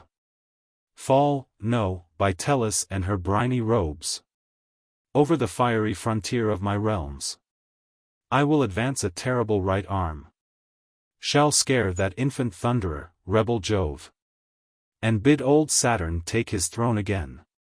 He spake, and ceased, the while a heavier threat held struggle with his throat, but came not forth. For as in theatres of crowded men, hubbub increases more they call out, hush. So at Hyperion's words the phantoms pale bestirred themselves, thrice horrible and cold. And from the mirrored level where he stood, a mist arose, as from a scummy marsh. At this, through all his bulk and agony, crept gradual, from the feet unto the crown, like a lithe serpent vast and muscular, making slow way, with head and neck convulsed, from overstrained might. Released, he fled to the eastern gates, and full 6 dewy hours before the dawn in season dew should blush, he breathed fierce breath against the sleepy portals, cleared them of heavy vapors, burst them wide. Suddenly on the ocean's chilly streams, the planet orb of fire, whereon he rode, each day from east to west the heavens through, spun round in sable curtaining of clouds, not therefore veiled quite, blindfold, and hid, but ever and anon the glancing spheres, circles, and arcs, and broad-belting colure, glowed through, and wrought upon the muffling dark, sweet-shaped lightnings from the nadir deep, up to the zenith, hieroglyphics old, which sages and keen-eyed astrologers, then living on the earth, with laboring thought, won from the gaze of many centuries, now lost, save what we find on remnants huge, of stone, or marble swart, their import gone, their wisdom long since fled. 2 wings this orb possessed for glory, 2 fair argent wings, ever exalted at the gods' approach. And now, from forth the gloom their plumes immense rose, one by one, till all outspreaded were, while still the dazzling globe maintained eclipse, awaiting for Hyperion's command. Fain would he have commanded, fain took throne, and bid the day begin, if but for change. He might not, no, though a primeval god. The sacred seasons might not be disturbed. Therefore the operations of the dawn stayed in their birth, even as here 'tis told. Those silver wings expanded sisterly, eager to sail their orb, the porches wide opened upon the dusk domains of night. And the bright Titan, frenzied with new woes, and used to bend, by hard compulsion bent, his spirit to the sorrow of the time. And all along a dismal rack of clouds, upon the boundaries of day and night, he stretched himself in grief and radiance faint. There as he lay, the heaven with its stars looked down on him with pity, and the voice of Coelus, from the universal space, thus whispered low and solemn in his ear. O brightest of my children dear, earth-born and sky-engendered, son of mysteries, all unrevealed even to the powers, which met at thy creating, at whose joys and palpitations sweet, and pleasures soft, I, Coelus, wonder, how they came and whence, and at the fruits thereof what shapes they be, distinct, and visible, symbols divine, manifestations of that beauteous life, diffused unseen throughout eternal space. Of these new-formed art thou, O brightest child. Of these, thy brethren and the goddesses. There is sad feud among ye, and rebellion of son against his sire. I saw him fall. I saw my firstborn tumbled from his throne. To me his arms were spread, to me his voice found way from forth the thunders round his head. Pale walks I, and in vapors hid my face. Art thou, too, near such doom? Vague fear there is. For I have seen my sons most unlike gods. Divine ye were created, and divine. In sad demeanor, solemn, undisturbed, unruffled, like high gods, ye lived and ruled. Now I behold in you fear, hope, and wrath. Actions of rage and passion, even as I see them, on the mortal world beneath. In men who die, this is the grief, O son. Sad sign of ruin, sudden dismay, and fall. Yet do thou strive, as thou art capable. As thou canst move about, an evident God. And canst oppose to each malignant hour ethereal presence, I am but a voice. My life is but the life of winds and tides. No more than winds and tides can I avail. But thou canst, be thou therefore in the van of circumstance. Yea, seize the arrow's barb. Before the tenth string murmur, to the earth. For there thou wilt find Saturn, and his woes. Meantime I will keep watch on thy bright sun. And of thy seasons be a careful nurse. Ere half this region whisper had come down, Hyperion arose, and on the stars lifted his curved lids, and kept them wide. Until it ceased, and still he kept them wide. And still they were the same bright, patient stars. Then with a slow incline of his broad breast, like to a diver in the pearly seas, forward he stooped over the airy shore, and plunged all noiseless into the deep night. Book. Chapter 2. Just at the selfsame beat of time's wide wings, Hyperion slid into the rustled air. And Saturn gained with Thea that sad place, where Cybele and the bruised Titans mourned. It was a den where no insulting light could glimmer on their tears, where their own groans they felt, but heard not, for the solid roar of thunderous waterfalls and torrents hoarse, pouring a constant bulk, uncertain where. Crag jutting forth to crag, and rocks that seemed ever as if just rising from a sleep. Forehead to forehead held their monstrous horns. And thus in thousand hugest fantasies made a fit roofing to this nest of woe. Instead of thrones, hard flint they sat upon. Couches of rugged stone, and slaty ridge, stubborn with iron. All were not assembled. Some chained in torture, and some wandering. Ceus, and Gyges, and Bryarchus, Typhon, and Dolor, and Porphyrion, with many more, the brawniest in assault, were pent in regions of laborious breath, dungeoned in opaque element to keep their clenched teeth still clenched, and all their limbs locked up like veins of metal, cramped and screwed, without a motion, save of their big hearts, heaving in pain, and horribly convulsed, with sanguine, feverous, boiling gurge of pulse. Mnemosyne was straying in the world, Far from her moon had Phoebe wandered. And many else were free to roam abroad. But for the main, here found they covert drear. Scarce images of life, one here, one there. Lay vast and edgeways. Like a dismal cirque of druid stones, upon a forlorn moor.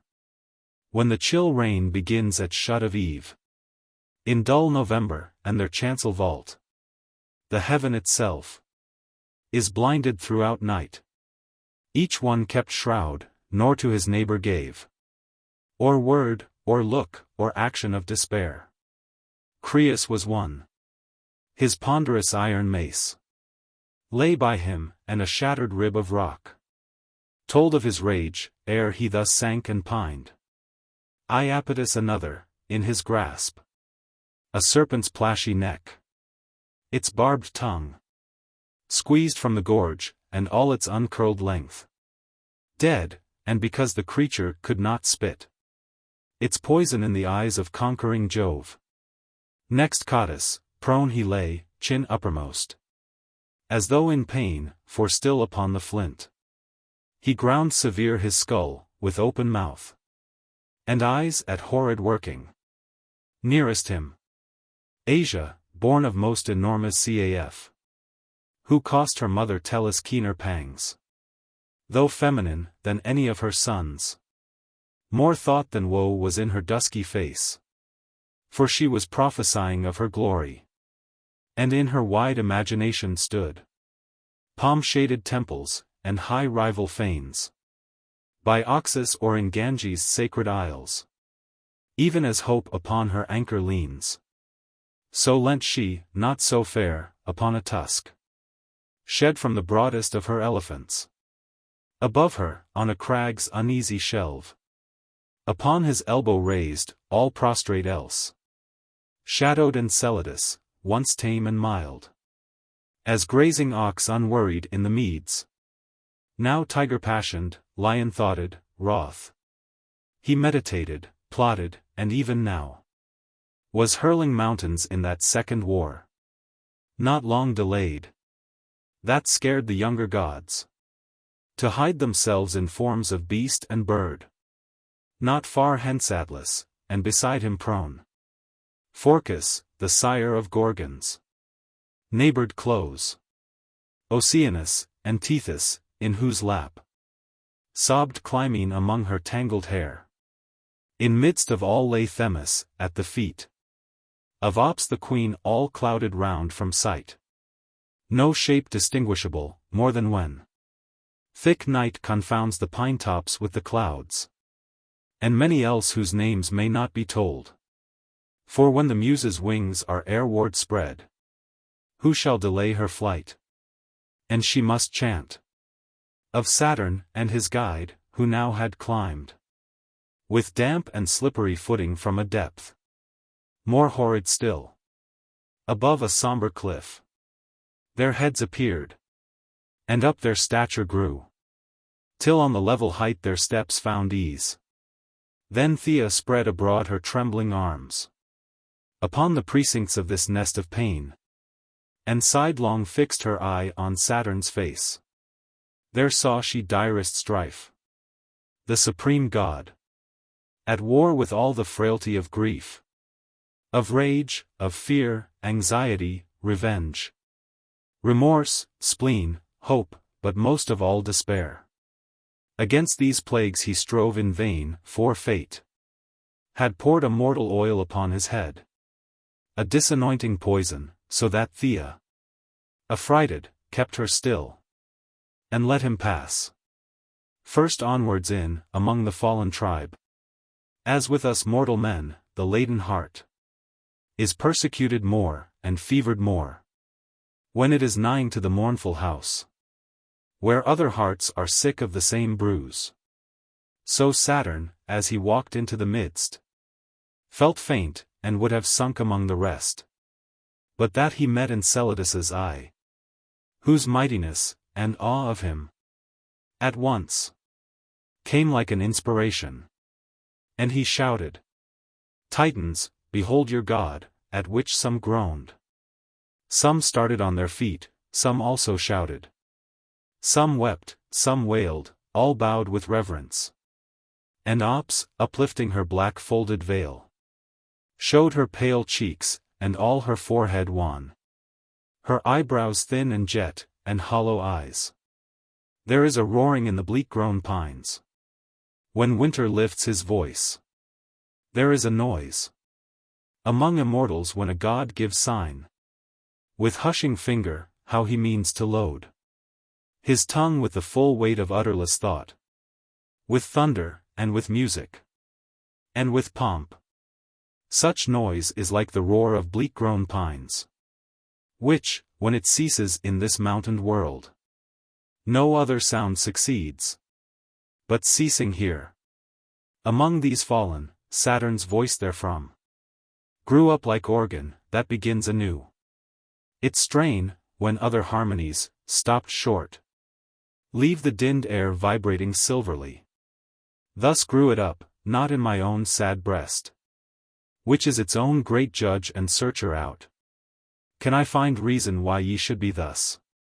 Not in the legends of the first of days, studied from that old spirit-leaved book, which starry Uranus with finger bright saved from the shores of darkness, when the waves low-ebbed still hid it up in shallow gloom.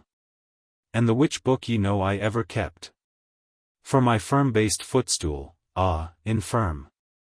Not there, nor in sign, symbol, or portent of element, earth, water, air, and fire. At war, at peace, or interquarreling. One against one, or two, or three. Or all. Each several one against the other three. As fire with air loud warring when rain floods drown both, and press them both against earth's face, where, finding sulphur, a quadruple wrath unhinges the poor world. Not in that strife, wherefrom I take strange lore, and read it deep, can I find reason why ye should be thus. No, nowhere can unriddle, though I search and pore on nature's universal scroll, even to swooning, why ye, divinities, the firstborn of all shaped and palpable gods, should cower beneath what, in comparison, is untremendous might. Yet ye are here. O'erwhelmed ye, and spurned, and battered, ye are here. O Titans, shall I say, arise? Ye groan. Shall I say, crouch? Ye groan. What can I then? O heaven wide! O unseen parent dear! What can I? Tell me, all ye brethren gods, how we can war, how engine our great wrath. O speak your counsel now, for Saturn's ear is all a-hungered. Thou, Oceanus, ponderest high and deep, and in thy face I see, astonied, that severe content which comes of thought and musing. Give us help. So ended Saturn, and the god of the sea, sophist and sage, from no Athenian grove, but cogitation in his watery shades, arose, with locks not oozy, and began in murmurs, which his first endeavoring tongue caught infant-like from the far-foamed sands. O ye, whom wrath consumes, who, passion stung, writhe at defeat, and nurse your agonies. Shut up your senses, stifle up your ears. My voice is not a bellows unto ire. Yet listen, ye who will, whilst I bring proof how ye, perforce, must be content to stoop. And in the proof much comfort will I give, if ye will take that comfort in its truth. We fall by course of nature's law, not force of thunder, or of Jove. Great Saturn, thou has sifted well the atom universe. But for this reason, that thou art the king, and only blind from sheer supremacy. One avenue was shaded from thine eyes, through which I wandered to eternal truth. And first, as thou wast not the first of powers, so art thou not the last, it cannot be. Thou art not the beginning nor the end. From chaos and parental darkness came light, the first fruits of that intestine broil. That sullen ferment, which for wondrous ends was ripening in itself.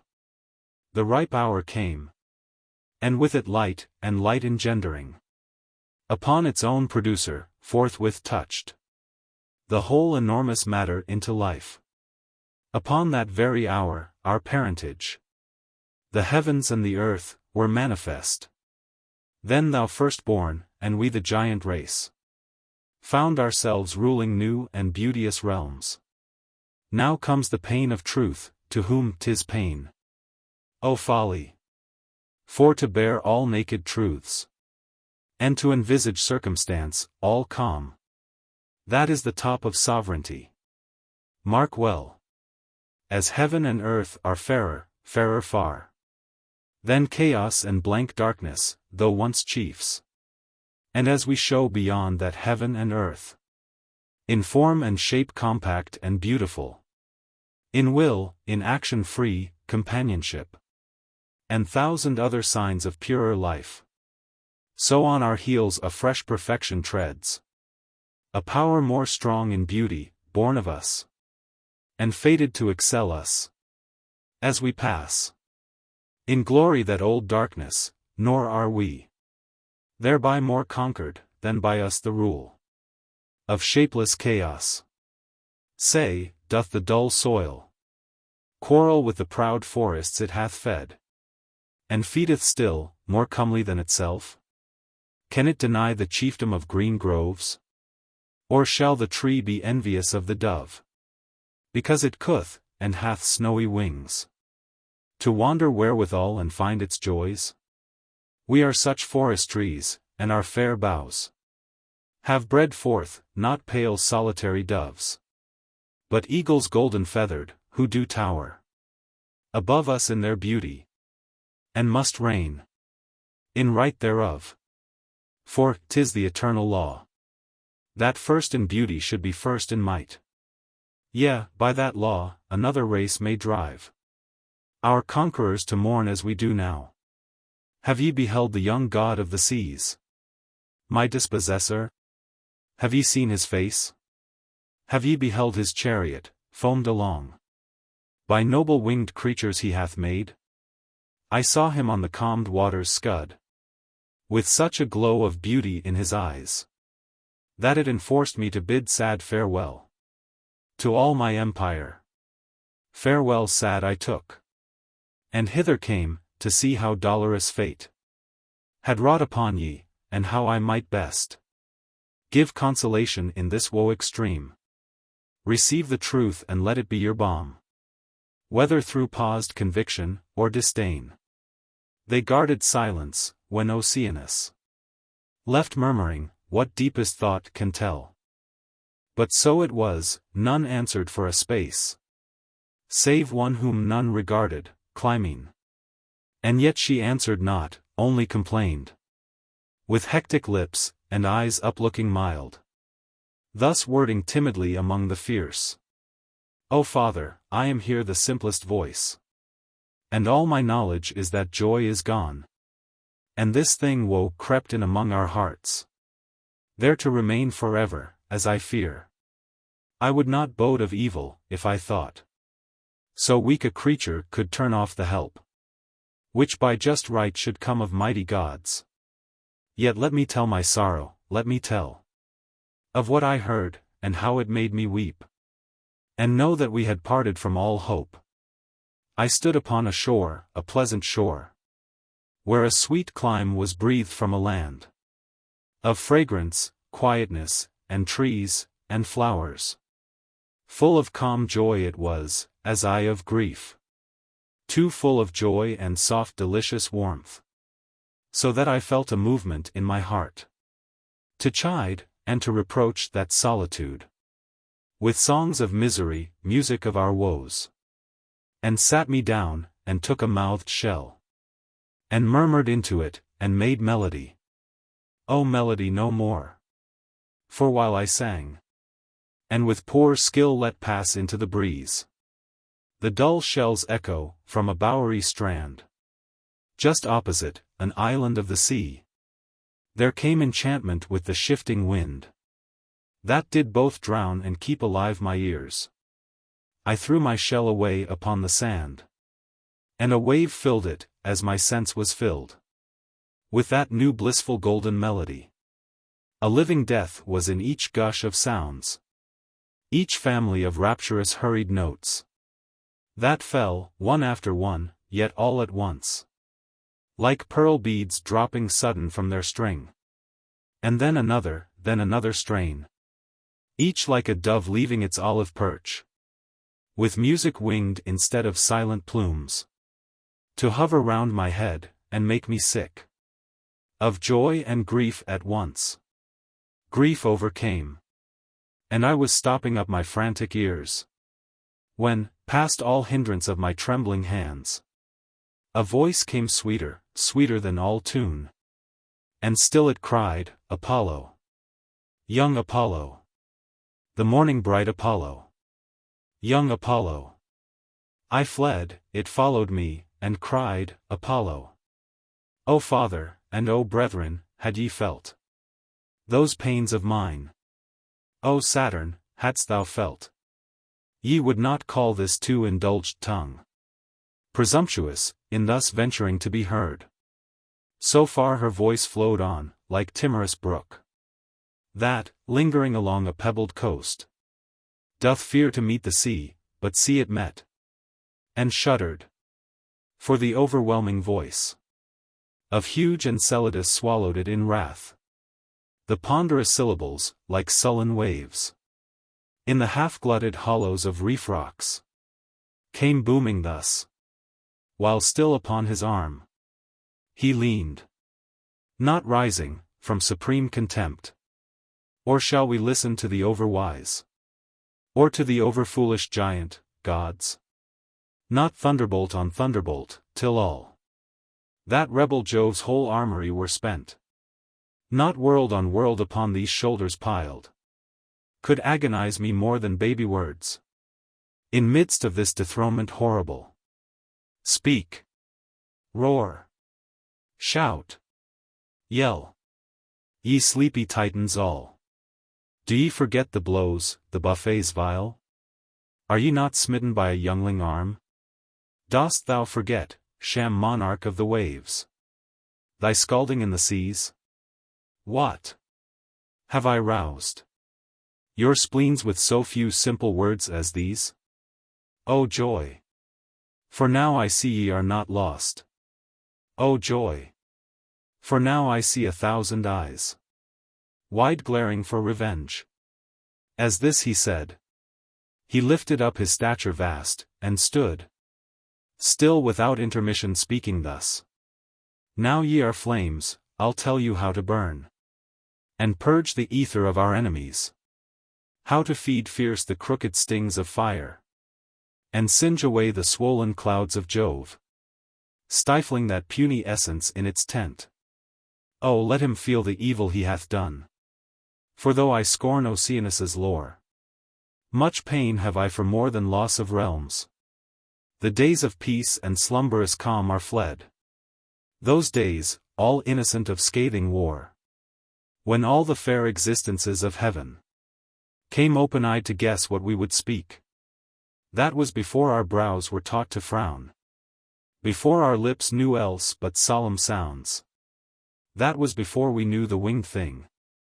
Victory might be lost, or might be won.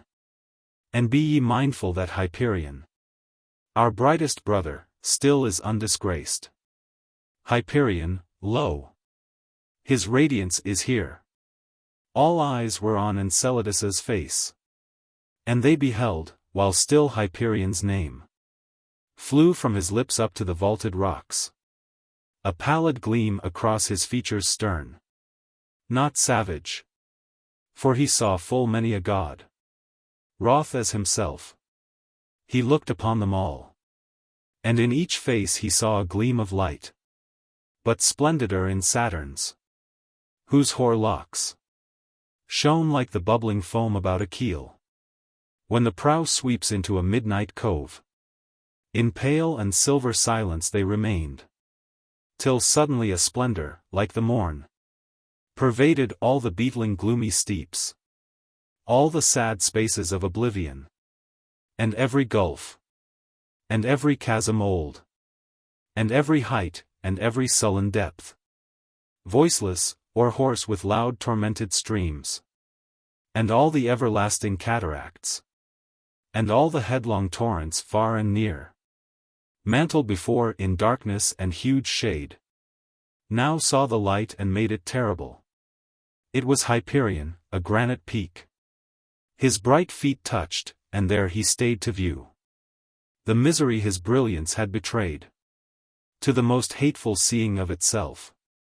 Golden his hair of short Numidian curl, regal his shape majestic, a vast shade, in midst of his own brightness, like the bulk of Memnon's image at the set of sun, to one who travels from the dusking east. Sighs, too, as mournful as that Memnon's harp, he uttered, while his hands contemplative he pressed together, and in silence stood. Despondent seized again the fallen gods, at sight of the dejected king of day, and many hid their faces from the light. But fierce Enceladus sent forth his eyes among the brotherhood, and, at their glare, uprose Iapetus, and Creus too, and Phorcus, sea-born, and together strode to where he towered on his eminence. There those four shouted forth old Saturn's name. Hyperion from the peak loud answered, Saturn. Saturn sat near the mother of the gods, in whose face was no joy, though all the gods gave from their hollow throats the name of Saturn.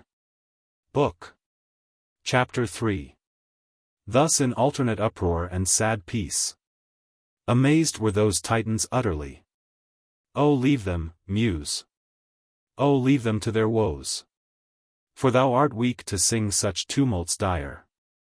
A solitary sorrow best befits thy lips, and antheming a lonely grief. Leave them, O Muse. For thou anon wilt find many a fallen old divinity wandering in vain about bewildered shores. Meantime touch piously the Delphic harp, and not a wind of heaven but will breathe in aid soft warble from the Dorian flute. For lo, 'tis for the father of all verse. Flush everything that hath a vermeil hue. Let the rose glow intense and warm the air, and let the clouds of even and of morn float in voluptuous fleeces o'er the hills.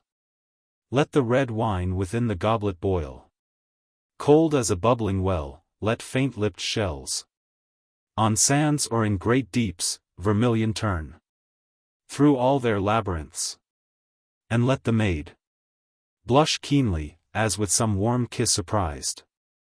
Chief isle of the embowered Cyclades, rejoice, O Delos, with thine olives green, and poplars, and lawn-shading palms, and beech, in which the zephyr breathes the loudest song, and hazels thick, dark-stemmed beneath the shade. Apollo is once more the golden theme. Where was he, when the giant of the sun stood bright, amid the sorrow of his peers? Together had he left his mother fair, and his twin sister sleeping in their bower, and in the morning twilight wandered forth beside the osiers of a rivulet, full ankle-deep in lilies of the vale. The nightingale had ceased, and a few stars were lingering in the heavens, while the thrush began calm-throated throughout all the isle. There was no covert, no retired cave, unhaunted by the murmurous noise of waves, though scarcely heard in many a green recess. He listened, and he wept, and his bright tears went trickling down the golden bough he held. Thus with half-shut suffused eyes he stood, while from beneath some cumbrous boughs hard by, with solemn step an awful goddess came, and there was purport in her looks for him, which he with eager guess began to read. Perplexed, the while melodiously he said, How camest thou over the unfooded sea? Or hath that antique mien and robed form moved in these valleys invisible till now? Sure I have heard those vestments sweeping o'er the fallen leaves, when I have sat alone in cool mid-forest.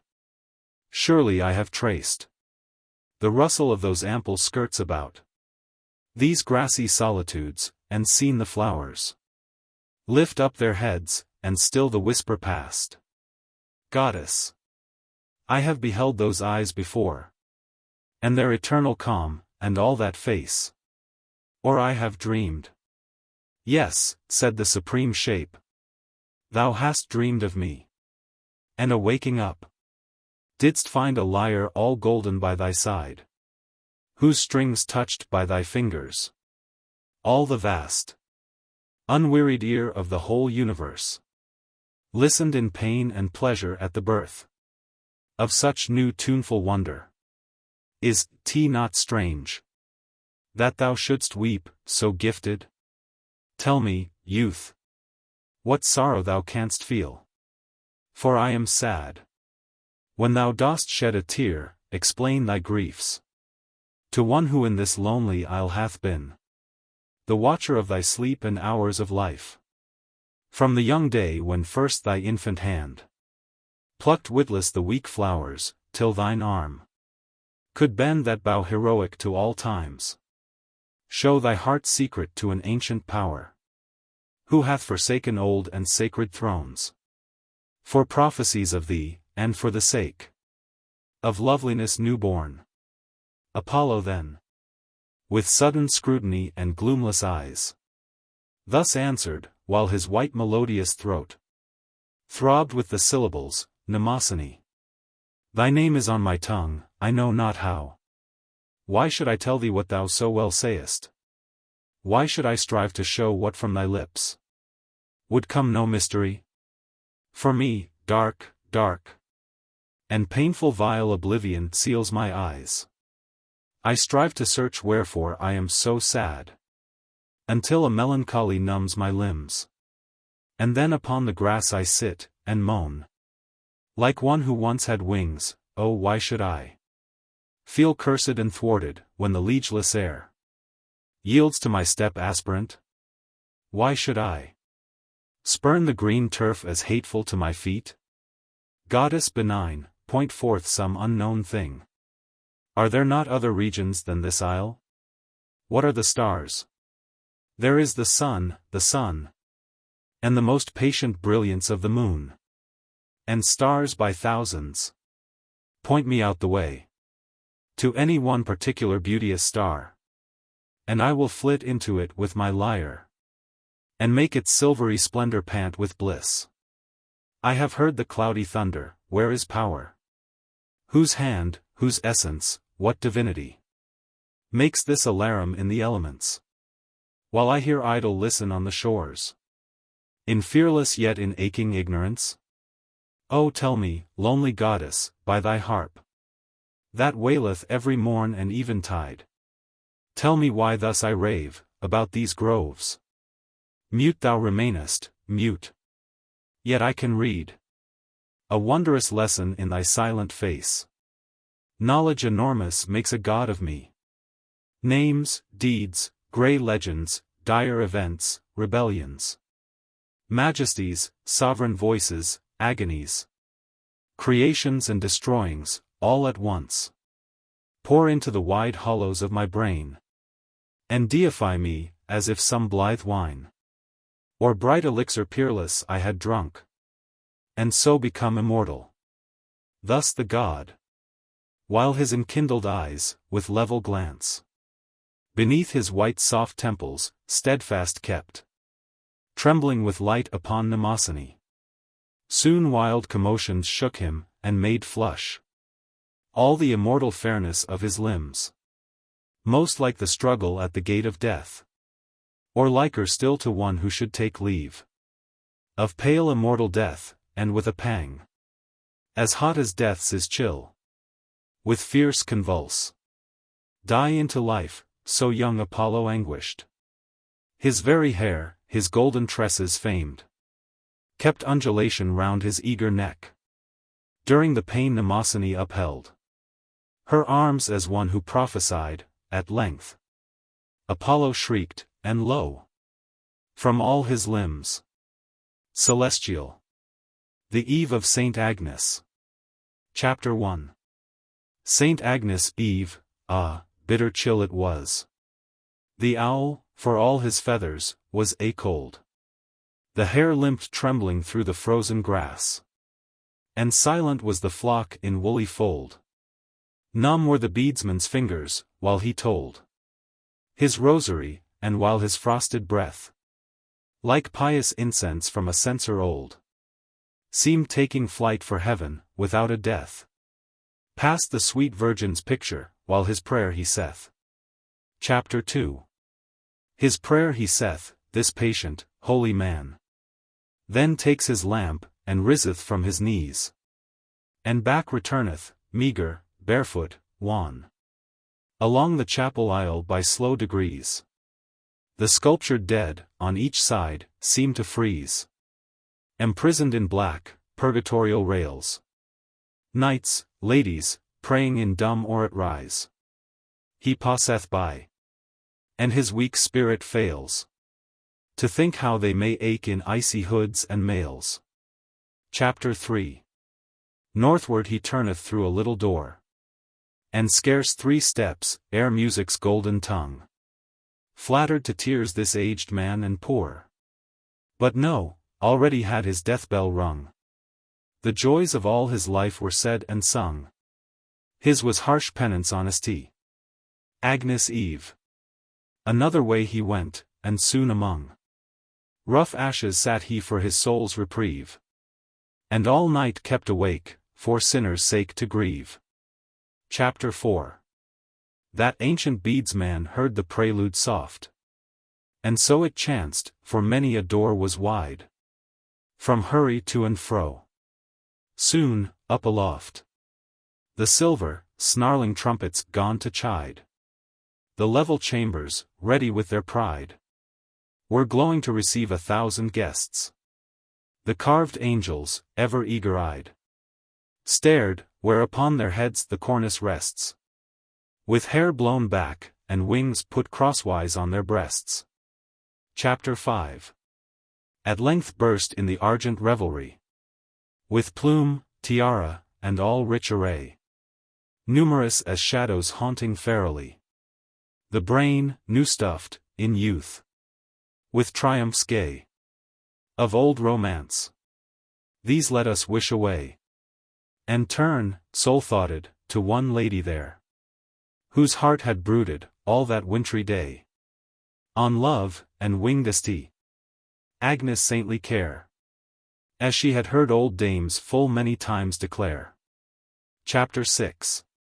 They told her how, upon esteem, Agnes' Eve, young virgins might have visions of delight, and soft adorings from their loves receive, upon the honeyed middle of the night, if ceremonies do they did aright, as, supperless to bed they must retire, and couch supine their beauties, lily white, nor look behind, nor sideways, but require of heaven with upward eyes for all that they desire.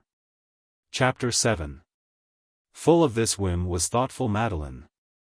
The music, yearning like a god in pain, she scarcely heard, her maiden eyes divine, fixed on the floor, saw many a sweeping train pass by, she heeded not at all, in vain.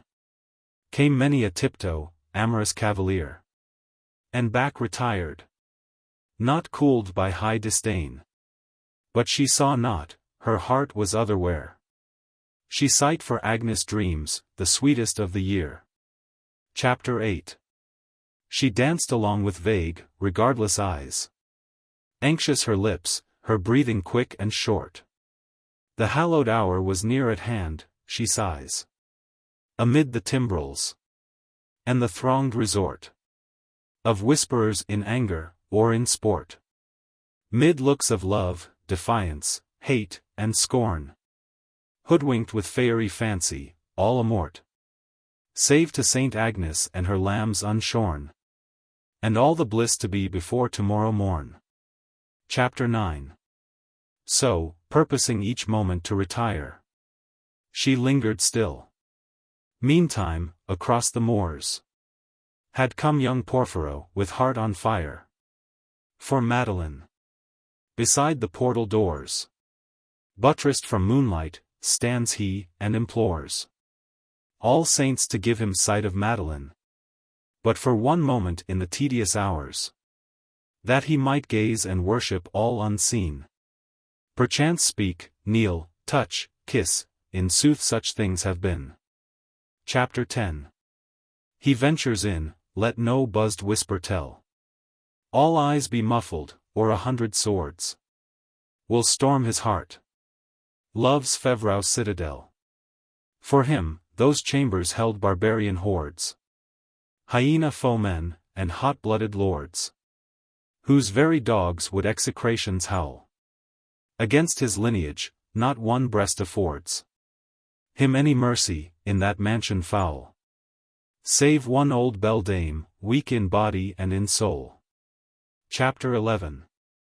Ah, happy chance! The aged creature came, shuffling along with ivory-headed wand, to where he stood, hid from the torch's flame, behind a broad hall pillar.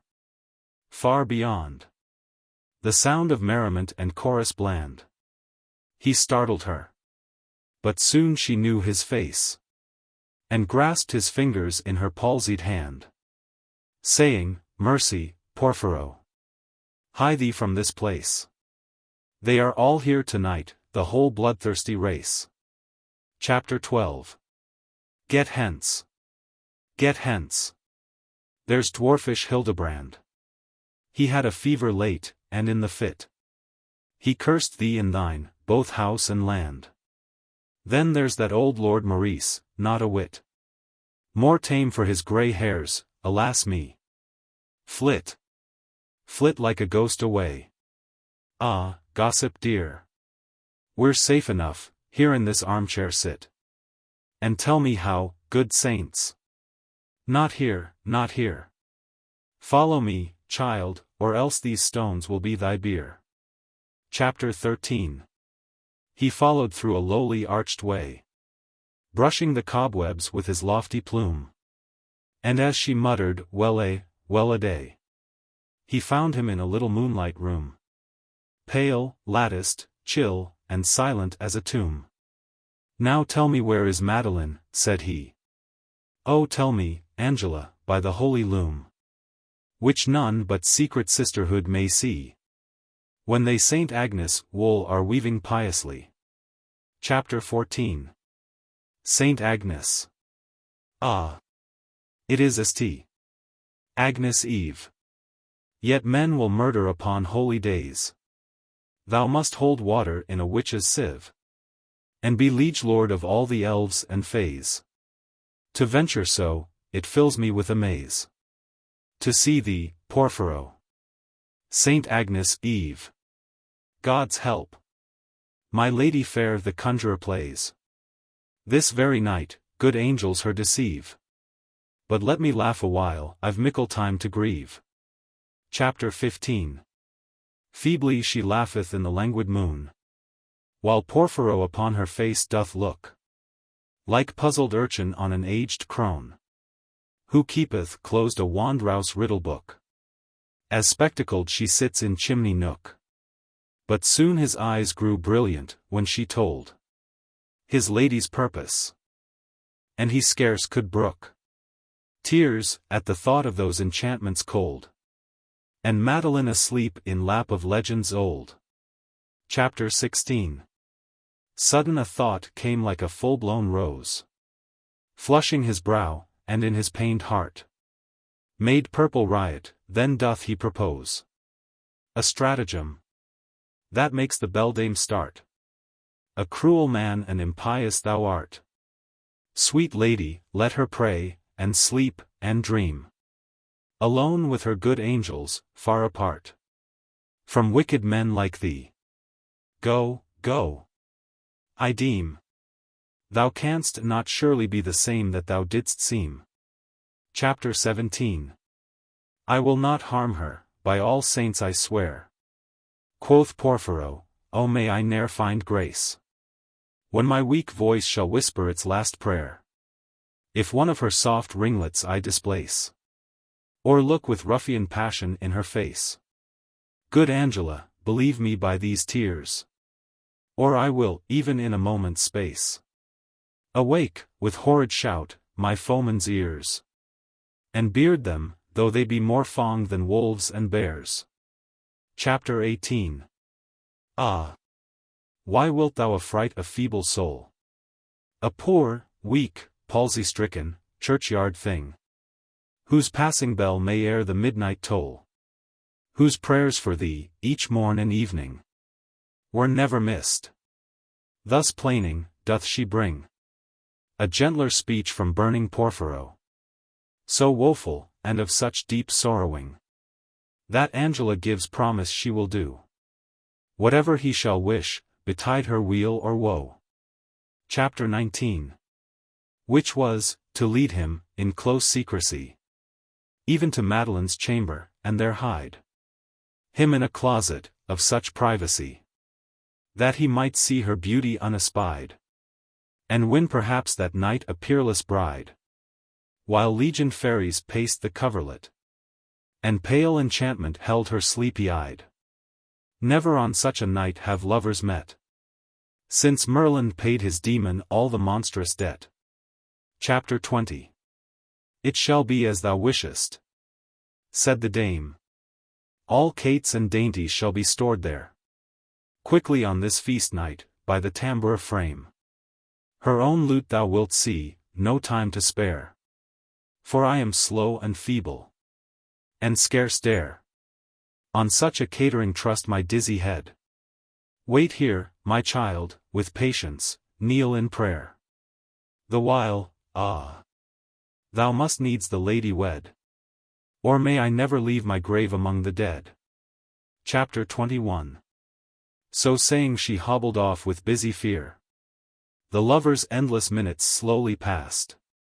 The dame returned, and whispered in his ear to follow her, with aged eyes aghast, from fright of dim espial. Safe at last, through many a dusky gallery, they gain the maiden's chamber, silken, hushed and chaste, where Porphyro took covert, pleased amain.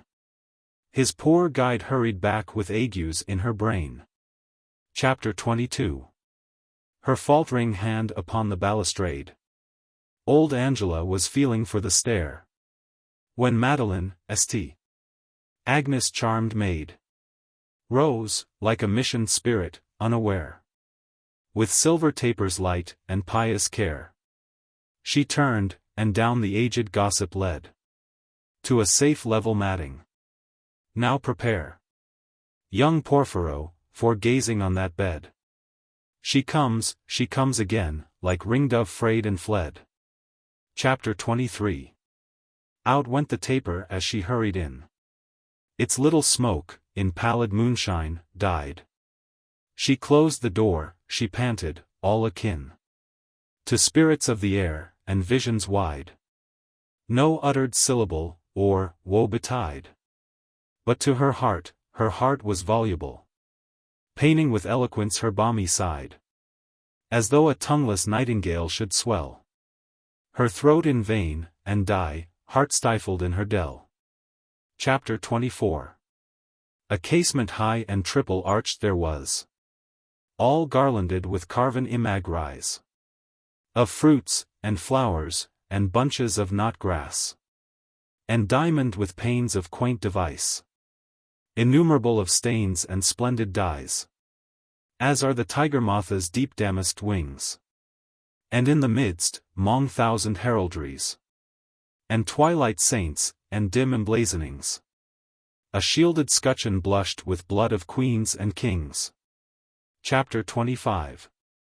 Full on this casement shone the wintry moon, and threw warm gules on Madeline's fair breast, as down she knelt for heaven's grace and boon. Rose bloom fell on her hands, together pressed, and on her silver cross soft amethyst, And on her hair a glory, like a saint. She seemed a splendid angel, newly dressed. Save wings. For heaven, Porphyro grew faint. She knelt, so pure a thing, so free from mortal taint. Chapter 26. Anon his heart revives, her vespers done.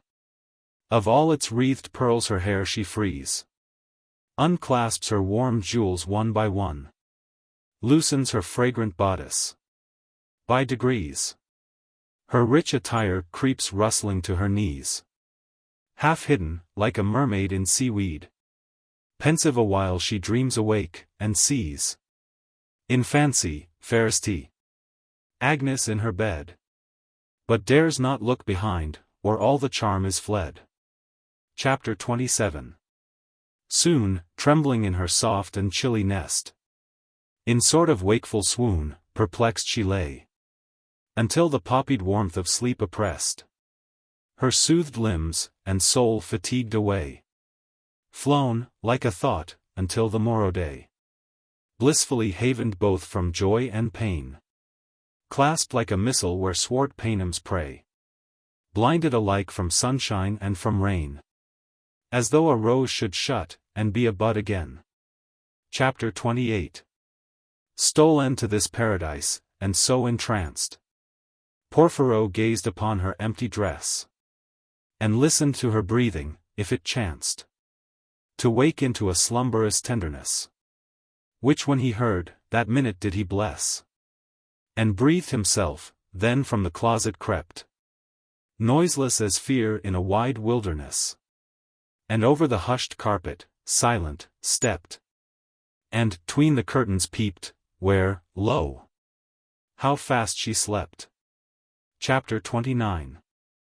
Then by the bedside, where the faded moon made a dim, silver twilight, soft he set a table, and, half anguished, threw thereon a cloth of woven crimson, gold, and jet. Oh, for some drowsy Morphean amulet! The boisterous, midnight, festive clarion. The kettle drum, and far-heard clarionet. Affray his ears, though but in dying tone. The hall door shuts again, and all the noise is gone. Chapter 30. And still she slept an azure-lidded sleep. In blanched linen, smooth, and lavendered. While he from forth the closet brought a heap of candied apple, quince, and plum, and gourd. With jellies soother than the creamy curd. And lucent syrops, tinct with cinnamon. Manna and dates, in argosy transferred. From Fez. And spiced dainties, every one. From silken Samarcand to cedared Lebanon. Chapter 31. These delicates he heaped with glowing hand.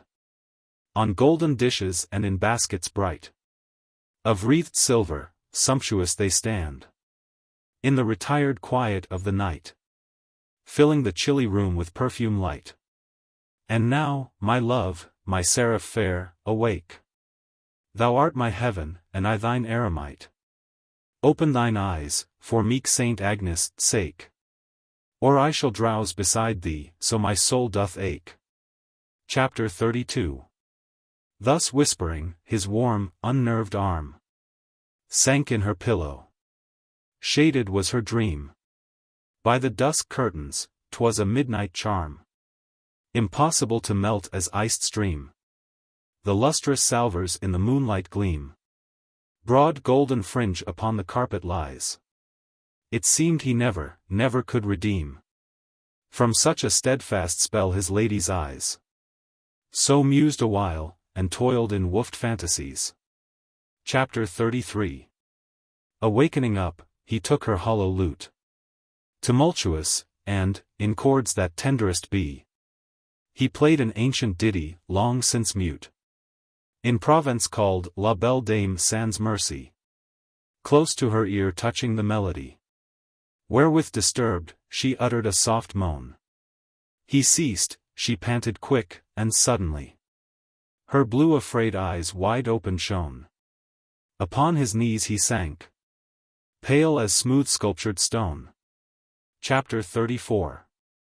Her eyes were open, but she still beheld. Now wide awake, the vision of her sleep. There was a painful change. That nigh expelled the blisses of her dreams so pure and deep.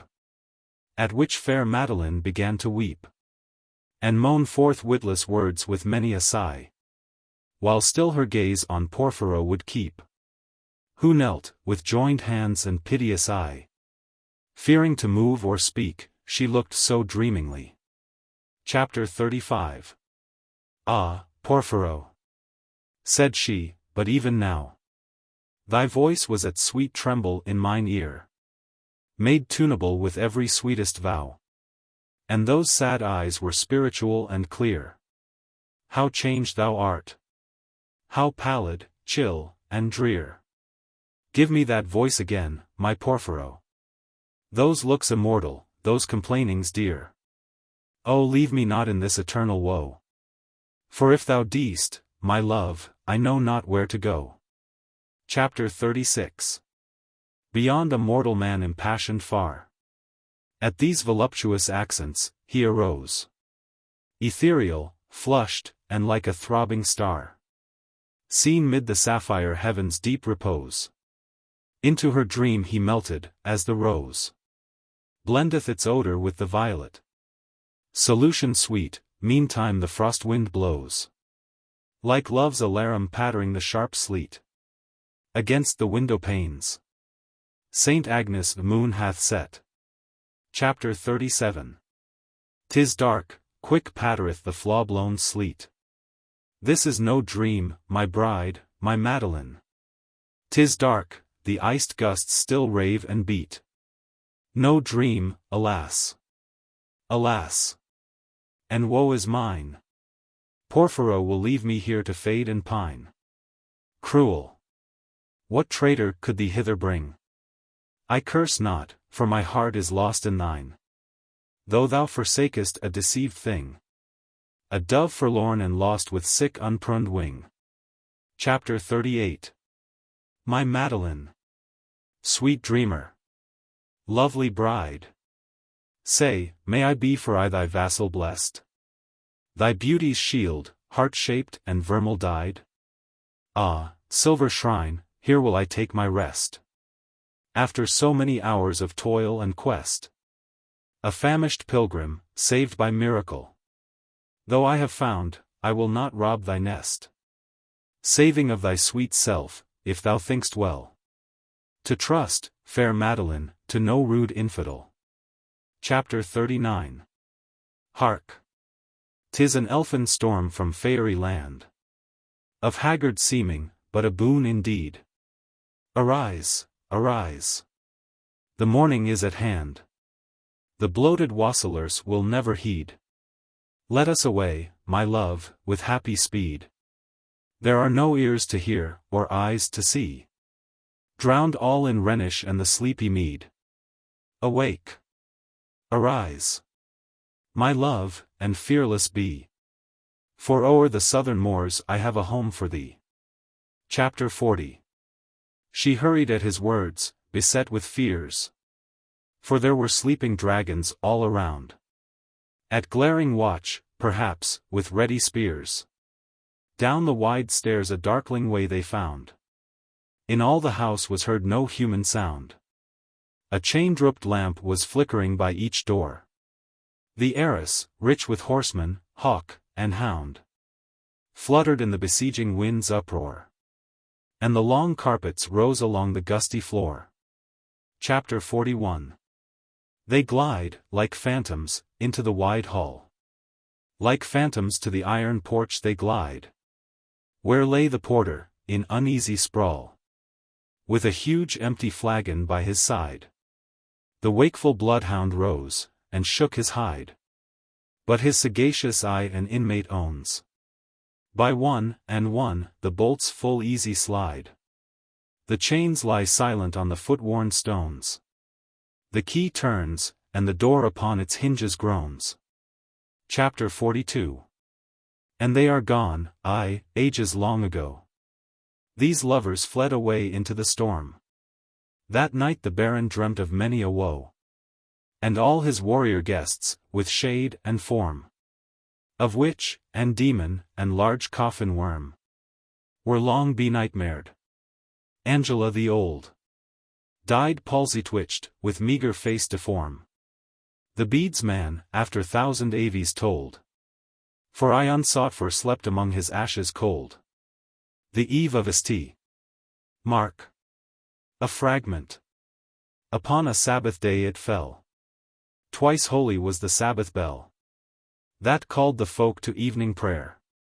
The city streets were clean and fair from wholesome drench of April rains, and, on the western window panes, the chilly sunset faintly told of unmatured green valleys cold, of the green thorny bloomless hedge, of rivers new with springtide sedge, of primroses by sheltered rills, and daisies on the aguish hills. Twice holy was the Sabbath bell. The silent streets were crowded well with staid and pious companies, warm from their fireside or at rise, and moving, with demurest air, to evensong, and vesper prayer. Each arched porch, and entry low, was filled with patient folk and slow, with whispers hush, and shuffling feet, while played the organ loud and sweet. The bells had ceased, the prayers begun, and Bertha had not yet half done a curious volume, patched and torn, that all day long, from earliest morn, had taken captive her 2 eyes.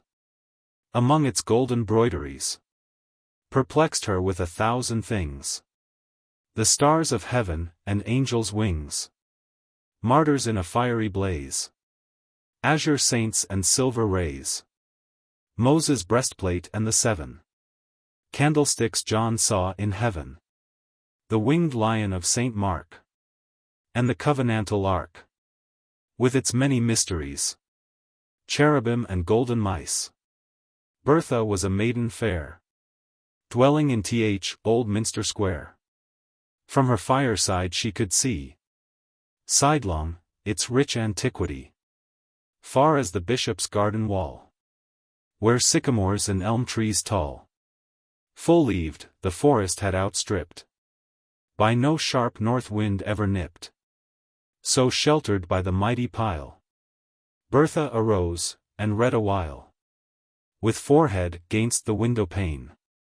Again she tried, and then again, until the dusk eve left her dark. Upon the legend of St. Mark, from plaited lawn frill, fine and thin, she lifted up her soft warm chin, with aching neck and swimming eyes, and dazed with saintly imag rise. All was gloom, and silent all, save now and then the still footfall of one returning homewards late, past the echoing minster gate.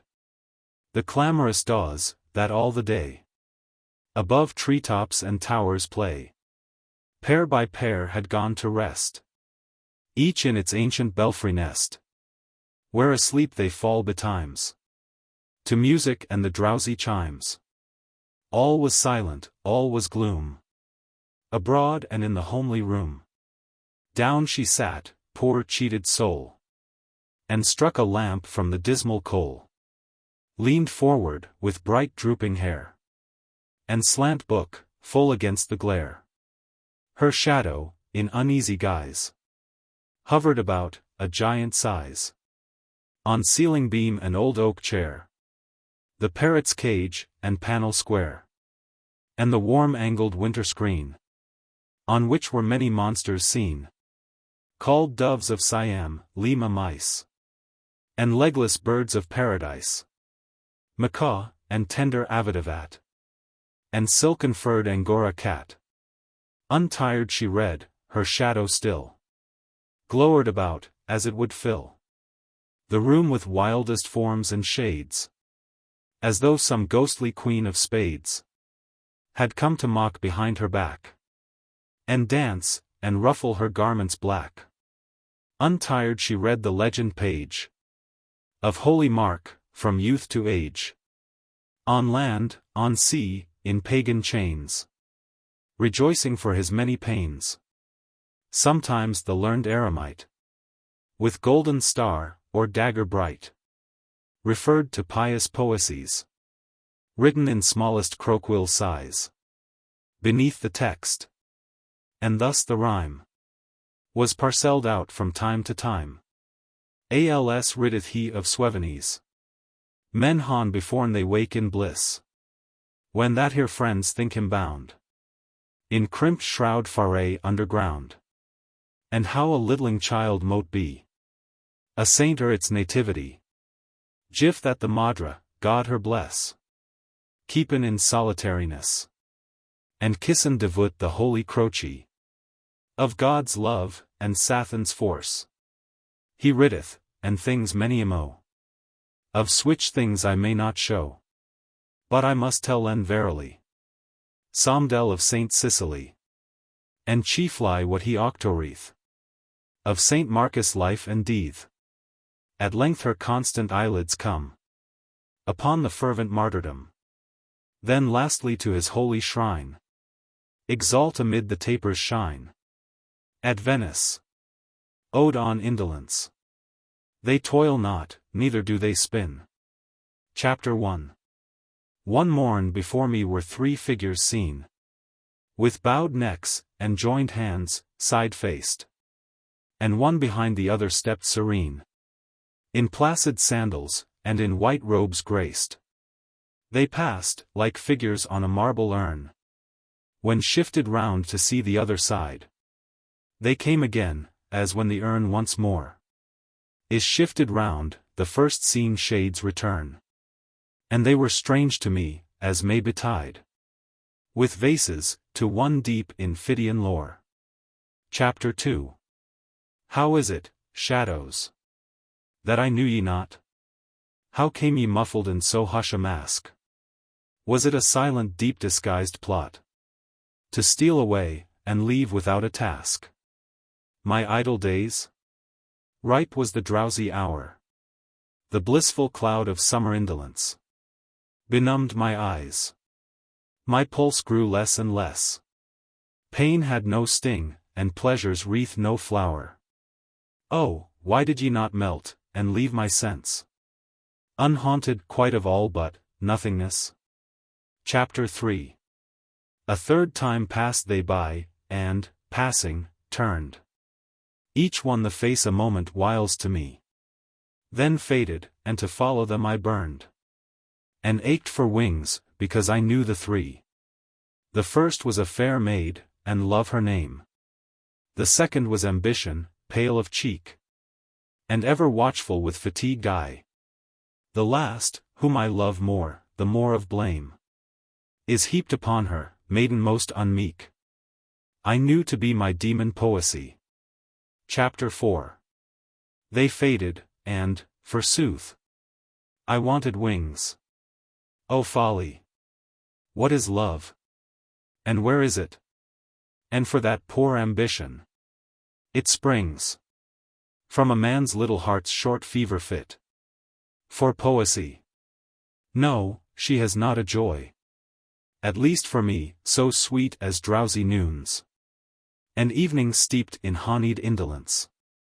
Oh, for an age so sheltered from annoy, that I may never know how change the moons, or hear the voice of busy common sense. Chapter 5. And once more came they by, alas! Wherefore? My sleep had been embroidered with dim dreams. My soul had been a lawn besprinkled o'er with flowers, and stirring shades, and baffled beams. The morn was clouded, but no shower fell, though in her lids hung the sweet tears of May. The open casement pressed a new-leaved vine, let in the budding warmth and throstles lay. O shadows! 'Twas a time to bid farewell. Upon your skirts had fallen no tears of mine. Chapter 6. So, ye 3 ghosts, adieu. Ye cannot raise my head cool-bedded in the flowery grass, for I would not be dieted with praise. A pet lamb in a sentimental farce, fade softly from my eyes and be once more in mask-like figures on the dreamy urn. Farewell. I yet have visions for the night. And for the day faint visions there is store. Vanish, ye phantoms, from my idle sprite, into the clouds, and never more return. Ode on a Grecian Urn. Chapter 1. Thou still unravished bride of quietness, thou foster child of silence and slow time, sylvan historian, who canst thus express a flowery tale more sweetly than our rhyme? What leaf-fringed legend haunts about thy shape? Of deities or mortals, or of both? In Tempe or the dales of Arcady? What men or gods are these? What maidens loath? What mad pursuit? What struggle to escape? What pipes and timbrels? What wild ecstasy? Chapter 2. Heard melodies are sweet, but those unheard are sweeter, therefore, ye soft pipes, play on. Not to the sensual ear, but, more endeared, pipe to the spirit ditties of no tone. Fair youth, beneath the trees, thou canst not leave thy song, nor ever can those trees be bare. Bold lover, never, never canst thou kiss. Though winning near the goal, yet, do not grieve. She cannot fade, though thou hast not thy bliss. Forever wilt thou love, and she be fair. Chapter 3. Ah, happy, happy boughs, that cannot shed your leaves, nor ever bid the spring adieu. And, happy melodist, unwearied, forever piping songs forever new. More happy love. More happy, happy love. Forever warm and still to be enjoyed. Forever panting, and forever young. All breathing human passion far above. That leaves a heart high sorrowful and cloyed. A burning forehead, and a parching tongue. Chapter 4. Who are these coming to the sacrifice? To what green altar, O mysterious priest, leadst thou that heifer lowing at the skies? And all her silken flanks with garlands drayest? What little town by river or sea shore, or mountain built with peaceful citadel, is emptied of this folk, this pious morn? And, little town, thy streets forevermore will silent be, and not a soul to tell why thou art desolate, can e'er return. Chapter 5. O Attic shade, fair attitude, with breed of marble men and maidens overwrought, with forest branches and the trodden weed, thou, silent form, dost tease us out of thought, as doth eternity, cold pastoral. When old age shall this generation waste, thou shalt remain, in midst of other woe. Then ours, a friend to man, to whom thou say'st, beauty is truth, truth beauty. That is all ye know on earth, and all ye need to know. Ode on Melancholy. Chapter 1. No, no. Go not to Lethe, neither twist wolf's bane, tight-rooted, for its poisonous wine. Nor suffer thy pale forehead to be kissed by nightshade, ruby grape of Proserpine. Make not your rosary of yew berries, nor let the beetle, or the death moth be your mournful Psyche, nor the downy owl a partner in your sorrow's mysteries. For shade to shade will come too drowsily, and drown the wakeful anguish of the soul. Chapter 2. But when the melancholy fit shall fall sudden from heaven like a weeping cloud, that fosters the droop-headed flowers all, and hides the green hills in an April shroud, then glut thy sorrow on a morning rose, or on the rainbow of the salt sand wave, or on the wealth of globed peonies. Or if thy mistress some rich anger shows, imprison her soft hand, and let her rave, and feed deep, deep upon her peerless eyes. Chapter 3. She dwells with beauty, beauty that must die, and joy, whose hand is ever at his lips, bidding adieu. and aching pleasure nigh, turning to poison while the bee-mouth sips. Aye, in the very temple of delight, veiled melancholy has her sovereign shrine, though seen of none save him whose strenuous tongue can burst joy's grape against his palate fine. His soul shall taste the sadness of her might, and be among her cloudy trophies hung. Sonnet. Why did I laugh tonight? Why did I laugh tonight? No voice will tell.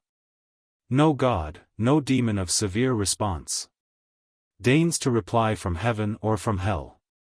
Then to my human heart I turn at once.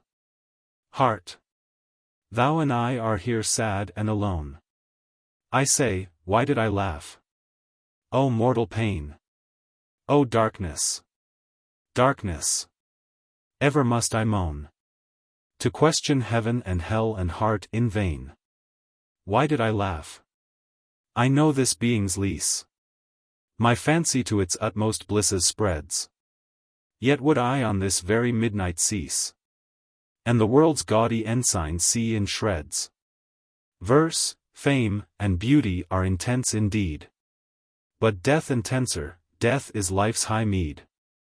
A dream, after reading Dante's episode of Paolo and Francesca, as Hermes once rooked to his feathers light, when lulled Argus, baffled, swooned and slept. So on a Delphic reed, my idle sprite, so played, so charmed, so conquered, so bereft, the dragon world in all its 100 eyes, and seeing it asleep, so fled away.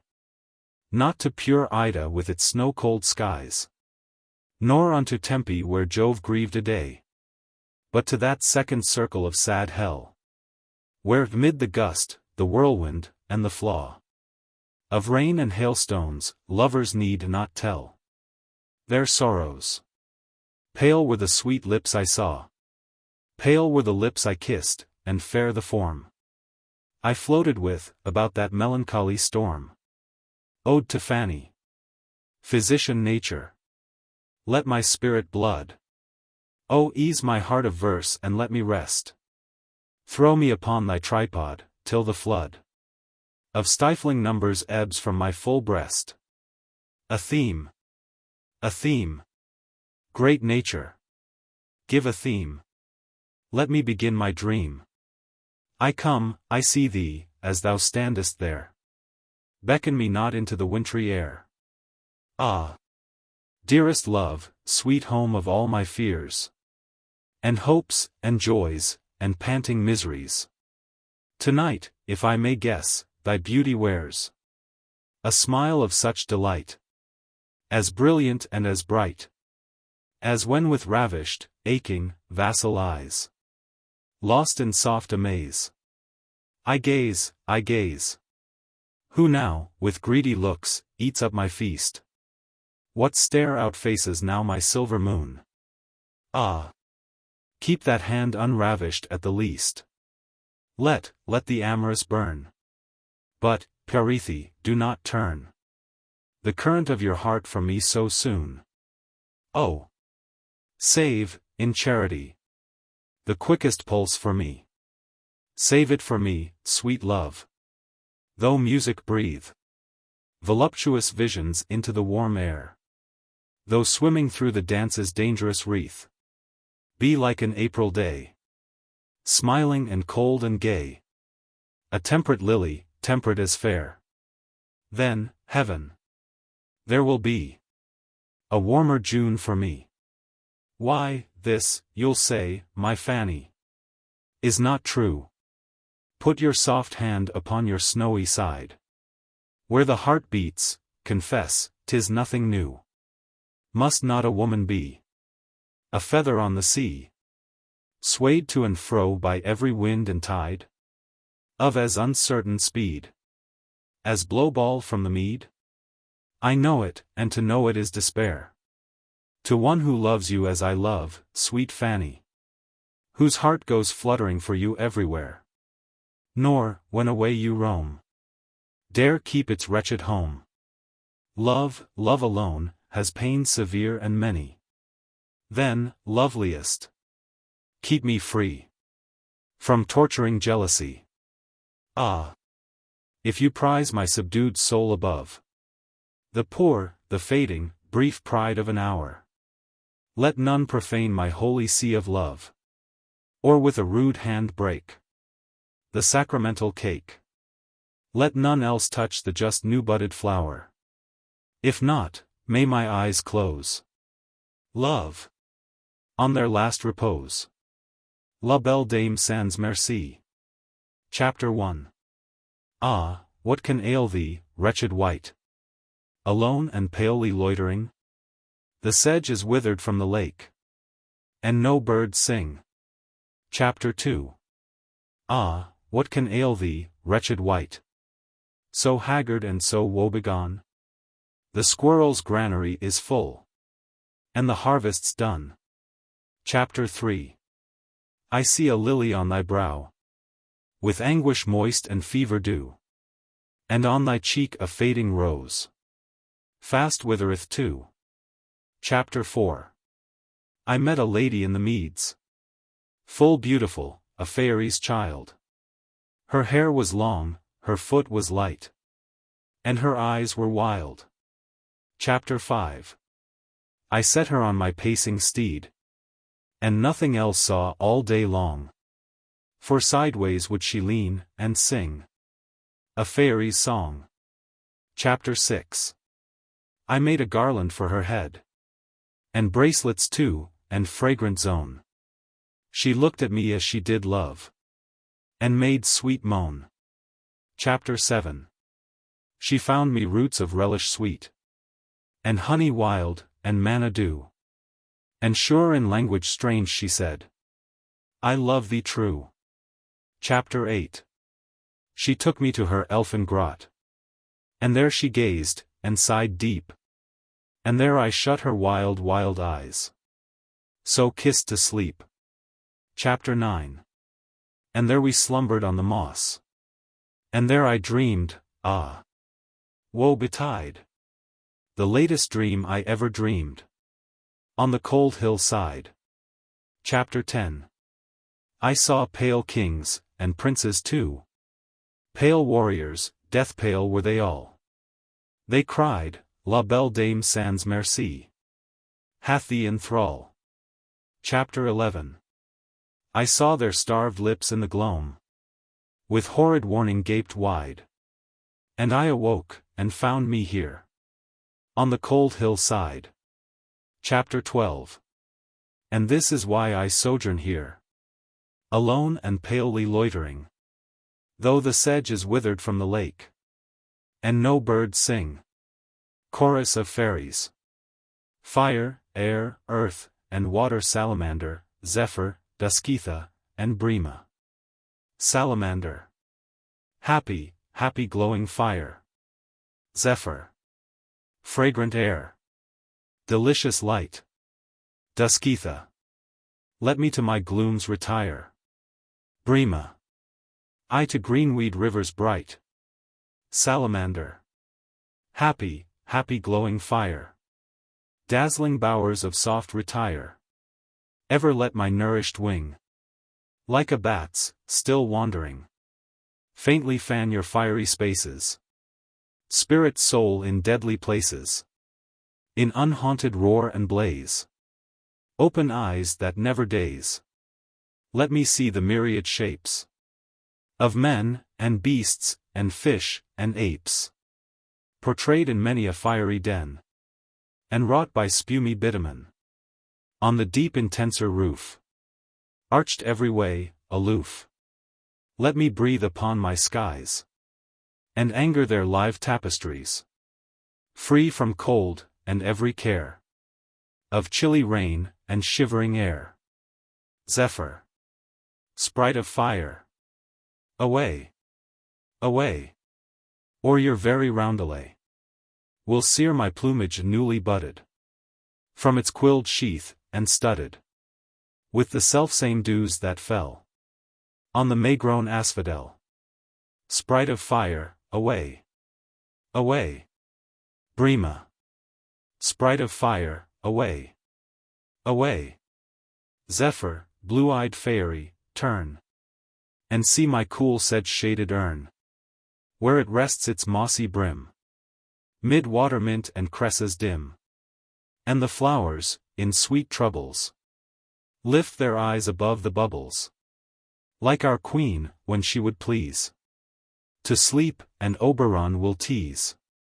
Love me, blue-eyed fairy, true. Soothly I am sick for you.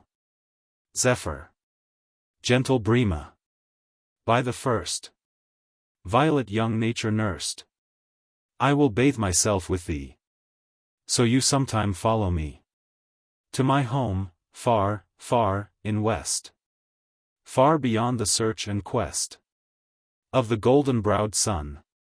Come with me, o'er tops of trees, to my fragrant palaces, where they ever floating are, beneath the cherish of a star, called Vesper, who with silver veil ever hides his brilliance pale, ever gently drowsed doth keep twilight for the fays to sleep. Fear not that your watery hair will thirst in droughty ringlets there, clouds of stored summer rains thou shalt taste, before the stains of the mountain soil they take, and too unloosened for thee make. I love thee, crystal fairy, true. Sooth I am as sick for you. Salamander, out, ye aguish fairies, out. Chilly lovers, what a rout! Keep ye with your frozen breath, colder than the mortal death. Adder-eyed Dusketha, speak.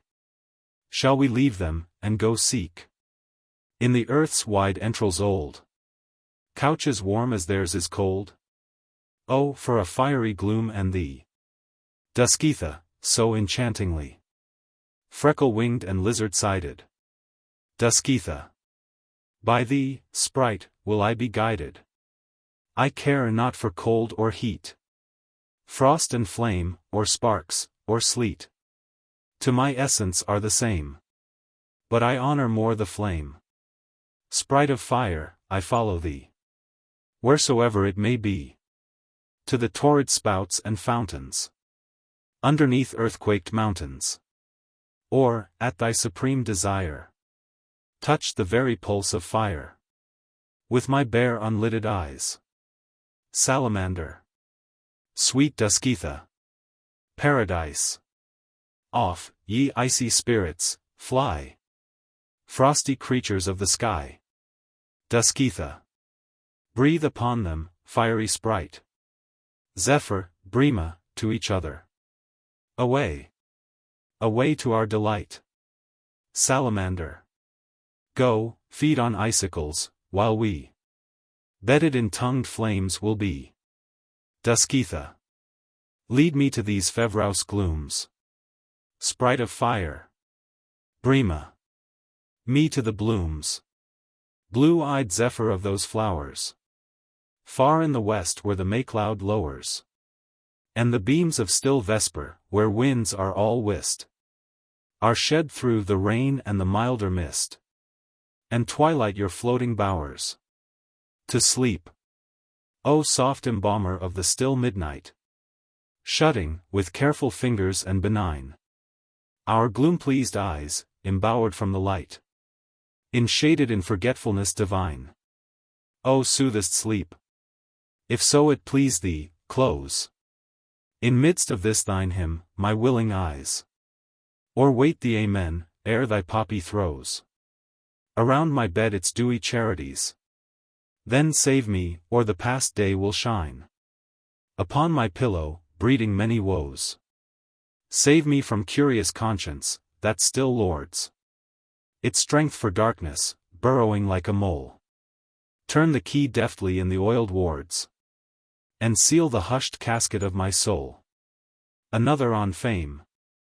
Fame, like a wayward girl, will still be coy to those who woo her with too slavish knees, but make surrender to some thoughtless boy, and dotes the more upon a heart at ease.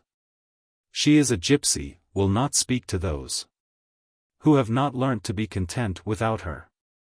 A jilt, whose ear was never whispered close, Who thinks they scandal her who talk about her? A very gypsy is she, Nilu's born. Sister-in-law to jealous Potiphar. Ye lovesick bards, repay her scorn for scorn. Ye artists lovelorn, madmen that ye are, make your best bow to her and bid adieu. Then, if she likes it, she will follow you on fame. You cannot eat your cake and have it too. Proverb. How fevered is that man, who cannot look upon his mortal days with temperate blood, who vexes all the leaves of his life's book, and robs his fair name of its maidenhood. It is as if the rose should pluck herself, or the ripe plum finger its misty bloom. As if a naiad, like a meddling elf, should darken her pure grot with muddy gloom. But the rose leaves herself upon the briar, for winds to kiss and grateful bees to feed, and the ripe plum still wears its dim attire. The undisturbed lake has crystal space. Why then should man, teasing the world for grace, spoil his salvation for a fierce miscreed? Sonnet. If by dull rhymes our English must be chained, and, like Andromeda, the sonnet sweet, fettered, in spite of pained loveliness, let us find out, if we must be constrained, sandals more interwoven and complete, to fit the naked foot of poesy. Let us inspect the lyre, and weigh the stress of every chord, and see what may be gained by ear industrious, and attention meet. Misers of sound and syllable, no less than Midas of his coinage, let us be jealous of dead leaves in the bay-wreath crown. So, if we may not let the muse be free, she will be bound with garlands of her own. Ode to Psyche. Chapter 1. O Goddess! Hear these tuneless numbers, rung by sweet enforcement and remembrance dear, and pardon that thy secrets should be sung, even into thine own soft-conched ear. Surely I dreamt today, or did I see the winged Psyche with awakened eyes? I wandered in a forest thoughtlessly, and, on the sudden, fainting with surprise, saw two fair creatures, couched side by side, in deepest grass, beneath the whispering roof of leaves and trembled blossoms, where there ran a brooklet, scarce espied. Chapter 2.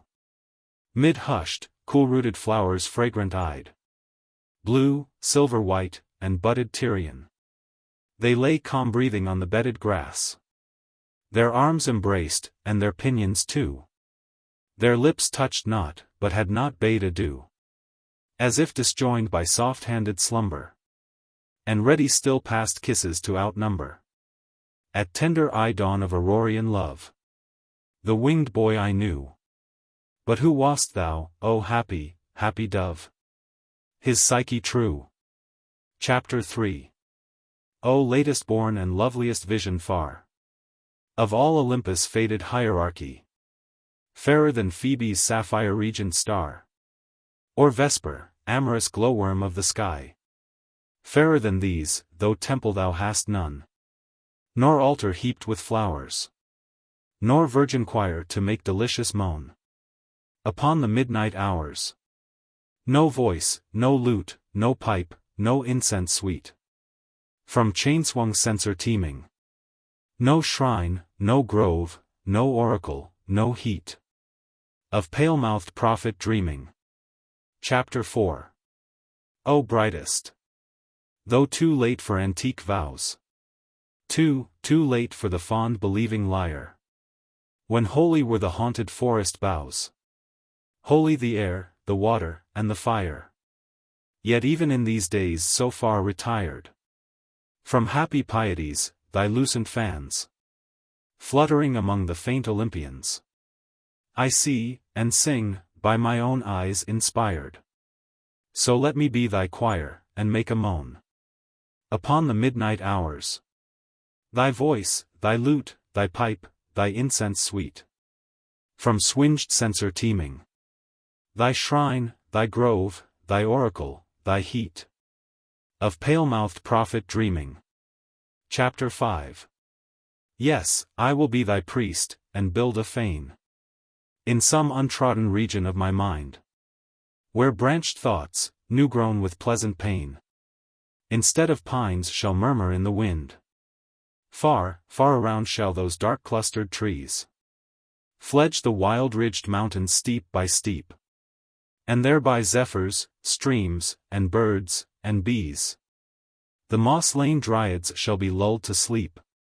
And in the midst of this wide quietness, a rosy sanctuary will I dress, with the wreathed trellis of a working brain, with buds, and bells, and stars without a name, with all the gardener fancy e'er could feign, who breeding flowers, will never breed the same.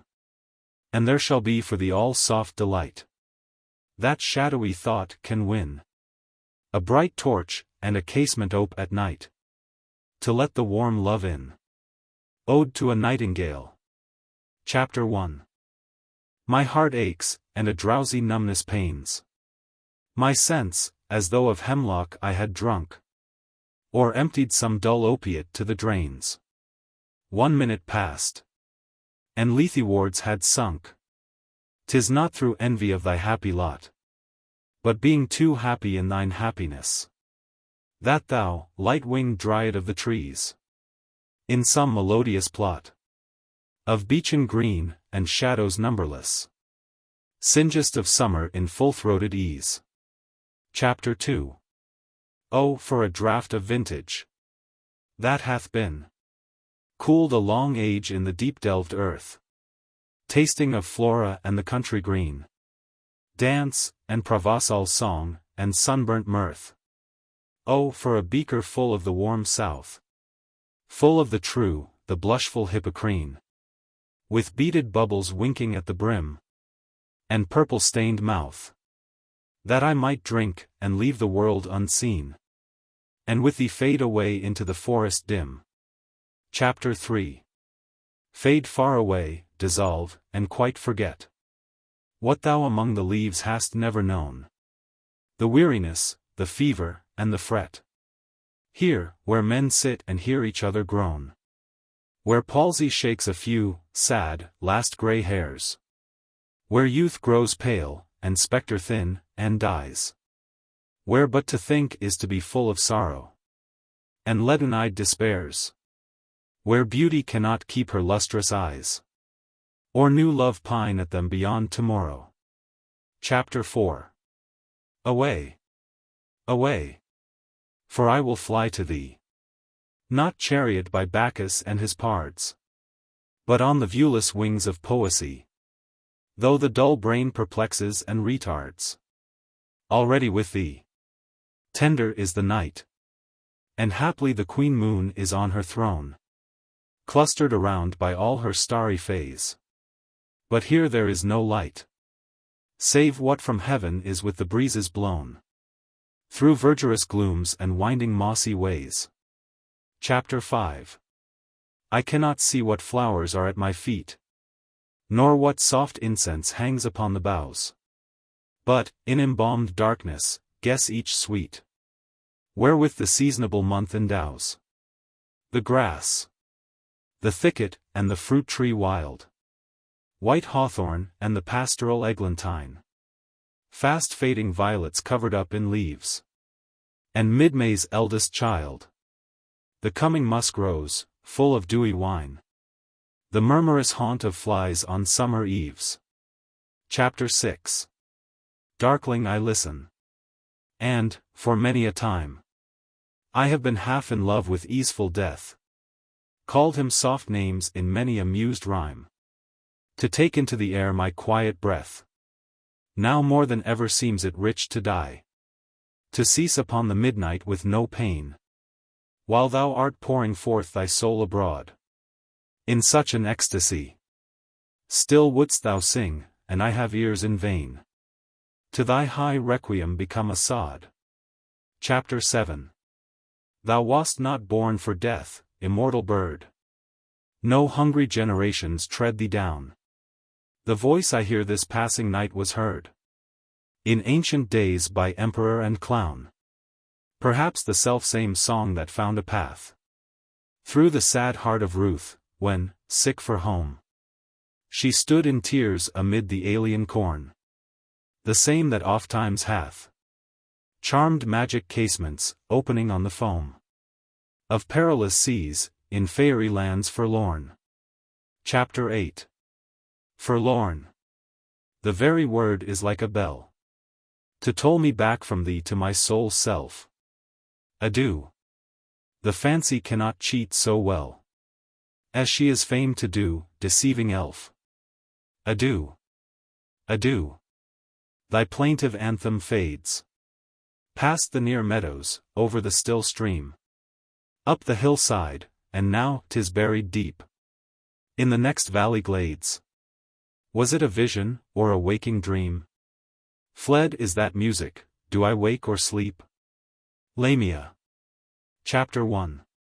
Upon a time, before the fairy broods drove nymph and satyr from the prosperous woods, before King Oberon's bright diadem, scepter, and mantle, clasped with dewy gem, fright away the dryads and the fauns from rushes green, and brakes, and cowslipped lawns. The ever-smitten Hermes empty left his golden throne, bent warm on amorous theft. From high Olympus had he stolen light on this side of Jove's clouds, to escape the sight of his great summer, and made retreat into a forest on the shores of Crete.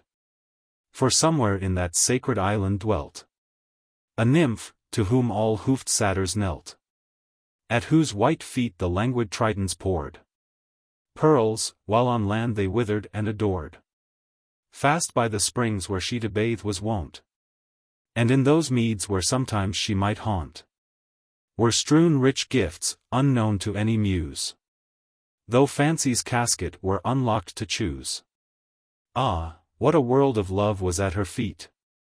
So Hermes thought, and a celestial heat burnt from his winged heels to either ear, that from a whiteness, as the lily clear, blushed into roses, mid his golden hair, fallen in jealous curls about his shoulders bare. From vale to vale, from wood to wood, he flew, breathing upon the flowers his passion new, and wound with many a river to its head, to find where this sweet nymph prepared her secret bed. In vain. The sweet nymph might nowhere be found, and so he rested, on the lonely ground, pensive, and full of painful jealousies of the wood gods, and even the very trees. There as he stood, he heard a mournful voice, such as once heard, in gentle heart, destroys all pain but pity. Thus the lone voice spake. When from this wreathed tomb shall I awake? When move in a sweet body fit for life, and love, and pleasure, and the ruddy strife of hearts and lips? Ah, miserable me! The god, dove-footed, glided silently round bush and tree, soft brushing, in his speed, the taller grasses and full-flowering weed, until he found a palpitating snake, bright and cirque-couchant in a dusky brake. She was a Gordian shape of dazzling hue, vermilion-spotted, golden, green, and blue, striped like a zebra, freckled like a pard, eyed like a peacock, and all crimson barred, and full of silver moons, that, as she breathed, dissolved, or brighter shone, or interwreathed their lustres with the gloomier tapestries. So rainbow-sided, touched with miseries, she seemed, at once, some penanced lady elf, some demon's mistress, or the demon's self. Upon her crest she wore a wannish fire, sprinkled with stars, like Ariadne's tire. Her head was serpent, but ah, bitter-sweet. She had a woman's mouth with all its pearls complete. And for her eyes, what could such eyes do there? But weep, and weep, that they were born so fair? As Proserpine still weeps for her Sicilian heir. Her throat was serpent, but the words she spake came, as through bubbling honey, for love's sake. And thus, while Hermes on his pinions lay, like a stooped falcon ere he takes his prey, fair Hermes, crowned with feathers, fluttering light, I had a splendid dream of thee last night. I saw thee sitting, on a throne of gold, among the gods, upon Olympus old, the only sad one, for thou didst not hear the soft, lute-fingered muses chanting clear, nor even Apollo when he sang alone, deaf to his throbbing throat's long, long melodious moan. I dreamt I saw thee, robed in purple flakes, break amorous through the clouds, as morning breaks, and, swiftly as a bright Phoebean dart, strike for the Cretan isle, and here thou art. Too gentle Hermes, hast thou found the maid? Whereat the star of Lethe not delayed his rosy eloquence, and thus inquired, thou smooth-lipped serpent, surely high-inspired, thou beauteous wreath, with melancholy eyes, possess whatever bliss thou canst devise, telling me only where my nymph is fled, where she doth breathe. Bright planet, thou hast said, return the snake, but seal with oaths, fair god. I swear, said Hermes, by my serpent rod, and by thine eyes, and by thy starry crown. Light flew his earnest words, among the blossoms blown. Then thus again the brilliance feminine, too frail of heart, for this lost nymph of thine. Free as the air, invisibly, she strays about these thornless wilds, her pleasant days. She tastes unseen. Unseen her nimble feet leave traces in the grass and flowers sweet. From weary tendrils, and bowed branches green, she plucks the fruit unseen, she bathes unseen. And by my power is her beauty veiled, to keep it unaffronted, unassailed by the love glances of unlovely eyes, of satyrs, fauns, and bleared Silenus sighs. Pale grew her immortality, for woe of all these lovers, and she grieved so. I took compassion on her, bade her steep her hair in weird syrops, that would keep her loveliness invisible, yet free to wander as she loves, in liberty. Thou shalt behold her, Hermes, thou alone, if thou wilt, as thou swearest, grant my boon. Then, once again, the charmed god began an oath, and through the serpent's ears it ran. Warm, tremulous, devout, Psalterian. Ravished she lifted her Circean head, blushed a live damask, and swift lisping said, I was a woman, let me have once more a woman's shape, and charming as before. I love a youth of Corinth, oh the bliss. Give me my woman's form, and place me where he is. Stoop, Hermes, let me breathe upon thy brow, and thou shalt see thy sweet nymph even now. The god on half-shut feathers sank serene. She breathed upon his eyes, and swift was seen of both the guarded nymph near smiling on the green. It was no dream, or say a dream it was. Real are the dreams of gods, and smoothly pass their pleasures in a long immortal dream. One warm, flushed moment, hovering, it might seem, dashed by the wood nympha's beauty, so he burned. Then, lighting on the printless verdure, turned to the swooned serpent, and with languid arm delicate, put to proof the lithe caducean charm. So done, upon the nymph his eyes he bent, full of adoring tears and blandishment. And towards her stepped, she, like a moon in wane, faded before him, cowered, nor could restrain her fearful sobs, self-folding like a flower that faints into itself at evening hour. But the god fostering her chilled hand, she felt the warmth. Her eyelids opened bland, and, like new flowers at morning song of bees, bloomed, and gave up her honey to the lees. Into the green recessed woods they flew. Nor grew they pale, as mortal lovers do. Left to herself, the serpent now began to change. Her elfin blood in madness ran. Her mouth foamed, and the grass, therewith besprent, withered at dew so sweet and virulent. Her eyes in torture fixed, and anguish drear. Hot, glazed, and wide, with lid lashes all sear. Flashed phosphor and sharp sparks, without one cooling tear. The colors all inflamed throughout her train. She writhed about, convulsed with scarlet pain. A deep Vulcanian yellow took the place of all her milder mooned body's grace. And, as the lava ravishes the mead, spoilt all her silver mail, and golden breed. Made gloom of all her frecklings, streaks and bars. Eclipsed her crescents, and licked up her stars.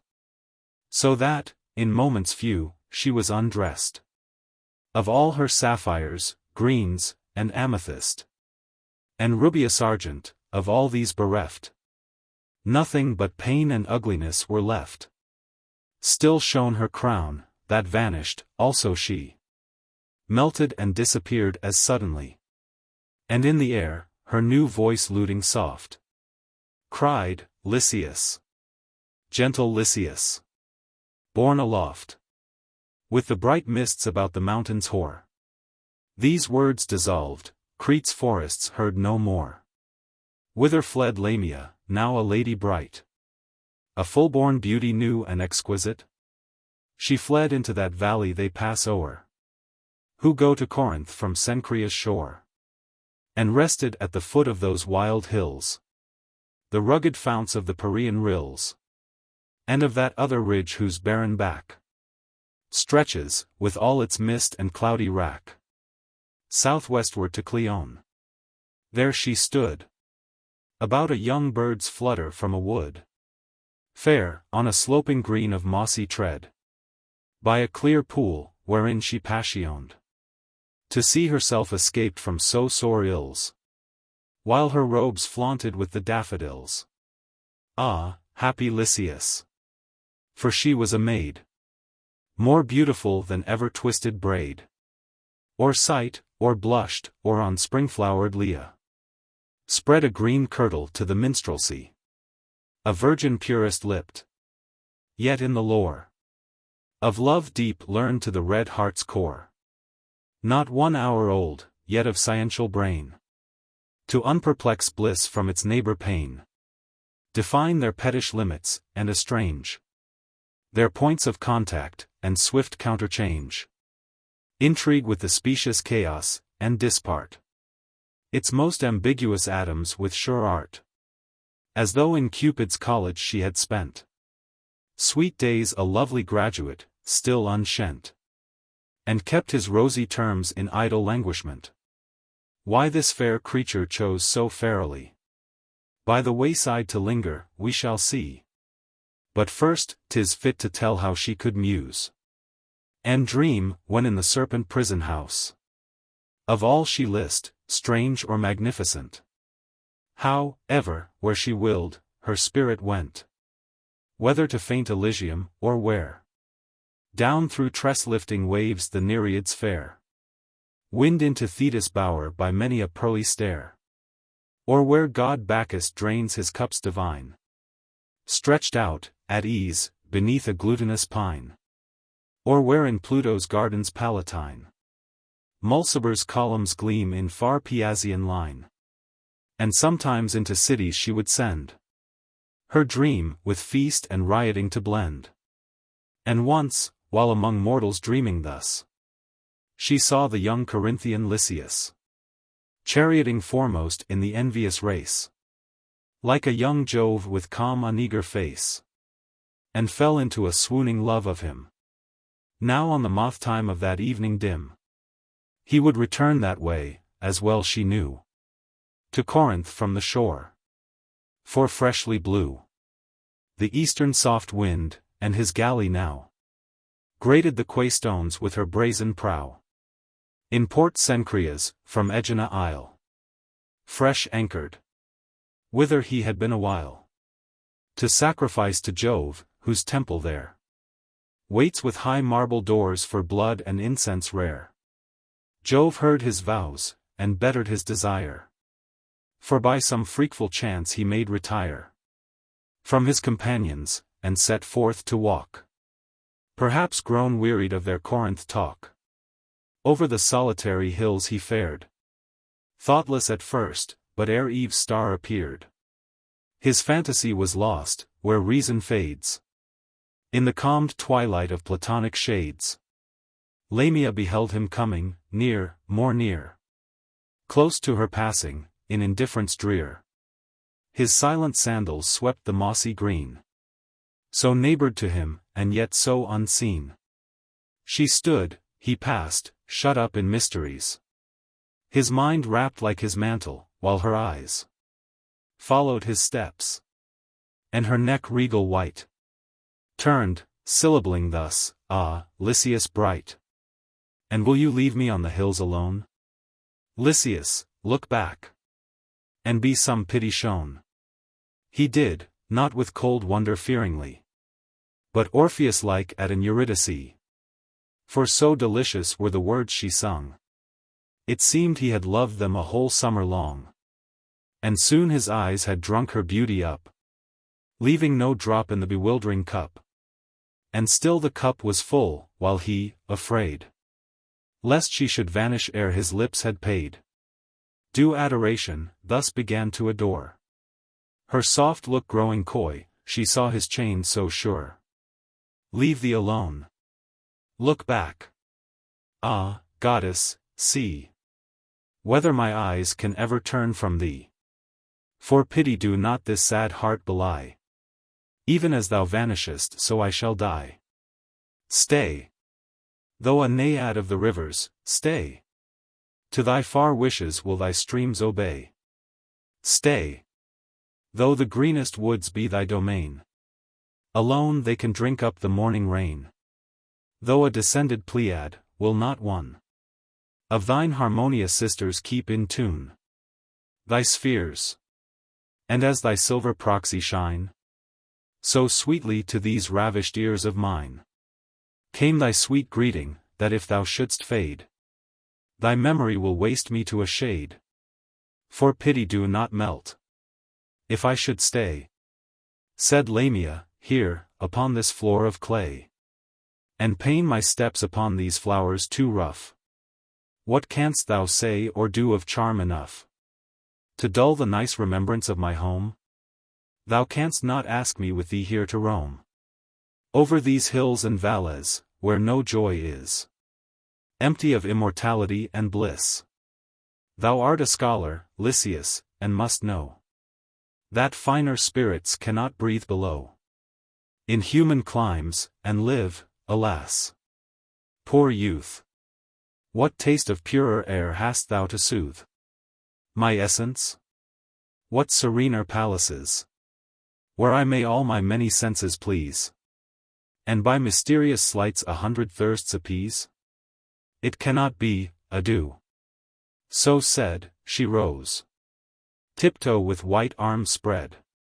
He, sick to lose the amorous promise of her lone complain, swooned murmuring of love, and pale with pain. The cruel lady, without any show of sorrow for her tender favourite's woe, but rather, if her eyes could brighter be, with brighter eyes and slow amenity, put her new lips to his, and gave afresh the life she had so tangled in her mesh. And as he from one trance was weakening into another, she began to sing, happy in beauty, life, and love, and everything, a song of love, too sweet for earthly lyres. While, like held breath, the stars drew in their panting fires. And then she whispered in such trembling tone, as those who, safe together met alone, for the first time through many anguished days, use other speech than looks, bidding him raise his drooping head, and clear his soul of doubt, for that she was a woman, and without any more subtle fluid in her veins. than throbbing blood. And that the self-same pains inhabited her frail strung heart as his.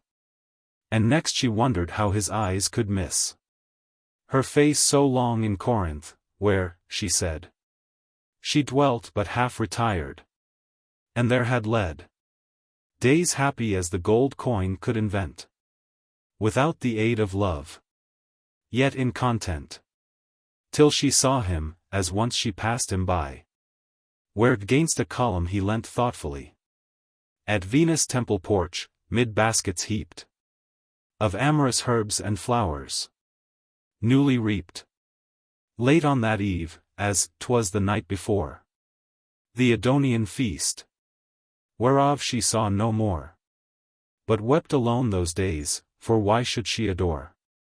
Lycias from death awoke into amaze, to see her still, and singing so sweet lays. Then from amaze into delight he fell, to hear her whisper woman's lore so well. And every word she spake enticed him on, to unperplexed delight and pleasure known.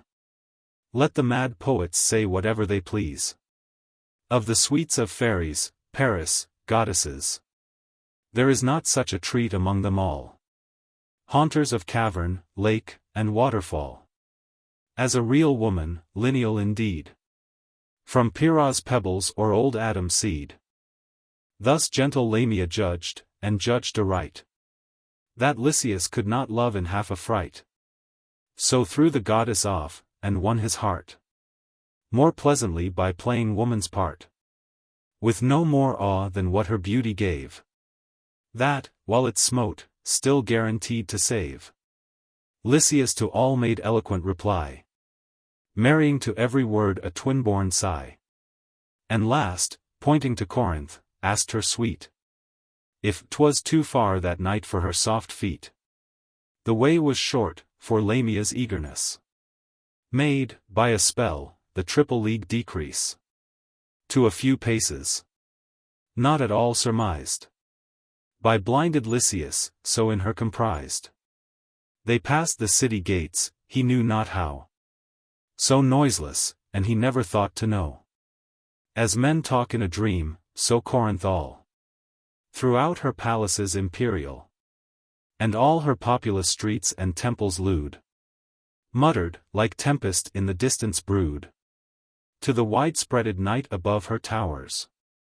Men, women, rich and poor, in the cool hours, shuffled their sandals o'er the pavement white, companioned or alone, while many a light flared, here and there, from wealthy festivals, and threw their moving shadows on the walls, or found them clustered in the corniced shade of some arched temple door, or dusky colonnade, muffling his face, of greeting friends in fear. Her fingers he pressed hard, as one came near, with curled grey beard, sharp eyes, and smooth bald crown, slow-stepped, and robed in philosophic gown. Lycias shrank closer, as they met and passed into his mantle, adding wings to haste, while hurried Lamia trembled. Ah, said he, why do you shudder, love, so ruefully? Why does your tender palm dissolve in dew? I'm wearied, said fair Lamia, tell me who is that old man? I cannot bring to mind his features, Lycias. Wherefore did you blind yourself from his quick eyes? Lycias replied, 'Tis Apollonia sage, my trusty guide and good instructor. But tonight he seems the ghost of folly haunting my sweet dreams. While yet he spake they had arrived before a pillared porch, with lofty portal door, where hung a silver lamp, whose phosphor glow reflected in the slabbed steps below, mild as a star in water, for so new and so unsullied was the marble hue. So through the crystal polish, liquid fine, ran the dark veins, that none but feet divine could e'er have touched there. Sounds Aeolian breathed from the hinges, as the ample span of the wide doors disclosed a place unknown. some time to any, but those two alone. And a few Persian mutes, who that same year were seen about the markets, none knew where they could inhabit. The most curious were foiled, who watched to trace them to their house. And but the flitter-winged verse must tell, for truth's sake, what woe afterwards befell. 'Twould humor many a heart to leave them thus, shut from the busy world of more incredulous. Chapter 2. Love in a hut, with water and a crust, is, love, forgive us, cinders, ashes, dust. Love in a palace is perhaps at last more grievous torment than a hermit's fast. That is a doubtful tale from fairy land, hard for the non-elect to understand. Had Lycius lived to hand his story down, he might have given the moral a fresh frown, or clenched it quite, but too short was their bliss to breed distrust and hate, that make the soft voice hiss. Besides, there, nightly, with terrific glare, love, jealous grown of so complete a pair, hovered and buzzed his wings, with fearful roar, above the lintel of their chamber door, and down the passage cast a glow upon the floor. For all this came a ruin, side by side. They were enthroned, in the eventide, upon a couch, near to a curtaining, whose airy texture, from a golden string, floated into the room, and let appear, unveiled the summer heaven, blue and clear. Betwixt two marble shafts, there they reposed, where use had made it sweet, with eyelids closed, saving a tithe which love still open kept, that they might see each other while they almost slept. When from the slope side of a suburb hill, deafening the swallow's twitter, came a thrill of trumpets, Lycius started, the sounds fled, but left a thought, a buzzing in his head. For the first time, since first he harbored in that purple-lined palace of sweet sin, his spirit passed beyond its golden bourne, into the noisy world almost forsworn. The lady, ever watchful, penetrant, saw this with pain, so arguing a want of something more than her empery of joys. And she began to moan and sigh, because he mused beyond her, knowing well that but a moment's thought is passion's passing bell. Why do you sigh, fair creature? Whispered he. Why do you think, returned she tenderly, you have deserted me? Where am I now? Not in your heart while care weighs on your brow. No, no, you have dismissed me, and I go from your breast houseless. Aye, it must be so, he answered, bending to her open eyes, where he was mirrored small in paradise.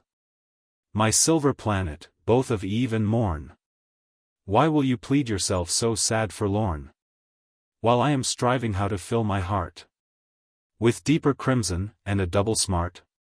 How to entangle, trammel up and snare your soul in mine, and labyrinth you there, like the hid scent in an unbudded rose? Aye, a sweet kiss, you see your mighty woes. My thoughts, shall I unveil them? Listen then.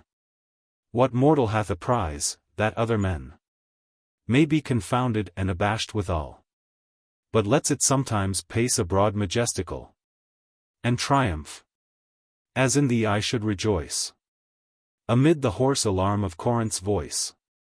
Let my foes choke, and my friends shout afar, while through the thronged streets your bridal car wheels round its dazzling spokes. The lady's cheek trembled. She nothing said, but, pale and meek, arose and knelt before him, wept a rain of sorrows at his words, at last with pain, beseeching him, the while his hand she wrung, to change his purpose. He thereat was stung, perverse, with stronger fancy to reclaim her wild and timid nature to his aim. Besides, for all his love, in self-despite against his better self, he took delight Luxurious in her sorrows, soft and new. His passion, cruel grown, took on a hue fierce and sanguineous as 'twas possible, in one whose brow had no dark veins to swell. Fine was the mitigated fury, like Apollo's presence when in act to strike. The serpent, ha! The serpent! Certes, she was none. She burnt, she loved the tyranny. And, all subdued, consented to the hour when to the bridal he should lead his paramour. Whispering in midnight silence, said the youth, "Sure some sweet name thou hast, though, by my truth, I have not asked it, ever thinking thee not mortal, but of heavenly progeny, as still I do. Hast any mortal name, fit appellation for this dazzling frame? Or friends or kinsfolk on the citied earth, to share our marriage feast and nuptial mirth?"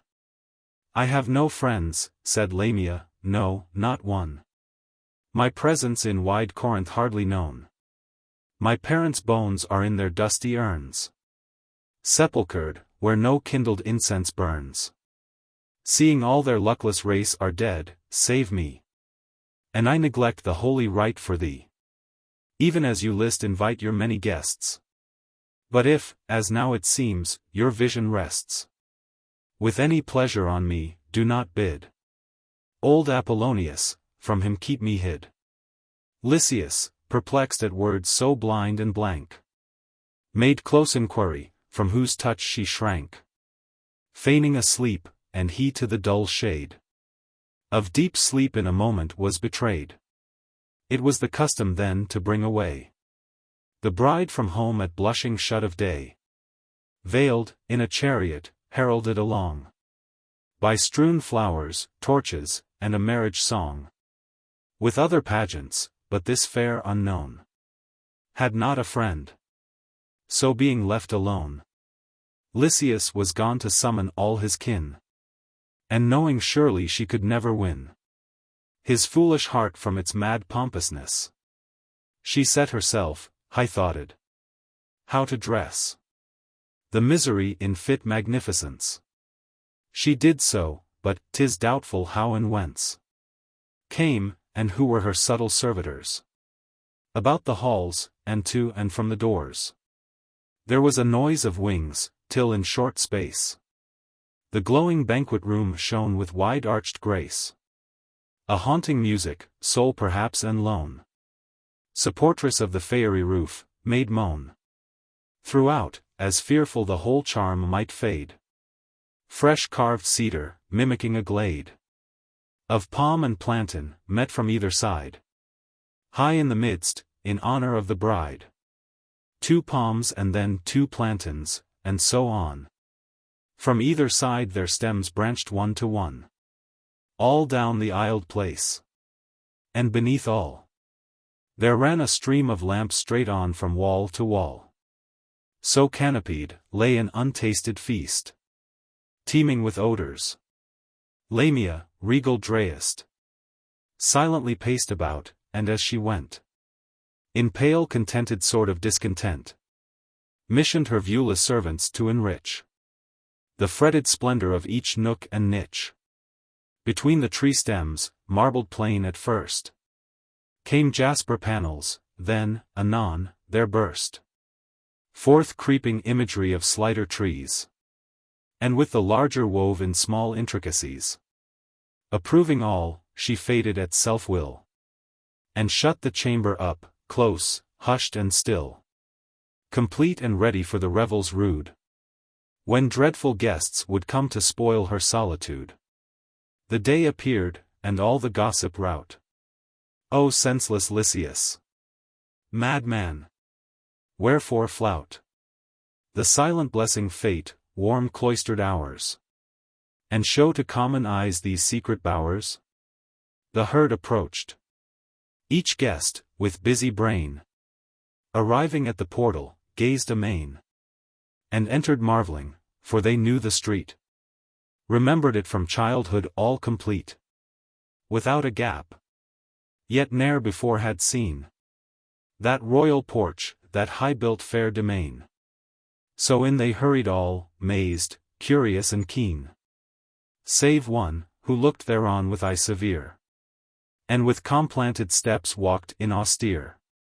'Twas Apollonius, something too he laughed, as though some knotty problem, that had daft his patient thought, had now begun to thaw, and solve and melt. 'Twas just as he foresaw. He met within the murmurous vestibule his young disciple. "'Tis no common rule, Lysias," said he, "for uninvited guest to force himself upon you, and infest with an unbidden presence the bright throng of younger friends. Yet must I do this wrong, and you forgive me." Lysias blushed, and led the old man through the inner doors broad spread, with reconciling words and courteous mien, turning into sweet milk the sophist's spleen. Of wealthy luster was the banquet room, filled with pervading brilliance and perfume. Before each lucid panel fuming stood a censer fed with myrrh and spiced wood, each by a sacred tripod held aloft, whose slender feet wide swerved upon the soft wool-woofed carpets. 50 wreaths of smoke from 50 censers their light voyage took to the high roof, still mimicked as they rose along the mirrored walls by twin clouds odorous. 12 sphered tables, by silk seats ensphered, high as the level of a man's breast reared, on Liberd's paws, upheld the heavy gold of cups and goblets, and the store thrice told of Ceres' horn, and, in huge vessels, wine came from the gloomy tun with merry shine. Thus loaded with a feast the tables stood, each shrining in the midst the image of a god, when in an antechamber every guest had felt the cold full sponge to pleasure pressed by ministering slaves, upon his hands and feet, and fragrant oils with ceremony meet poured on his hair. They all moved to the feast in white robes, and themselves in order placed around the silken couches, wondering whence all this mighty cost and blaze of wealth could spring. Soft went the music the soft air along, while fluent Greek a voweled undersong kept up among the guests, discoursing low at first, for scarcely was the wine at flow. But when the happy vintage touched their brains, louder they talk, and louder come the strains of powerful instruments, the gorgeous dyes, the space, the splendor of the draperies, the roof of awful richness, nectarous cheer. Beautiful slaves, and Lamia's self, appear. Now, when the wine has done its rosy deed, and every soul from human trammels freed, no more so strange. For merry wine, sweet wine, will make Elysian shades not too fair, too divine. Soon was god Bacchus at meridian height. Flushed were their cheeks, and bright eyes double bright. Garlands of every green, and every scent, from valleys deflowered, or forest trees branch rent, in baskets of bright ozured gold were brought, high as the handles heaped, to suit the thought of every guest, that each, as he did please, might fancy fit his brows, silk pillowed at his ease. What wreath for Lamia? What for Lysias? What for the sage, old Apollonius? Upon her aching forehead be there hung the leaves of willow and of adder's tongue. And for the youth, quick, let us strip for him the thyrsus, that his watching eyes may swim into forgetfulness. And, for the sage, let spear-grass and the spiteful thistle wage war on his temples. Do not all charms fly at the mere touch of cold philosophy? There was an awful rainbow once in heaven. We know her woof, her texture, she is given in the dull catalogue of common things. Philosophy will clip an angel's wings, conquer all mysteries by rule and line, empty the haunted air, and gnomed mine. unweave a rainbow, as it erewhile made. The tender-personed Lamia melt into a shade. By her glad Lycius sitting, in chief place, scarce saw in all the room another face. Till, checking his love trance, a cup he took, full brimmed, and opposite sent forth a look, crossed the broad table, to beseech a glance from his old teacher's wrinkled countenance, and pledge him. The bald-head philosopher had fixed his eye, without a twinkle or stir, full on the alarmed beauty of the bride, browbeating her fair form, and troubling her sweet pride. Lycius then pressed her hand, with devout touch, as pale it lay upon the rosy couch. 'Twas icy, and the cold ran through his veins. Then sudden it grew hot, and all the pains of an unnatural heat shot to his heart. Lamia, what means this? Wherefore dost thou start? Know'st thou that man? Poor Lamia answered not. He gazed into her eyes, and not a jot owned they the lovelorn piteous appeal. More he gazed, his human senses reel. Some hungry spell that loveliness absorbs. There was no recognition in those orbs. Lamia, he cried, and no soft-toned reply. The many heard, and the loud revelry grew hush, the stately music no more breathes. The myrtle sickened in 1,000 wreaths. By faint degrees, voice, lute, and pleasure ceased. A deadly silence step by step increased, until it seemed a horrid presence there, and not a man but felt the terror in his hair. Lamia, he shrieked, and nothing but the shriek with its sad echo did the silence break. Begone, foul dream! He cried, gazing again in the bride's face, where now no azure vein wandered on fair-spaced temples, no soft bloom misted the cheek, no passion to illume the deep-recessed vision. All was blight. Lamia, no longer fair, there sat a deadly white. Shut those juggling eyes, thou ruthless man.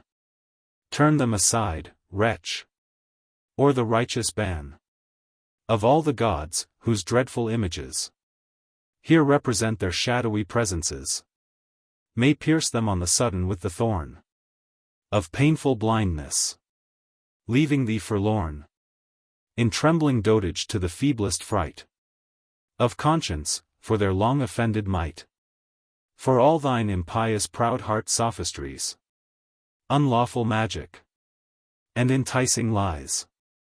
Corinthians, look upon that greybeard wretch.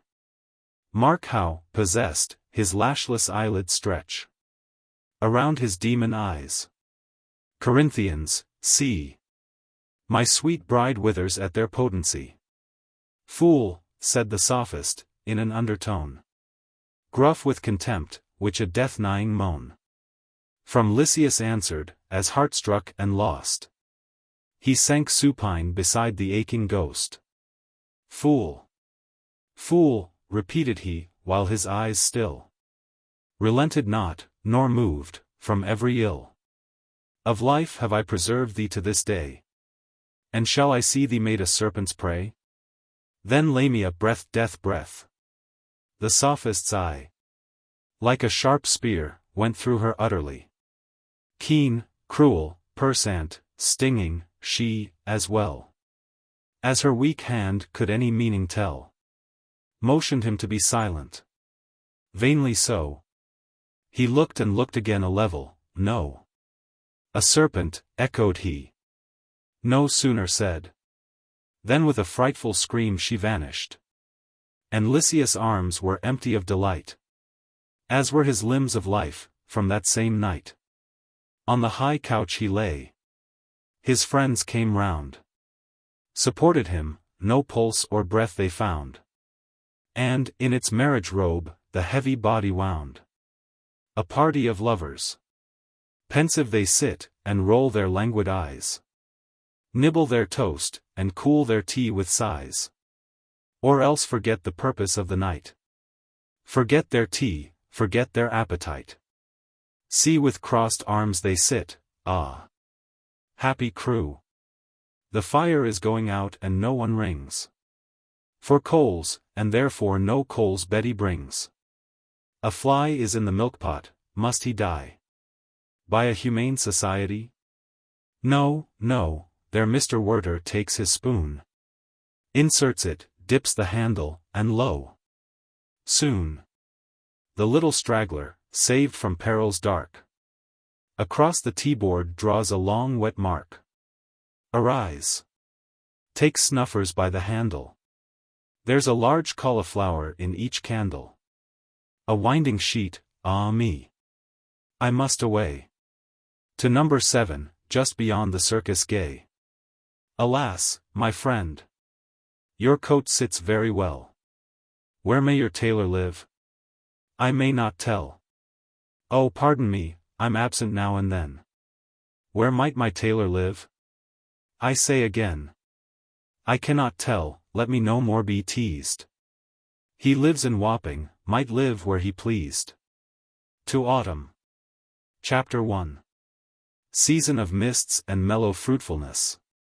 Close bosom friend of the maturing sun, conspiring with him how to load and bless with fruit the vines that round the thatch eaves run, to bend with apples the mossed cottage trees, and fill all fruit with ripeness to the core, to swell the gourd, and plump the hazel shells with a sweet kernel, to set budding more, and still more, later flowers for the bees, until they think warm days will never cease, for summer has o'erbrimmed their clammy cells. Chapter 2. Who hath not seen thee oft amid thy store? Sometimes whoever seeks abroad may find thee sitting careless on a granary floor, thy hair soft lifted by the winnowing wind, or on a half-reaped furrow sound asleep, drowsed with the fume of poppies, while thy hook spares the next swath and all its twined flowers, and sometimes like a gleaner thou dost keep steady thy laden head across a brook, or by a cider press, with patient look thou watchest the last oozings, hours by hours. Chapter 3. Where are the songs of spring? Ay, where are they? Think not of them, thou hast thy music too, while barred clouds bloom the soft dying day, and touch the stubble plains with rosy hue. Then in a wailful choir the small gnats mourn among the river sallows, borne aloft, or sinking as the light wind lives or dies, and full-grown lambs loud bleat from hilly bourne. Hedge crickets sing, and now with treble soft, the redbreast whistles from a garden croft, and gathering swallows twitter in the skies. Sonnet. The day is gone. The day is gone, and all its sweets are gone. Sweet voice, sweet lips, soft hand, and softer breast. Warm breath, light whisper, tender semitone. Bright eyes, accomplished shape, and langrouse waist. Faded the flower and all its budded charms. Faded the sight of beauty from my eyes. Faded the shape of beauty from my arms. Faded the voice, warmth, whiteness, paradise. Vanished unseasonably at shut of eve, when the dusk holiday, or holonight, of fragrant curtained love begins to weave the woof of darkness thick, for hid delight. But, as I've read love's missal through today, he'll let me sleep, seeing I fast and pray. To Fanny, I cry your mercy, pity, love, I, love. Merciful love that tantalizes not. One-thoughted, never wandering, guileless love. Unmasked, and being seen, without a blot. Oh! Let me have thee whole, all, be mine. That shape, that fairness, that sweet minor zest of love, your kiss, those hands, those eyes divine. That warm, white, lucent, million-pleasured breast. Yourself, your soul, in pity give me all. Withhold no atom's atom, or I die. Or living on perhaps, your wretched thrall. Forget, in the mist of idle misery, life's purposes, the palette of my mind. Losing its gust, and my ambition blind. Lines to Fanny. What can I do to drive away remembrance from my eyes? For they have seen, an hour ago, my brilliant queen. Touch has a memory. Oh say, love, say, what can I do to kill it and be free? In my old liberty? When every fair one that I saw was fair enough to catch me in but half a snare. Not keep me there. When, however poor or party-colored things, my muse had wings, and ever ready was to take her course, whither I bent her force. Unintellectual, yet divine to me.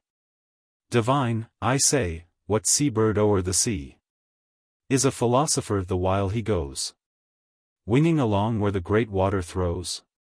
How shall I do to get anew those molted feathers, and so mount once more above the reach of fluttering love, and make him cower lowly while I soar? Shall I gulp wine? No, that is vulgarism, a heresy and schism, foisted into the canon law of love. No, wine is only sweet to happy men. More dismal cares seize on me unawares. Where shall I learn to get my peace again? To banish thoughts of that most hateful land, dungeoner of my friends, that wicked strand, where they were wrecked and live a wrecked life.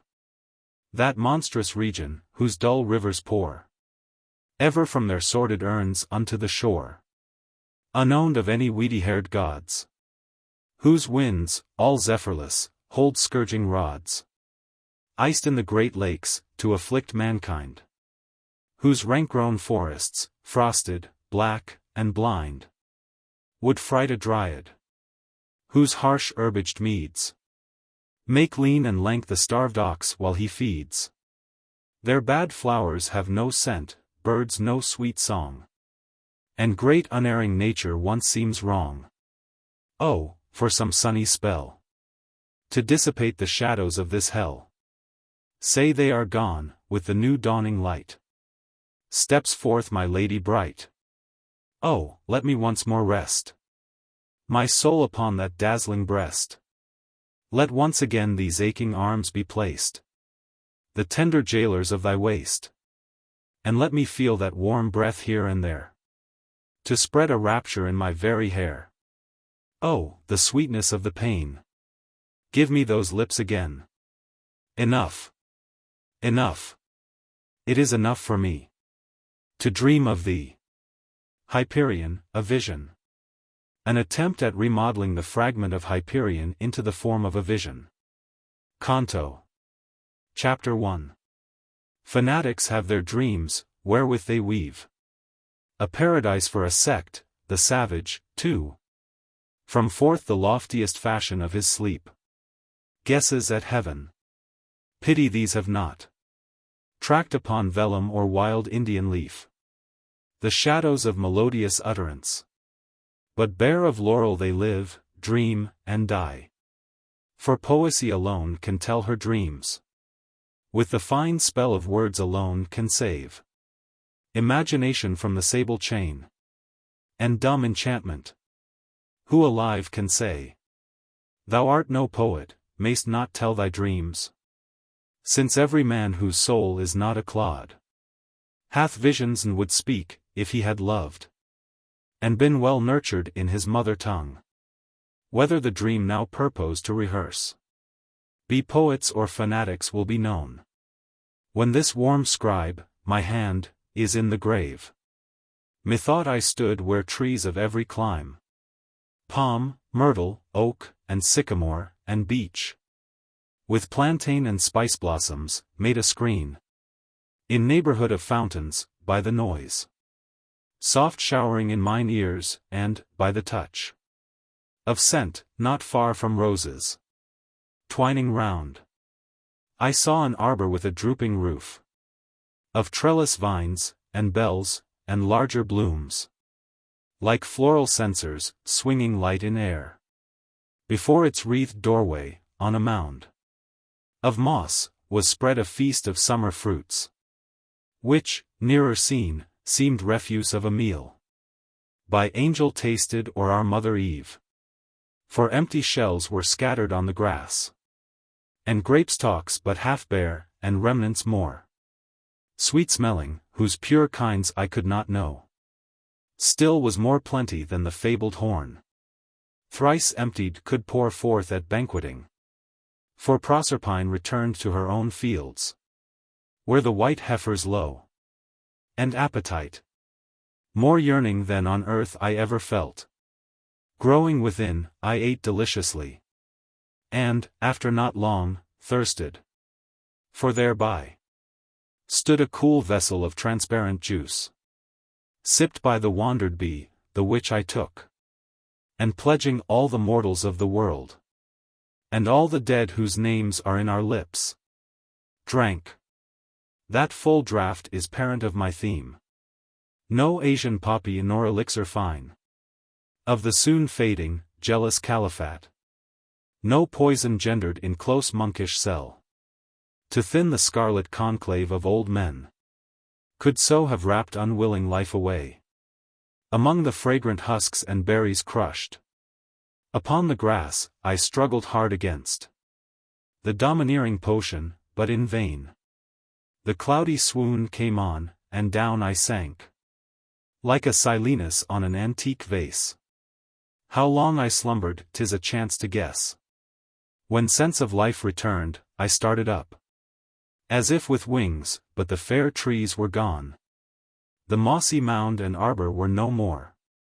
I looked around upon the curved sides of an old sanctuary, with roof august, builded so high, it seemed that filmed clouds might spread beneath as o'er the stars of heaven.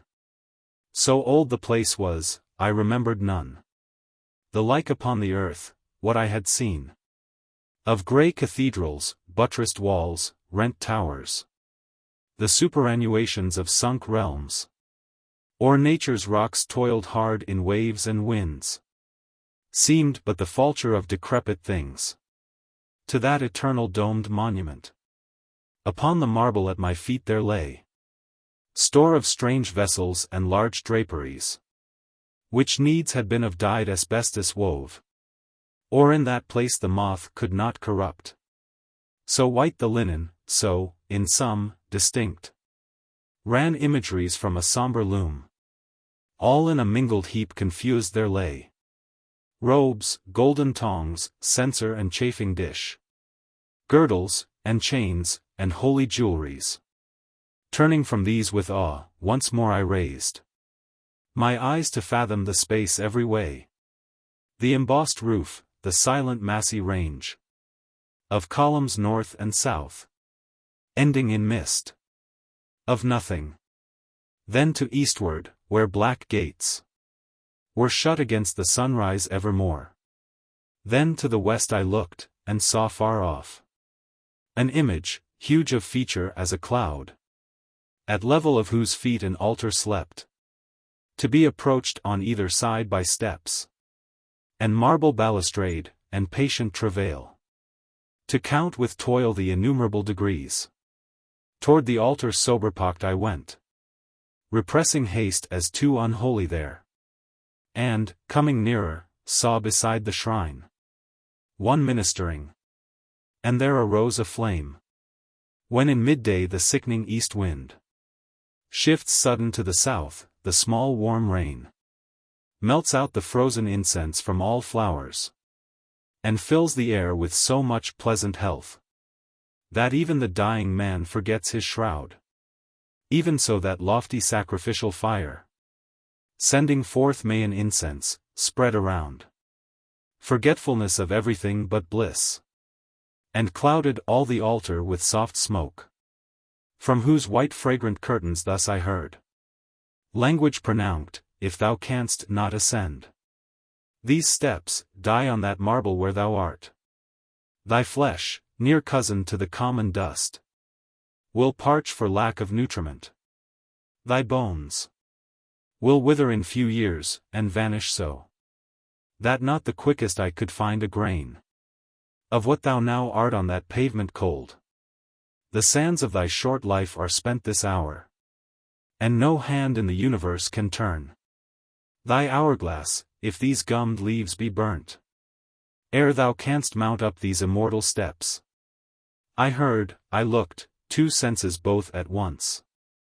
So fine, so subtle, felt the tyranny of that fierce threat and the hard task proposed. Prodigious seemed the toil. The leaves were yet burning, when suddenly a palsied chill struck from the paved level up my limbs, and was ascending quick to put cold grasp upon those streams that pulse beside the throat. I shrieked, and the sharp anguish of my shriek stung my own ears. I strove hard to escape the numbness, strove to gain the lowest step. Slow, heavy, deadly was my pace, the cold grew stifling, suffocating at the heart. And when I clasped my hands I felt them not. 1 minute before death my ice-eat foot touched the lowest stair. And, as it touched, life seemed to pour in at the toes. I mounted up, as once fair angels on a ladder flew, from the green turf to heaven. Holy power! Cried I, approaching near the horned shrine. What am I that should so be saved from death? What am I that another death come not to choke my utterance, sacrilegious, here? Then said the veiled shadow, thou hast felt what 'tis to die and live again before thy fated hour, that thou hadst power to do so is thine own safety. Thou hast dated on thy doom. High prophetess, said I, purge off benign, if so it please thee, my mind's film. None can usurp this height, return that shade, but those to whom the miseries of the world are misery, and will not let them rest.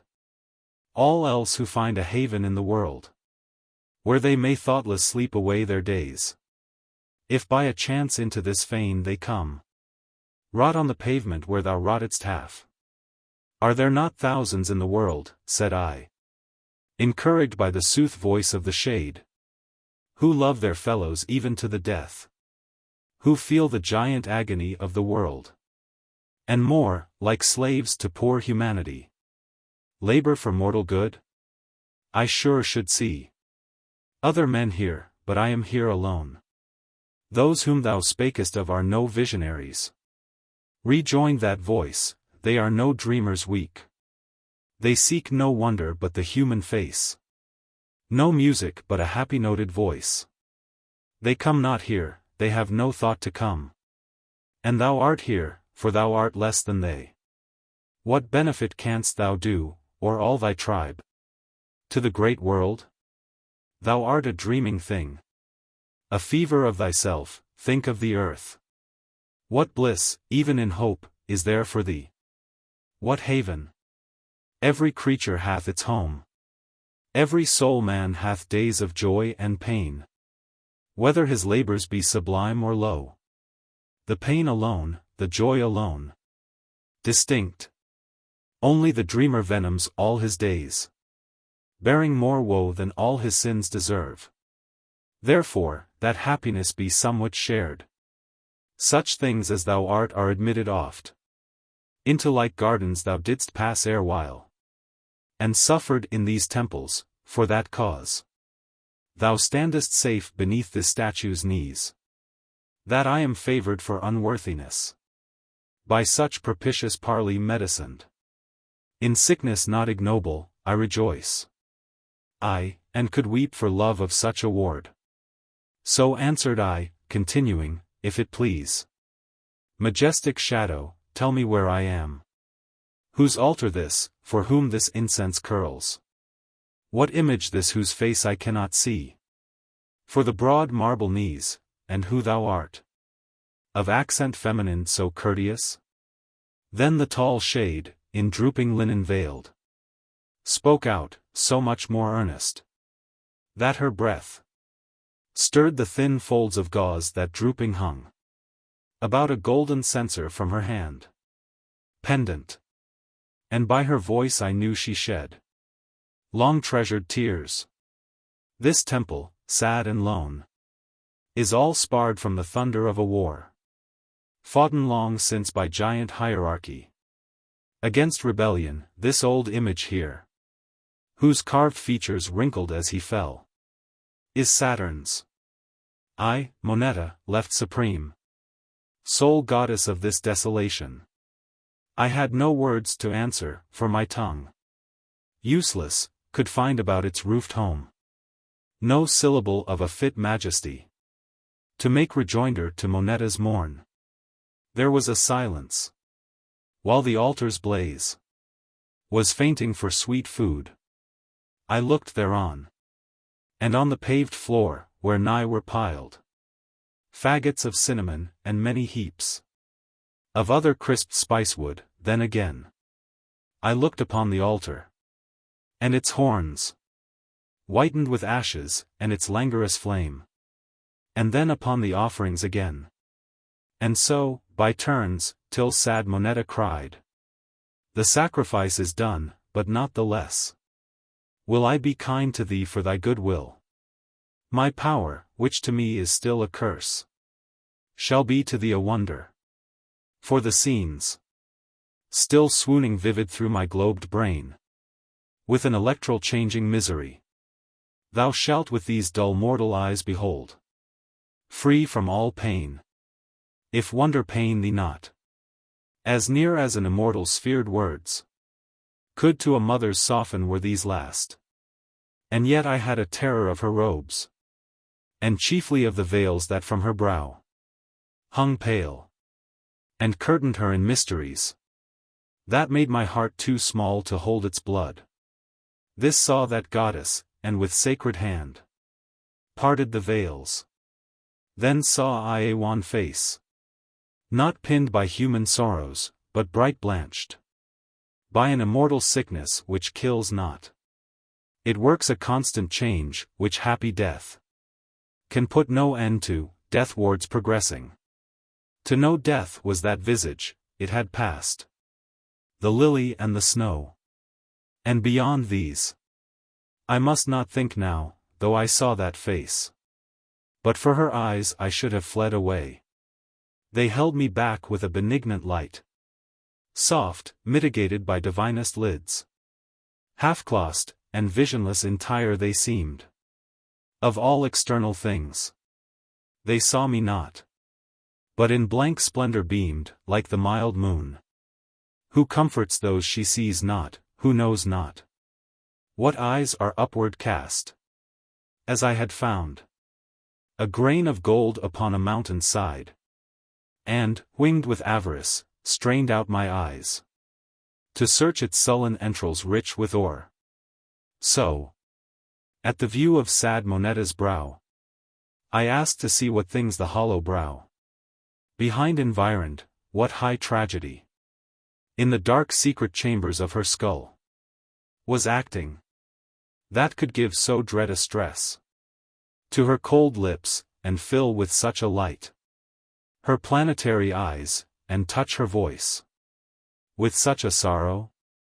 Shade of memory, cried I, with acted durant at her feet, by all the gloom hung round thy fallen house, by this last temple, by the golden age, by great Apollo, thy dear foster child, and by thyself, forlorn divinity, the pale omega of a withered race. Let me behold, according as thou saidst, what in thy brain so ferments to and fro. No sooner had this conjuration passed my devout lips, then side by side we stood, like a stunt bramble by a solemn pine, deep in the shady sadness of a vale, far sunken from the healthy breath of morn, far from the fiery noon and eve's one star. Onward I looked beneath the gloomy boughs, and saw what first I thought an image huge, like to the image pedestaled so high in Saturn's temple. Then Moneta's voice came brief upon mine ear. so Saturn sat. When he had lost his realms, whereon there grew a power within me of enormous ken, to see as a god sees, and take the depth of things as nimbly as the outward eye can size and shape pervade. The lofty theme of those few words hung vast before my mind. With half-unraveled web, I sat myself upon an eagle's watch, that I might see, and seeing ne'er forget. No stir of life was in this shrouded veil, not so much air as in the zoning of a summer's day. Robs not one light seed from the feathered grass, but where the dead leaf fell there did it rest. A stream went noiseless by, still deadened more by reason of the fallen divinity. Spreading more shade, the naiad mid her reeds pressed her cold finger closer to her lips. Along the margin sand large footmarks went, no further than to where old Saturn's feet had rested, and there slept how long a sleep. Degraded, cold, upon the sodden ground, his old right hand lay nerveless, listless, dead, unsceptered, and his realmless eyes were closed, while his bowed head seemed listening to the earth. His ancient mother, for some comfort yet, it seemed no force could wake him from his place. But there came one who, with a kindred hand, touched his wide shoulders, after bending low, with reverence, though to one who knew it not. Then came the grieved voice Mnemosyne, and grieved I hearkened. That divinity, whom thou saw'st step from yon forlornest wood, and with slow pace approach our fallen king, is Thea, softest natured of our brood.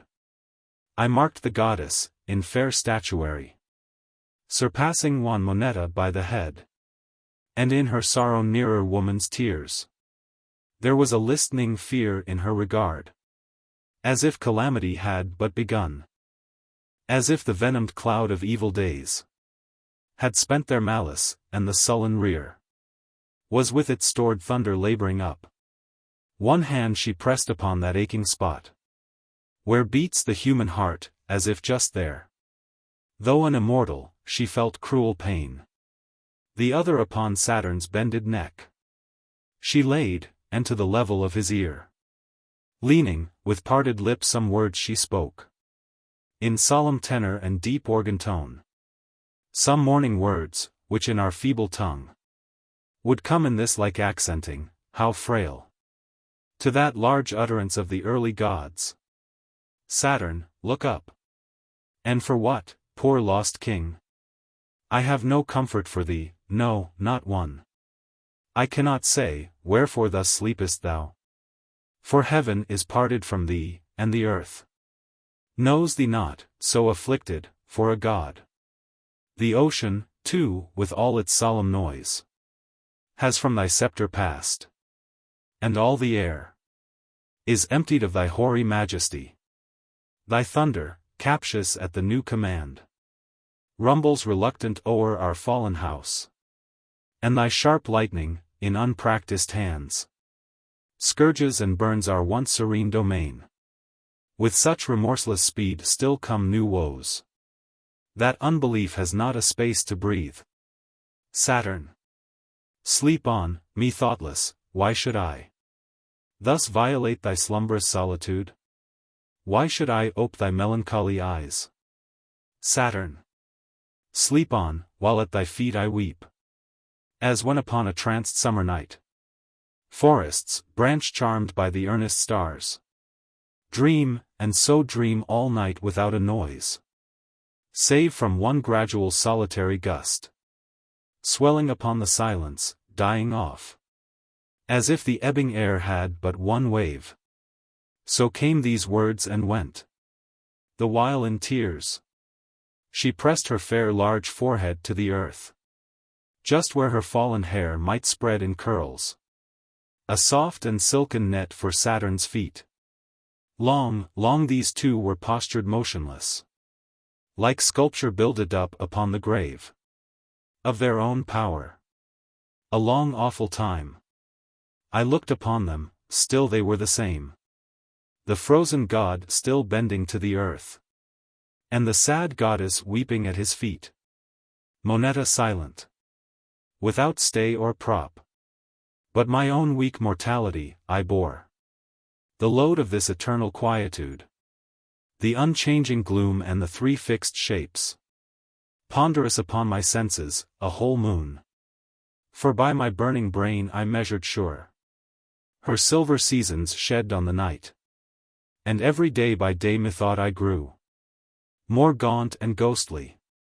Oftentimes I prayed, intense, that death would take me from the veil. And all its burthens. Gasping with despair. Of change, hour after hour I cursed myself. Until old Saturn raised his faded eyes. And looked around and saw his kingdom gone. And all the gloom and sorrow of the place. And that fair kneeling goddess at his feet. As the moist scent of flowers, and grass, and leaves. Fills forest dells with a pervading air. Known to the woodland nostril, so the words of Saturn filled the mossy glooms around. Even to the hollows of time-eaten oaks. And to the windings of the fox's hole. With sad, low tones, while thus he spoke, and sent strange moanings to the solitary pan.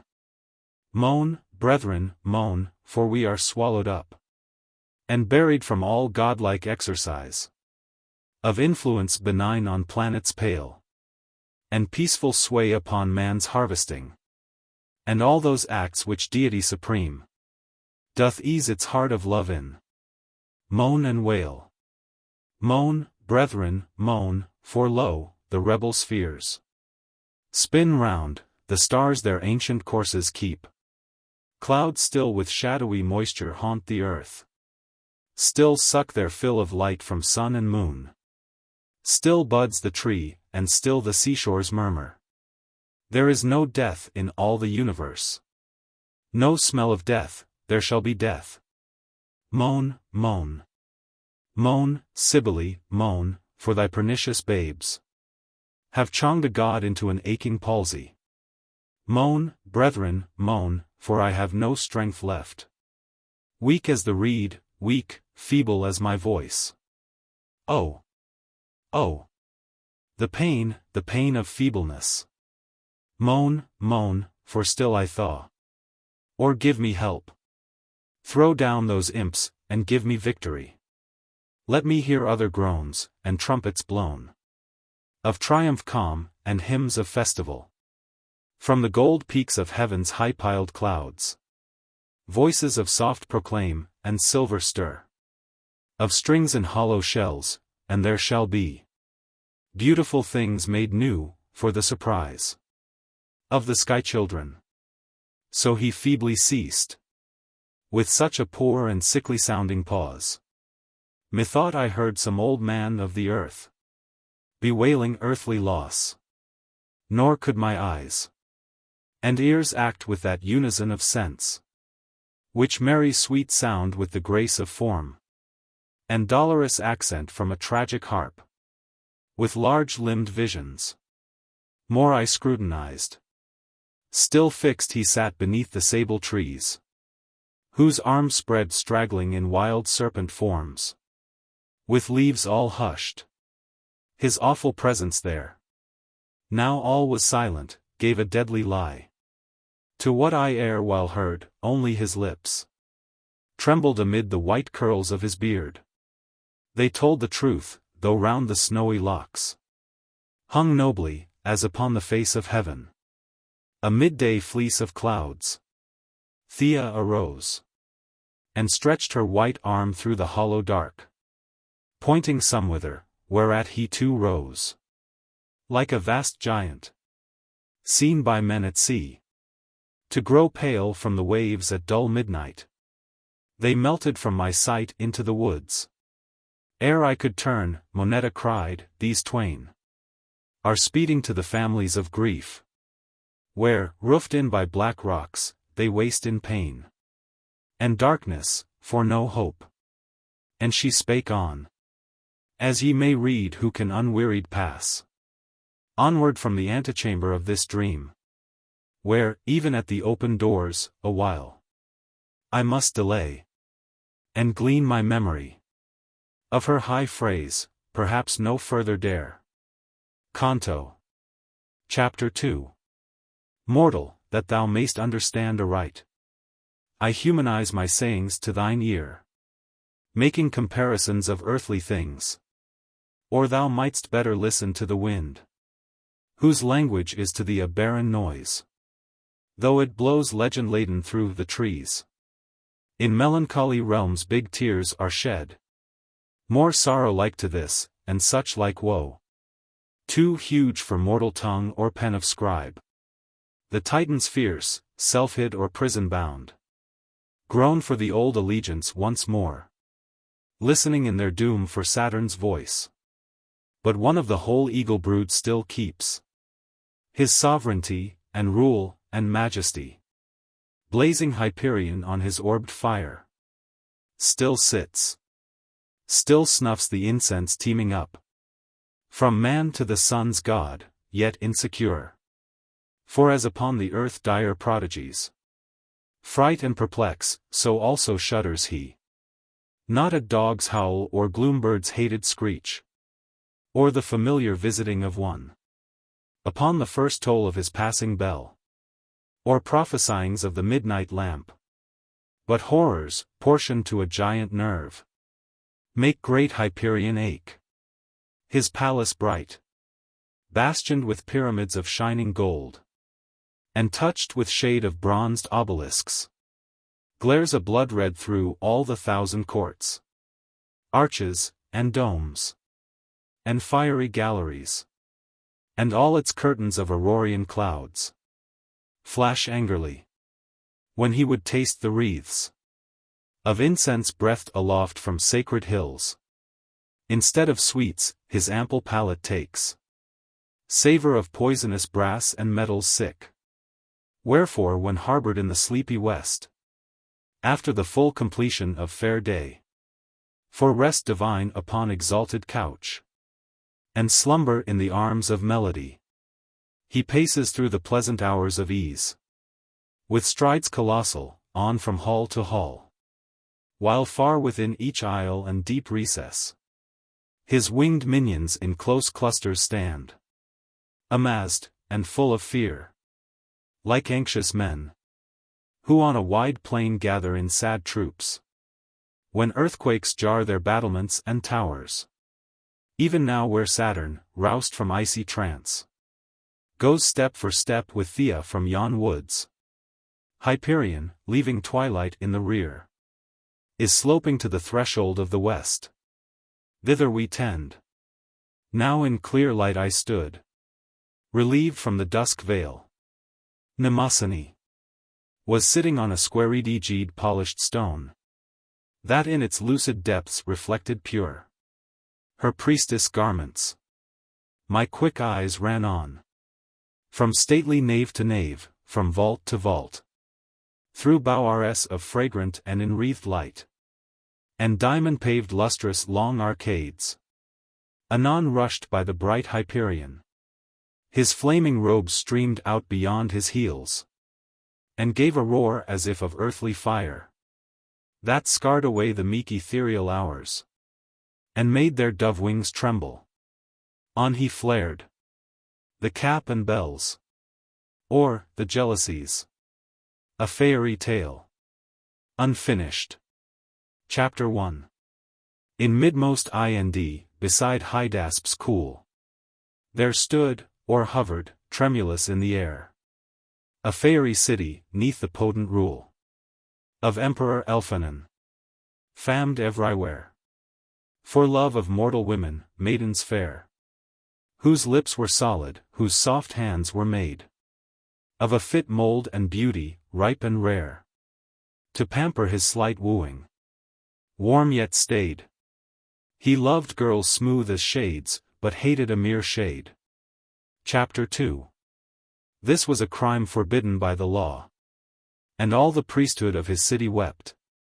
For ruin and dismay they well foresaw, if impious prince no bound or limit kept. And fairy Zendervester overstepped. They wept, he shinned, and still he would sin on. They dreamt of sin, and he shinned while they slept. In vain the pulpit thundered at the throne. Caricature was vain, and vain the tart lampoon. Chapter 3. Which seeing, his high court of parliament laid a remonstrance at his highness' feet, praying his royal senses to content themselves with what in fairy land was sweet, befitting best that shade with shade should meet. Whereat, to calm their fears, he promised soon from mortal tempters all to make retreat. Aye, even on the first of the new moon, an immaterial wife to espouse as heaven's boon. Chapter 4. Meantime he sent a fluttering embassy to Pygmio, of Imau's sovereign, to half beg, and half demand, respectfully, the hand of his fair daughter Bellanane. An audience had, and speeching done, they gain their point, and bring the weeping bride away, whom, with but one attendant, safely lain upon their wings, they bore in bright array, while little harps were touched by many a lyric fay. Chapter 5. As in old pictures tender cherubim a child's soul through the sapphired canvas bear, so, through a real heaven, on they swim, with the sweet princess on her plumaged lair, speed giving to the winds her lustrous hair. And so she journeyed, sleeping or awake, save when, for healthful exercise and air, she chose to promener a l'ale, or take a pigeon's somerset, for sport or change's sake. Chapter 6. Dear princess, do not whisper me so loud, quoth Corolina, nurse and confidant. Do not you see there, lurking in a cloud, close at your back, that sly old crafticant? He hears a whisper plainer than a rant. Dry up your tears, and do not look so blue. He's Elphinon's great state spy militant. He's running, lying, flying footman, too. Dear mistress, let him have no handle against you. Chapter 7. Show him a mouse's tail, and he will guess, with metaphysic swiftness, at the mouse. Show him a garden, and with speed no less, he'll surmise sagely of a dwelling house, and plot, in the same minute, how to chouse the owner out of it. Show him a peace, nor contrive thy mistress' ire to rouse. Return the princess, my tongue shall not cease, till from this hated match I get a free release. Chapter 8. Ah, beauteous mortal! Hush, quoth Corylon. Really you must not talk of him indeed. You hush, replied the mistress, with a shine of anger in her eyes, enough to breed in stouter hearts than nurses' fear and dread. 'Twas not the glance itself made Nessie flinch, but of its threat she took the utmost heed, not liking in her heart an hour-long pinch, or a sharp needle run into her back an inch. Chapter 9. So she was silenced, and fair Bellanane, writhing her little body with ennui, continued to lament and to complain that fate, cross-purposing, should let her be ravished away far from her dear country, that all her feelings should be set at naught in trumping up this match so hastily with lowland blood, and lowland blood she thought poison, as every stanch trueborn Imaean ought. Chapter 10. Sorely she grieved, and wedded 3 or 4 white Provence rose-leaves with her fairy tears. But not for this cause, alas! She had more bad reasons for her sorrow, as appears in the famed memoirs of 1,000 years, written by Crafticant, and published by Parpalion and Company. Those sly compeers, who raked up every fact against the dead, in Scarab Street, Panthea, at the Jubal's head. Chapter 11. Where, after a long hypercritic howl against the vicious manners of the age, He goes on to expose, with heart and soul, what vice in this or that year was the rage, backbiting all the world in every page, with special strictures on the horrid crime, sectioned and subsectioned with learning sage, of fairies stooping on their wing sublime, to kiss a mortal's lips, when such were in their prime. Chapter 12. Turn to the copious index, you will find, somewhere in the column, headed letter B, the name of Bellarmine, if you're not blind. Then pray refer to the text, and you will see an article made up of calumny against this Highland princess, rating her for giving way, so over-fashionably, to this new-fangled vice, which seems a burr stuck in his moral throat, no coughing air could stir. Chapter 13. There he says plainly that she loved a man, that she around him fluttered, flirted, toyed, before her marriage with great Elphanan, that after marriage too, she never joyed in husband's company, but still employed her wits to scape away to Angleland, where lived the youth, who worried and annoyed her tender heart, and its warm ardors fanned to such a dreadful blaze, her side would scorch her hand. Chapter 14. But let us leave this idle tittle-tattle to waiting maids, and bedroom coteries, nor till fit time against her fame wage battle. Poor Elphanan is very ill at ease. Let us resume his subject if you please, for it may comfort and console him much, to rhyme and syllable his miseries. Poor Elphanan, whose cruel fate was such, he sat and cursed a bride he knew he could not touch. Chapter 15. Soon as, according to his promises, the bridal embassy had taken wing, and vanished, bird-like, o'er the suburb trees, the emperor, empierced with the sharp sting of love, retired, vexed and murmuring, like any drone shut from the fair bee-queen, into his cabinet, and there did fling his limbs upon the sofa, full of spleen, and damned his House of Commons in complete chagrin. Chapter 16. I'll trounce some of the members, cried the prince. I'll put a mark against some rebel names. I'll make the opposition benches wince. I'll show them very soon, to all their shames, what 'tis to smother up a prince's flames. That ministers should join in it, I own, surprises me, they too at these high games.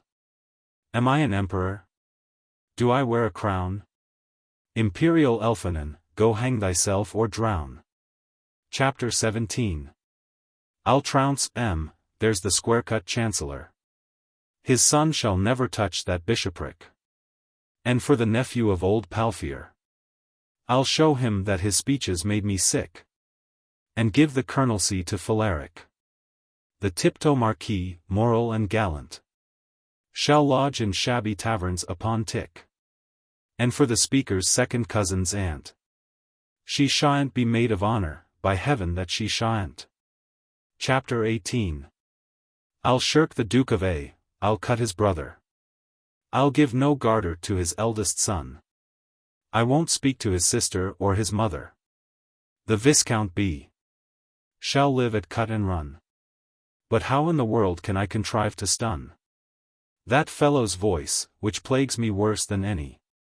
That stubborn fool, that impudent state done, who sets down every sovereign as a zany? That vulgar commoner, esquire by Encapsulating? Chapter 19. Monstrous affair. Pshaw! Pah! What ugly minks! Will they fetch from Imaus for my bride? Alas! My wearied heart within me sinks, to think that I must be so near allied to a cold dullard fay. Ah, woe betide! Ah, fairest of all human loveliness, sweet Bertha! What crime can it be to glide about the fragrant platings of thy dress, or kiss thine eye, or count thy locks, tress after tress? Chapter 20. So said, 1 minute while his eyes remained half-lidded, piteous, languid, innocent. But, in a wink, their splendor they regained. Sparkling revenge with amorous fury blent. Love thwarted in bad temper oft has vent. He rose, he stamped his foot, he rang the bell. And ordered some death warrants to be sent. For signature, somewhere the tempest fell. As many a poor fellow does not live to tell. Chapter 21. At the same time, Eben, this was his page. A fay of color, slave from top to toe. Sent as a present, while yet under age. From the viceroy of Zangbar, wise, slow. His speech, his only words were yes and no. But swift of look, and foot, and wing was he. At the same time, Eben, this instant go. To hum the soothsayer. Whose name I see among the fresh arrivals in our empery. Chapter 22. Bring hum to me. But stay, here take my ring. The pledge of favor, that he not suspect any foul play, or awkward murdering. Though I have bowstrung many of his sect. Throw in a hint, that if he should neglect 1 hour the next shall see him in my grasp. And the next after that shall see him necked. Or swallowed by my hunger-starved asp. And mention, 'tis as well, the torture of the wasp. Chapter 23. These orders given, the prince, in half a pet, let o'er the silk his propping elbow slide. Caught up his little legs, and, in a fret, fell on the sofa on his royal side. The slave retreated backwards, humble-eyed. And with a slave-like silence closed the door. And to old Hum through street and alley hied. He knew the city, as we say, of yore. And for short cuts and turns, was nobody knew more. Chapter 24. It was the time when wholesale dealers close their shutters with a moody sense of wealth. But retail dealers, diligent, let loose the gas, objected to on score of health. Conveyed in little salted pipes by stealth. And make it flare in many a brilliant form. That all the powers of darkness it repel th. Which to the oil trade doth great scathe and harm. And supersetteth quite the use of the glowworm. Chapter 25. Eben, untempted by the pastry cooks. Of pastry he got store within the palace. With hasty steps, wrapped cloak, and solemn looks. Incognito upon his errand sallies. His smelling bottle ready for the allies. He passed the hurdy-gurdies with disdain. Vowing he'd have them sent on board the galleys. Just as he made his vow, it gone to rain. Therefore he called a coach, and bade it drive amain. Chapter 26. I'll pull the string, said he, and further said. Polluted Jarvey. Ah, thou filthy hack. Whose springs of life are all dried up and dead. Whose linsey-woolsey lining hangs all slack. Whose rug is straw, whose wholeness is a crack. And evermore thy steps go clatter-clitter. Whose glass once up can never be got back. Who prov'st, with jolting arguments and bitter.